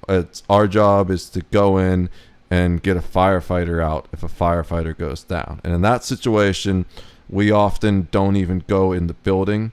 We just stand outside, masked up, ready to respond if necessary. The thing that sucks about RIT, though, is you often end up doing a lot of overhaul, which overhaul is after the fire is put out. You start tearing apart walls and stuff and ceilings to make sure it didn't extend and isn't still burning somewhere before you leave. The reason for that is because we're still perfectly fresh, but the guys that actually fought the fire, they're all exhausted and they're out of air in their tanks and stuff like that. I don't like doing that stuff. It was a pain in the ass. Like pulling a half-burnt ceiling down, you just get so much messy shit all over you, even with your gear on. That wasn't fun. But what we didn't have were what are called trucks, or these days quints, quintuple operation apparatus. The difference between a fire engine and a fire truck is the trucks are the ones with the big ladders, right? So I'll show you a quint. Fire quint. It's called a quintuple operation apparatus because it does 5 different things. I don't remember exactly what they are, but essentially it's a fire engine with one of those big extension ladders on it. We didn't have it. Now, technically, you can get a fire truck that doesn't have a pump, right? So a quint has a pump. That's the big difference between a fire truck and a fire quint, is the quint has the pump. The standard truck just has ladders and roofing equipment. And generally what happens is these guys are the exterior firefighters. So while we were going inside the building as the interior firefighters on the engine, we would call a mutual aid company that had a big extension ladder like this, and they would set up this ladder and spray water on the building from outside. Some of these ladders have a water cannon on them, some of them don't. If they don't have a water cannon on it, you can always pull a hose up with you. They'd also do things like set up escape ladders or ventilate rooftops, all kinds of things like that. So it's but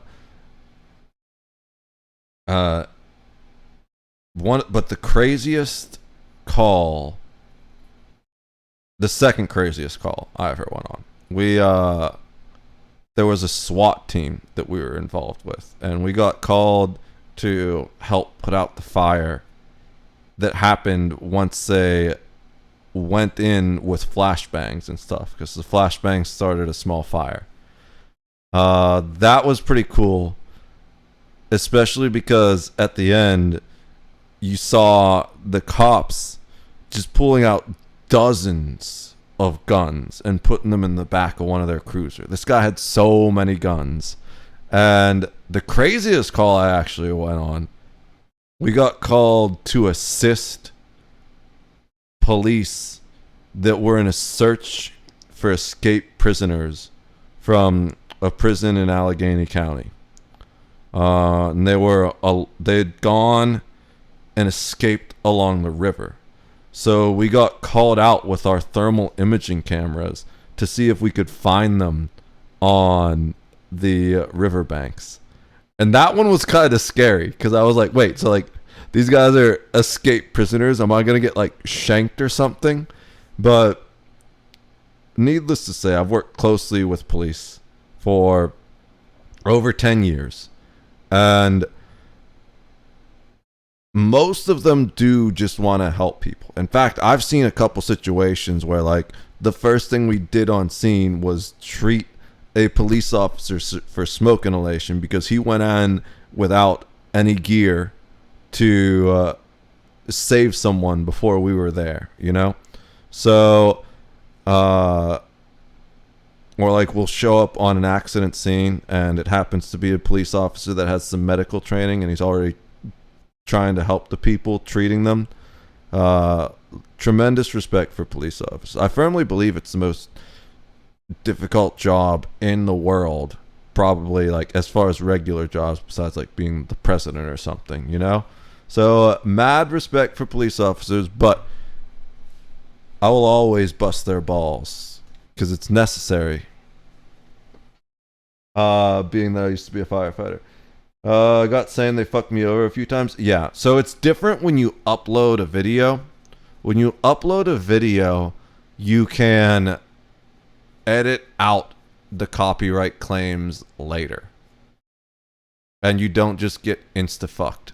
So that's why I still upload the streams to YouTube. Also, I upload the streams to my alternate channel, the Steel Drifter Streams channel.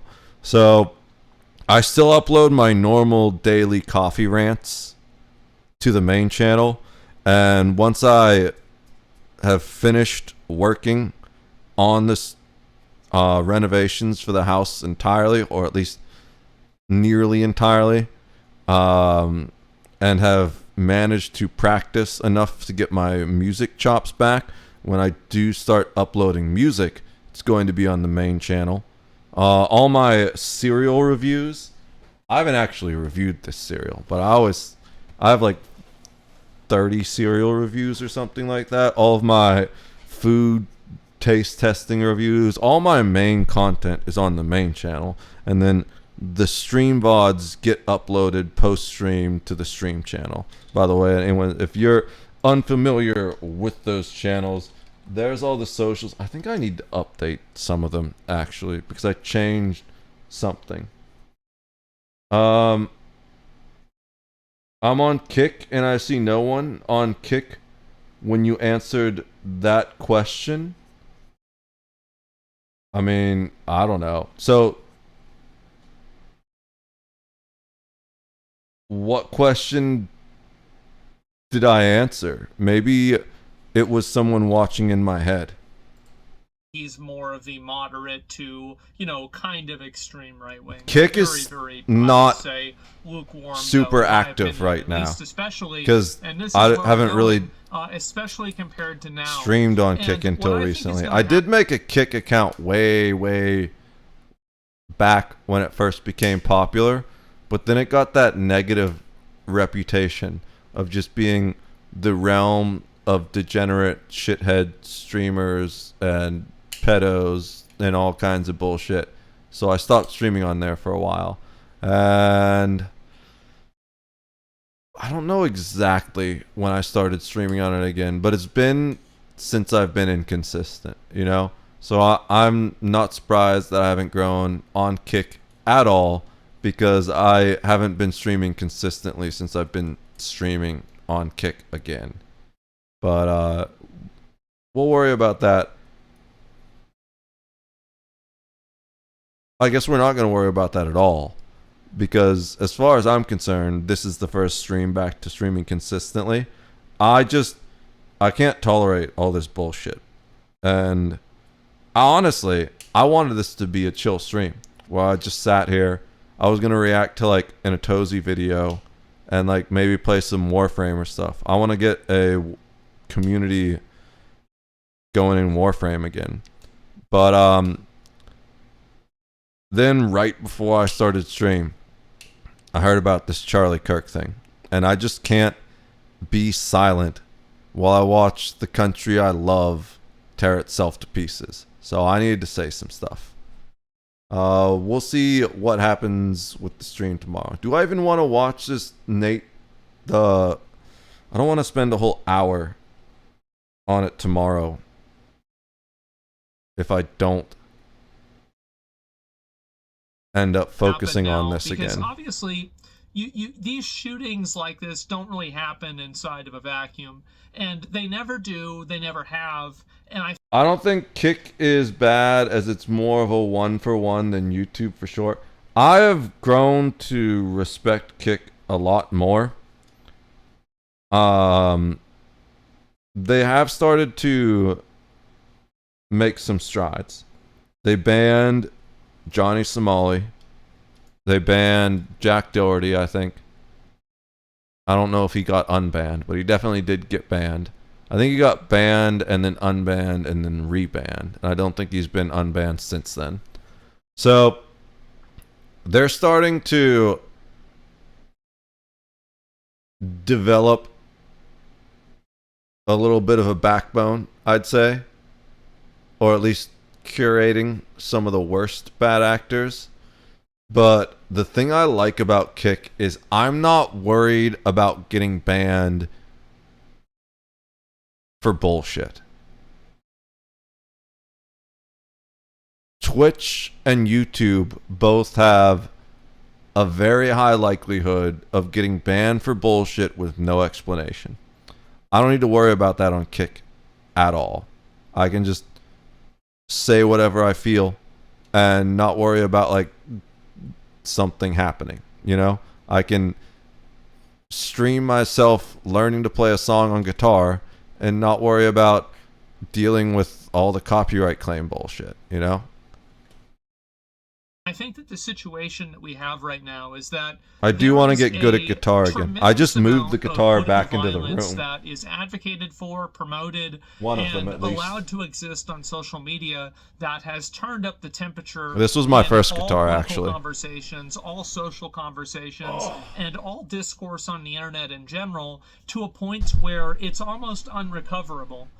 You have people that are out there all taking the the time stickers off because I wanted to redo violence, them. advocating for people to get killed. Somebody needs to take care of this guy. Somebody needs to deal with this. I wish he were dead. Won't somebody do it? The 8647, all of the crypto messaging and all the doxing, right? Why do you dox somebody? Why do you post a person's home address?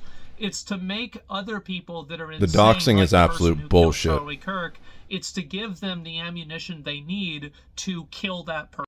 It's the one thing I can think of that California has done right, is they have an anti-doxing law.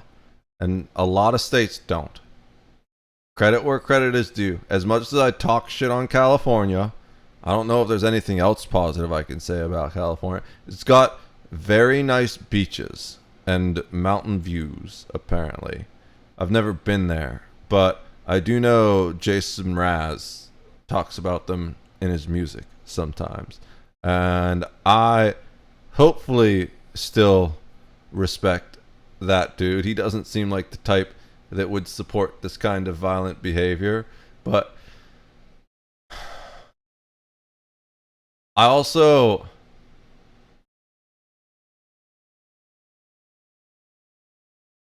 didn't think OTEP would really, like, I know she's an intense and spirited individual, but like actually celebrating someone's death just because you disagree with their viewpoint, that's a whole level of evil I never expected to see in her. So I don't know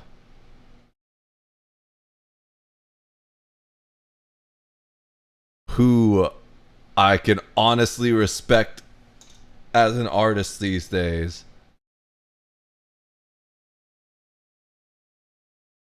Person and to put that person's life in danger. That's why they're doing it. Oh, and my so back. That's the reason why they want to find out the identities of ICE agents. That's the reason why they want to find out the identities of Tesla owners, like at the beginning of the year. It's so that...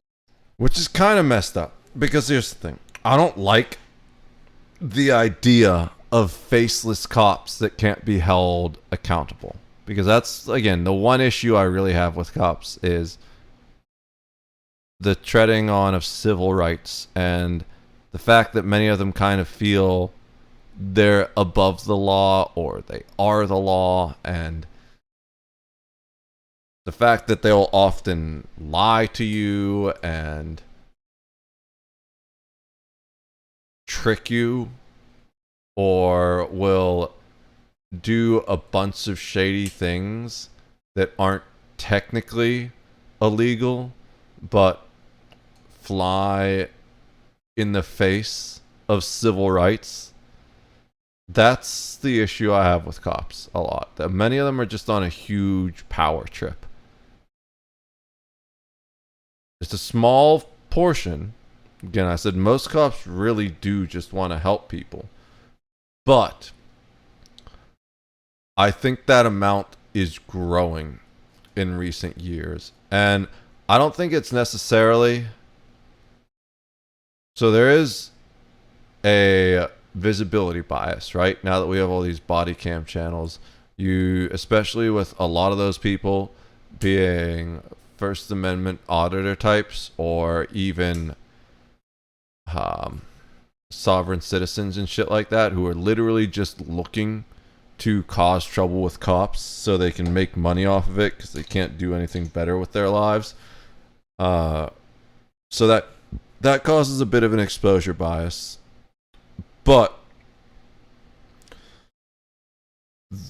if you look, there's a training mentality difference where even with my own personal encounters with cops in recent years versus way back in the day when I was growing up, when I used to work as a maintenance guy, it was in the town that I grew up in, and I was living in the, like, 2 towns over. So I would ride my bicycle into town, but then I had to walk up this massive ass hill that was very steep, and I just was not ever in the interest of riding my bike up that. And I didn't always take my bike. You know, if the weather was bad, I would ride the bus over. And there was this cop, Officer Kimura, God rest his soul. He died of a heart attack several years ago. If he ever saw me just walking up the hill to work, he'd stop and give me a ride, you know? The cops in that town now are exactly the opposite. There was once I was out for a walk around the town right around sunset. It wasn't sunset yet. I checked later. Because technically the park closes at sunset, right? And it was overcast, so you couldn't tell exactly what it was. It's always overcast in Pittsburgh. Couldn't tell exactly if it was sunset, but this fucking downpour just hit out of nowhere. So I ran to the closest place I thought of that had an awning, and it was in the park. And a cop saw me running over there, and I was like, okay, cool. Maybe I didn't know what to expect, really, but I didn't expect what happened. The guy came over, and he was like fucking cursing me out like didn't even really give me a chance to explain myself. It was just like, no, you need to leave. The park's closed. And I honestly was not interested in debating whether or not the park was actually closed at that point. One, because I didn't know for sure. It was rainy, so I didn't have my phone out, and I wasn't checking the exact sunset time and the weather forecast and all that. And two, I just got the impression. I'm very good at reading people. It's something that you learn.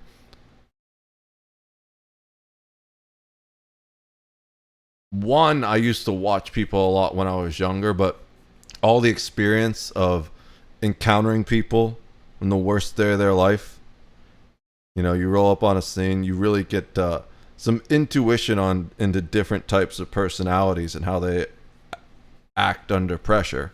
And I just got the impression that this was the type of cop that would just tase the fuck out of me and find some kind of justification for putting me in cuffs, claim I was like trespassing or something. And I did not want a whole battle.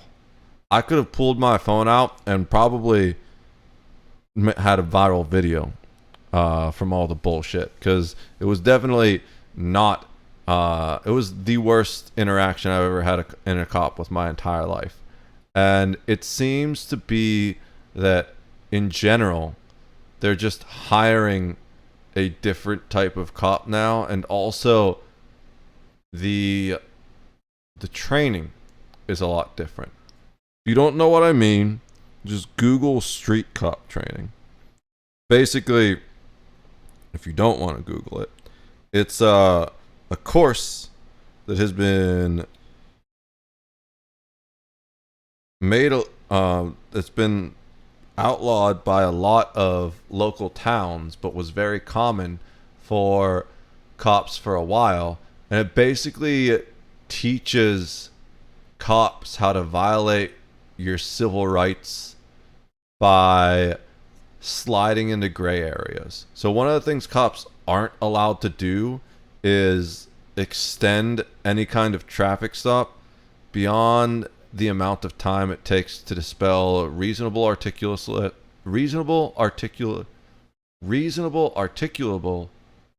suspicion, which means that there needs to be suspicion that a crime was committed. They need to be able to articulate that suspicion and like say exactly why they thought a crime was committed, and it needs to be reasonable. Like they can't just be going off a hunch or making shit up. So one of the things this street cop thing would do would give them all kinds of excuses and ways to extend the traffic stop so they could go on a fishing expedition and try and see if there's anything they could get you on. Basically, there's a whole mentality now where cops aren't community protectors anymore. They're almost trained to see everyone as criminals and find a way to bring everybody up on a citation. I'm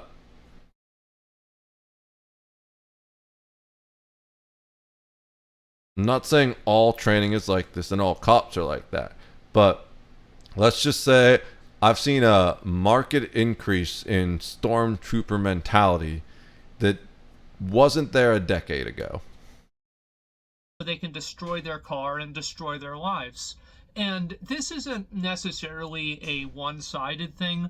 I think that in the last 5 years or so... And the point of that, again, just to bring it back to the video, that was a bit of a random tangent, but that's why you guys love me, right? The point of that was I don't necessarily agree with faceless cops, like the ICE showing up with balaclava masks and all that stuff. But at the same time, when we've reached a situation where we have terrorist supporters, and sometimes even terrorists themselves, I would argue functionally domestic terrorists, attacking these cops that are just showing up to do their job, that's a problem. And I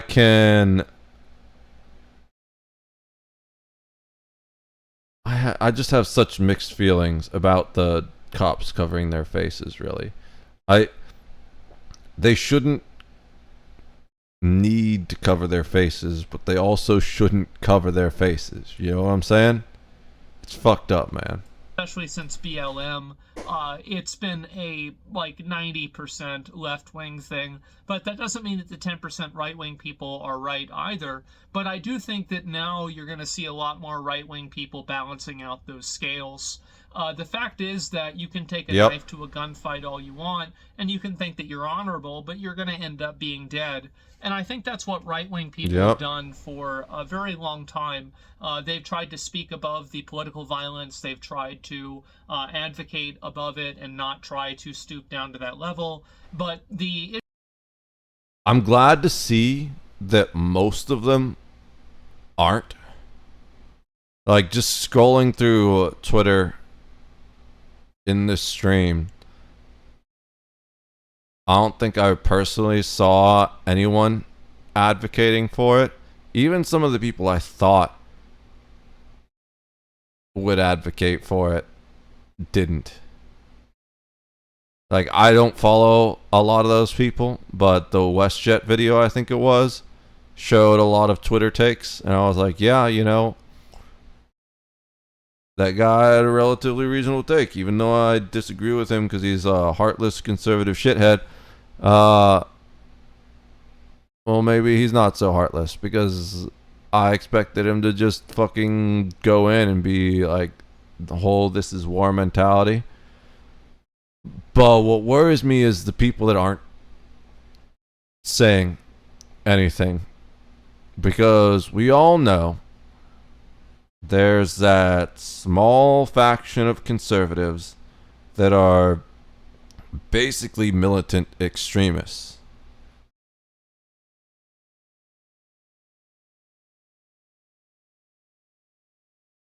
Not only are they absolutely going to take this differently than most people appear to be taking it, but they're also generally more well equipped and better trained than most leftists. Like, those are the guys that have all that tactical gear, ARs that are even more tricked out than mine.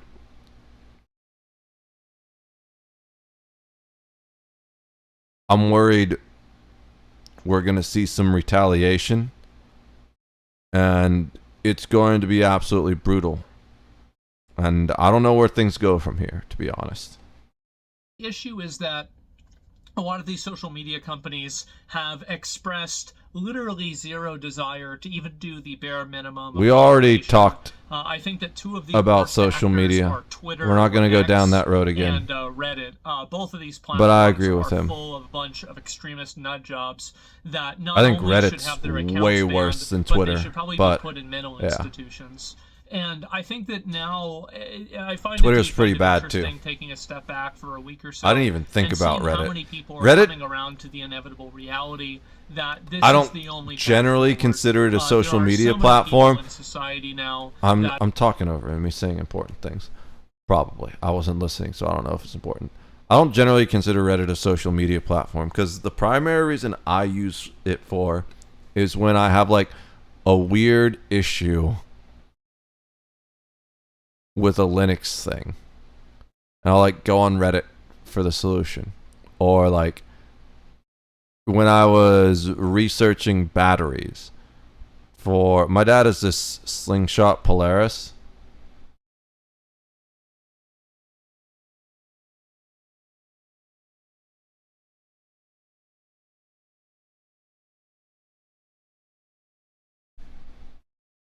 It looks virtually identical to that.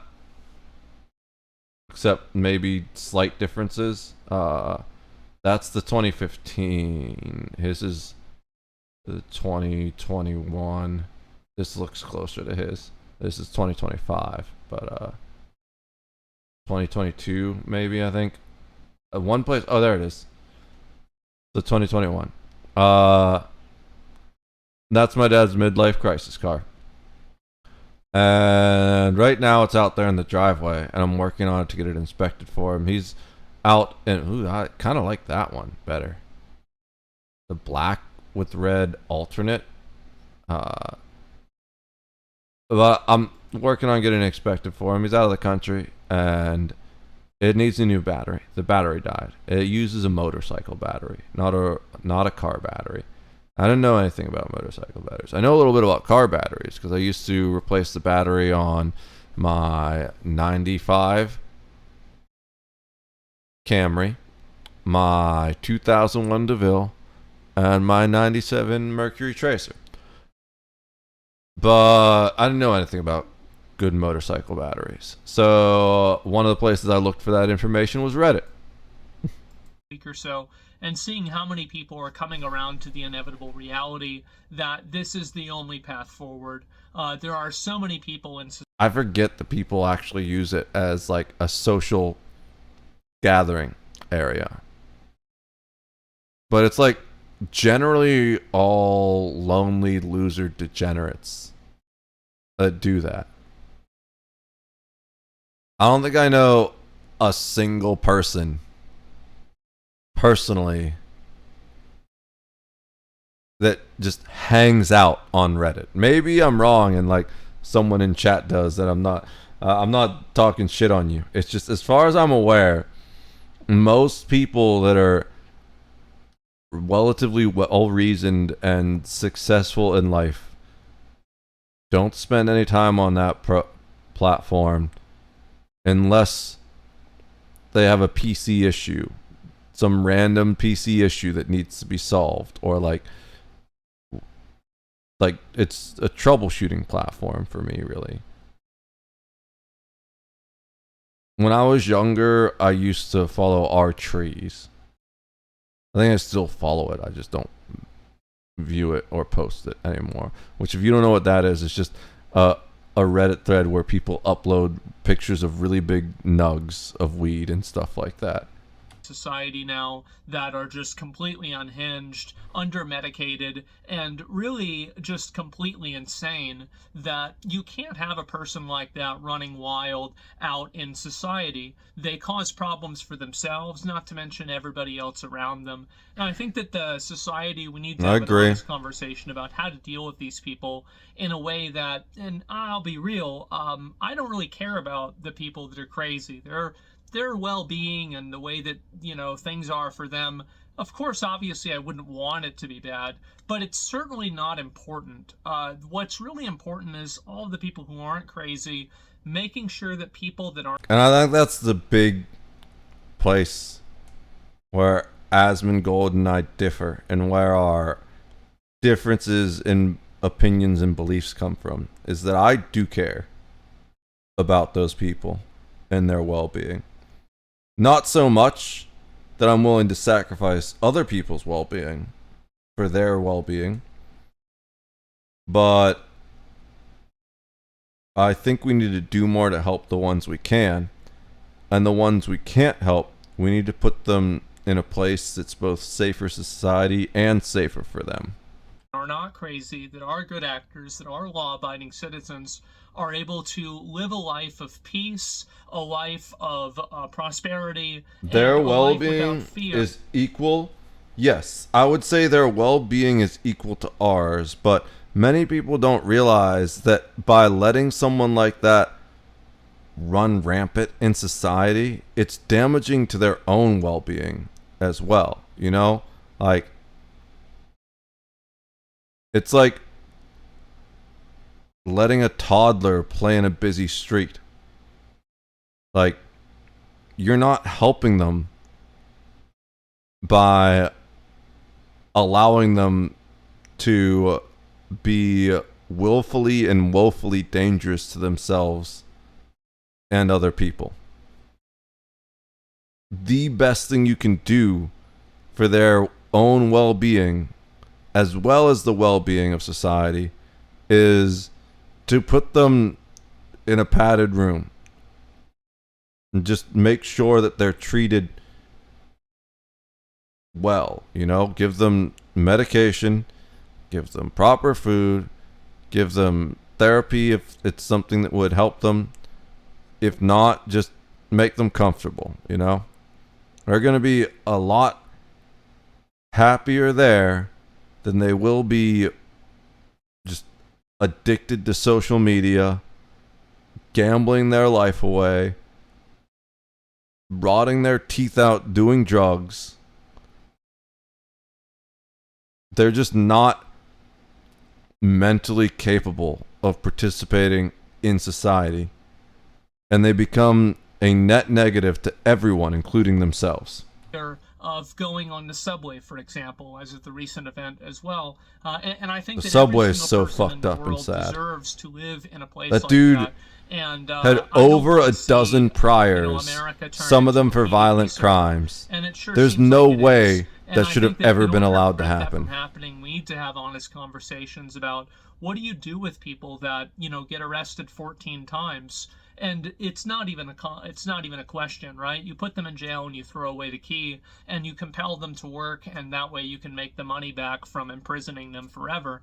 That's the way that you solve that problem. It's very I don't think you necessarily throw away the key, but I agree you put them in jail and have them work. But, and again, this is where I differ from Asmongold. You need to give them a path to redemption. I think everyone deserves a path to redemption, because maybe the guy just has a really bad drug problem that he can't kick.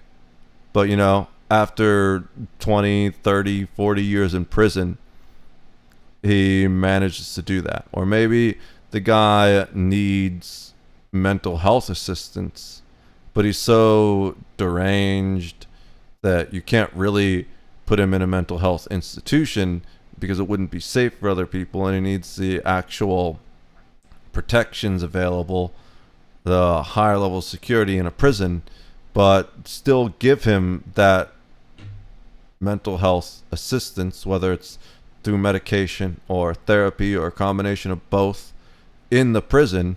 So perhaps in 20, 30, 40 years, he can have a chance at restarting his life, you know?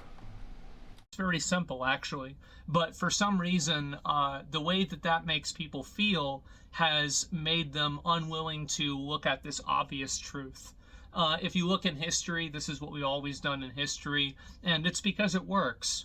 And the problem is that now we have... Okay, I don't like that argument. That's one of my least favorite arguments of all time. That's the fucking boomer argument. Oh, well, this is the way we've always done it. Yeah, well,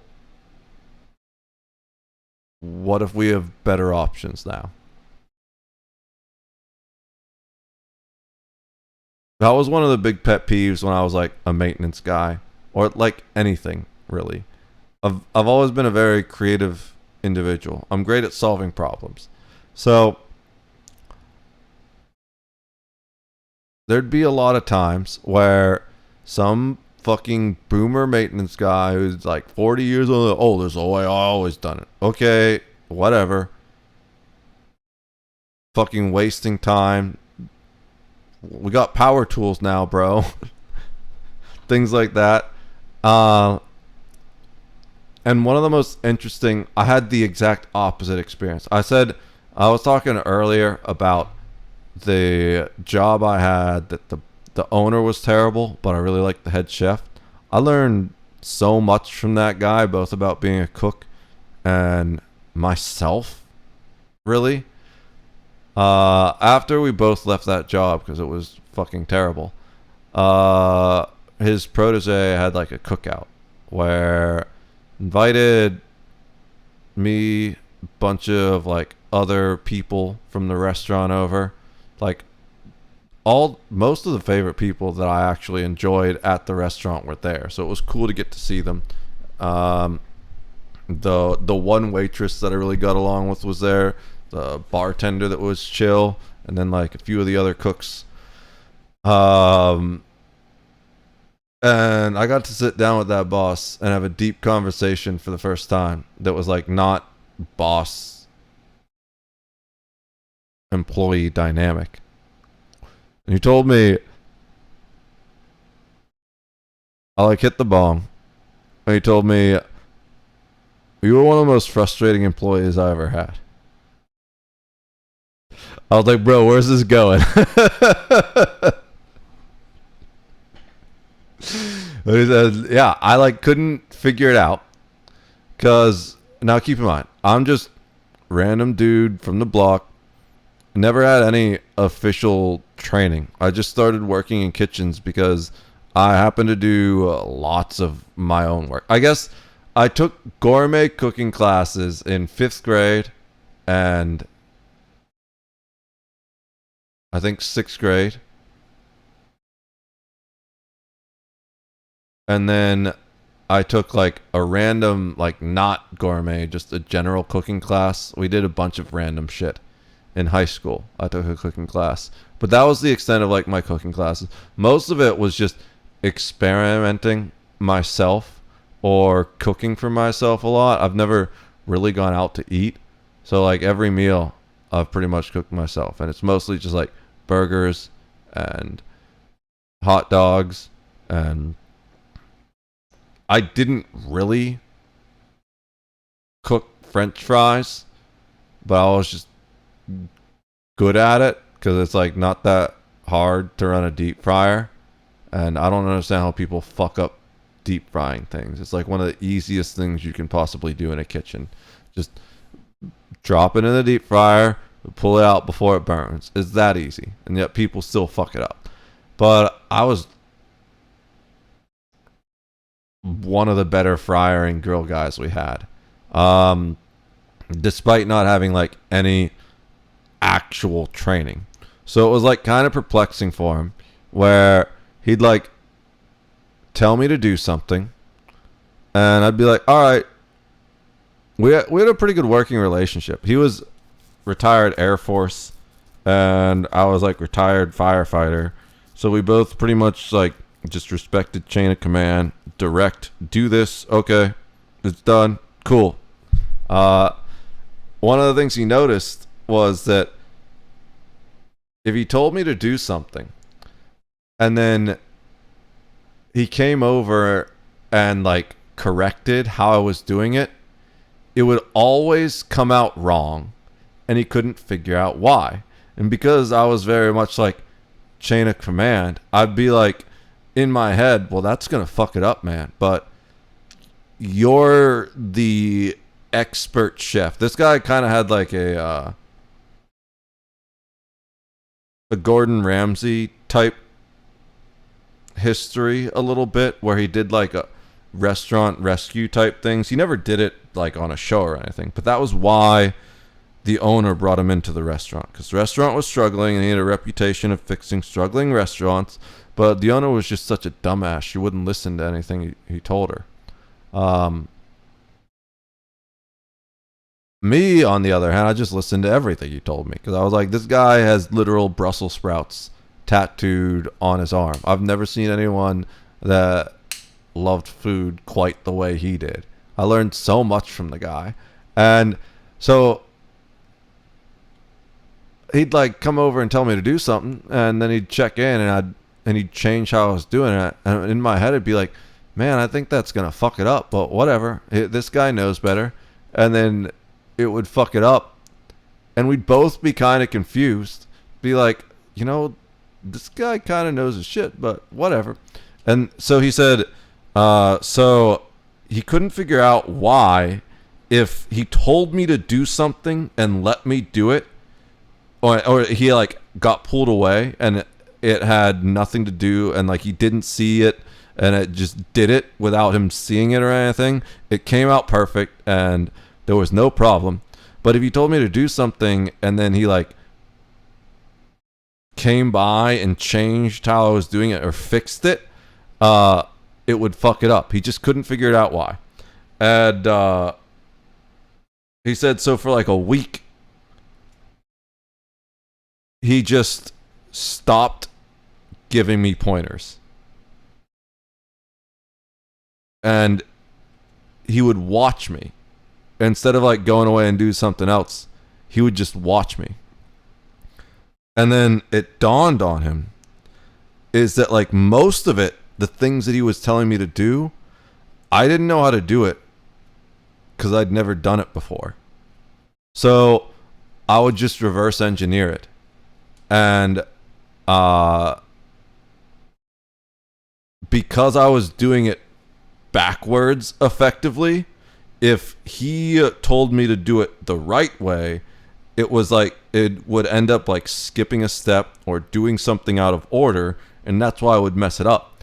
But if he left me alone, I would just like finish it the way I had figured out how to do it on my own, and it would come out fine. So then he started giving like more specific instructions, and I would just follow the direct instructions, and everything came out fine.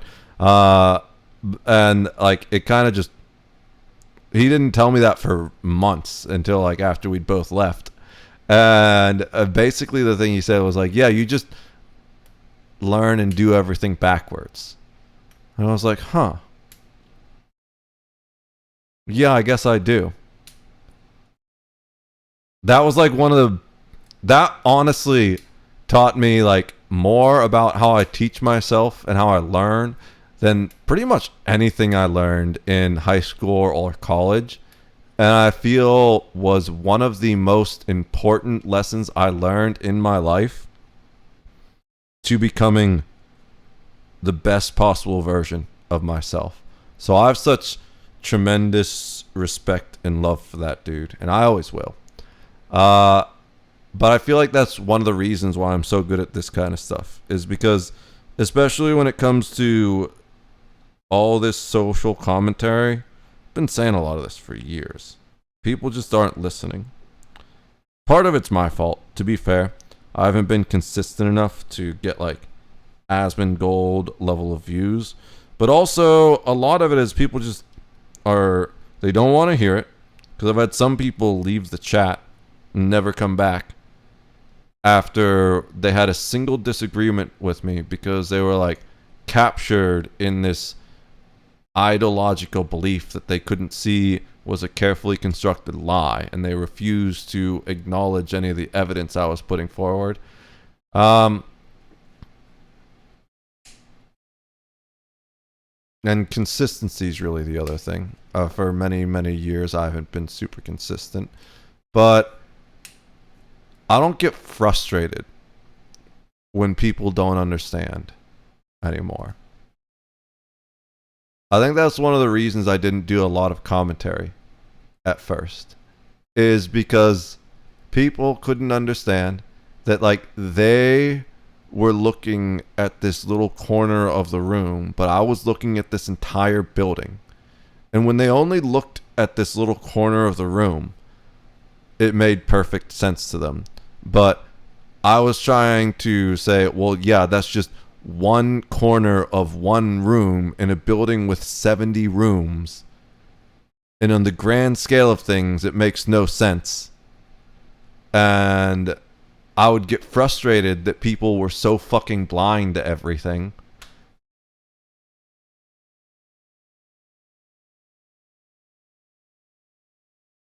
And learning that I learn and perceive the world differently from just about everyone else, and that it's backwards by their standard, that really taught me a new form of grace, you know, where I feel like I'm much more willing and able to meet people halfway.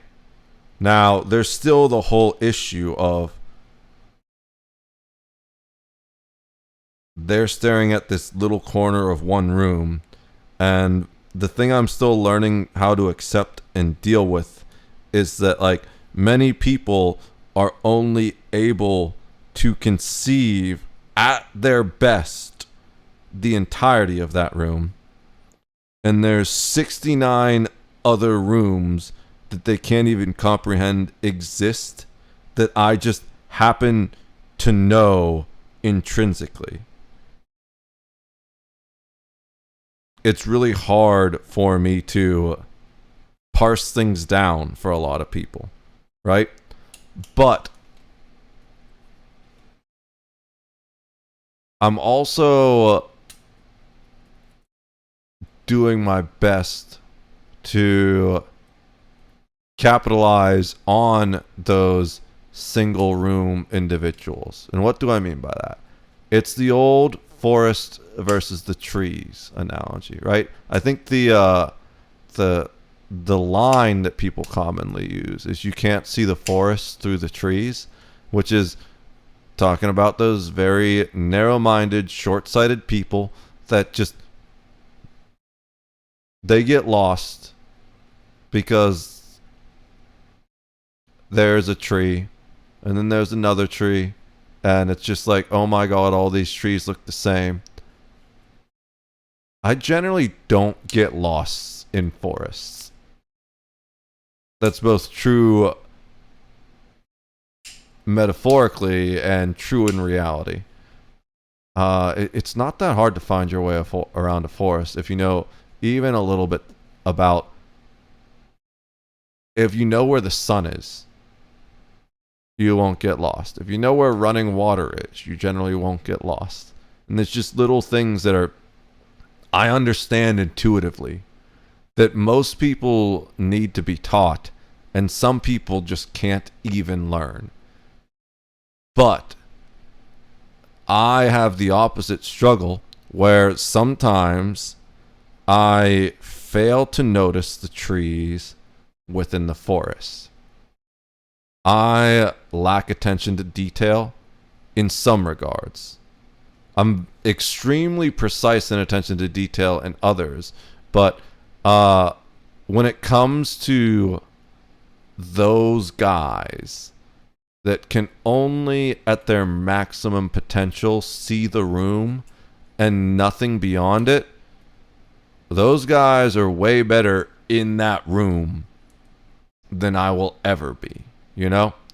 So I'm starting to reach a point where I want to collect individuals that are really good in their specific rooms, so they can help me make the entire building be the best thing possible it can be.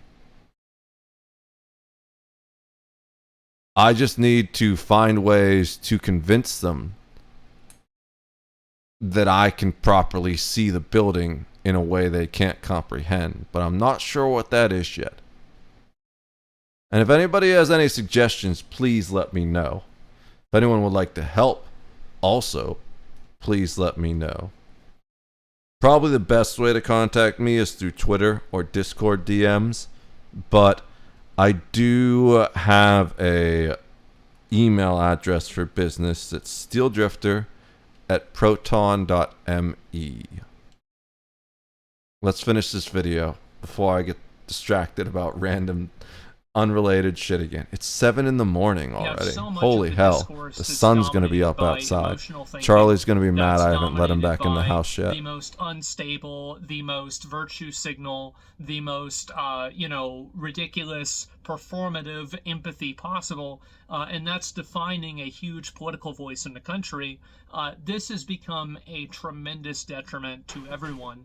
And I think that with people like the shooter that probably shot Charlie Kirk, with that guy in the subway that stabbed that Ukrainian woman, or with that trans shooter that shot up the school, one thing that's common among all of them is that these people, in almost all cases, were verifiably nuts beforehand, and nothing ever was done about it.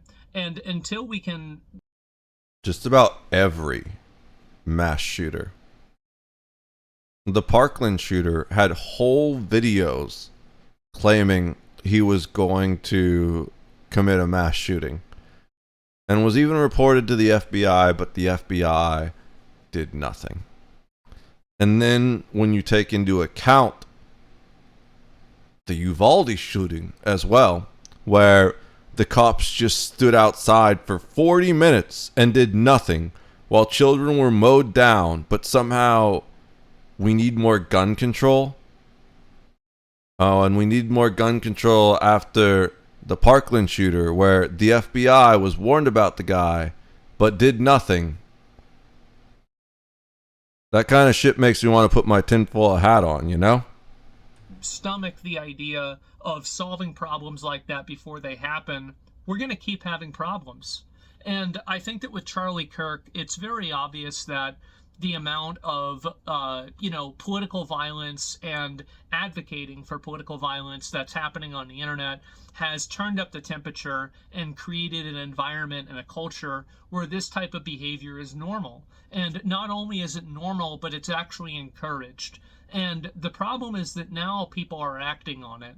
And you're starting to see this happen, and I think it's going to continue getting worse. I agree, unfortunately. Kirk is going to be the last one, but I think that we will look at Charlie Kirk's death and see it as a turning point in this topic.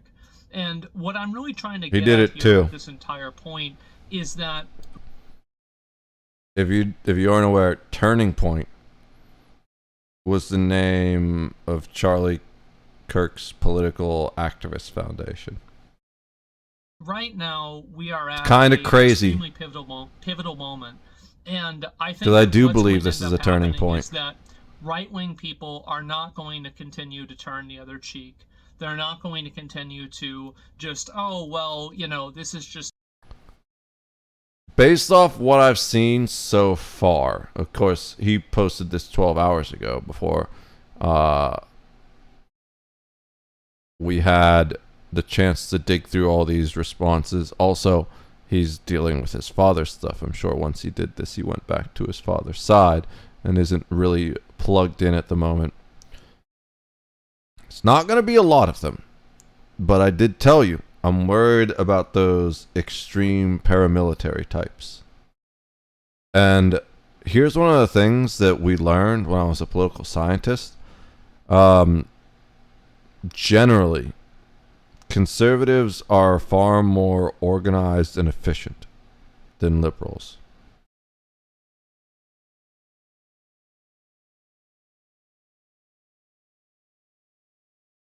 That gets scary when you think of it in terms of political violence. Just a crazy left-wing radical. I think you're probably going to see right-wing people doing the same thing to left-wing people.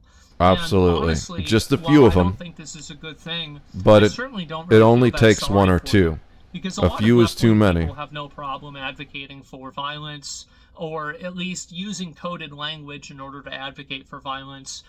The fact is that there's a certain level of intellectual dishonesty that goes on in situations like this, where a massive it's considered, amount. oh, well, this isn't actually what they meant, and no, this is actually some other. No. And that's really a left-coded thing, right? The thing about conservatives is they're just honest about being evil assholes when they're being evil assholes. They're like, oh yeah, I don't care. Just fucking deport them. Oh, who cares? Yeah. The thing about the left is they try and frame it like it's some kind of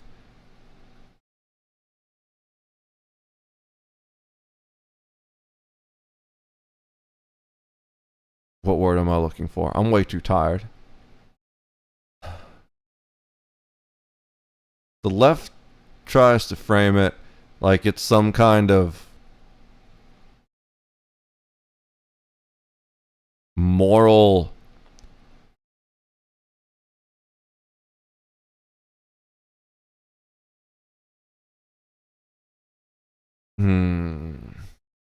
ambiguity or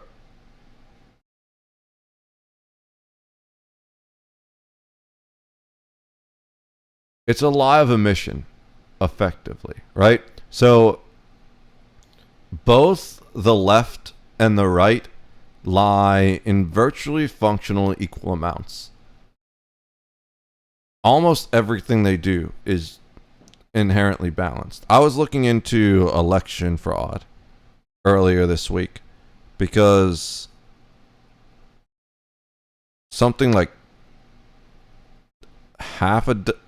10 maybe Democrats got arrested for fixing an election recently.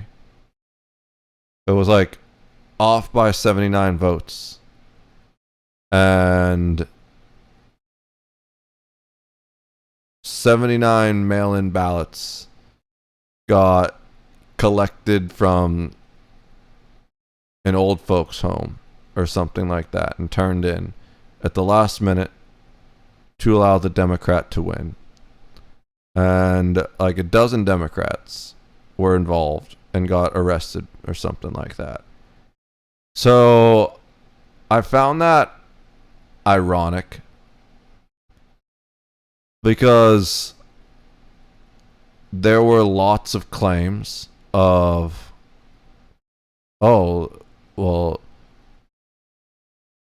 all this election tampering, and the left was like, there is no election tampering. And then there's this huge big exposure of election tampering on the left, which is claiming there is no election tampering.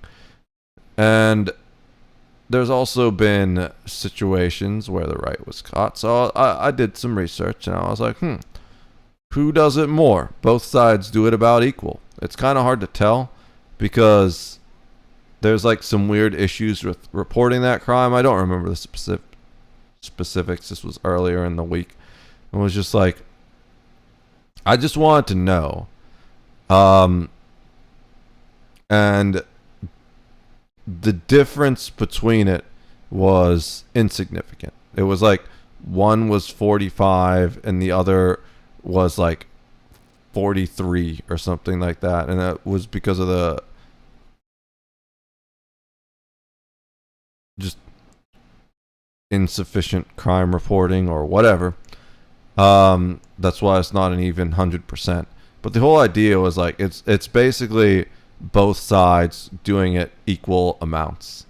And the same thing goes for lying, but the left lies in different ways from the right.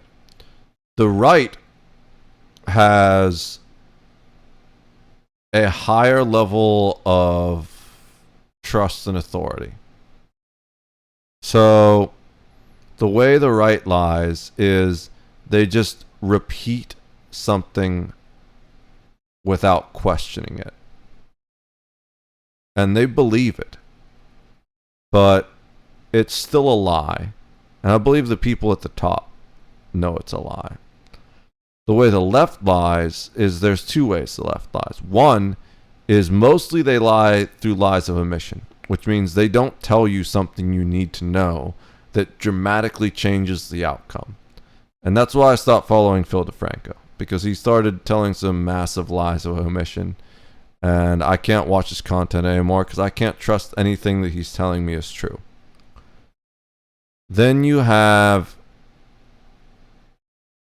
the what I would call the bold-faced lie, which is where the left knows that it's a lie, but they believe that telling the lie is for the greater good because the ends justify the means. And that's why I say like the greater good and anyone that has an ends justify the means mentality is evil, because if you really need to lie to get your point across, then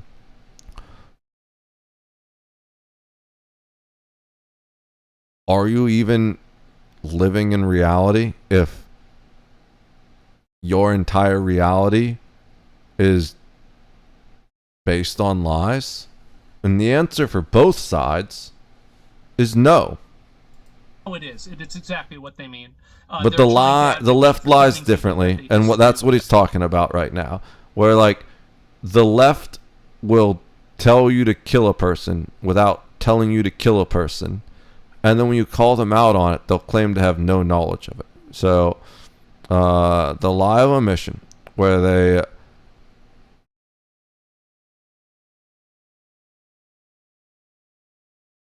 don't specifically say go murder this person, but then the bold-faced lie, when you call them out on it because it's obvious what they were intended, they directly lie knowing that they're lying, but they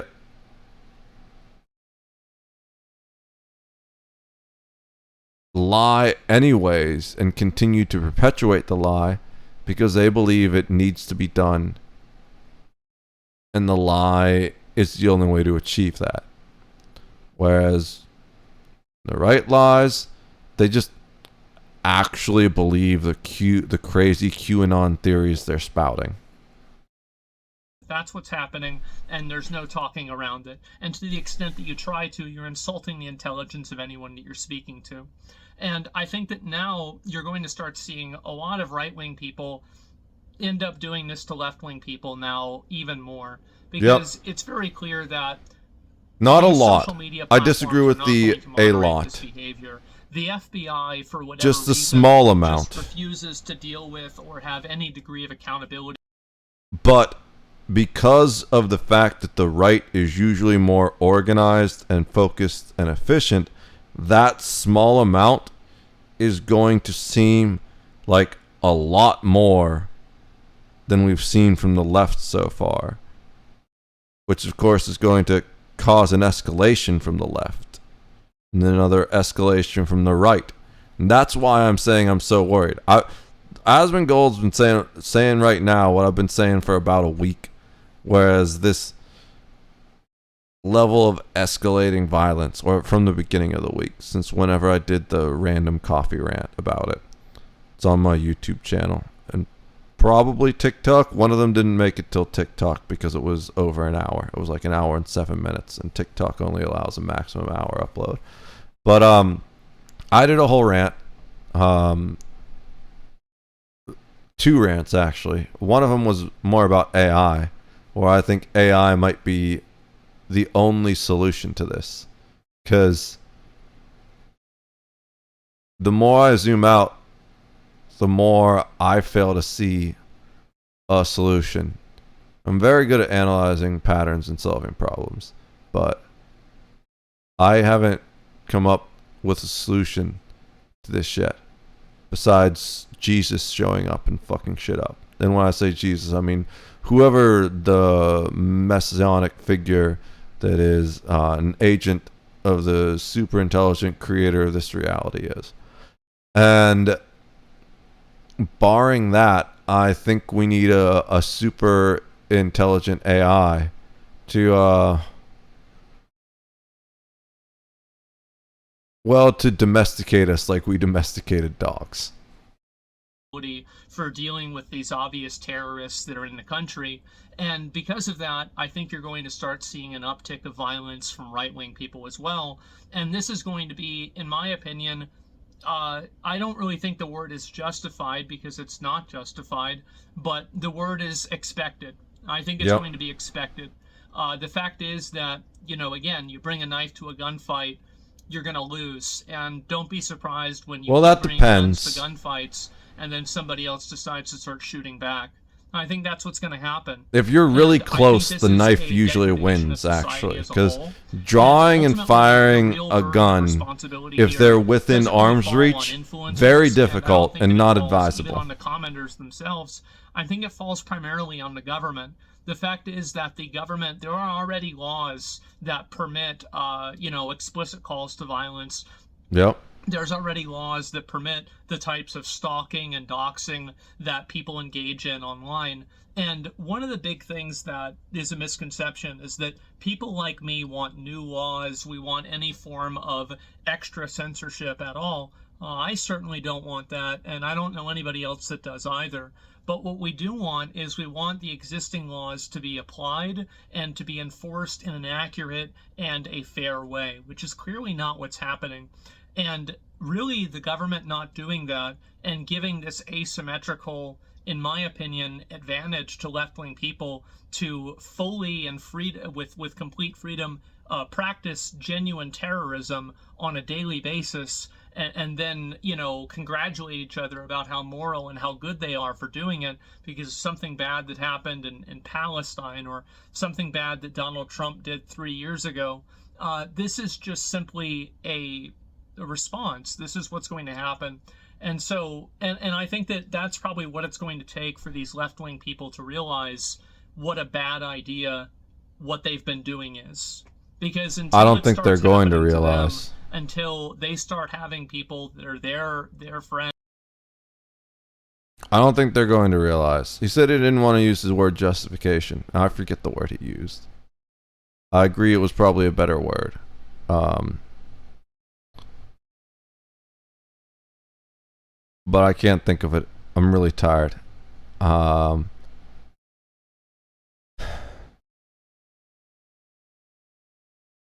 They aren't going to realize.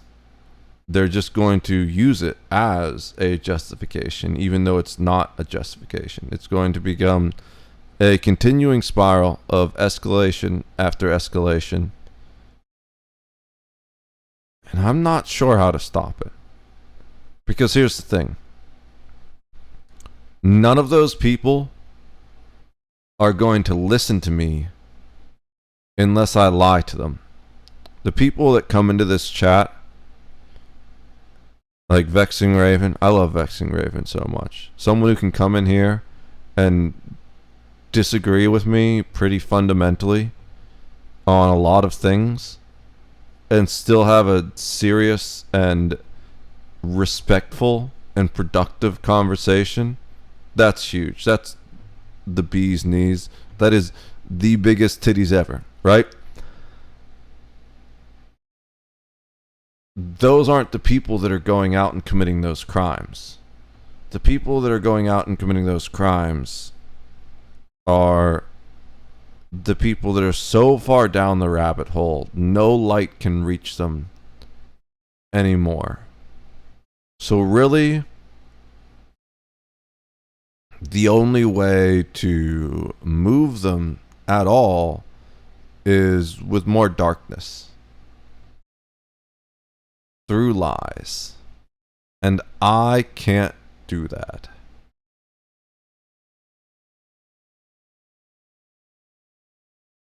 Like, I kind of have a physical aversion to lying, where the few times I did lie or felt like I had to lie, it was kind of painful to me. And that was even before I decided to do my best to become a reflector of light.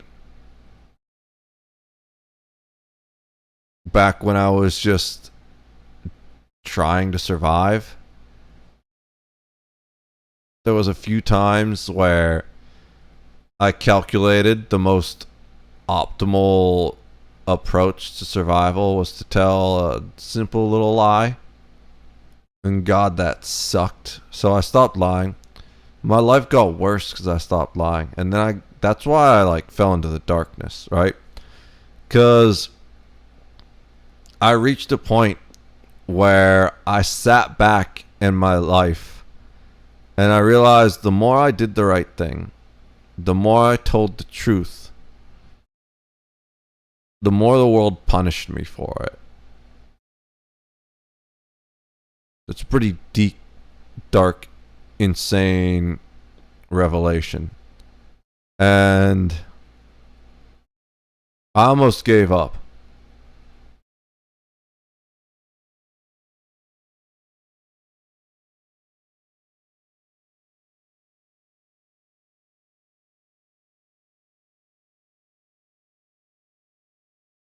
And I have to say thank you for Poppy to reminding me the cost of giving up.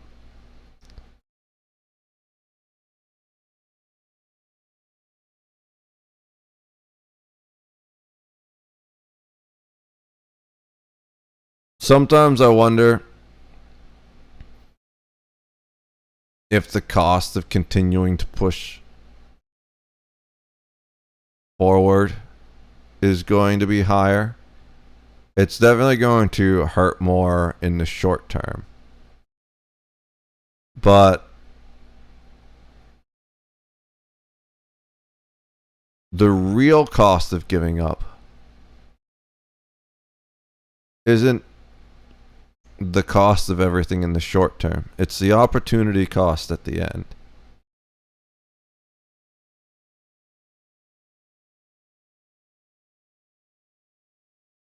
And if I give up, I feel like there's no positive outcomes. The more I sit back and analyze the patterns. So I don't think there's really a very high likelihood of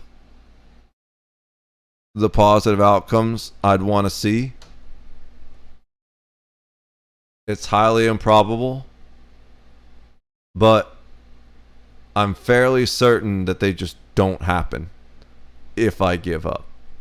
So that's why I'm back and bolder and more annoying and frustrating than ever before.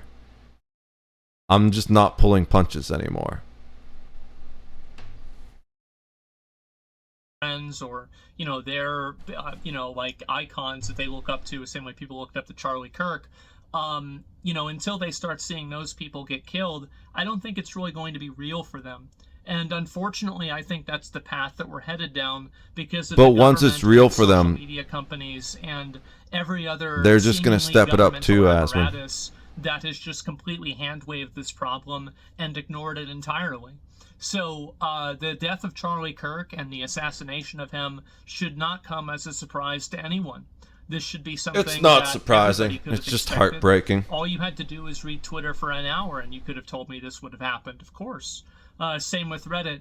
And until that core problem is addressed, you will continue to see a rapid decline in any type of social discourse. And I'm actually kind of afraid to see what's going to happen next, because I think it's just going to continue getting worse, and I don't see the reason for it to stop. And so anyway, I wanted to make this video because it's obviously a topic that, you know, I've been talking about this a lot for the past few years now, and I was laughed at a lot, and people were telling me it wasn't that big of a deal, and oh, they were joking. Well, I saw the video. That wasn't a joke. Mm. And the reality is that those jokes and everything create a culture and an environment where the actual actions are more permissible. And you also have people that are the ones telling the quote jokes that are talking around just, you know, directly, you know, saying that this is a bad thing and it shouldn't be tolerated for any reason. You have, I don't want to go through a bunch of different names, but anybody, this is the way I look at it, I'm just going to make a categorical judgment here, is that any content creator or anybody like this who has been advocating for violence against a person in an extrajudicial way. I'm not talking about trying people who they disagree with for treason. This is advocating for the judicial process to be used against people they disagree with. I think that's fine. But whenever you have people that are saying things... And this is where I have to disagree with you, Asman. Because earlier in the stream, we covered the specific reason exactly why you can't try people for treason like that. It flies in the very face of the idea of freedom of speech. You can only try people for treason if they declare war on the United States, or if they give actual aid and comfort to an enemy of the United States. And by enemy of the United States, they generally mean specifically a foreign nation, not a gang, like I'm sure Trump would want to do with MS-13 and Tren de Aragua stuff. And don't get me wrong, we don't need either of those groups here in the United States chopping people up with machetes or invading and taking over apartment complexes. But you can't just randomly decide that people you disagree with are guilty of treason, or even try them for treason. And our founding fathers were very specific about that, precisely for a time like this. Now,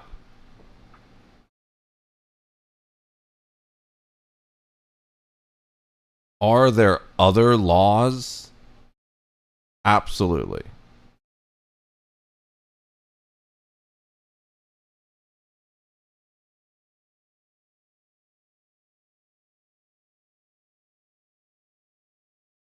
And I feel like maybe I'm just giving him more credit than he deserves. I feel like when Asmongold says treason, he doesn't necessarily mean treason, like high treason, treason against the United States. At least I really hope he doesn't, and that's just the entire removal of the First Amendment at that point. If you can just claim someone's committed treason because they said something you don't like, well, that's pretty fucked up. I think he means,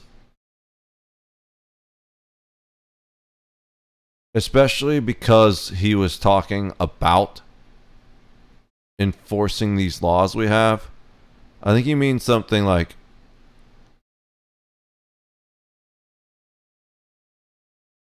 putting someone in jail for terroristic threats, or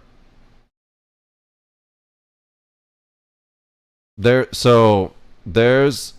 are limits to free speech, and one of them is promoting violence,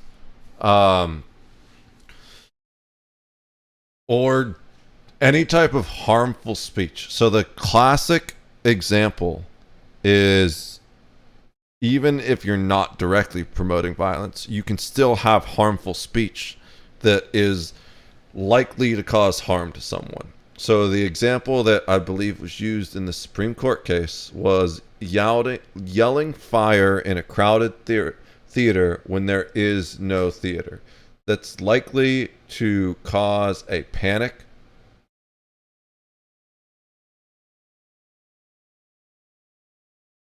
and someone is going to be injured and trampled during the panic. At the very least, that individual that yelled fire in a crowded theater would be liable for the injuries to that person. But you may even be able to charge them with something like disturbing the peace. I want to know if there's a specific crime for not necessarily seditious speech, but promoting violence. Is there a crime? Well, let's see. Is there a law that can punish people for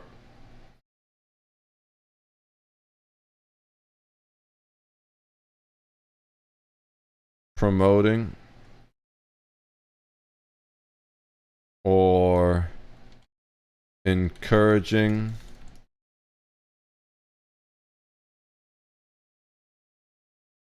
violence?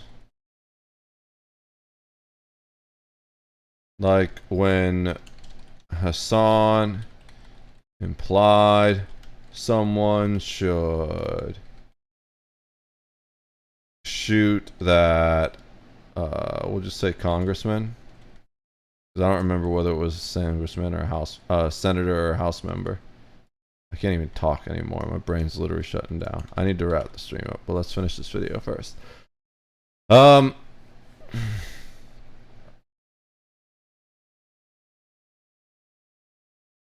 As Mongoloid is talking about trying people for treason, but as we've discussed, that is of very limited scope.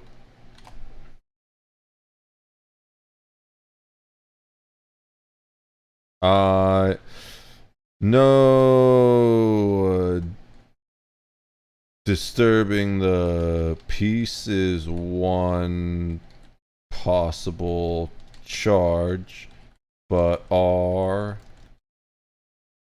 there others for when that one doesn't apply? Alright, let's see what Grok has to say, and then we'll finish this video. Yes, there are laws in the United States that can punish individuals for promoting or encouraging violence. Incitement to violence. There we go. That's the one we need. I felt like there was a thing, but I couldn't remember incitement. That's the big one, I think. Threats against public officials. Ooh, that one might hit Hassan. He was talking about implying I don't remember specifically. The situation you referenced involving Hassan Piker implying someone should shoot a congressman would likely fall under several potential legal frameworks. Though treason, as Asmongold mentioned, is unlikely. Of course, yeah. I knew that already, but thank you for confirming, Grok. Incitement to violence, I think, is the most likely one. Speech that incites imminent lawless action and is likely to produce such action can be prosecuted under laws. This is why the left talks in coded language like that, though. Because it becomes harder to prove it if you can say it was just a joke or that's actually what I mean. Because here's the problem. If Hassan's statement was a direct call to violence with intent and a reasonable likelihood of someone acting on it, it could be prosecuted as incitement. However, vague or hyperbolic statements often don't meet this high bar. Can't prosecute him for it because it was vague and hyperbolic. He said something like, this is how people, or what was it? It's something like, I don't even remember the exact quote, but it was pretty fucked up. And it just, nothing happened. I don't think this one works either because it wasn't a threat against public officials. It was like something, it was something along the lines of like, people like this need to be removed or something like that. Very vague. Solicitation to commit a crime? No, not that. You definitely need to like hire someone through like monetary or like some type of other. There needs to be a consideration given effectively. Hate speech? Unlikely. You could theoretically charge an individual with a hate crime, but that's not likely to come back on the person who incited the violence with speech in the first place. Disturbing the peace can apply. Yeah, this is more of like a highly chaotic situation. Yeah, immediate localized disturbances. It's not likely. Terroristic threats, also probably not applicable. I would say it's not a threat at all to begin with, as far as the someone should make this guy disappear or something like that, whatever the fuck it was. Treason, virtually impossible. It was made on Twitch.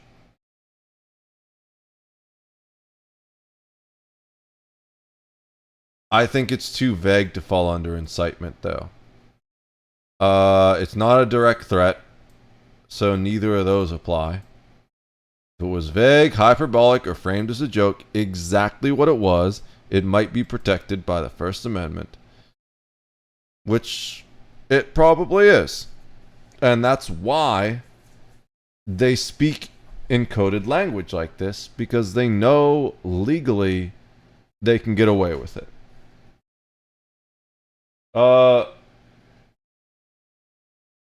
One sec, my dude. What's up? Never forget, he says, on 9/11, that's the point. I know you started stream yesterday. I'm sure that wasn't. It was absolutely the reason for the title. Because I even put on one of my old firefighting shirts. I'm just operating on levels most people don't even realize, dude. That's one of the things we were talking about. I have one of my old fire department shirts on. So, I don't mean to alarm you, buddy. Yo, thank you for the follow, King Funny 4. Yo, beloved streamer, been watching your streams for a while now. I appreciate that. Keep it up. I'll be joining your next stream with some friends. Add me on Discord.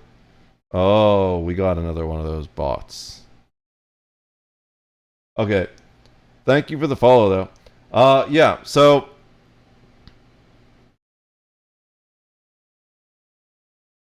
I don't even know if I was originally going to have this title. I wanted to potentially talk a little bit just about the whatchamacallit, the slaughtering of the poor Ukrainian woman who was a refugee that died on that subway. Nobody did anything about it. Just let it happen. Let the dude walk around. Any of them could have been next, but apparently nobody has any kind of survival instinct anymore. And worse than that, no kind of empathy or care for another being that just got murdered in front of them in cold blood and they didn't even care.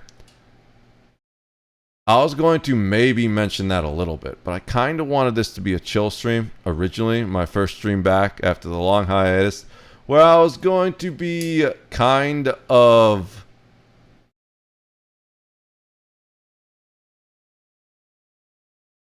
just hanging out, playing Warframe. I've been going for a while now. I'm tired. My brain's shutting down. Chatting, welcome people back in gently, but then the whole Charlie Kirk situation happened. And I'm worried that this might be the beginning of the end of the United States. It could take another 10 or 20 years for it to fully collapse, but I spend a lot of time watching people throughout most of my life, and I'm pretty good at analyzing patterns. I've got decent pattern recognition. I've read a lot of history and studied a lot of downfalls of many nations. I don't like what I see right now. I said earlier in the stream, I'll say it one more time. I see really only 3 paths for us to go forward. The first one, some kind of messianic figure appears. An avatar or arbiter. Oh, that's not the word I'm looking for. I'm running out of words because my brain's just exhausted. The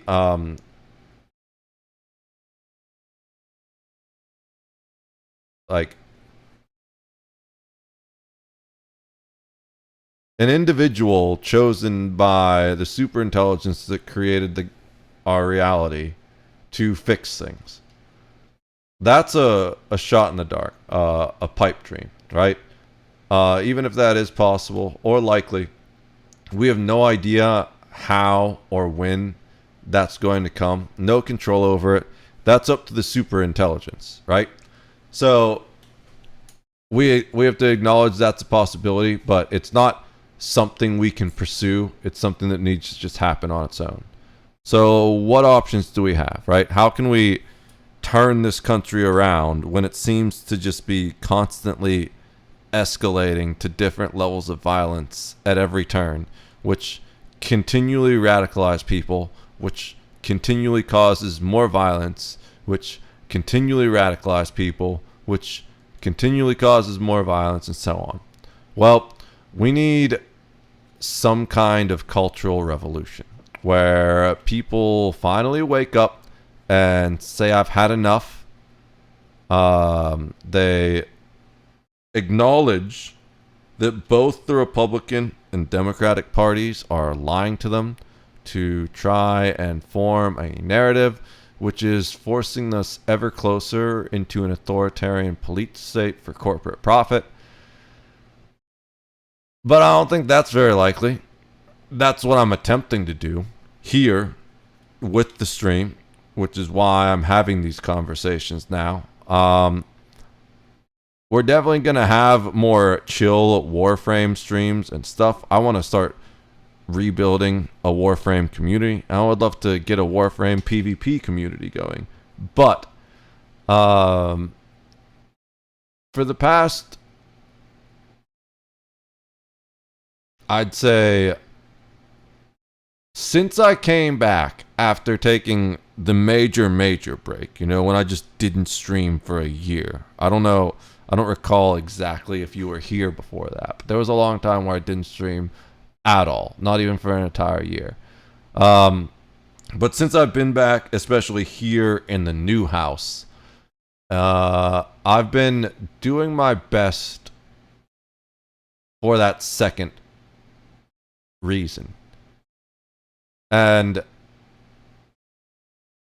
I was taking the wrong approach, I feel like, for a long time, where I was trying to be gentle with it, rebuild my community, and then hopefully coax people into understanding. But I think we're past that now. The gloves have come off. I'm not pulling punches anymore. I'm just going to straight out say it. And if people are mad that I'm calling out their favorite politician or political commentator for being an evil piece of shit, well, I'm sorry, but we're running out of time. You know? And I don't know what else to do to turn things around except for to start ripping faces off with my teeth. So we're going to see what happens. I've been going pretty hard this stream. I had like a whole rant where I ranted about the evil of both sides for a little bit. And I think the third outcome, which is another outcome I don't have any control over, which is why I've decided on the second one to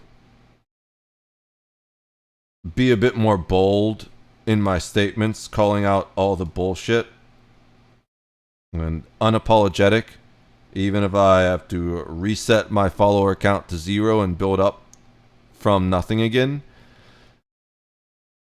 The third one is a super intelligent AI. We're close to that.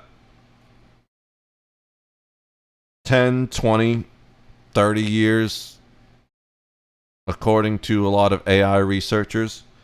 And I don't think people comprehend exactly how much that would utterly change the world, potentially overnight. The same way that the first wolf that accepted food from a human hunter didn't realize that it would eventually become a poodle. Right? A super intelligent AI would be as far beyond us as we are beyond dogs, as far as planning and capabilities and intention, if not farther. I think the third possibility that could save us from our imminent self-destruction would be a super intelligent AI domesticating the human race. And that one's up to the massive corporations. They're all racing to be the first to create a super intelligence, and I think they control it. They can control it. I bet your dog or your cat thinks it can control you too, if you have one. But who's really in control? Right? And People are probably like, oh, well, they're going to program in safeties. Well, who's in control of the safeties?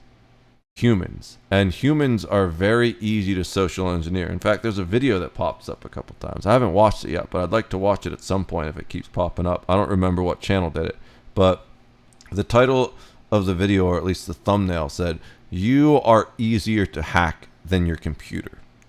And the whole idea of it is that lots of the biggest hacking episodes, or I'm missing words. That's not the word I'm looking for.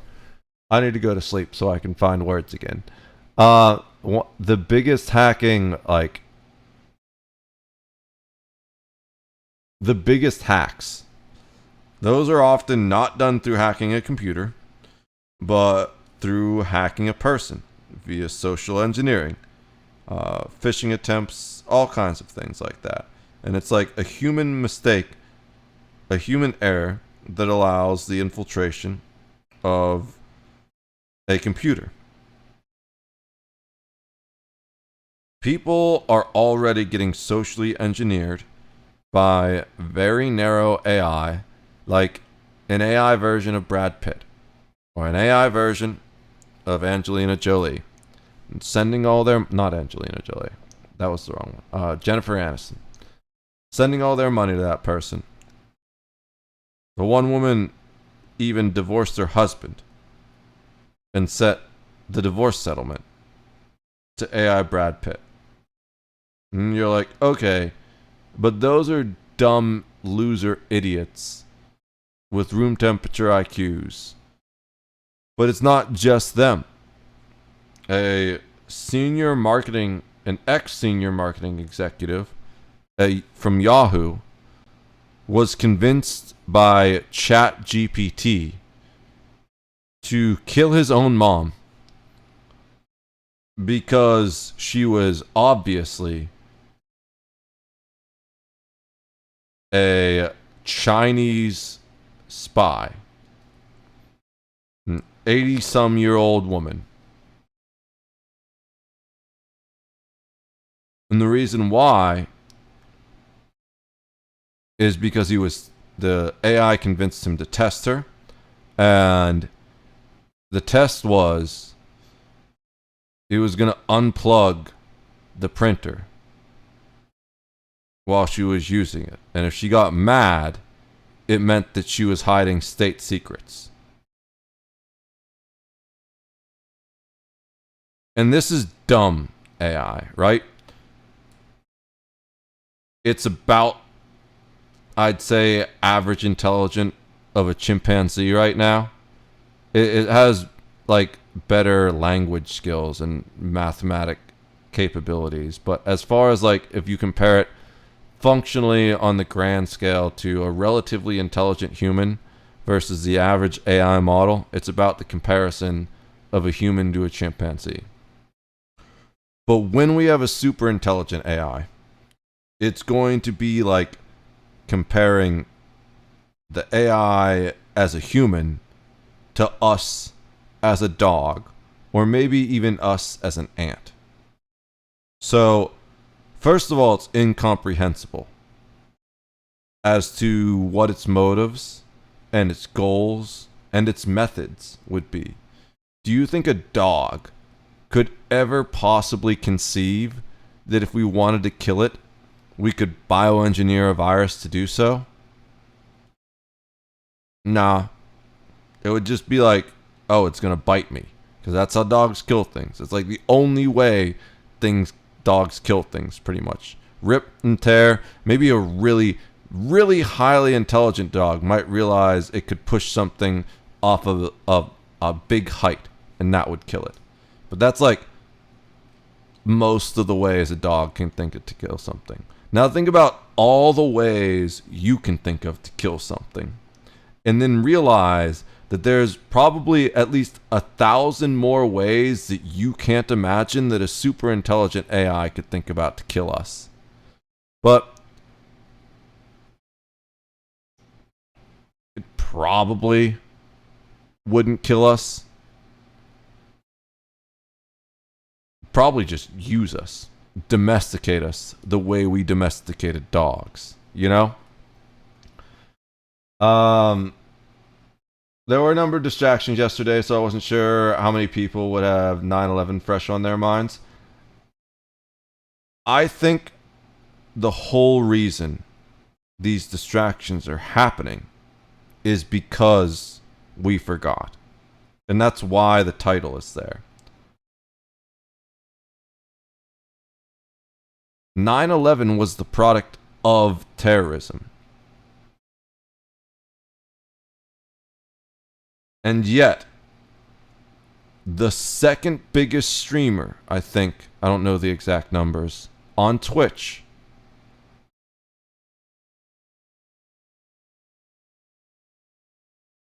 the Twitch CEO's favorite streamer, spends all day actively promoting terrorism, and now we're seeing increasing acts of political violence and domestic terrorism, and people are wondering how this is happening. I think it's painfully obvious. Please, I would welcome an Arbiter from Halo right now. Dude, the Arbiter is such a badass. I always played as Elite, and I was annoyed that you couldn't get the Arbiter armor on Elite when you were playing in multiplayer. Whole new kind of face-off? Exactly. Room temperature IQs means something different when it's... It's about that level here at this point. Only 21? What's mine at right now? I need to check. What the fuck did I just hit? Okay. There we go. I just saw things moving on the screen.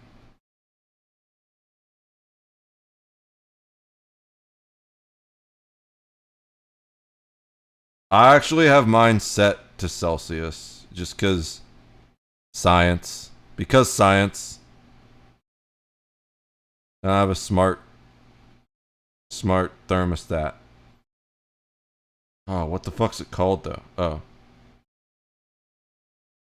I think mine's like 22. Holy shit, it's 23 in here. It was at 24. No wonder I was sweating last night. I need to turn this max down. Turn the max down to like 22 maybe?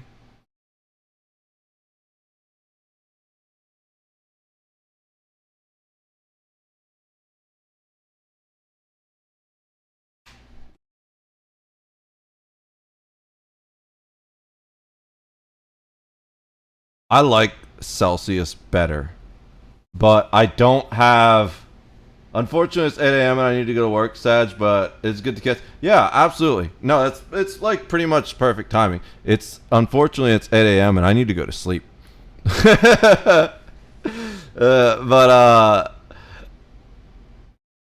like Celsius better. It makes more sense, generally. I just don't have a frame of reference for it, you know? I'm at the point where if you tell me 80 degrees, I kind of know what that feels like. But I can't tell you, but like my brain doesn't register what 24 degrees feels like yet. So I'm working on that.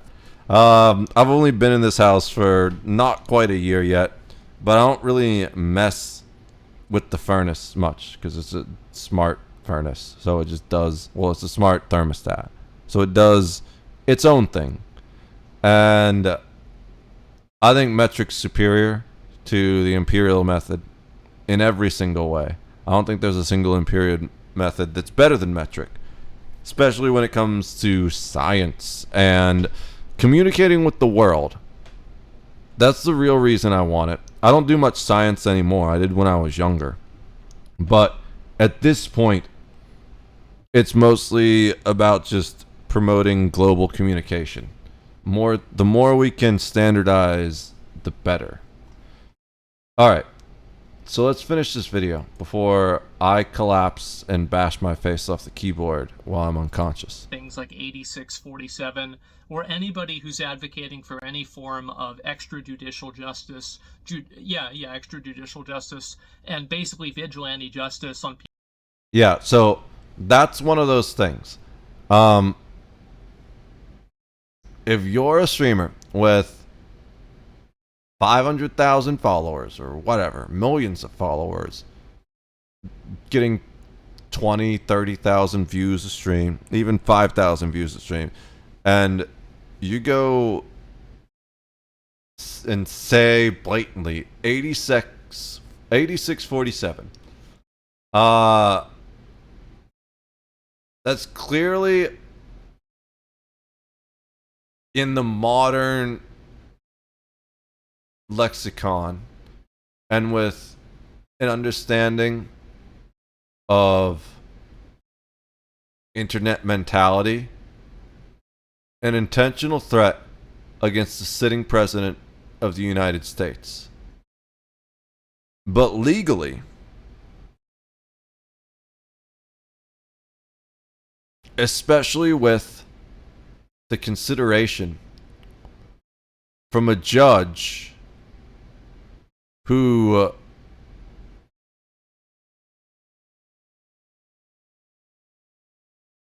has probably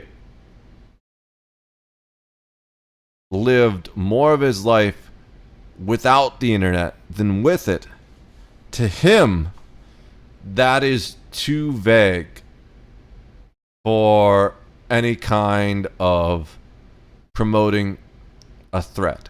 Whatever Hassan's statement was about, like, I don't know if it's going to be able to find it. But, and I'm too tired to go and do the search myself. But there was a statement, something about a sitting congressman of like, people like this just need to disappear or something, or I don't remember exactly what it was. But it was basically like an open invitation to go commit bodily harm against a sitting government official. Absolutely fucking bullshit that such things are even allowed on Twitch. But it's even worse than that. They're not just allowed on Twitch. They're openly promoted by one of the top Twitch streamers, and that guy is adored by the CEO of Twitch. I am so worried for the future of this country. And I've never said that before in my entire life.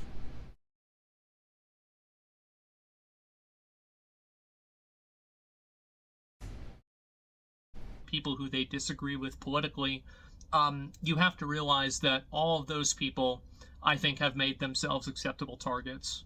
And I think that there's a lot and millions of people out there nowadays that see that. And I think that that should be extremely worrying for them. It should be terrifying. But the reality is that they have created that environment themselves through their own actions, through their behavior, and through their own words. You reap what you sow. And I think that things are about to get a whole lot worse. So anyway, guys, I wanted to make this video and talk about it. And that's about all I've got to say. So I hope to be back soon. I'll record videos when I can, here and there. But for the most part, as I said before, my dad has had so many really serious issues going on. I need to devote my full attention to making sure that he's healthy and taken care of. And so as much as I look forward to streaming, this has to take priority. I don't have a time frame. It will probably be a matter of weeks and maybe not even that long until I'm back regularly. And so hopefully that's the case. Anyway, guys, thank you all so much for watching. Rest in peace to Charlie Kirk. Another senseless death that never needed to happen. And I think that anybody who was, talking about this and turning up the heat on any of this type of political rhetoric and discussing, or at least, flirting with the idea of political violence, I think all of those people have made themselves acceptable targets in all of the worst ways possible. And I don't think that this is a good thing either, but I think it's happened. So anyway, guys, thank you all very much for watching. And I guess I'll see you soon. Anyway, peace. Unfortunately, I agree with him. It's going to get worse. I don't know what to do to stop it. Except to keep streaming. To get my shit together and start recording music. And hopefully I can stream loud enough that some people listen and help right the ship. In the meantime, I need to go to sleep. I'm fucking exhausted. I can't think anymore. My throat feels like I've been giving, like I've been deep throating sandpaper. I was shouting earlier. I ran out of drinks down here. Things are rough. So we're going to go raid my bro Medi, because there aren't many people streaming right now, actually.